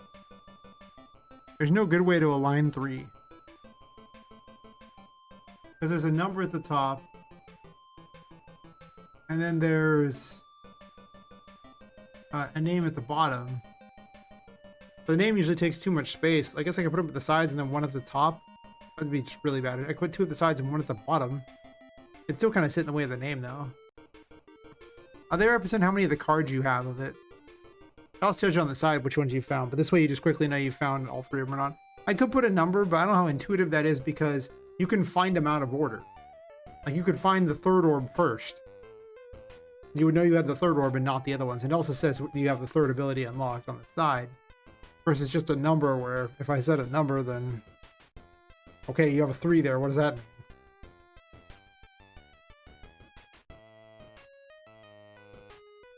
So I've been thinking about that, but... That's mostly what they represent. Just which of the 3 cards you found of that thing. Or if you found all of them.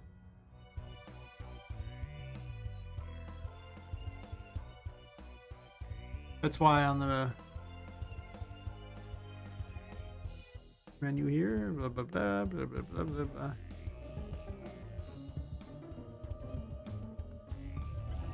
That's why you have like 3 of this one, only 2 of this one, 2 of this one of these ones, yeah. They block the name, they could block the number, I guess, and that would probably be less weird. They could be on the top. You can't really read the name down here very easily anyway. You can barely read them. They're not very legible if the thing's not in the way. They'd have to be slightly bigger to be more legible. Which would be kind of hard to do at this point, I think.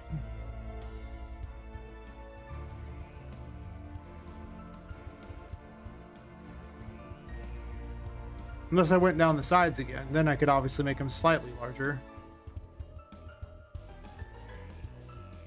But I could put them along the top, and that would, it'd hide the number that's near illegible anyway. It'd kind of be over the top of the picture. I don't know. Well, I should have checked where the bottom was for the name, because if the orbs... Oh, the orbs are in the way, so I could put them at the top. Well, if I did that, though, I'd probably put this one at the top, the first one. It does matter. I can put these at the sides. Put this all the way at the top. I can do that with it. Not very intuitive, though.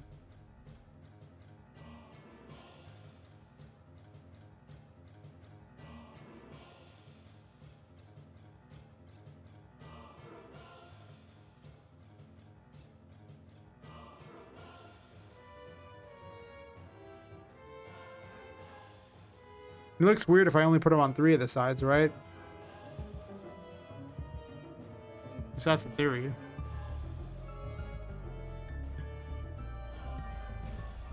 Yeah, I don't really think that looks better at all.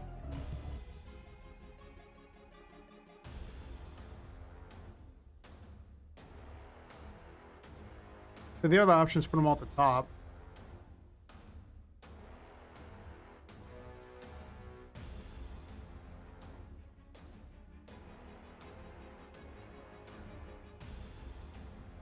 I had them below the card previously, but there's not enough space with the way it's set up.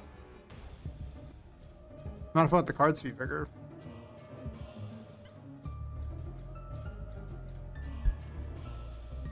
I don't know if that's better or worse. I mean, I don't think it's better at all. I think it's just mediocre, but you can technically read the names. That's helpful. Yeah, I don't know. The system for it's not great.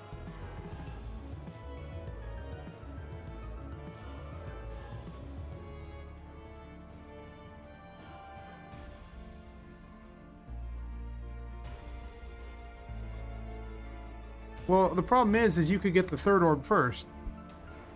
Then, like, with the whole, like, 1, 3, 2, 3, 3, 3, like, am I going to write 1, 3, 2, 3, and then 3, 3 on there? Like, how do they know that they got, like, the second orb first?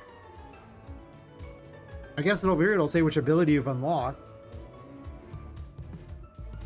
So I guess I could get rid of the orbs entirely at that point and just be like, well, the abilities say which one you got.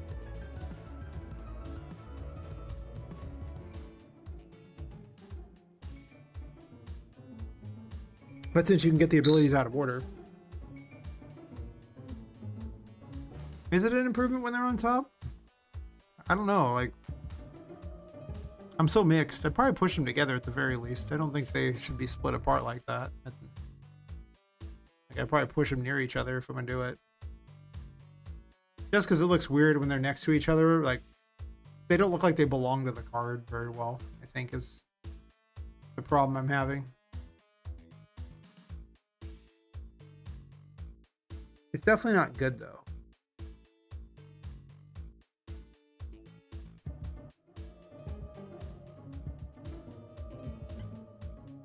Done with that. At least this looks like they belong to the card. I like that. I'm okay with the red selector, too, just because, well, at least you know which one you picked. Having the big image might have been a good idea still. I could have kept it over here probably, but it might have been a little weird as well.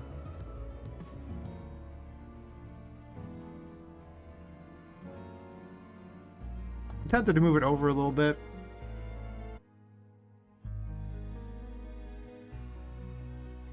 Like center this on the screen more. I have to unlock it first, so I'm doing that. Because I could enlarge this still. Like, I could probably make the cards bigger, because if you look, it's not really taking up as much space as you think. That's still extra space. Why not?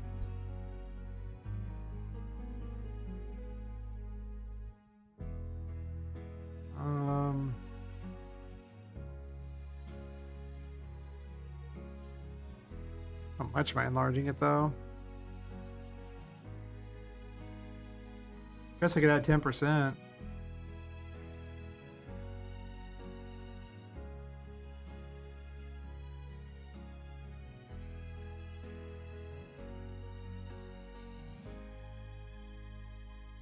Odd.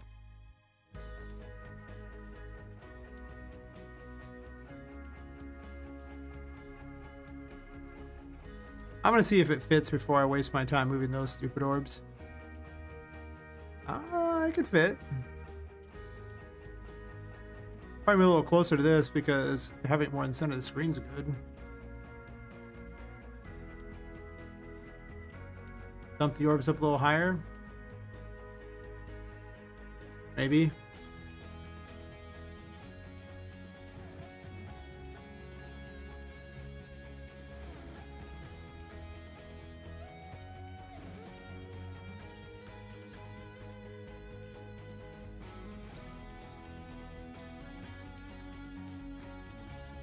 Because I shrank the border around them so they have more space. Initially, I pushed it in closer. Gave me extra space I didn't account for, so it might help. You can almost read like the Hermit. You can't read Wheel of Fortune at all. So honestly, that's not too bad.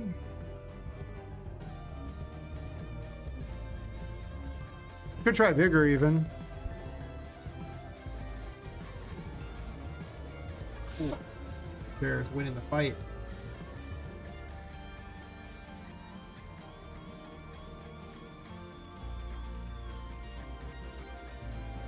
It's not bad right now. Semi-orb system is not the best either, but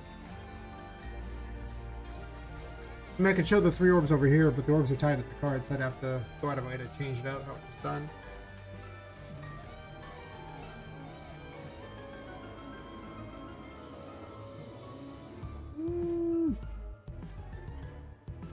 Could do 10% more and just keep running with it and see how big I want them to be. I'm probably pushing pretty close on how far I can get away with. I got like a little bit left if I really want to try to push it.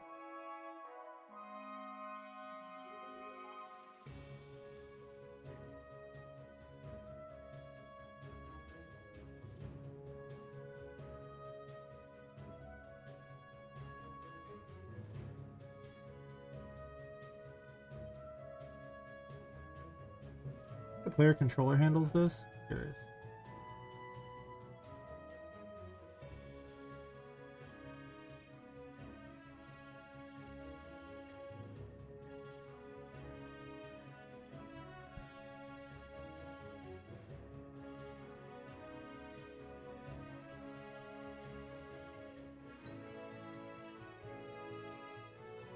Not sure it even has a loop option. I was hoping that was the loop that just goes all the way around, but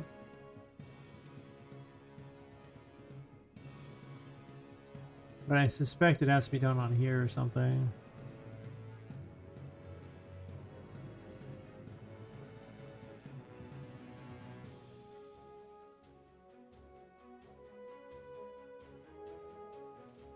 These could wrap. Let's see, is there an option for how that works on these? Or does it only work on the page there?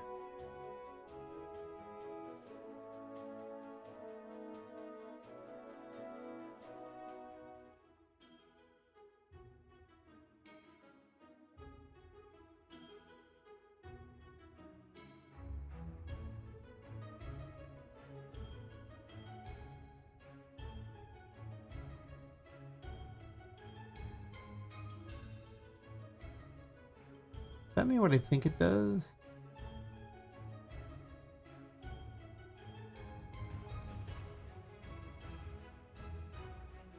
I'd rather do it on these just to see what happens. I'm gonna go ahead and wrap these. Actually, wait.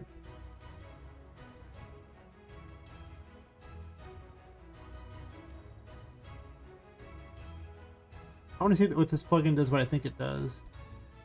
I might have to look it up. I thought there would be a way to wrap it all the way around so you could just go from one side to the other. It'd be pretty handy.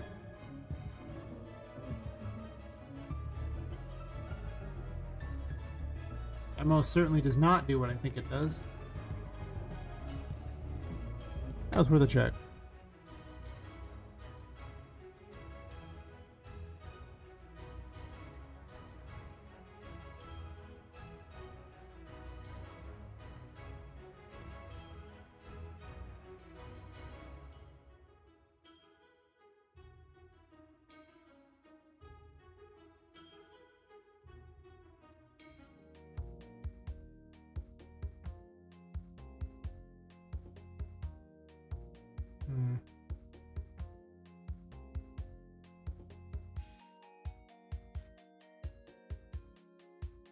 I don't really see an option to do anything with it. I'm sure there's something, but I'd have to look it up, and I don't want to for this plugin right now. Maybe later. I think it's better. It would be nice if it was slightly bigger. I just don't have a lot of horizontal, actually a lot of vertical space, unless I would have pushed them into a different... I mean, I could literally just move them up one, and then I could make them even larger. Then it would be a question of that. Try it.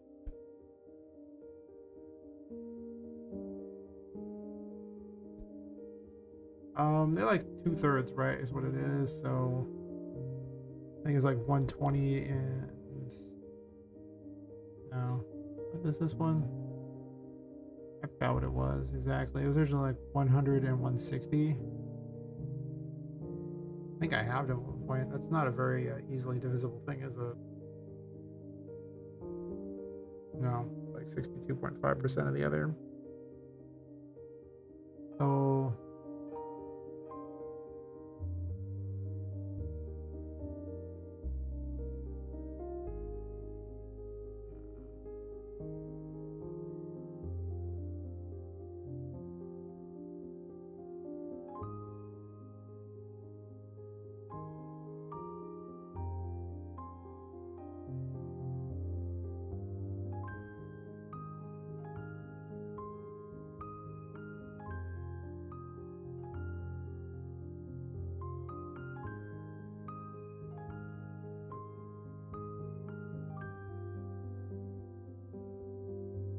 like 200, 125, I guess.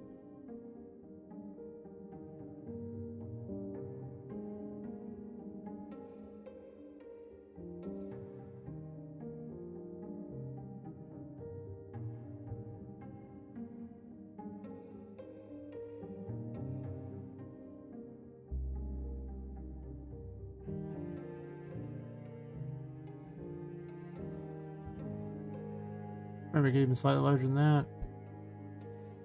Whatever, I'm curious to see how the border goes. I can always enlarge the card a little bit. If I did that, and then I have to move the cards up one. Is that really going to be better? I don't know. I'm just in it to win it right now. I don't know. We'll see what happens. Wait. I don't know. Just undo that in case I mix the cards up. There's no option to move them all up, huh? Is there? There most certainly is. I can always pad them different too, so they end up closer to the thing there. So let's say these are row 3.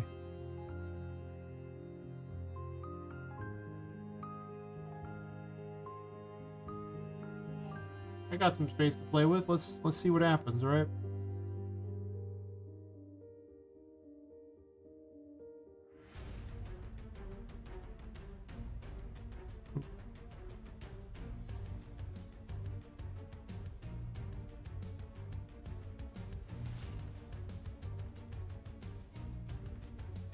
Now I'm at basically near max capacity.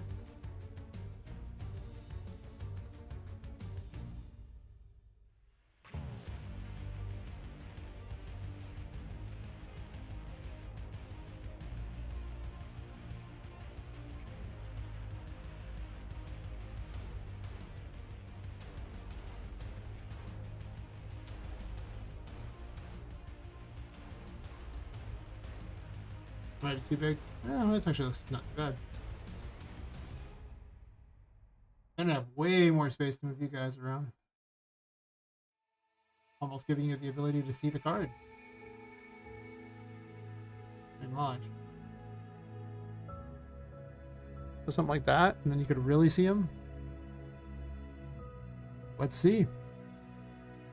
Probably move this down a slight fraction, I guess, so it's a little more in line with well, I guess it doesn't matter too much. A little off of the title up there. Should be pretty readable now. Oh.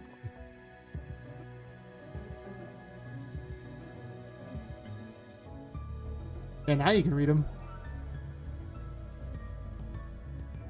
No more guessing what they are now. You ain't missing this.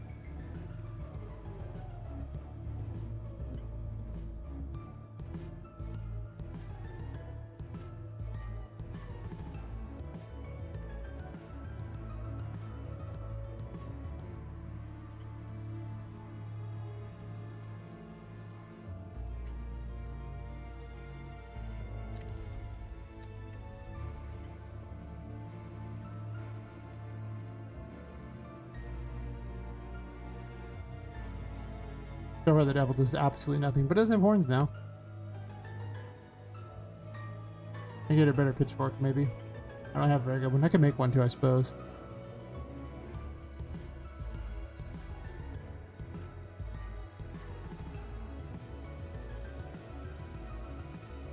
God, I can make it much bigger than that.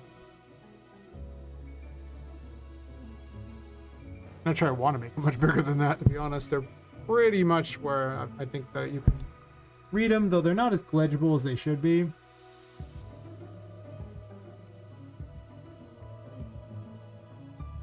Like I said, the orb things still suck a bit. I don't have a good answer for that yet. Just due to the fact that there's, well, a weird number of them. Yes.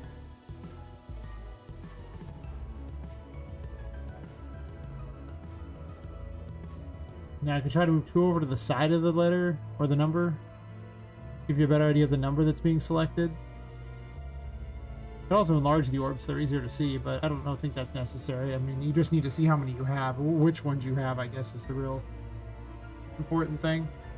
See what you've missed, I guess, is the best way to put it.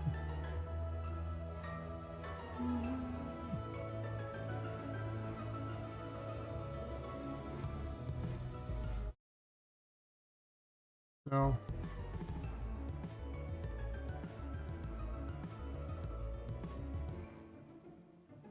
definitely better though. The whole other thing was really tough to read. So you're definitely right on that. Thanks for the suggestion.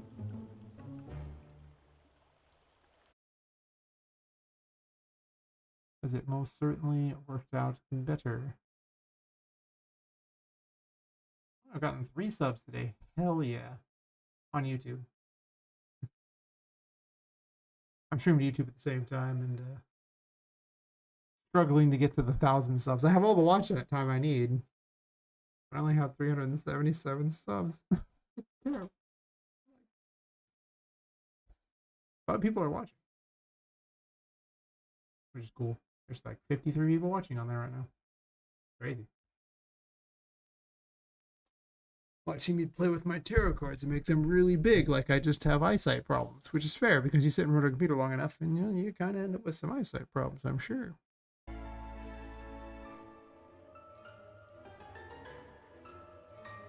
Anyway, yeah, this is sidetrack. The most useful thing for the orbs is telling me which ones I still have to make. I have so many. I have one for the world maybe because the world's not enabled right now, but everything else is I only have an outfit for this one. It's not even that great an outfit. Though I like the horns. The horns are devil pop.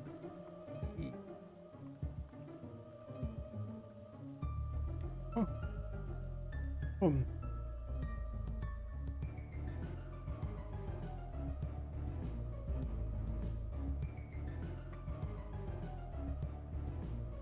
Anything else I want to do with this? Yeah, I just don't really see them getting any bigger than that. Be pretty hard.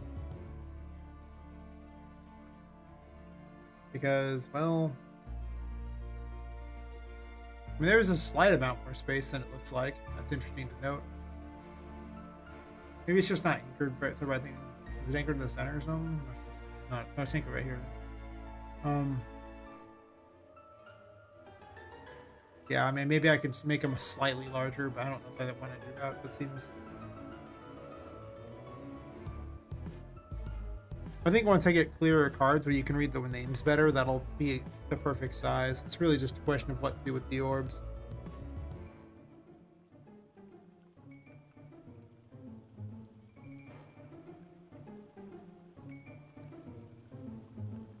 For now, I guess they just block the number. I really don't have a better option. Or the other option is to move like 2 of them off to the side. And like 1 off the other side, then they're just all off kilter. You can at least read the number. That's true. Actually, hear me out. Why do they have to be horizontal at all? Why can't they just be vertical? Right? The only problem with the triangle is which one's the first one, which one's the second, which is the third. I mean, I would assume that, you know, it's like Well, it could be like this, this, this, this. Some people might get confused and think it's the other way too. So, but also where? Like, where would you put the triangle? This way, it shows all three of them. It doesn't block anything in particular.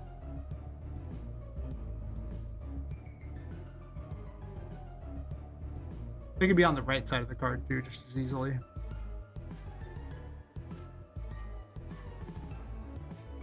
I'm basically just making the assumption that the person playing is just completely mentally deficient. Because, well, there's a lot of people out there that aren't so bright. Anyone who's smart won't have any problem with it, but to be fair, that's a confusion thing. They could easily go either way. I might put these on the other side though. I don't hate the vertical. Yeah. I've seen the tutorials they put in games and I was like, you know, whenever I play a game, I just hit all the buttons and figure out what they do. Or I go to the options menu and just read what the buttons do and I'm good. I'll click them and test it. I can easily figure out what they do. I don't need a tutorial. Unless you have some incredibly unique mechanic that's obviously not self-explanatory, I don't need a tutorial. Meanwhile, in this game, I'm literally putting, you know, explanation on how to push button to attack because I just assume they're that stupid. Like, they might not be able to push a button on the controller. There's only so many. But I mean, I don't know. Everybody else has tutorials? Question mark? I don't know. I got nothing.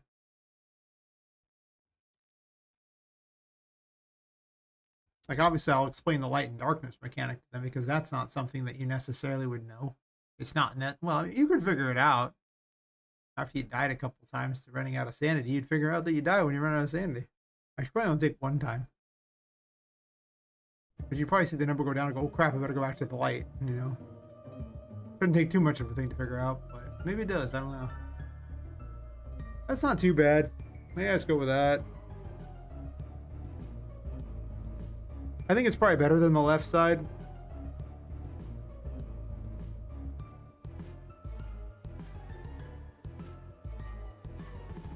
It does make it seem like there could be more, though, is the only I don't like. You're like, well, what if it goes all the way down the card? Well, that's a fair assumption. I guess, to be fair, if I want to add more abilities, I can. I don't really want to add more abilities. This is already talking 66 abilities. This is a lot.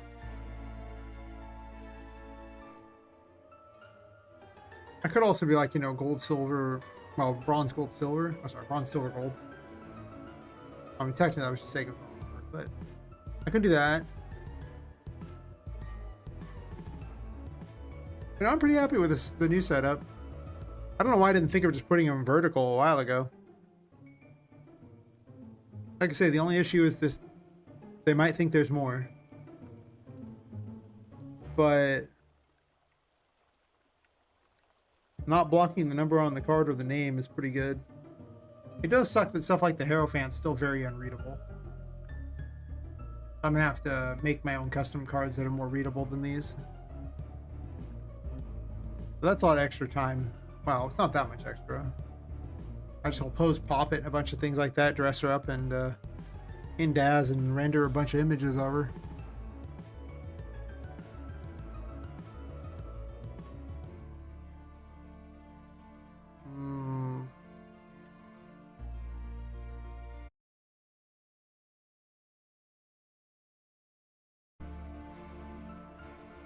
I think there's anything I want to do with it. It's also saying battery low mirrors. Let me trade out my earbuds real fast.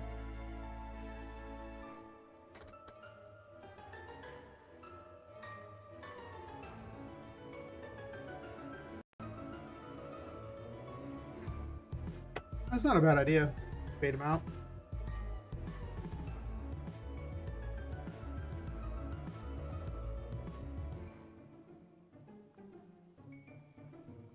Right now I just have if they're visible or not, but they don't have to be invisible. They could just be have a different opacity.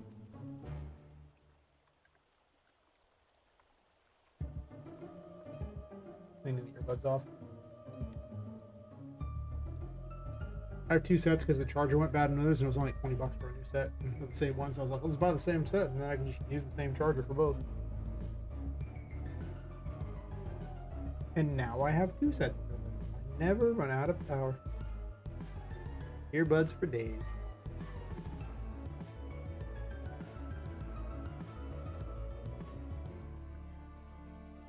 Alright, let's try this. I like the idea.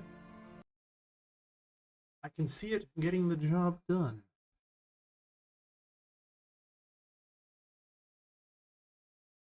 Probably. Outside of these visibilities here, we're gonna... There's no bind option for those, is there? Blah, blah, blah, blah, blah.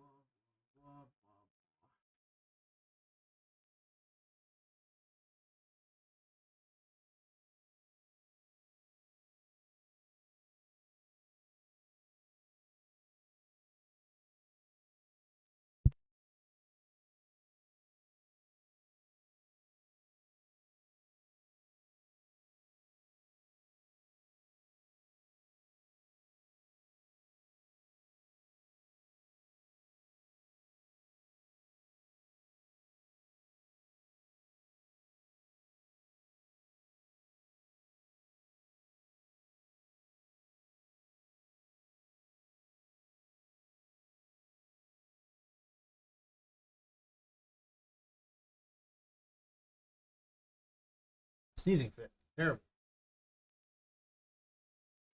I have wireless headphones on my desk because I get tired of charging something and never leaves the desk. That's fair. I have neck issues, so the weight on my neck it's not good. I have like 3 disc bulges in my neck. So no weight on the neck for me. Even headphones can be. Otherwise, I too would use headphones because earbuds are not as common. They're not terrible, but they've gotten a lot better with them over the years. But the sound quality is better with headphones. You don't gotta sit there and spend all your time cleaning the headphones because you put these in your ears. You gotta clean them all the time. That kind of sucks. But they weigh a lot less, and my neck loves that. Don't injure your neck. It's important. Trust me on this. I know. It's news to everybody, but I'm just saying. Trust me on this.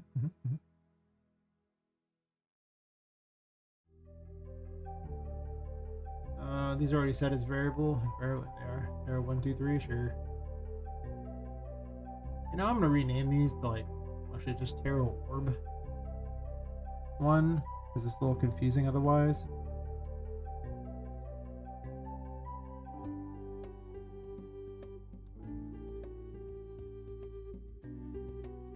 But yeah, just I actually had a really nice set of headphones that are just sitting in my closet because of the neck problem happened then. I mean, I've had them for years at this point, but they still sound better than the earbuds I have now.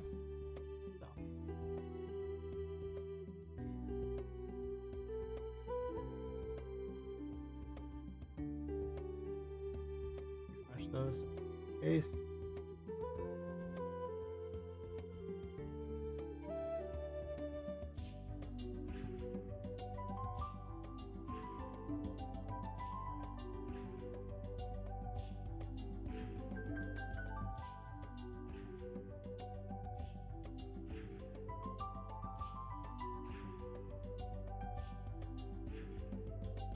I'm gonna have to do multiple ones anyway, I guess.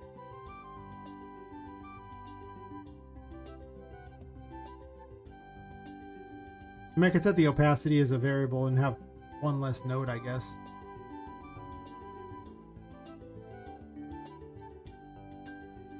Yeah, chords suck a bit, but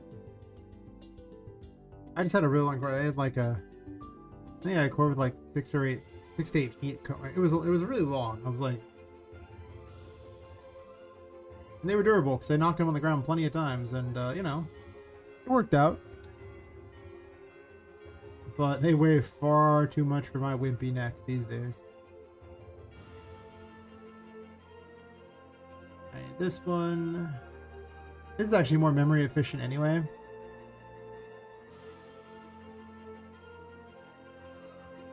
Wait, are these out of order? Oh, I clicked that one. I'm gonna do them in the right order just so I remind myself. Oh yeah, this I'm just appending a thing. And same diff.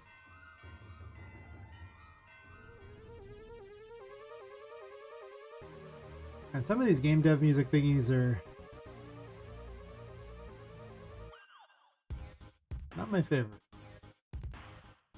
Eventually, I will sort through all of them and decide which ones are, you know, I want to keep. I have like there's over 1,000 of them in the last Humble Bundle I got.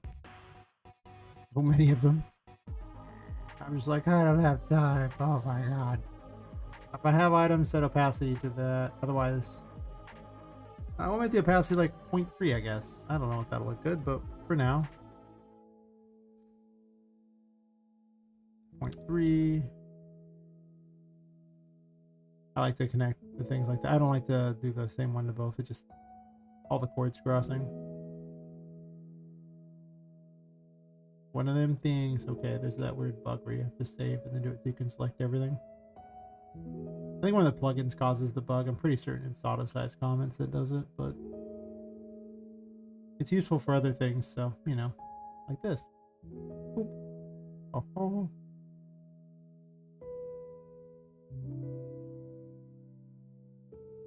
It's almost at the level where I would set up a loop for it, but there's only 3. Like if there was 4, I'd set a loop up, but with 3, it's so close. You know? Just so close. It's pretty much where I start doing loops once you do more than 3. I can set up which, you know, target and variable for the target and pick orb for each one. I could set up areas. I could make it happen, but that sounds like so much work for no real gain. Make certain I set this to 3. Alright, and then I gotta go back to the designer and untick all these flying beasties right here. No more visibility things. These suck because they're actually by tick, so they're actually much worse than just setting it on construct. Which is obviously the better route. I set opacity, not tint. I'm gonna go ahead and say that's probably not enough. Maybe 0.5? That should probably what I'll go with, right? Now you know how many you have. It's still pretty we'll see how it looks on top of the things, but definitely the 3 ain't gonna cut it. I'm very close to setting a variable that just does the low one for all these. If I have to change it one more time, I will do that.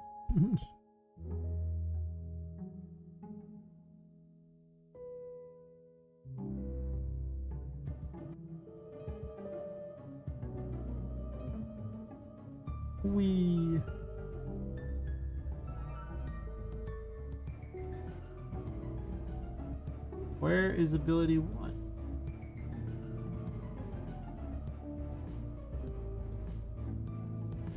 And the visibility is still not showing on the other ones.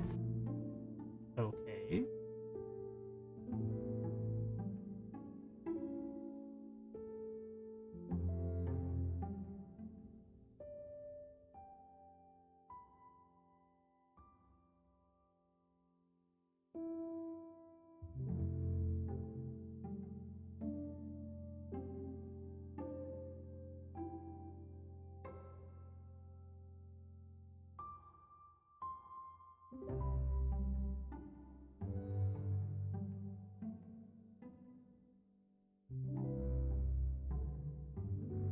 Wait, tarot active check. Oh, 1 second. It's already a tarot active check. Why am I doing it there? I'm stupid.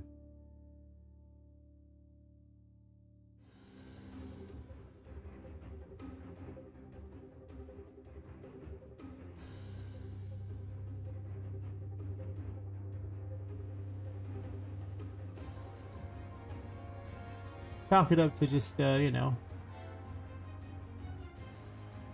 having drank a bunch. There you go.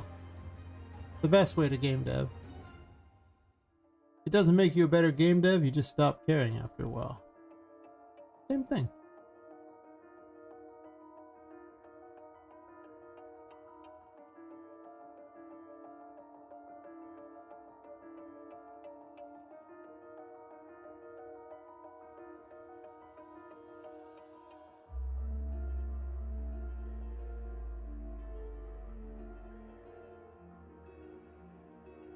They probably defaulted to invisible. That makes sense.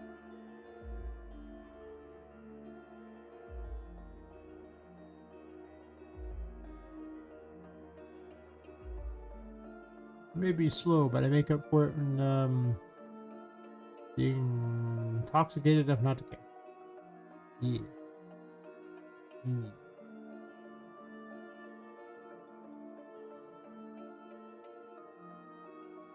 Okay, look at these here.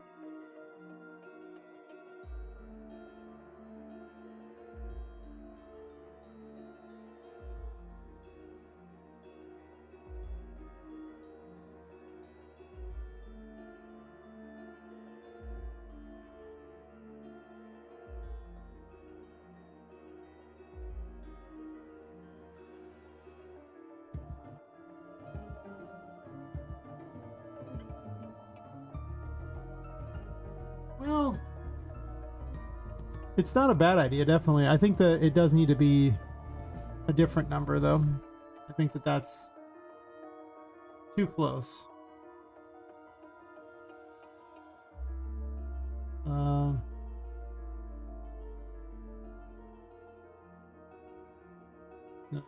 orb.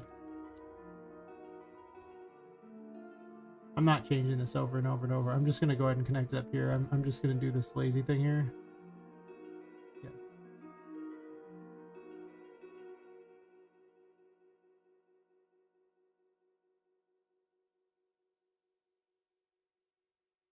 Also not a bad option.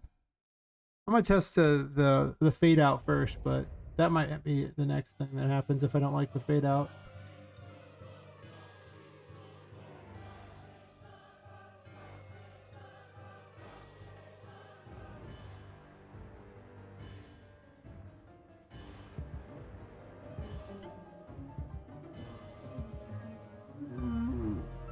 I mean, it does appear like they're not there. I think I've underestimated just how visible it truly is. Also, I think they default to 0.5. I wonder if it's not really changing it to the other.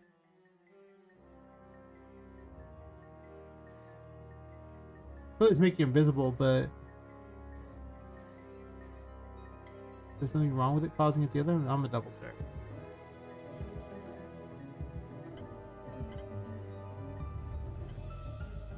No, it's just really visible. It's just not as visible on top of the red is the issue. That's okay. We'll try one. See what happens.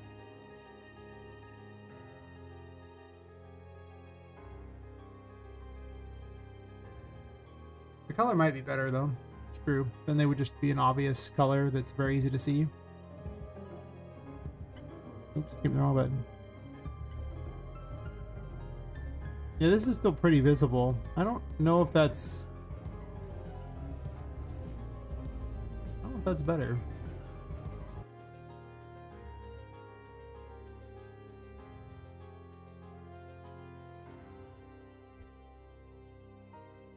Do it on color and opacity, huh?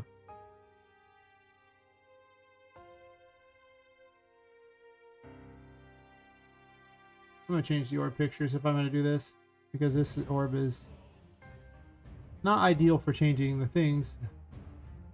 The clear orb is significantly better though. I was looking for the sprite. Sprite, yes, maybe. Right here, I'm blind. I'm just totally blind.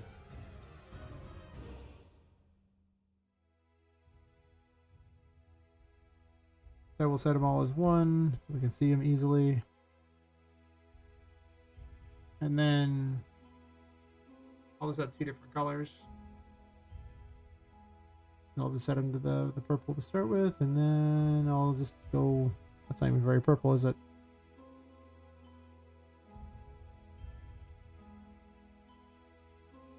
I mean, I guess to be fair, everything else is red. Right? Like everything in the whole menu is just red. I mean, Poppet's colors are basically red and black.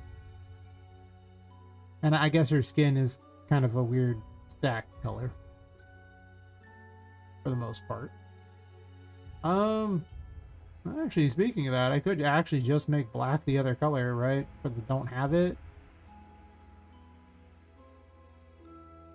True.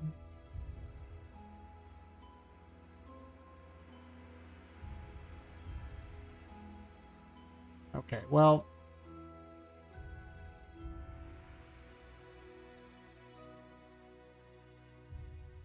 After.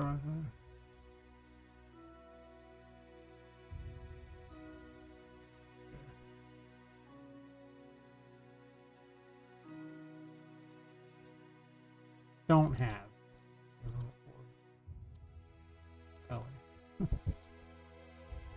I learned my lesson. I am not about to do this shenanigan crap again. I'm just gonna run it like this. I do need these active for other stuff.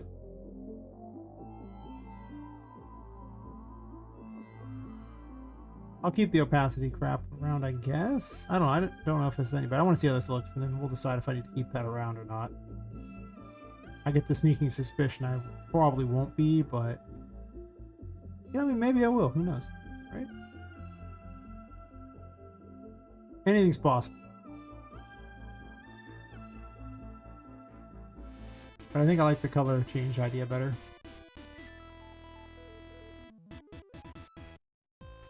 Whatever, I'll just put it back if I care. It is not that hard to add it back.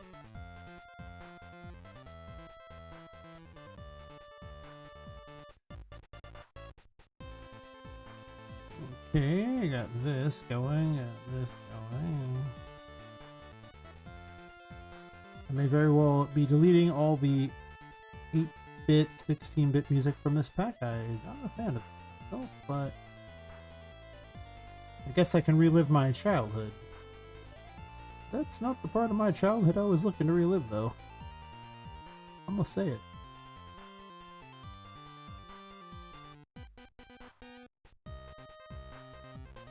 I don't care about the scrap. I'll put it back right there. Test purple. I shall test red and black.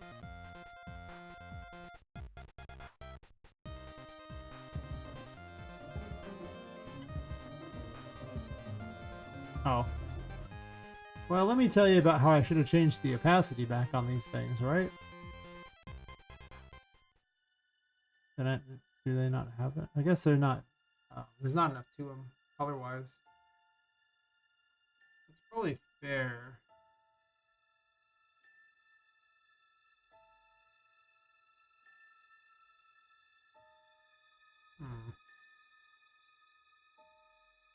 Could have just swapped the image outright too. Whatever, we'll go back to the other ones there, and I can just do purple even for that matter. It doesn't even matter.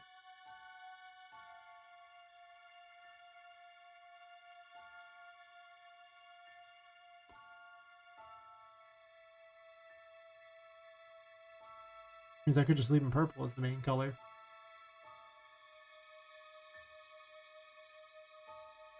Actually, just leave these as white, because technically if it's white, then we'll...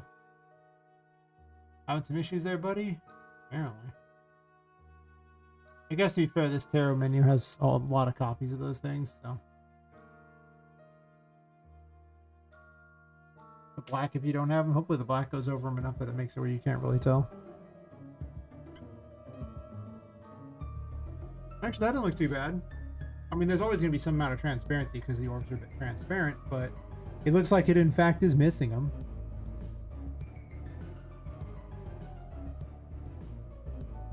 I probably want to move them farther down though, because the corner makes the missing one there look kind of hard to read.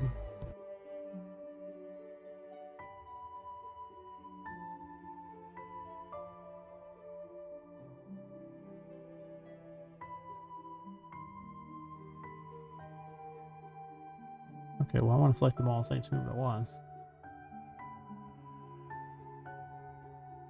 I'll move it farther in the card. It'll kind of cover the image a little, but not enough that you won't be able to tell what it is. So, probably better.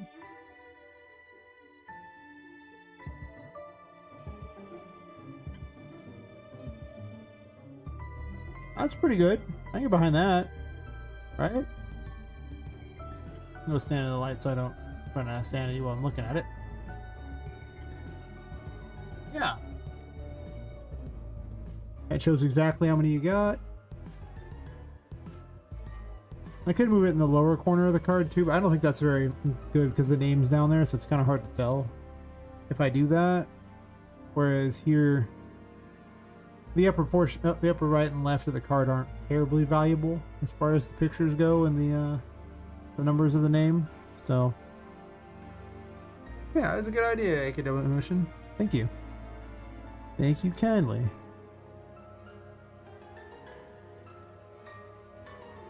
And now if I want, I can probably squeeze another 2 abilities on there, no problem, and just make like, you know, friggin' a million abilities for these things. 110. Wouldn't that be fun? 110 abilities. I did consider like an RPG style system where, you know, you collected points and you could upgrade the things that way. And I'm not ruling out some sort of leveling up system for the cards in the future, besides just finding them instead. Like, you know, maybe I decide there's too many cards to find and decide, okay, well, maybe I'll just let you find a resource to level them up. In which case, this still works pretty well.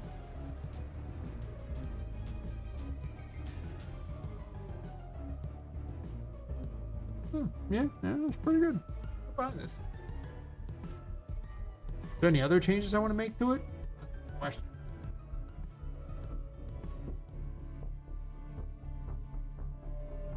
I guess it doesn't go red when you if you don't have one to select. I guess this means you just can't select it. What I don't like is it doesn't say the name up in the corner for those though. I think it needs to say the name. So that's probably important.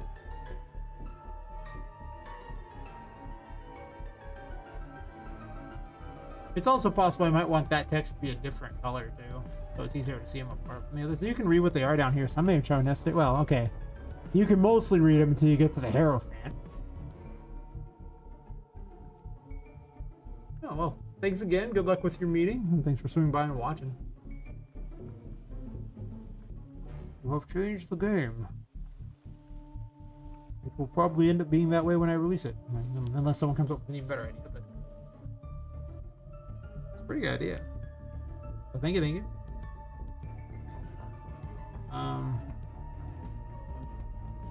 Yeah, maybe I change the color of that name so that it's easier to read it, or just easier to notice it up here. I do want it to say the name on these, even if you don't have it, because I wanted to say this is not found. So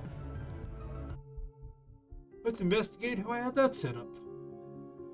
Set up so long ago, I don't remember. Hero name. Hero card to equip, huh?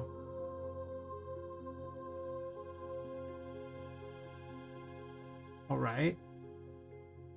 I can't find references this way. I can't.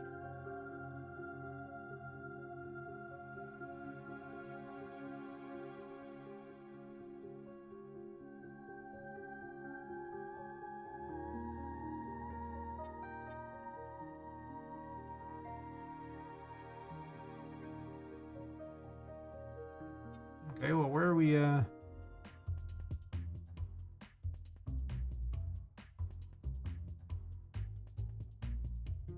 getting that?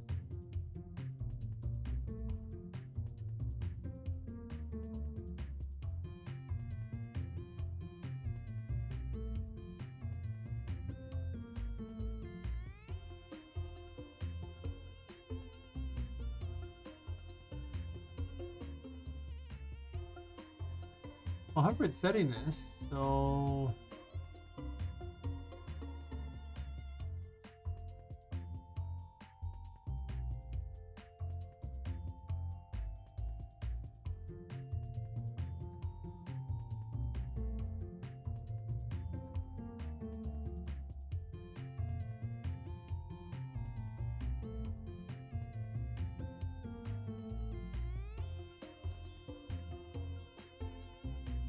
this seems like an extra step.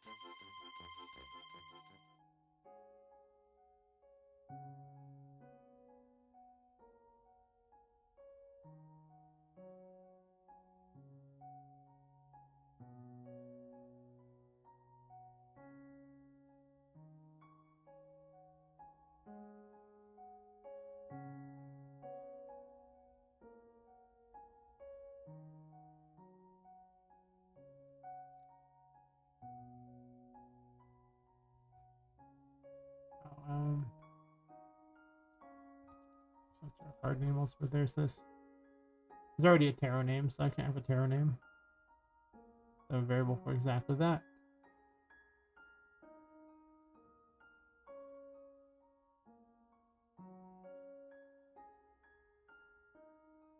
Is that there? So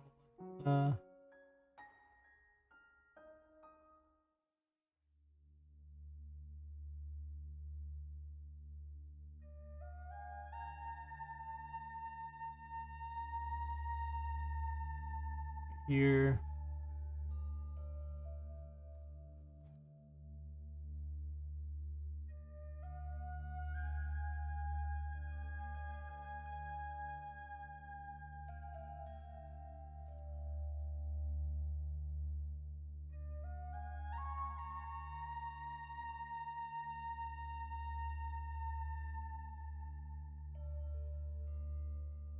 Hey Lepus, how's it going? You are just in time to be just in time. For whatever track this is. Very exciting, I guess. Did you? That's fair.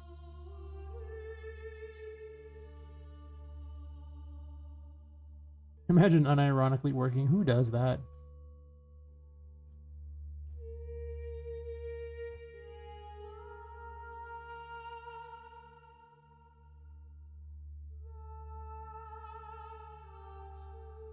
Looks like I have to solve someone's computer problem. How fun. Aren't we excited about that?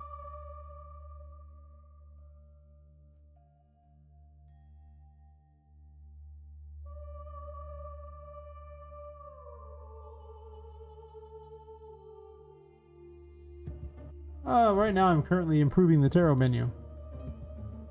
Because now it's like this instead. For some reason it's not saying the card though. You can see the cards like that and it shows you which ones you selected. Now there's a thing to, you know, blank out which ones you don't have. You know how many of the cards you found. It should say over on the side what the abilities are. The only thing so far it doesn't do right is when you look at this, it doesn't give the card name for these, which is unusual because it... Really? And yet it does not seem to. But yeah, done that now. Now they're much more readable. You can still move between them relatively well with a controller. About the same as you could before. The vertical buttons are a little weird. Awesome. Well, you have AKW motion and turning cogs.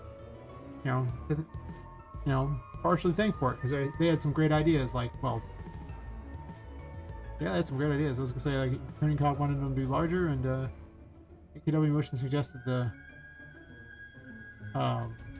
orb setup with the them being clear or not clear, and also dark or not. So changing colors and things. So between the two of them, and me changing the sizes and moving things around the way I like them,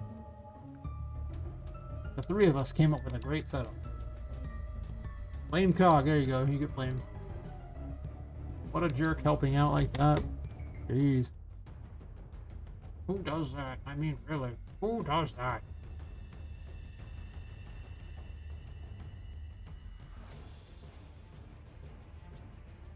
On Tarot Hut.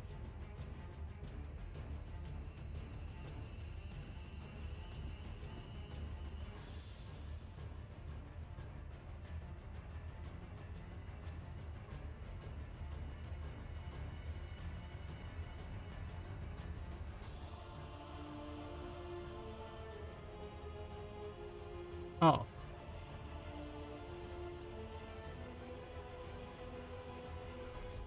I don't need this information here. I could just do this.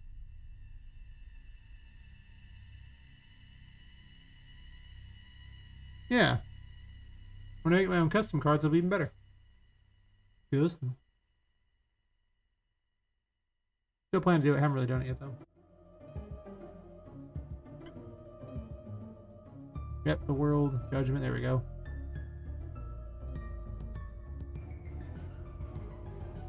I haven't written all the abilities yet, so it'll look like that when I actually have the abilities written. I might need to space them a little less, though, so that the ability 3 can have some space to be written. Also has not been found, so that's helpful. Yeah. Almost all of them are like readable. The Hangman's pretty hard to read. The Hierophant's impossible. Wheel of Fortune's not happening. And the High Priestess is pretty bad too. The rest of them are at least readable mostly. Some of them are very readable, like the World or Judgment or the Sun or the Star. These ones are huge, easily read, but I definitely think that these cards were not very legible overall. And I'm kind of running out of space to make them any bigger. Like, I could make them maybe marginally bigger, but I don't know if that's particularly worth it. I could, though. I could make them slightly bigger. They're pretty close to each other as is.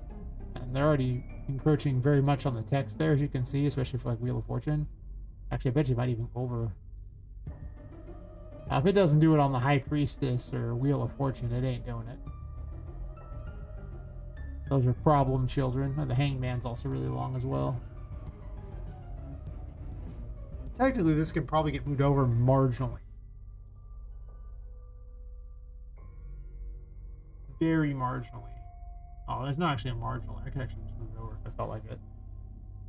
Like this whole thing could just get tossed over to the side like a champion.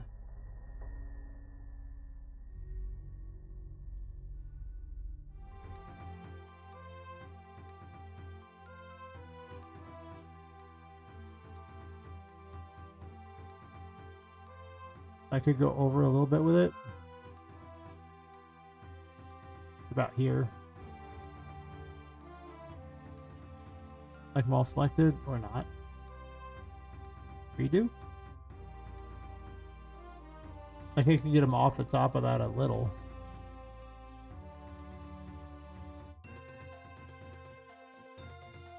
We gotta be off the back button.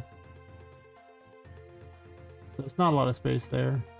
The back button's the same place on everything, so I don't really want to move it. To be fair, there's a back up here too. That just tells you which button to hit though.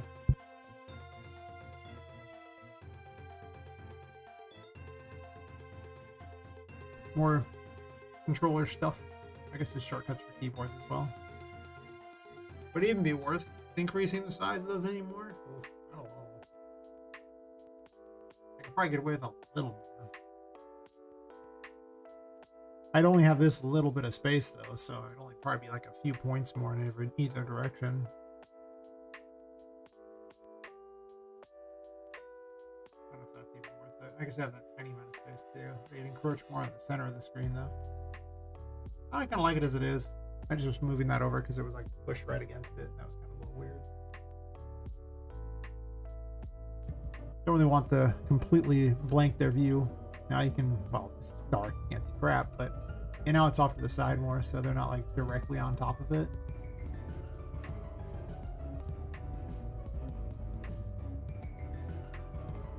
If only Poppet was not in the center of the screen, I could put the text in the center or something. Maybe that would be better. I don't know if that's true, but it's an option.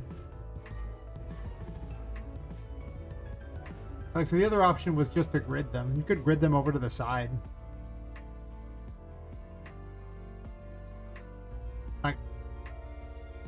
I don't know if that's actually better. Like this setup I kind of like because you can kind of see what's going on, which you just can't with the other. Because you could grid it onto the side, and then you have this full center area where you could see everything. So it would just be like, you know, row of 5, row of 5, row of 2. Actually, there's not even enough space for rows of 5, so I can't even do that. Yeah, I don't think that's any better. Actually, no, that'd be fine. It'd have to be like 2 rows of 6 and a row of 5, 2 rows of 5 to pull it off. I can do 6 on top, then 5, then 5, then 6.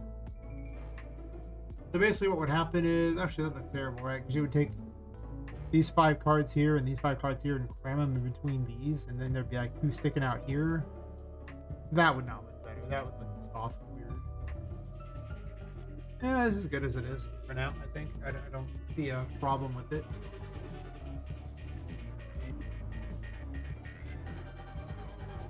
At least I can't think of anything I want to do to improve it.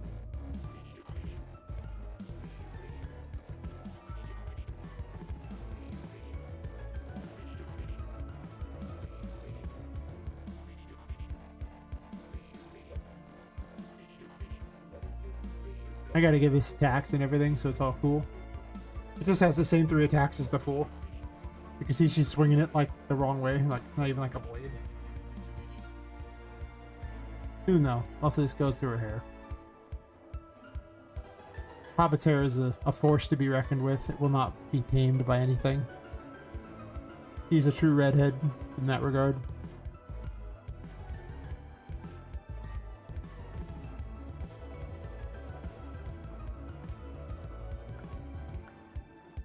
Then there's these problem children that I'm still trying to decide what to do with.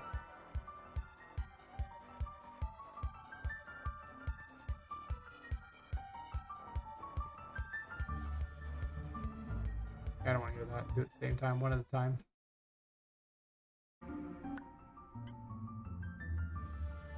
But I'm pretty happy with those. I'm going to close those out. This is fine. Close the content window. Enjoy that full FPS. Oh, yeah, look at that. Gets up into the 40s a lot of times. Hell yeah. Get floated, loser. Yeah.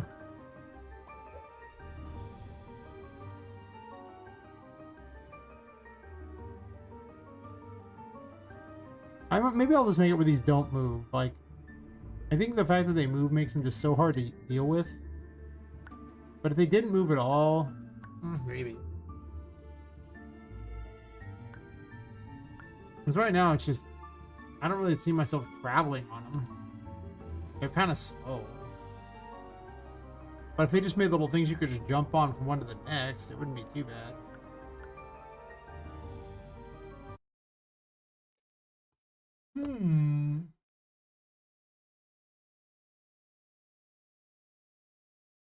I'm not sure if I'm giving this ability out here or not, but maybe.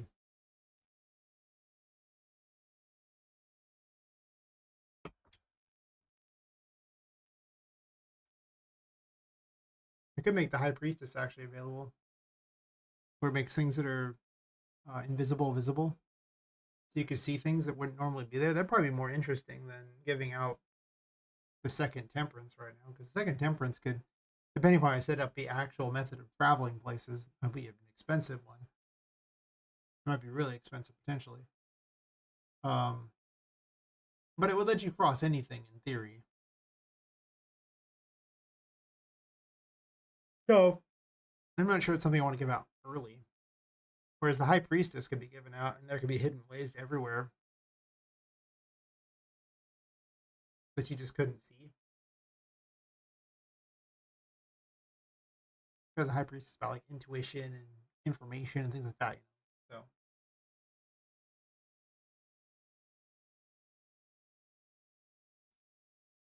But it only has a traversal ability so far. I really don't know what sort of weapon it's going to do with it. Oh yeah, I was thinking of having, because I was telling the stream earlier, I was thinking of having the 3 abilities for the tarot cards split into like, you know, a weapon, a hat, and like maybe a back item or something, because they're all things I can easily add to Poppet without a lot of work. And then having like, you know, like if each ability is one of those, like you pick the ones you want to equip, so you could have 3 different things available at once. Like each ability for the various things. I don't know how well that would work out. So let's say you could have the Empress's ability to grow plants set up. You could have, you know, the Fool as a weapon, and I don't know, maybe the Magician hat lets you manipulate objects in the environment. I don't know what the hat does, is how I define it, because there's only one item so far, but you could have the Moon's ability to create clones, but not the ability to destroy it, and instead have something else, like the Empress's ability to create explosives. Is that... Might be interesting to see what combinations you could have, but the only thing is that makes it pretty complicated. You're basically just setting up hotkeys for 3 abilities, and then you have to go back in and set them again for the next 3. Like if you want to change them out, I guess you don't have to change them all at once. You change out one you like.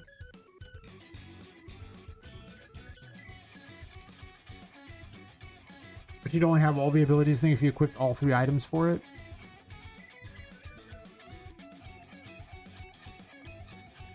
I was already gonna make a hat and a weapon for every one of them, so it would just be like maybe a back item for all of them if I was gonna do that. I mean, in my perfect world, I give them all dresses too, but yeah, I ain't got the money or the manpower to pull that one off, you know?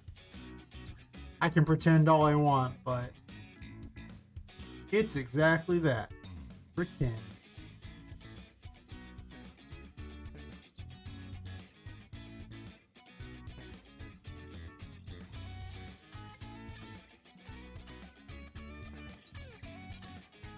Oh, Fox got his Discord back. Hell yeah.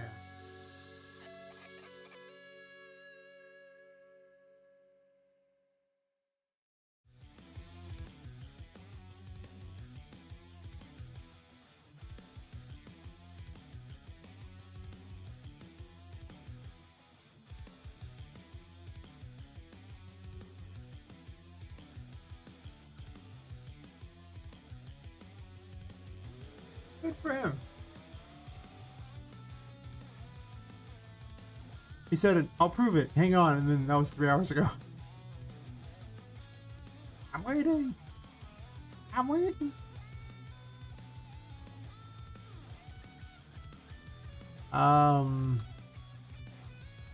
Yeah, do I want the High Priestess thing? How do I even set that up? Let me double check the High Priestess stuff. I haven't looked at it since I made it. I'm not opposed to using it though, because it's something I can restrict. Because right now it's hard to really restrict a lot of things.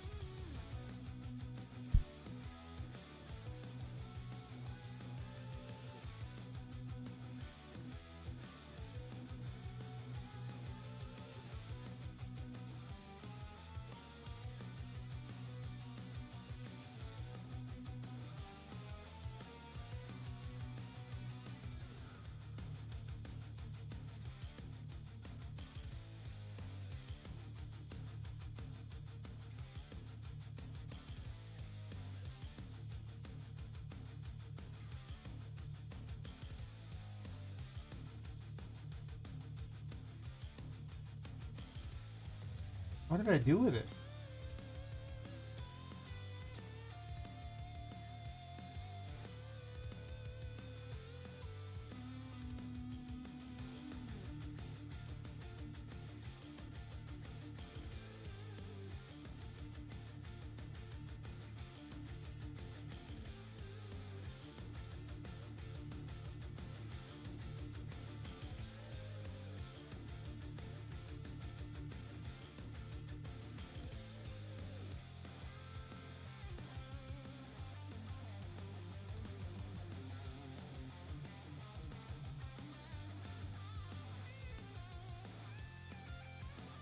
This is not it.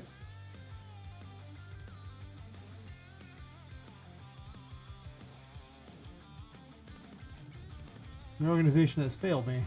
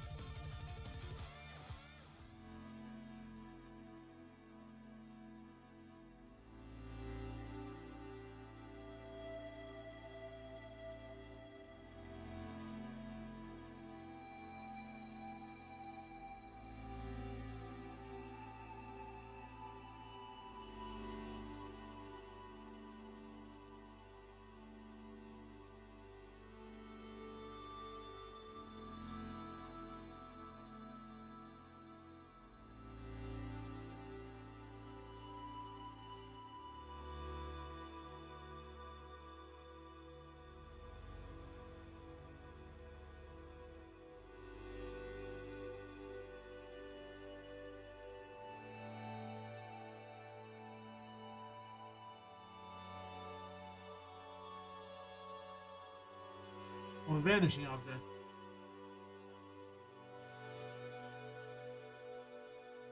these are the moon ones.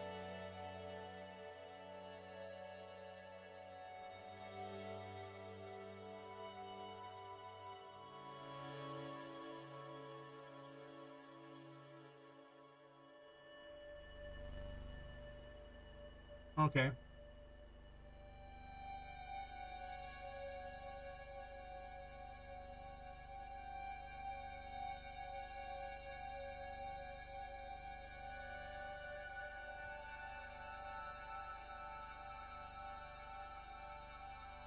We're gonna go ahead and just dump these into the right things here so the moon one can go into with the moon. Just everything involved with these weapons so I don't have to think about it.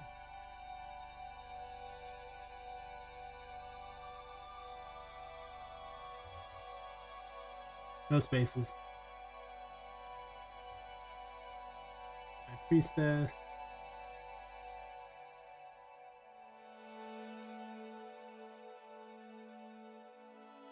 Mirrors.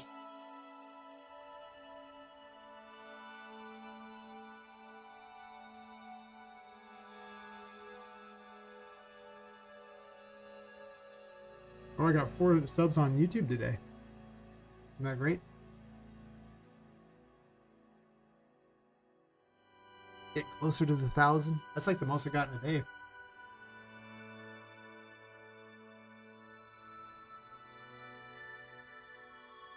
This excites me.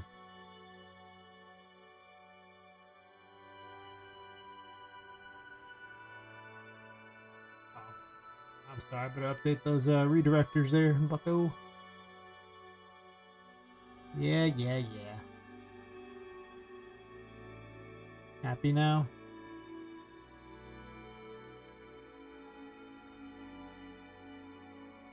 Unreal Engine just defaults updating the redirector references when you choose to delete a directory that's empty except for those. Like, we see you're only deleting this crap that nobody wants. Let us fix this for you so that it is better. And I will be like, yes, Unreal Engine, you have done well. Here is cookie. And they will be excited to receive their cookie. That's the whole story. It's a great story.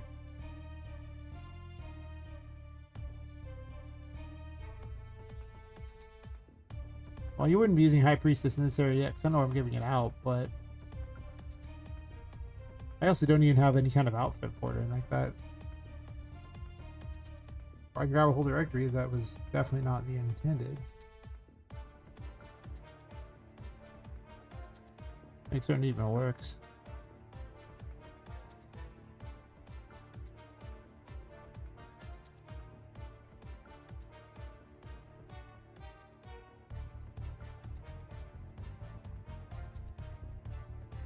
I have no idea if this is a good enough space apart. I'm just guessing.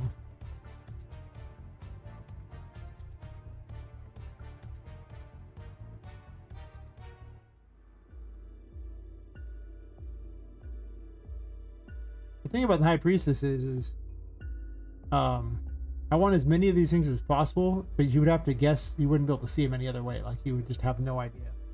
Like, you could, if you knew where they were at, you could jump on them, but you don't know. So I'm just gonna put them places, and there'll be secrets, and you can only reach with, like, well, you could reach without the High Priestess, but you gotta know that they're there.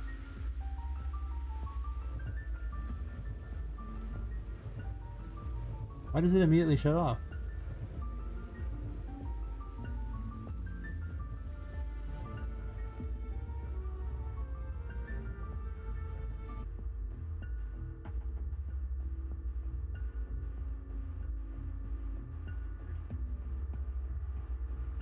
Sir, I don't like it.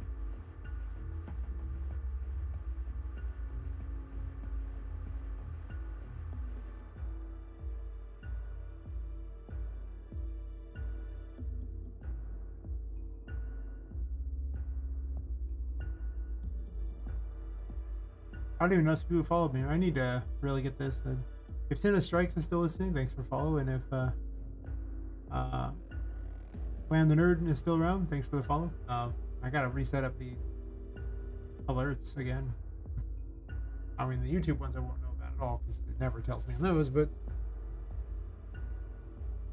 I just didn't even notice. thought I had everything set up, and I just don't. Soon, though. Soon. I'll have them set up for tomorrow. And blurps. The blurps don't work right now. Don't waste the points on them. Maybe someday, but that's not today.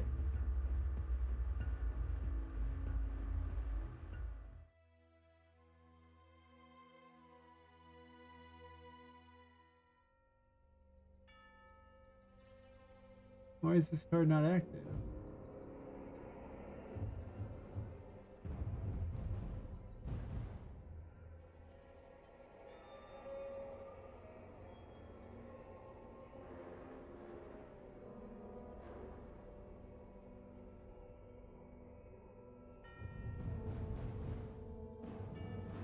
I get the feeling I'm not getting this tag or something.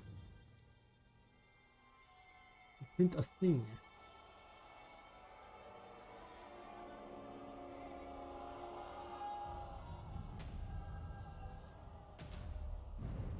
Unspeakable horror.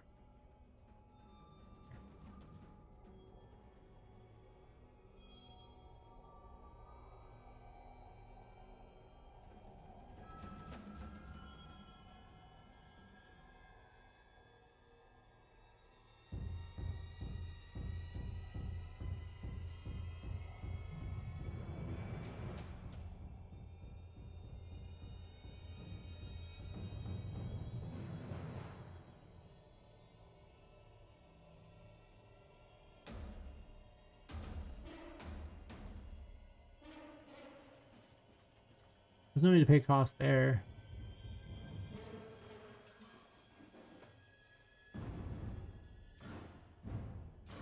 Oh, I don't have overlay states there.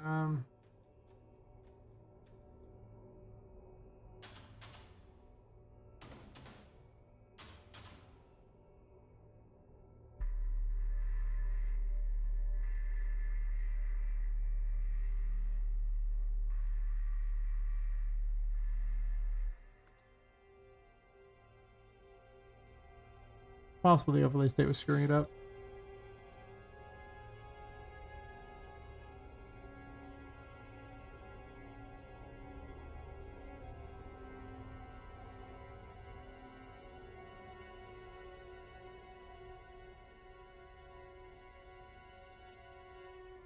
High Priestess active. As you know, is the High Priestess. It's not Empress. HP1. We'll assume Poppet does not have the dead tag.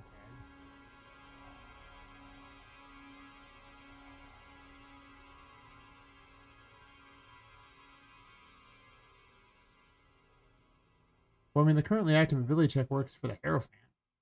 Otherwise, the Hierophant would just shut off.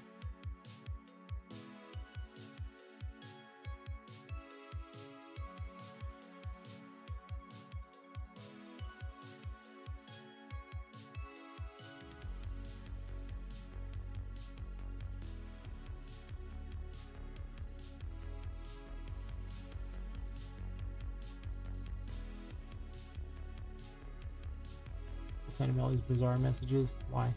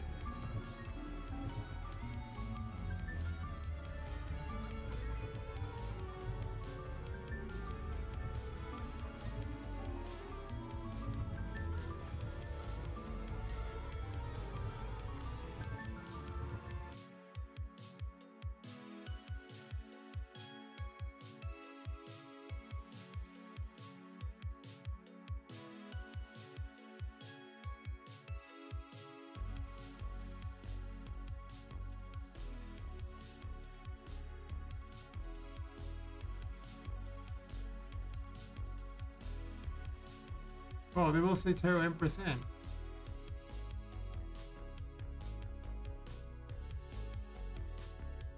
First off, I shouldn't say tarot empress.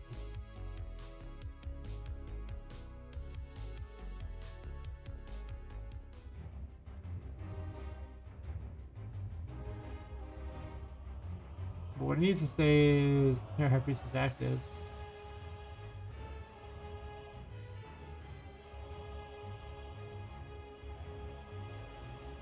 Not just end. Dumb.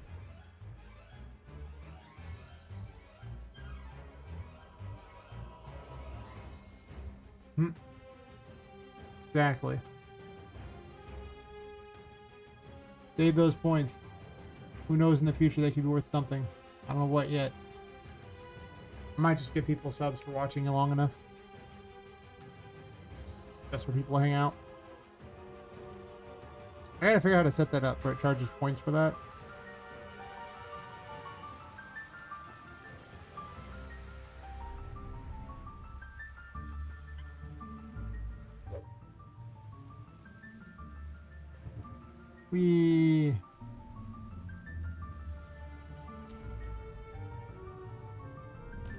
Yeah, I can just put things everywhere, and it's trying to spawn things on top of them too. Oh no! And go. Whoop. Nope.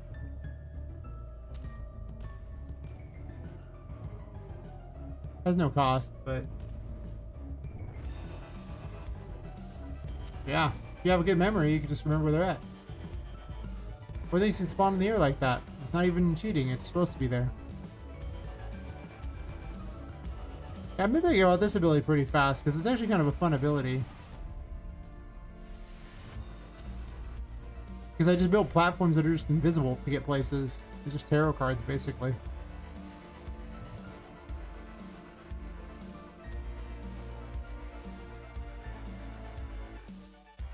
Maybe hand that one out in this section.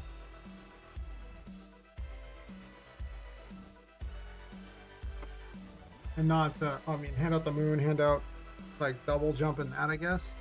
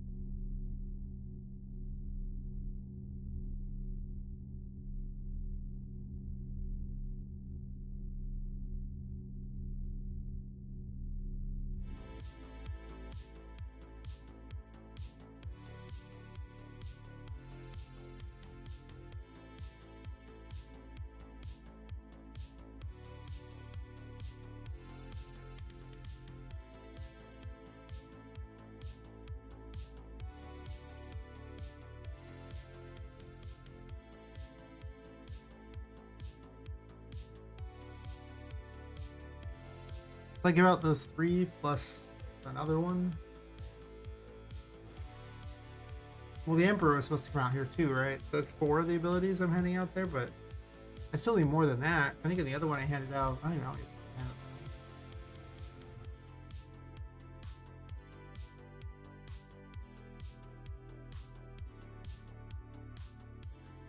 A lot.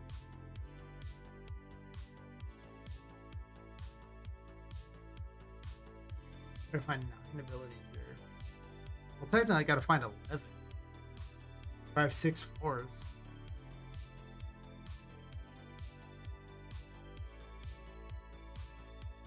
I'm really starting to question if they should actually have it where you just level them up by collecting points.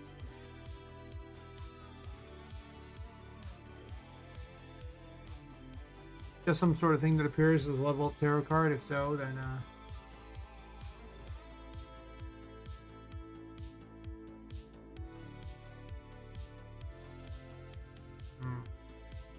and just pay X amount of points into it rather than having to find every version. It's just because there's so many collectibles, I'm starting to question if there's really enough space for everything that I want you to have as a collectible. Trouble is then they'll just power level whichever weapon's their favorite. And the downside of that is all the traversal abilities, so I can't really even do that. All I can do is let you level them up to do more damage. Or get more, bit like, cost less or something.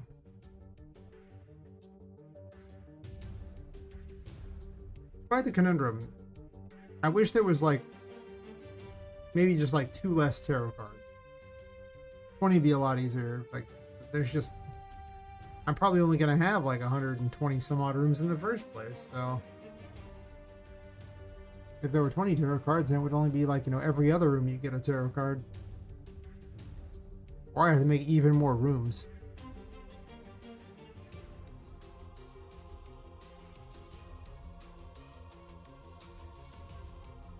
The problem with traversal abilities being unlockable by points is they might have to grind to get the right traversal ability, and that's pretty crappy.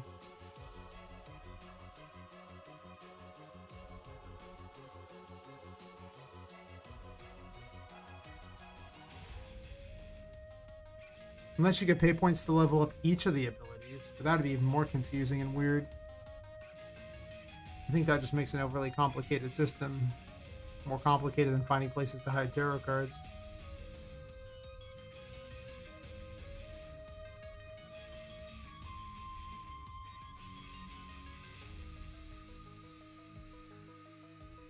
But I guess the other question is that the multiple tarot card abilities equipped at the same time.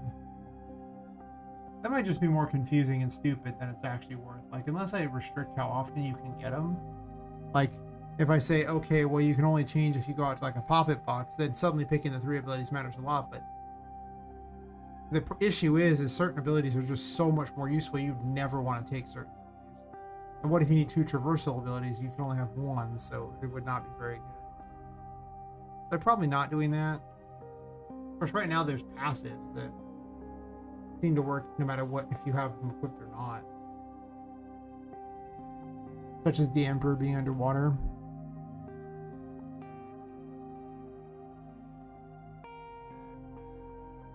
Unless I force you to have the Emperor on while you're underwater. I guess it doesn't have to auto-equip.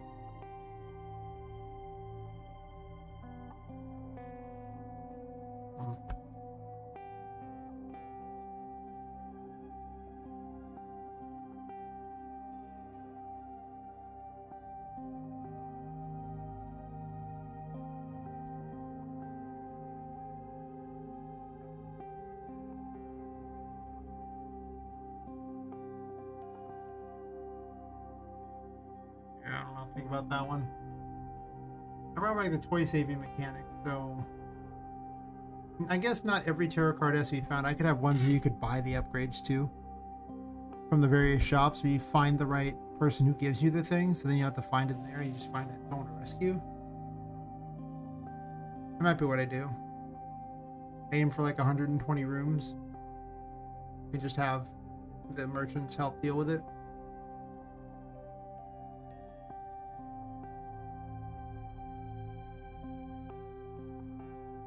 That's true. The toy saving mechanic does give me the ability to have additional ways to get the stuff. Maybe I just stick with what I'm doing. I don't think I'm going to divide up the various pieces of equipment. I thought about it, but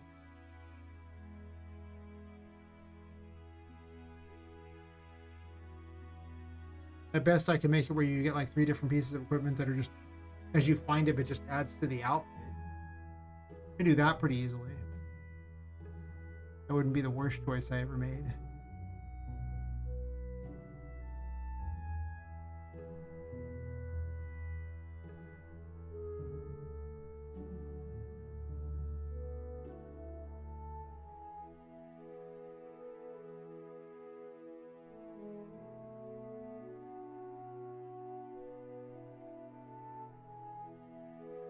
Got a message from Fox's other account saying he's got it back.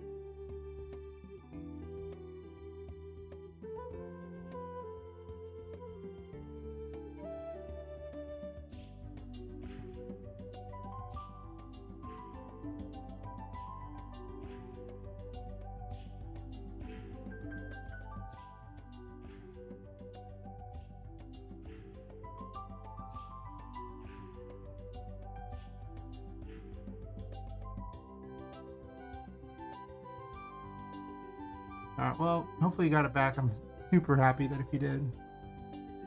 Thing is how we got hacked because my account got hacked, so I feel somewhat guilty.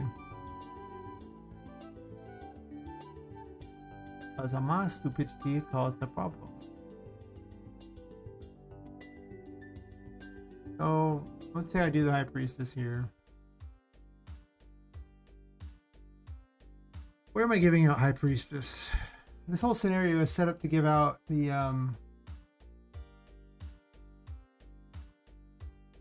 well, High Priestess just lets me build pathways across anything. There's no such thing as too high for the High Priestess. She's as high as they come. But I was gonna give out the Emperor here probably, but I guess I don't have to. There's a hypothetical of what if this goes near the, well,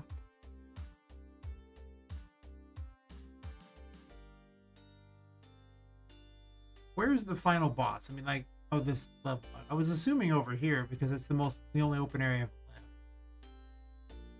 This garden sucks. I don't like it. I'll probably ditch it because I just don't like it. I like the doorways. I use the doorway or something, but I don't know what. But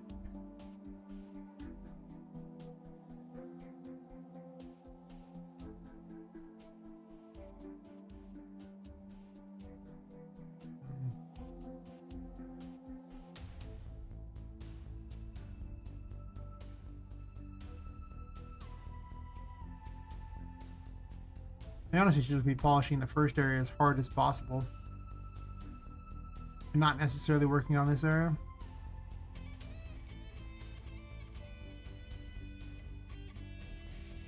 Still have to do all the writing for the beggar grant too. Try to get it. And I have like 38 more days before the start of it happens, where I can like begin applying for it if I want. All right, is it?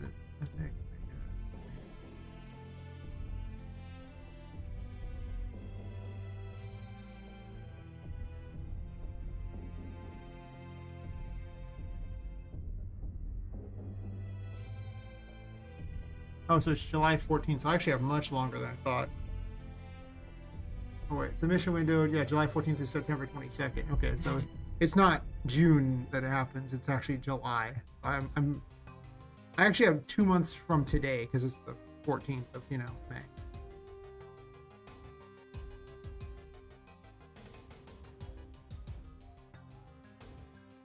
But I gotta get myself some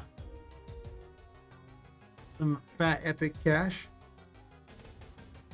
Because let's be real here, this game wouldn't even be possible without them as is, so might as well go all the way.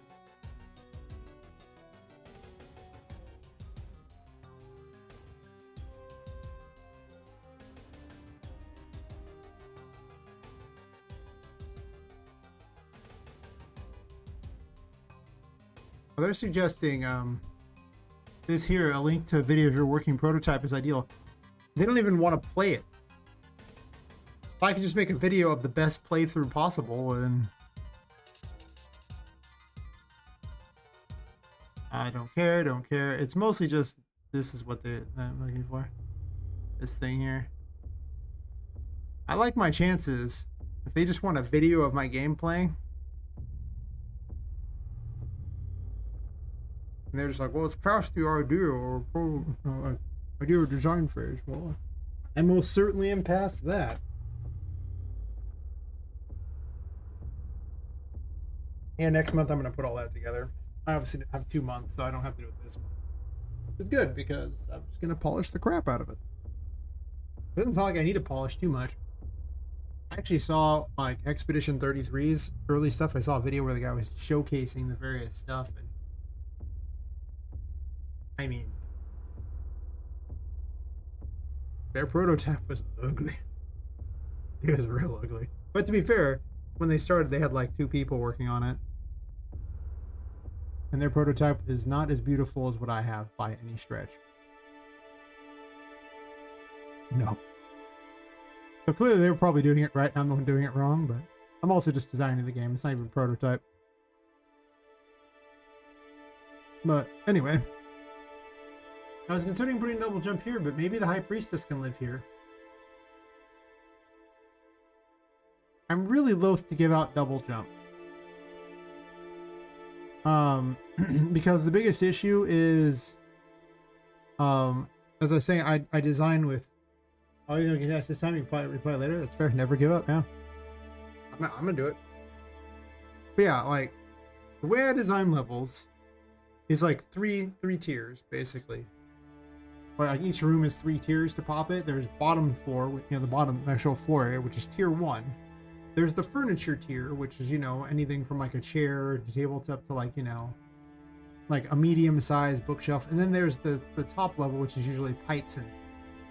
And the reason I don't like double jump is it basically lets you skip up to like a higher point than I want faster. So it's kind of debatable how quickly I want to give it out, because once I let that out, suddenly chairs are no longer important because I can just jump straight to the table.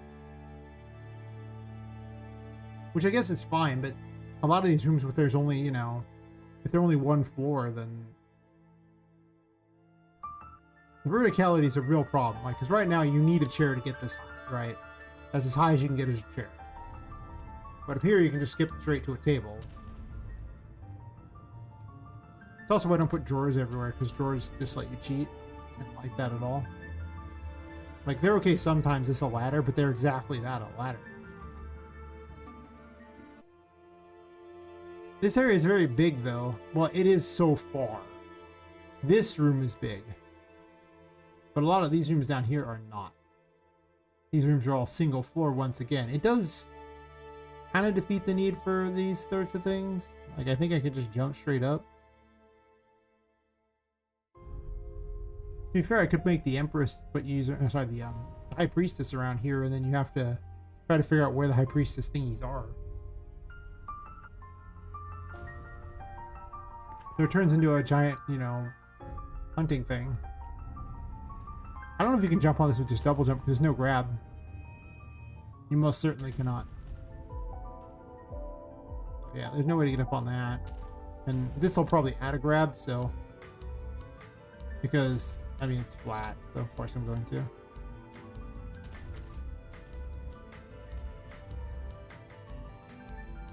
I'm not sure how much double jump will... Like, the other problem is double jump's distance issue. There you go. Well, I could hit that and screw myself over, but...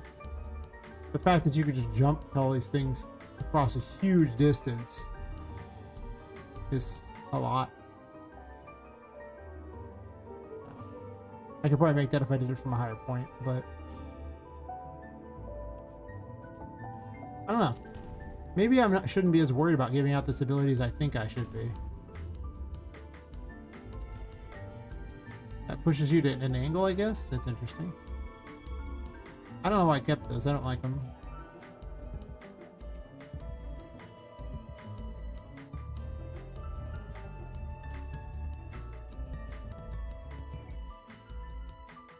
Yeah, the dash is so needs to be fixed. It's overpowered. Yeah, I mean, up here, she'll just be able to jump and grab. Well. If you don't jump too close. It's actually more obnoxious if there's a lip.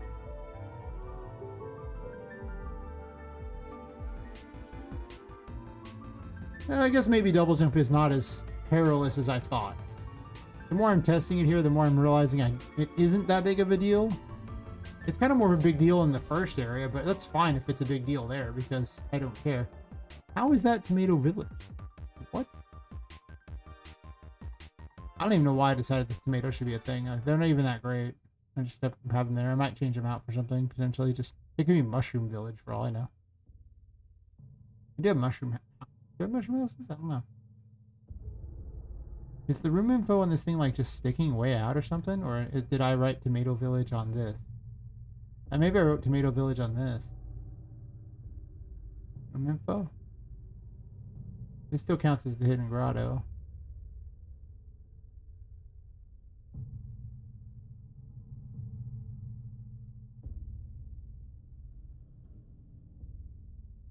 Probably should stop streaming pretty soon. It's already almost 8 o'clock. I'm at 9 hours and 44 minutes. Yeah. Yeah, I'm definitely hitting that point where probably need to head off relatively soon. As much as I would just keep streaming. Like I say, if I didn't have a regular job that I had to be up for, I would just stream like too much. I already streamed too much. I just like working on the game too much. Got a lot done today though. The first 4 or 5 hours were just on the encounter system, which I cleaned up from yesterday morning. But yeah, I'm starting to solve the tomato village problem. Right there, right? Does this really go into this room? I guess so, huh? Oh, that's awkward. That explains why Charlotte was spawning when she shouldn't be. I just flubbed that hard, didn't I? Fair enough. Okay, never do that. Never do what I was about to do. That was a critical error about to happen.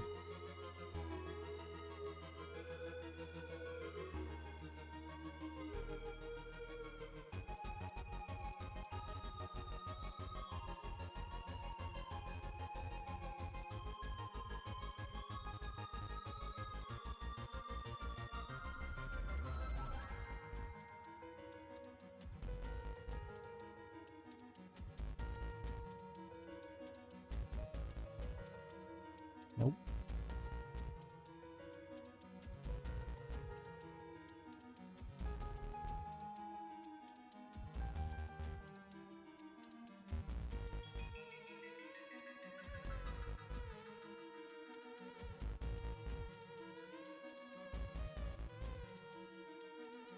Maybe like 174 probably. A little bit. Little.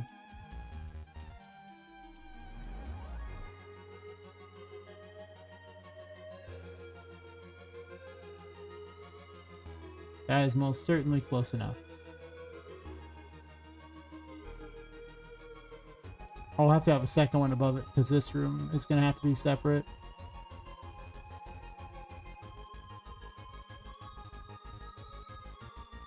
Yeah, so I hand out the High Priestess. Let's double jump the Emperor and High Priestess. That's 3 different traversals. Or here, the other one had the Magician, the Empress, the Hierophant. We only had 3 traversals.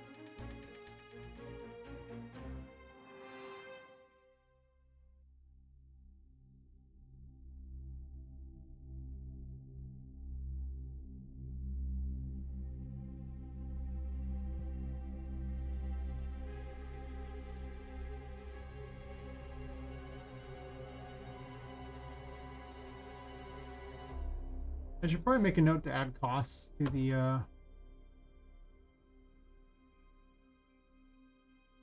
it's not really a bug, but I'll try anyway. Add costs. Arrow card menu.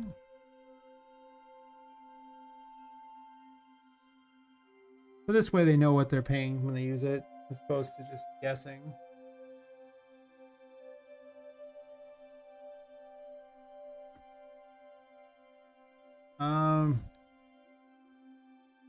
Make 3 buttons that show actually 1 for each tarot card ability that the tarot is selected. Maybe do that? No, wouldn't be a bad idea. Right now you don't really know what your 3 abilities are. I guess you could just push the stinking button too. People might need a reminder, I guess.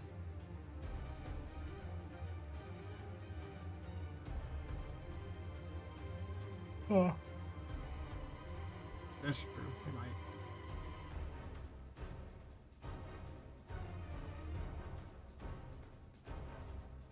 Yeah. Where did it go? Did I just move it out of here? I think. Oh, I moved it down, didn't I? I did. I just didn't take the button with me.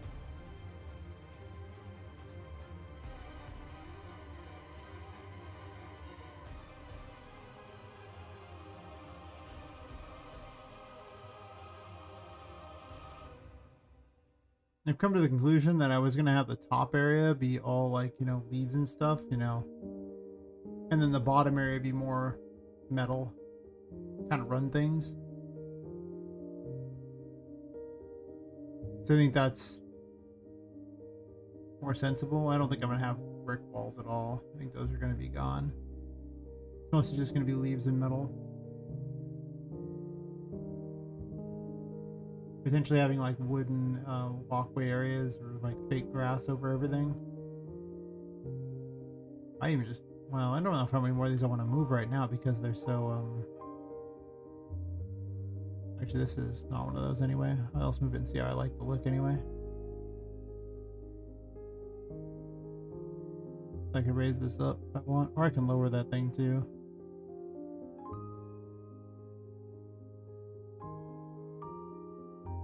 How'd you go down so much?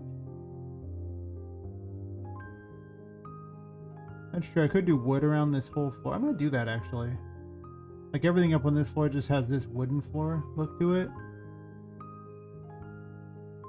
And then everything below it has the other.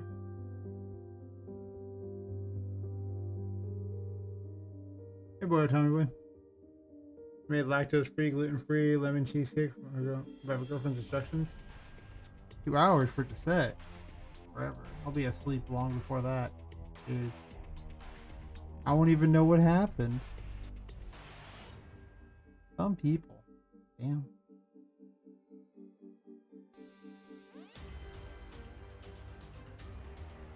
I kind of want the fake grass in this area. And this area. No, it sounds good. Do it better. Oh my god. My life will be ruined if I don't find out. It's like a soap opera here. I gotta know the answer. Important.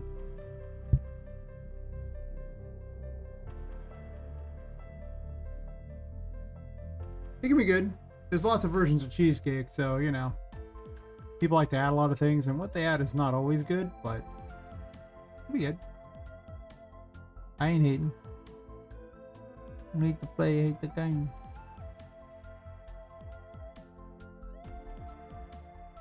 I could just put fake dirt in the areas I want fake dirt and then just have this be a wooden floor everywhere else. Is that better? Not bad. This whole area is not a thing.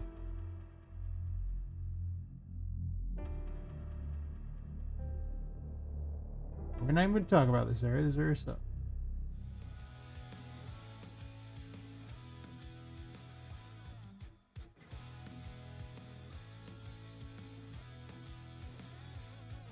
I wish I'd done 2 different textures for this so bad. One for internal, one for not.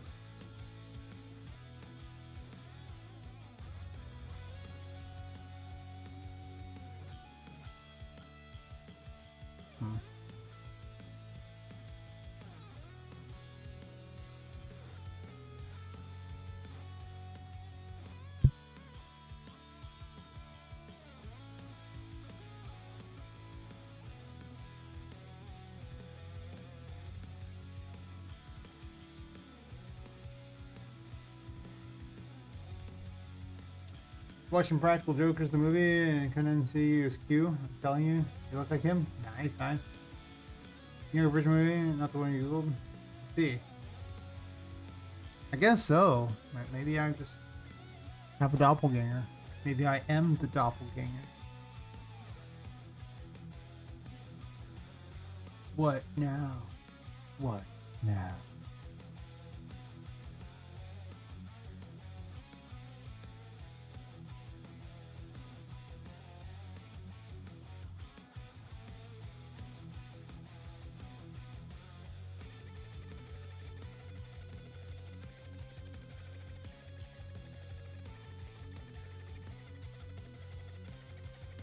Oh, I was blowing my nose. I grabbed something, I blow my nose. Oh, yeah. I don't have any food. If I had food, I'd be chewing while on the camera. I take a bite and then chew. Often muting the microphone, but now my nose is just running doing dumb things. So I was like,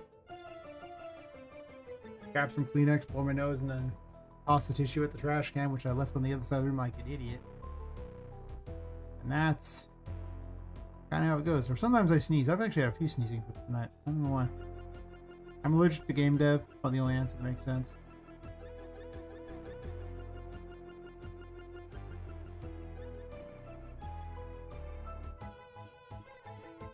Ooh, some people thinking dirty thoughts over there. What's up with that? I don't know what he's thinking. Jeez.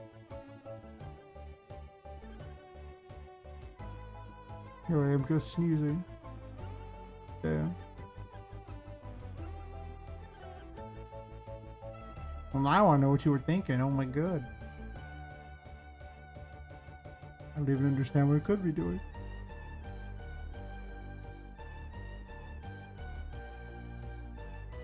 I actually kind of like the little deck there, actually. Huh. Yeah, I like that. Yeah.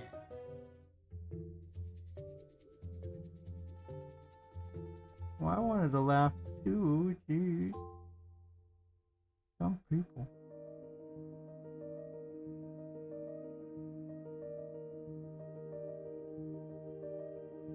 Oh, yeah. I said I wanted to laugh too. Oh, well. Oh, this is actually pushing through that. That's what I'm seeing. Not the other way around.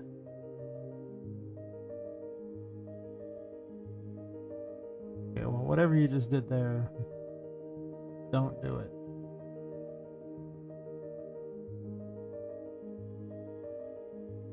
This is sticking out. So...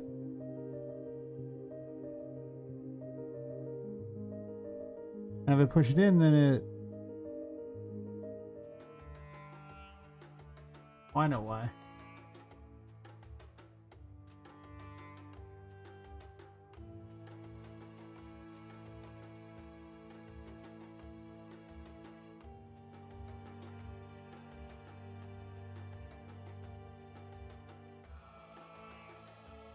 Alright, follow the feature.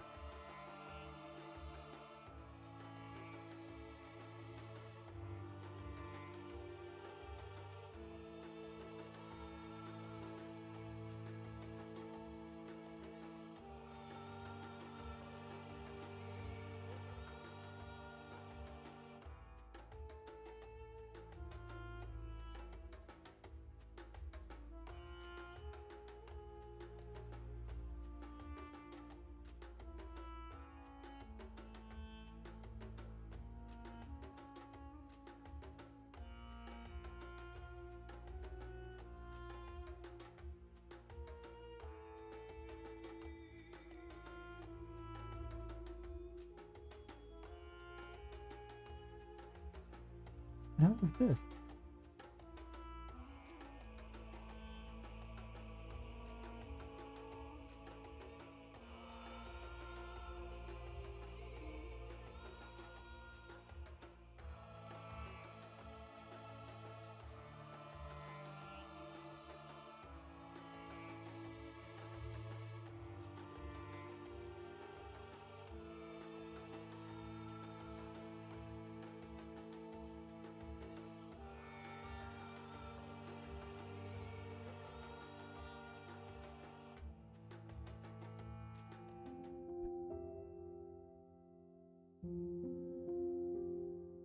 Finally.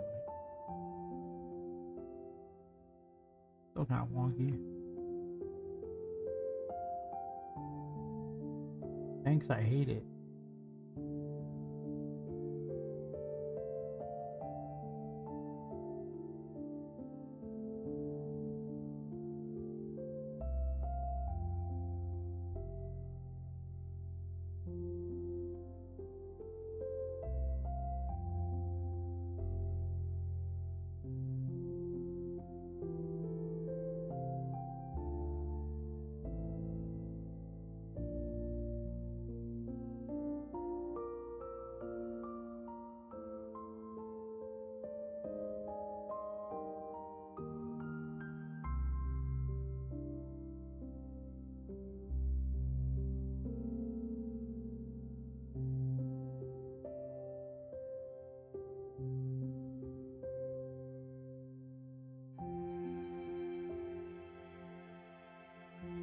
Yeah, definitely probably wrapping it up here in a very short order.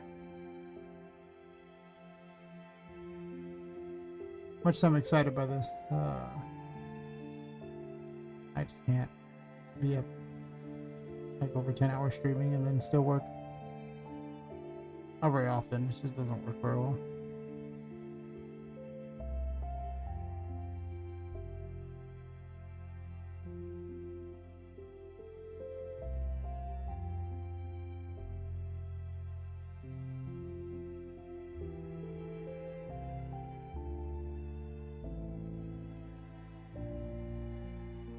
I do like the new deck setup though.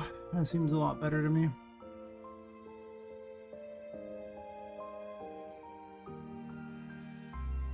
Honestly, I'm not sure I even need half this crap.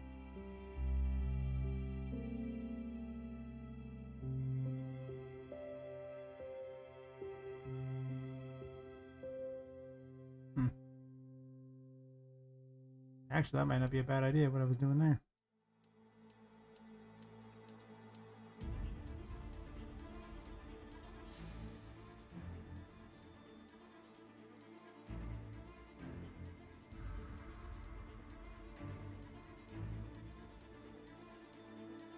If I just move this box brush forward.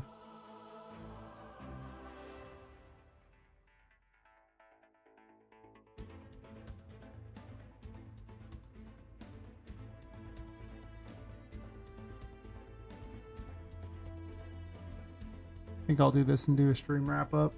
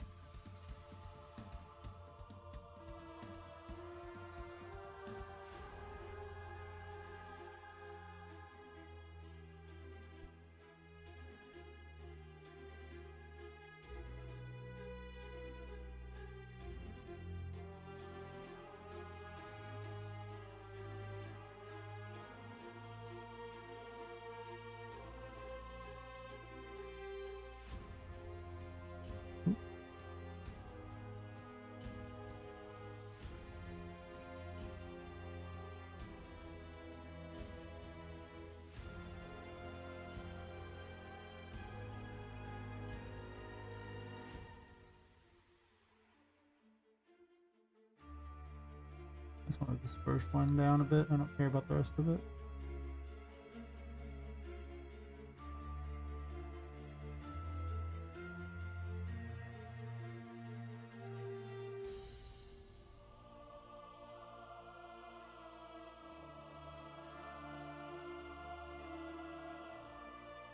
I think the game do soon make another or pursue something else. Are you planning for DLC essentially game? It depends on what the game does. Depending, that'll dictate a lot of if there's DLC. 100%. If like the game does terrible, I'm not making DLC. If the game does amazing, it'd probably be like maybe some DLC and then make Poppet Quest 2. I have ideas for Poppet Quest 2, but you know, we'll see.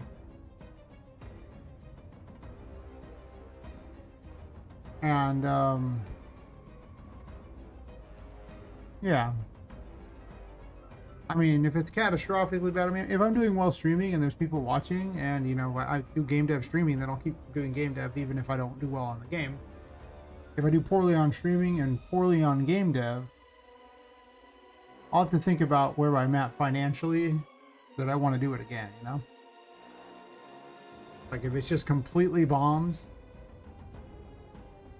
If it's completely bombs, I wouldn't even know what to think. Like, well, wow. Yeah, it'll definitely come down to how well it does and how well streaming is going.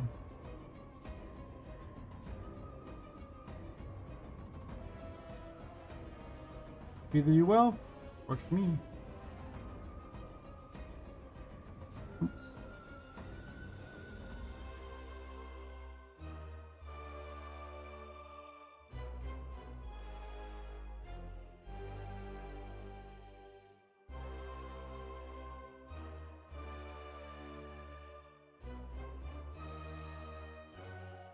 Goes to Project Showcase, Epic for Indies Discord. Oh, how'd it go?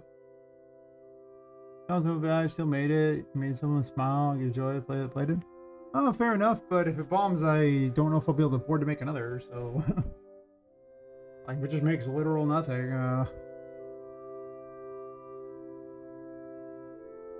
So streaming open to treat it as a job. What streaming stays with you whenever you do.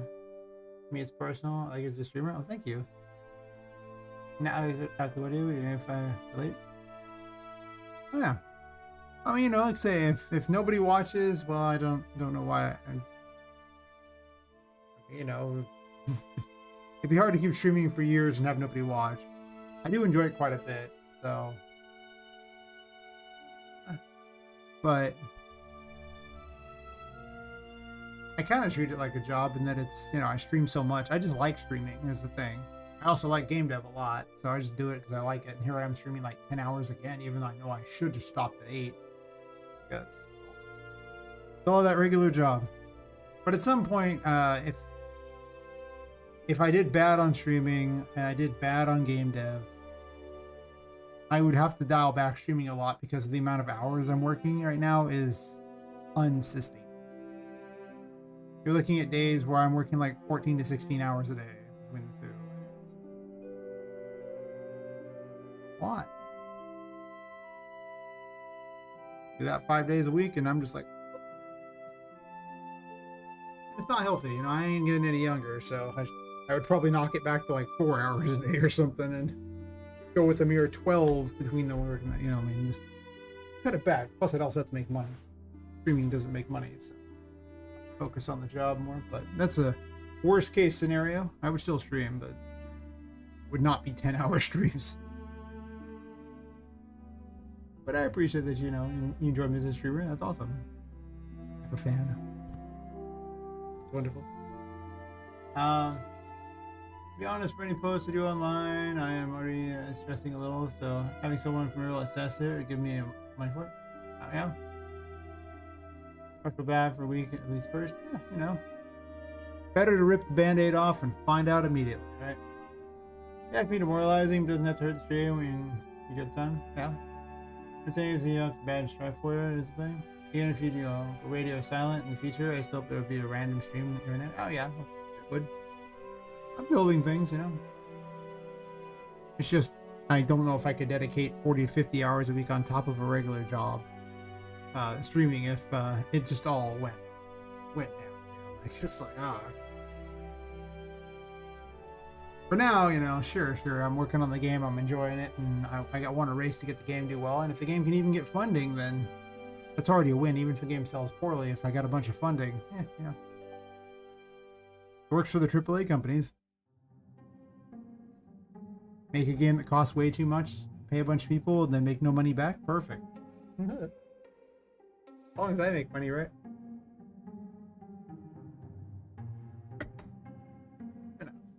I enjoy streaming, so as long as I can, I'm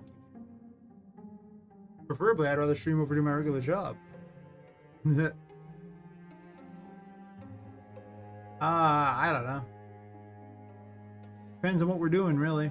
I mean, if they throw me enough money, the answer is probably yes, but it would just depend. I like being free to do my own things a lot, even though it doesn't pay anywhere near as much.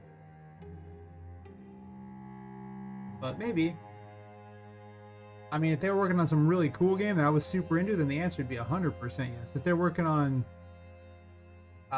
some open world crafting app, no, I don't want to. No, just no, please no.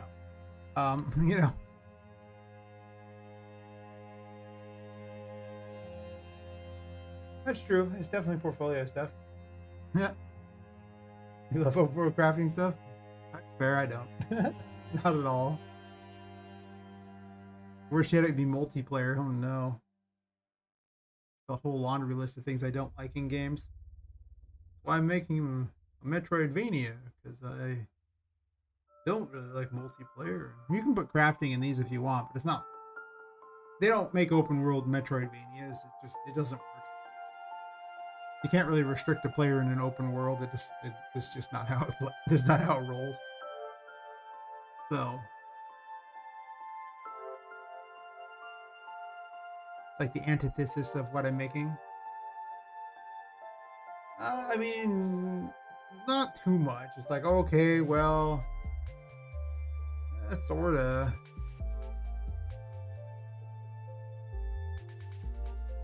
I mean,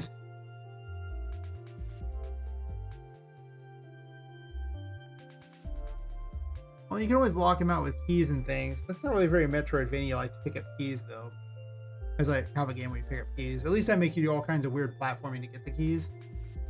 It mostly comes down to, do you need traversal abilities to get there? And is there some reason to backtrack to, you know, get back to things you couldn't get before? And that's a lot of what makes the Metroidvania.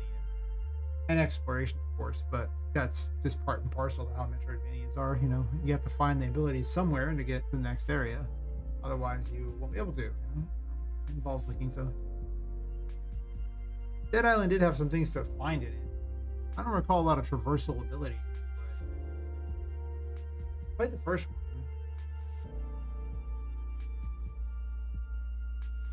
That's not really the same. Like having multiple paths that, you know, some are blocked off and some aren't isn't.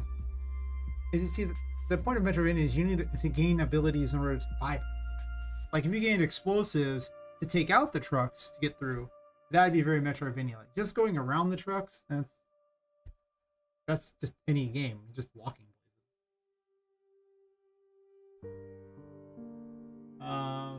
Crafting can be dumb. I think it's just items. Can figure out systems, but if you want to see it in the game, I'm not that low knowledge. Yeah, that's fair.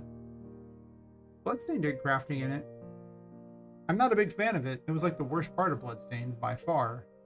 Sitting there in the menus and having to go hunt down some stupid thing where I had to look up on a wiki for what creature had what item, because I wasn't going to just mow down the same creatures forever to figure out what they had. Because that's just not anyone's idea. Well, it's not my idea of fun. No. So we do that, get the items you need to get the best thing you want, and then you move on. So if I have to crack open a wiki in order to understand how to craft something.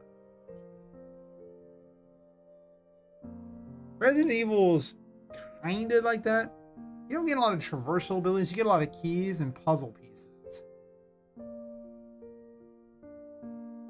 So I think that's really the difference. Metroidvanias usually have traversal abilities, like, you know, like a double jump or a high jump, or, you know, the ability to reverse gravity.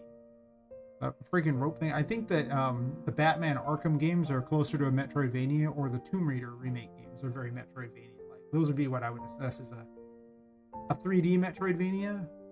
Control also a little bit as well, though it didn't quite have as many abilities like that. Mostly it was just a run and gun a lot of the time, and eventually you got the ability to fly around. So kinda, but they weren't open world. I'm not pretty sure this is base building, is open world stuff. I love crafting, but yeah, it's another kind of experience. Crafting's done. So I play the game. Yeah. That's just it. Crafting, when if your game is designed for crafting, like that, the purpose of your game is crafting, it's less bad. You know, like you're out there to survive out there, whatever, you gotta build up from nothing. I mean, realize that's a whole genre. It's not my favorite genre. I played Terraria though, so I have played them before, and Terraria was okay. That also had a lot of boss fighting and everything, so it's kind of more adventure-y. But it had that stuff. I don't like when they shoehorn it in at all. Like when I played Fallout 4, I hated it. I'm sitting there going, wow, I'm more excited to find a typewriter than a new gun. Great. Because I can disassemble the typewriter to build something I need. So fun. It's very weird.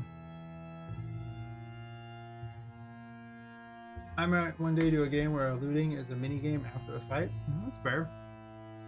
I mean, D&D has die rolls. That's kind of like a mini game, right?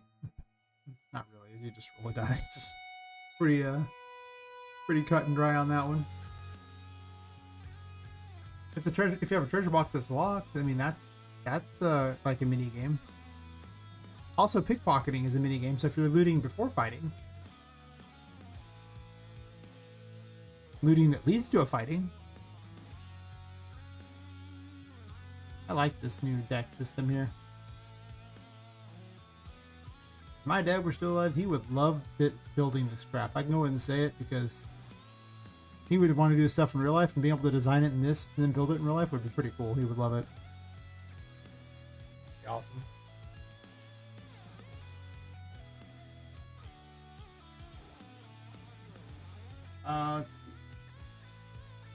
You cut the pelt, and depending on how you cut it, quality item increase your. I've seen that before.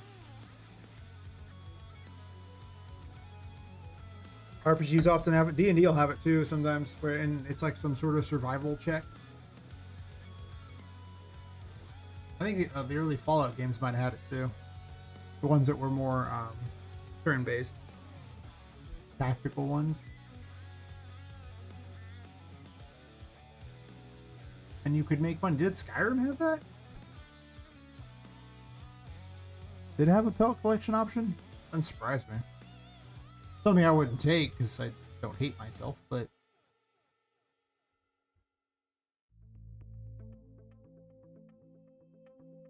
I'm mostly just chatting at this point. I don't even. I'm obviously well past done doing any real useful work at this point for the day. Just BSing with people. I do have a pretty good idea for how this is gonna go, though. Like the wood here, and then metal down here. Almost submarine-like, really. I could do like 20,000 Leagues Under the Sea type of setup here. That's true. Going through all the classic literature and tossing in allusions to it is kind of.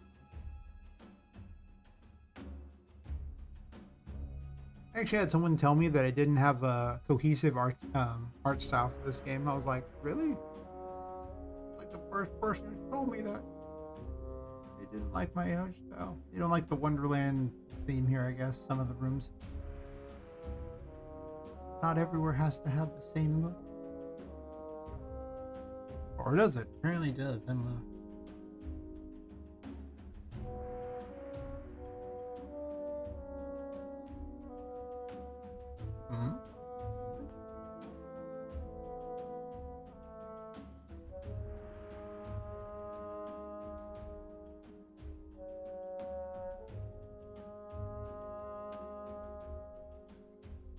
Hmm? Anyway, I should probably call it. I'm at 10 hours and 17 minutes, and there's an ad starting in 23 seconds anyway.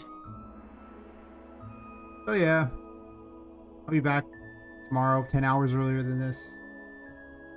You know, follow if you want to follow, subscribe if you want to subscribe, YouTube, Twitch, you know, whatever. Thanks for watching either way, if you do or not, and yeah, I'll raid out with Twitch, and I can't rip YouTube, so I'll catch you guys later. See ya.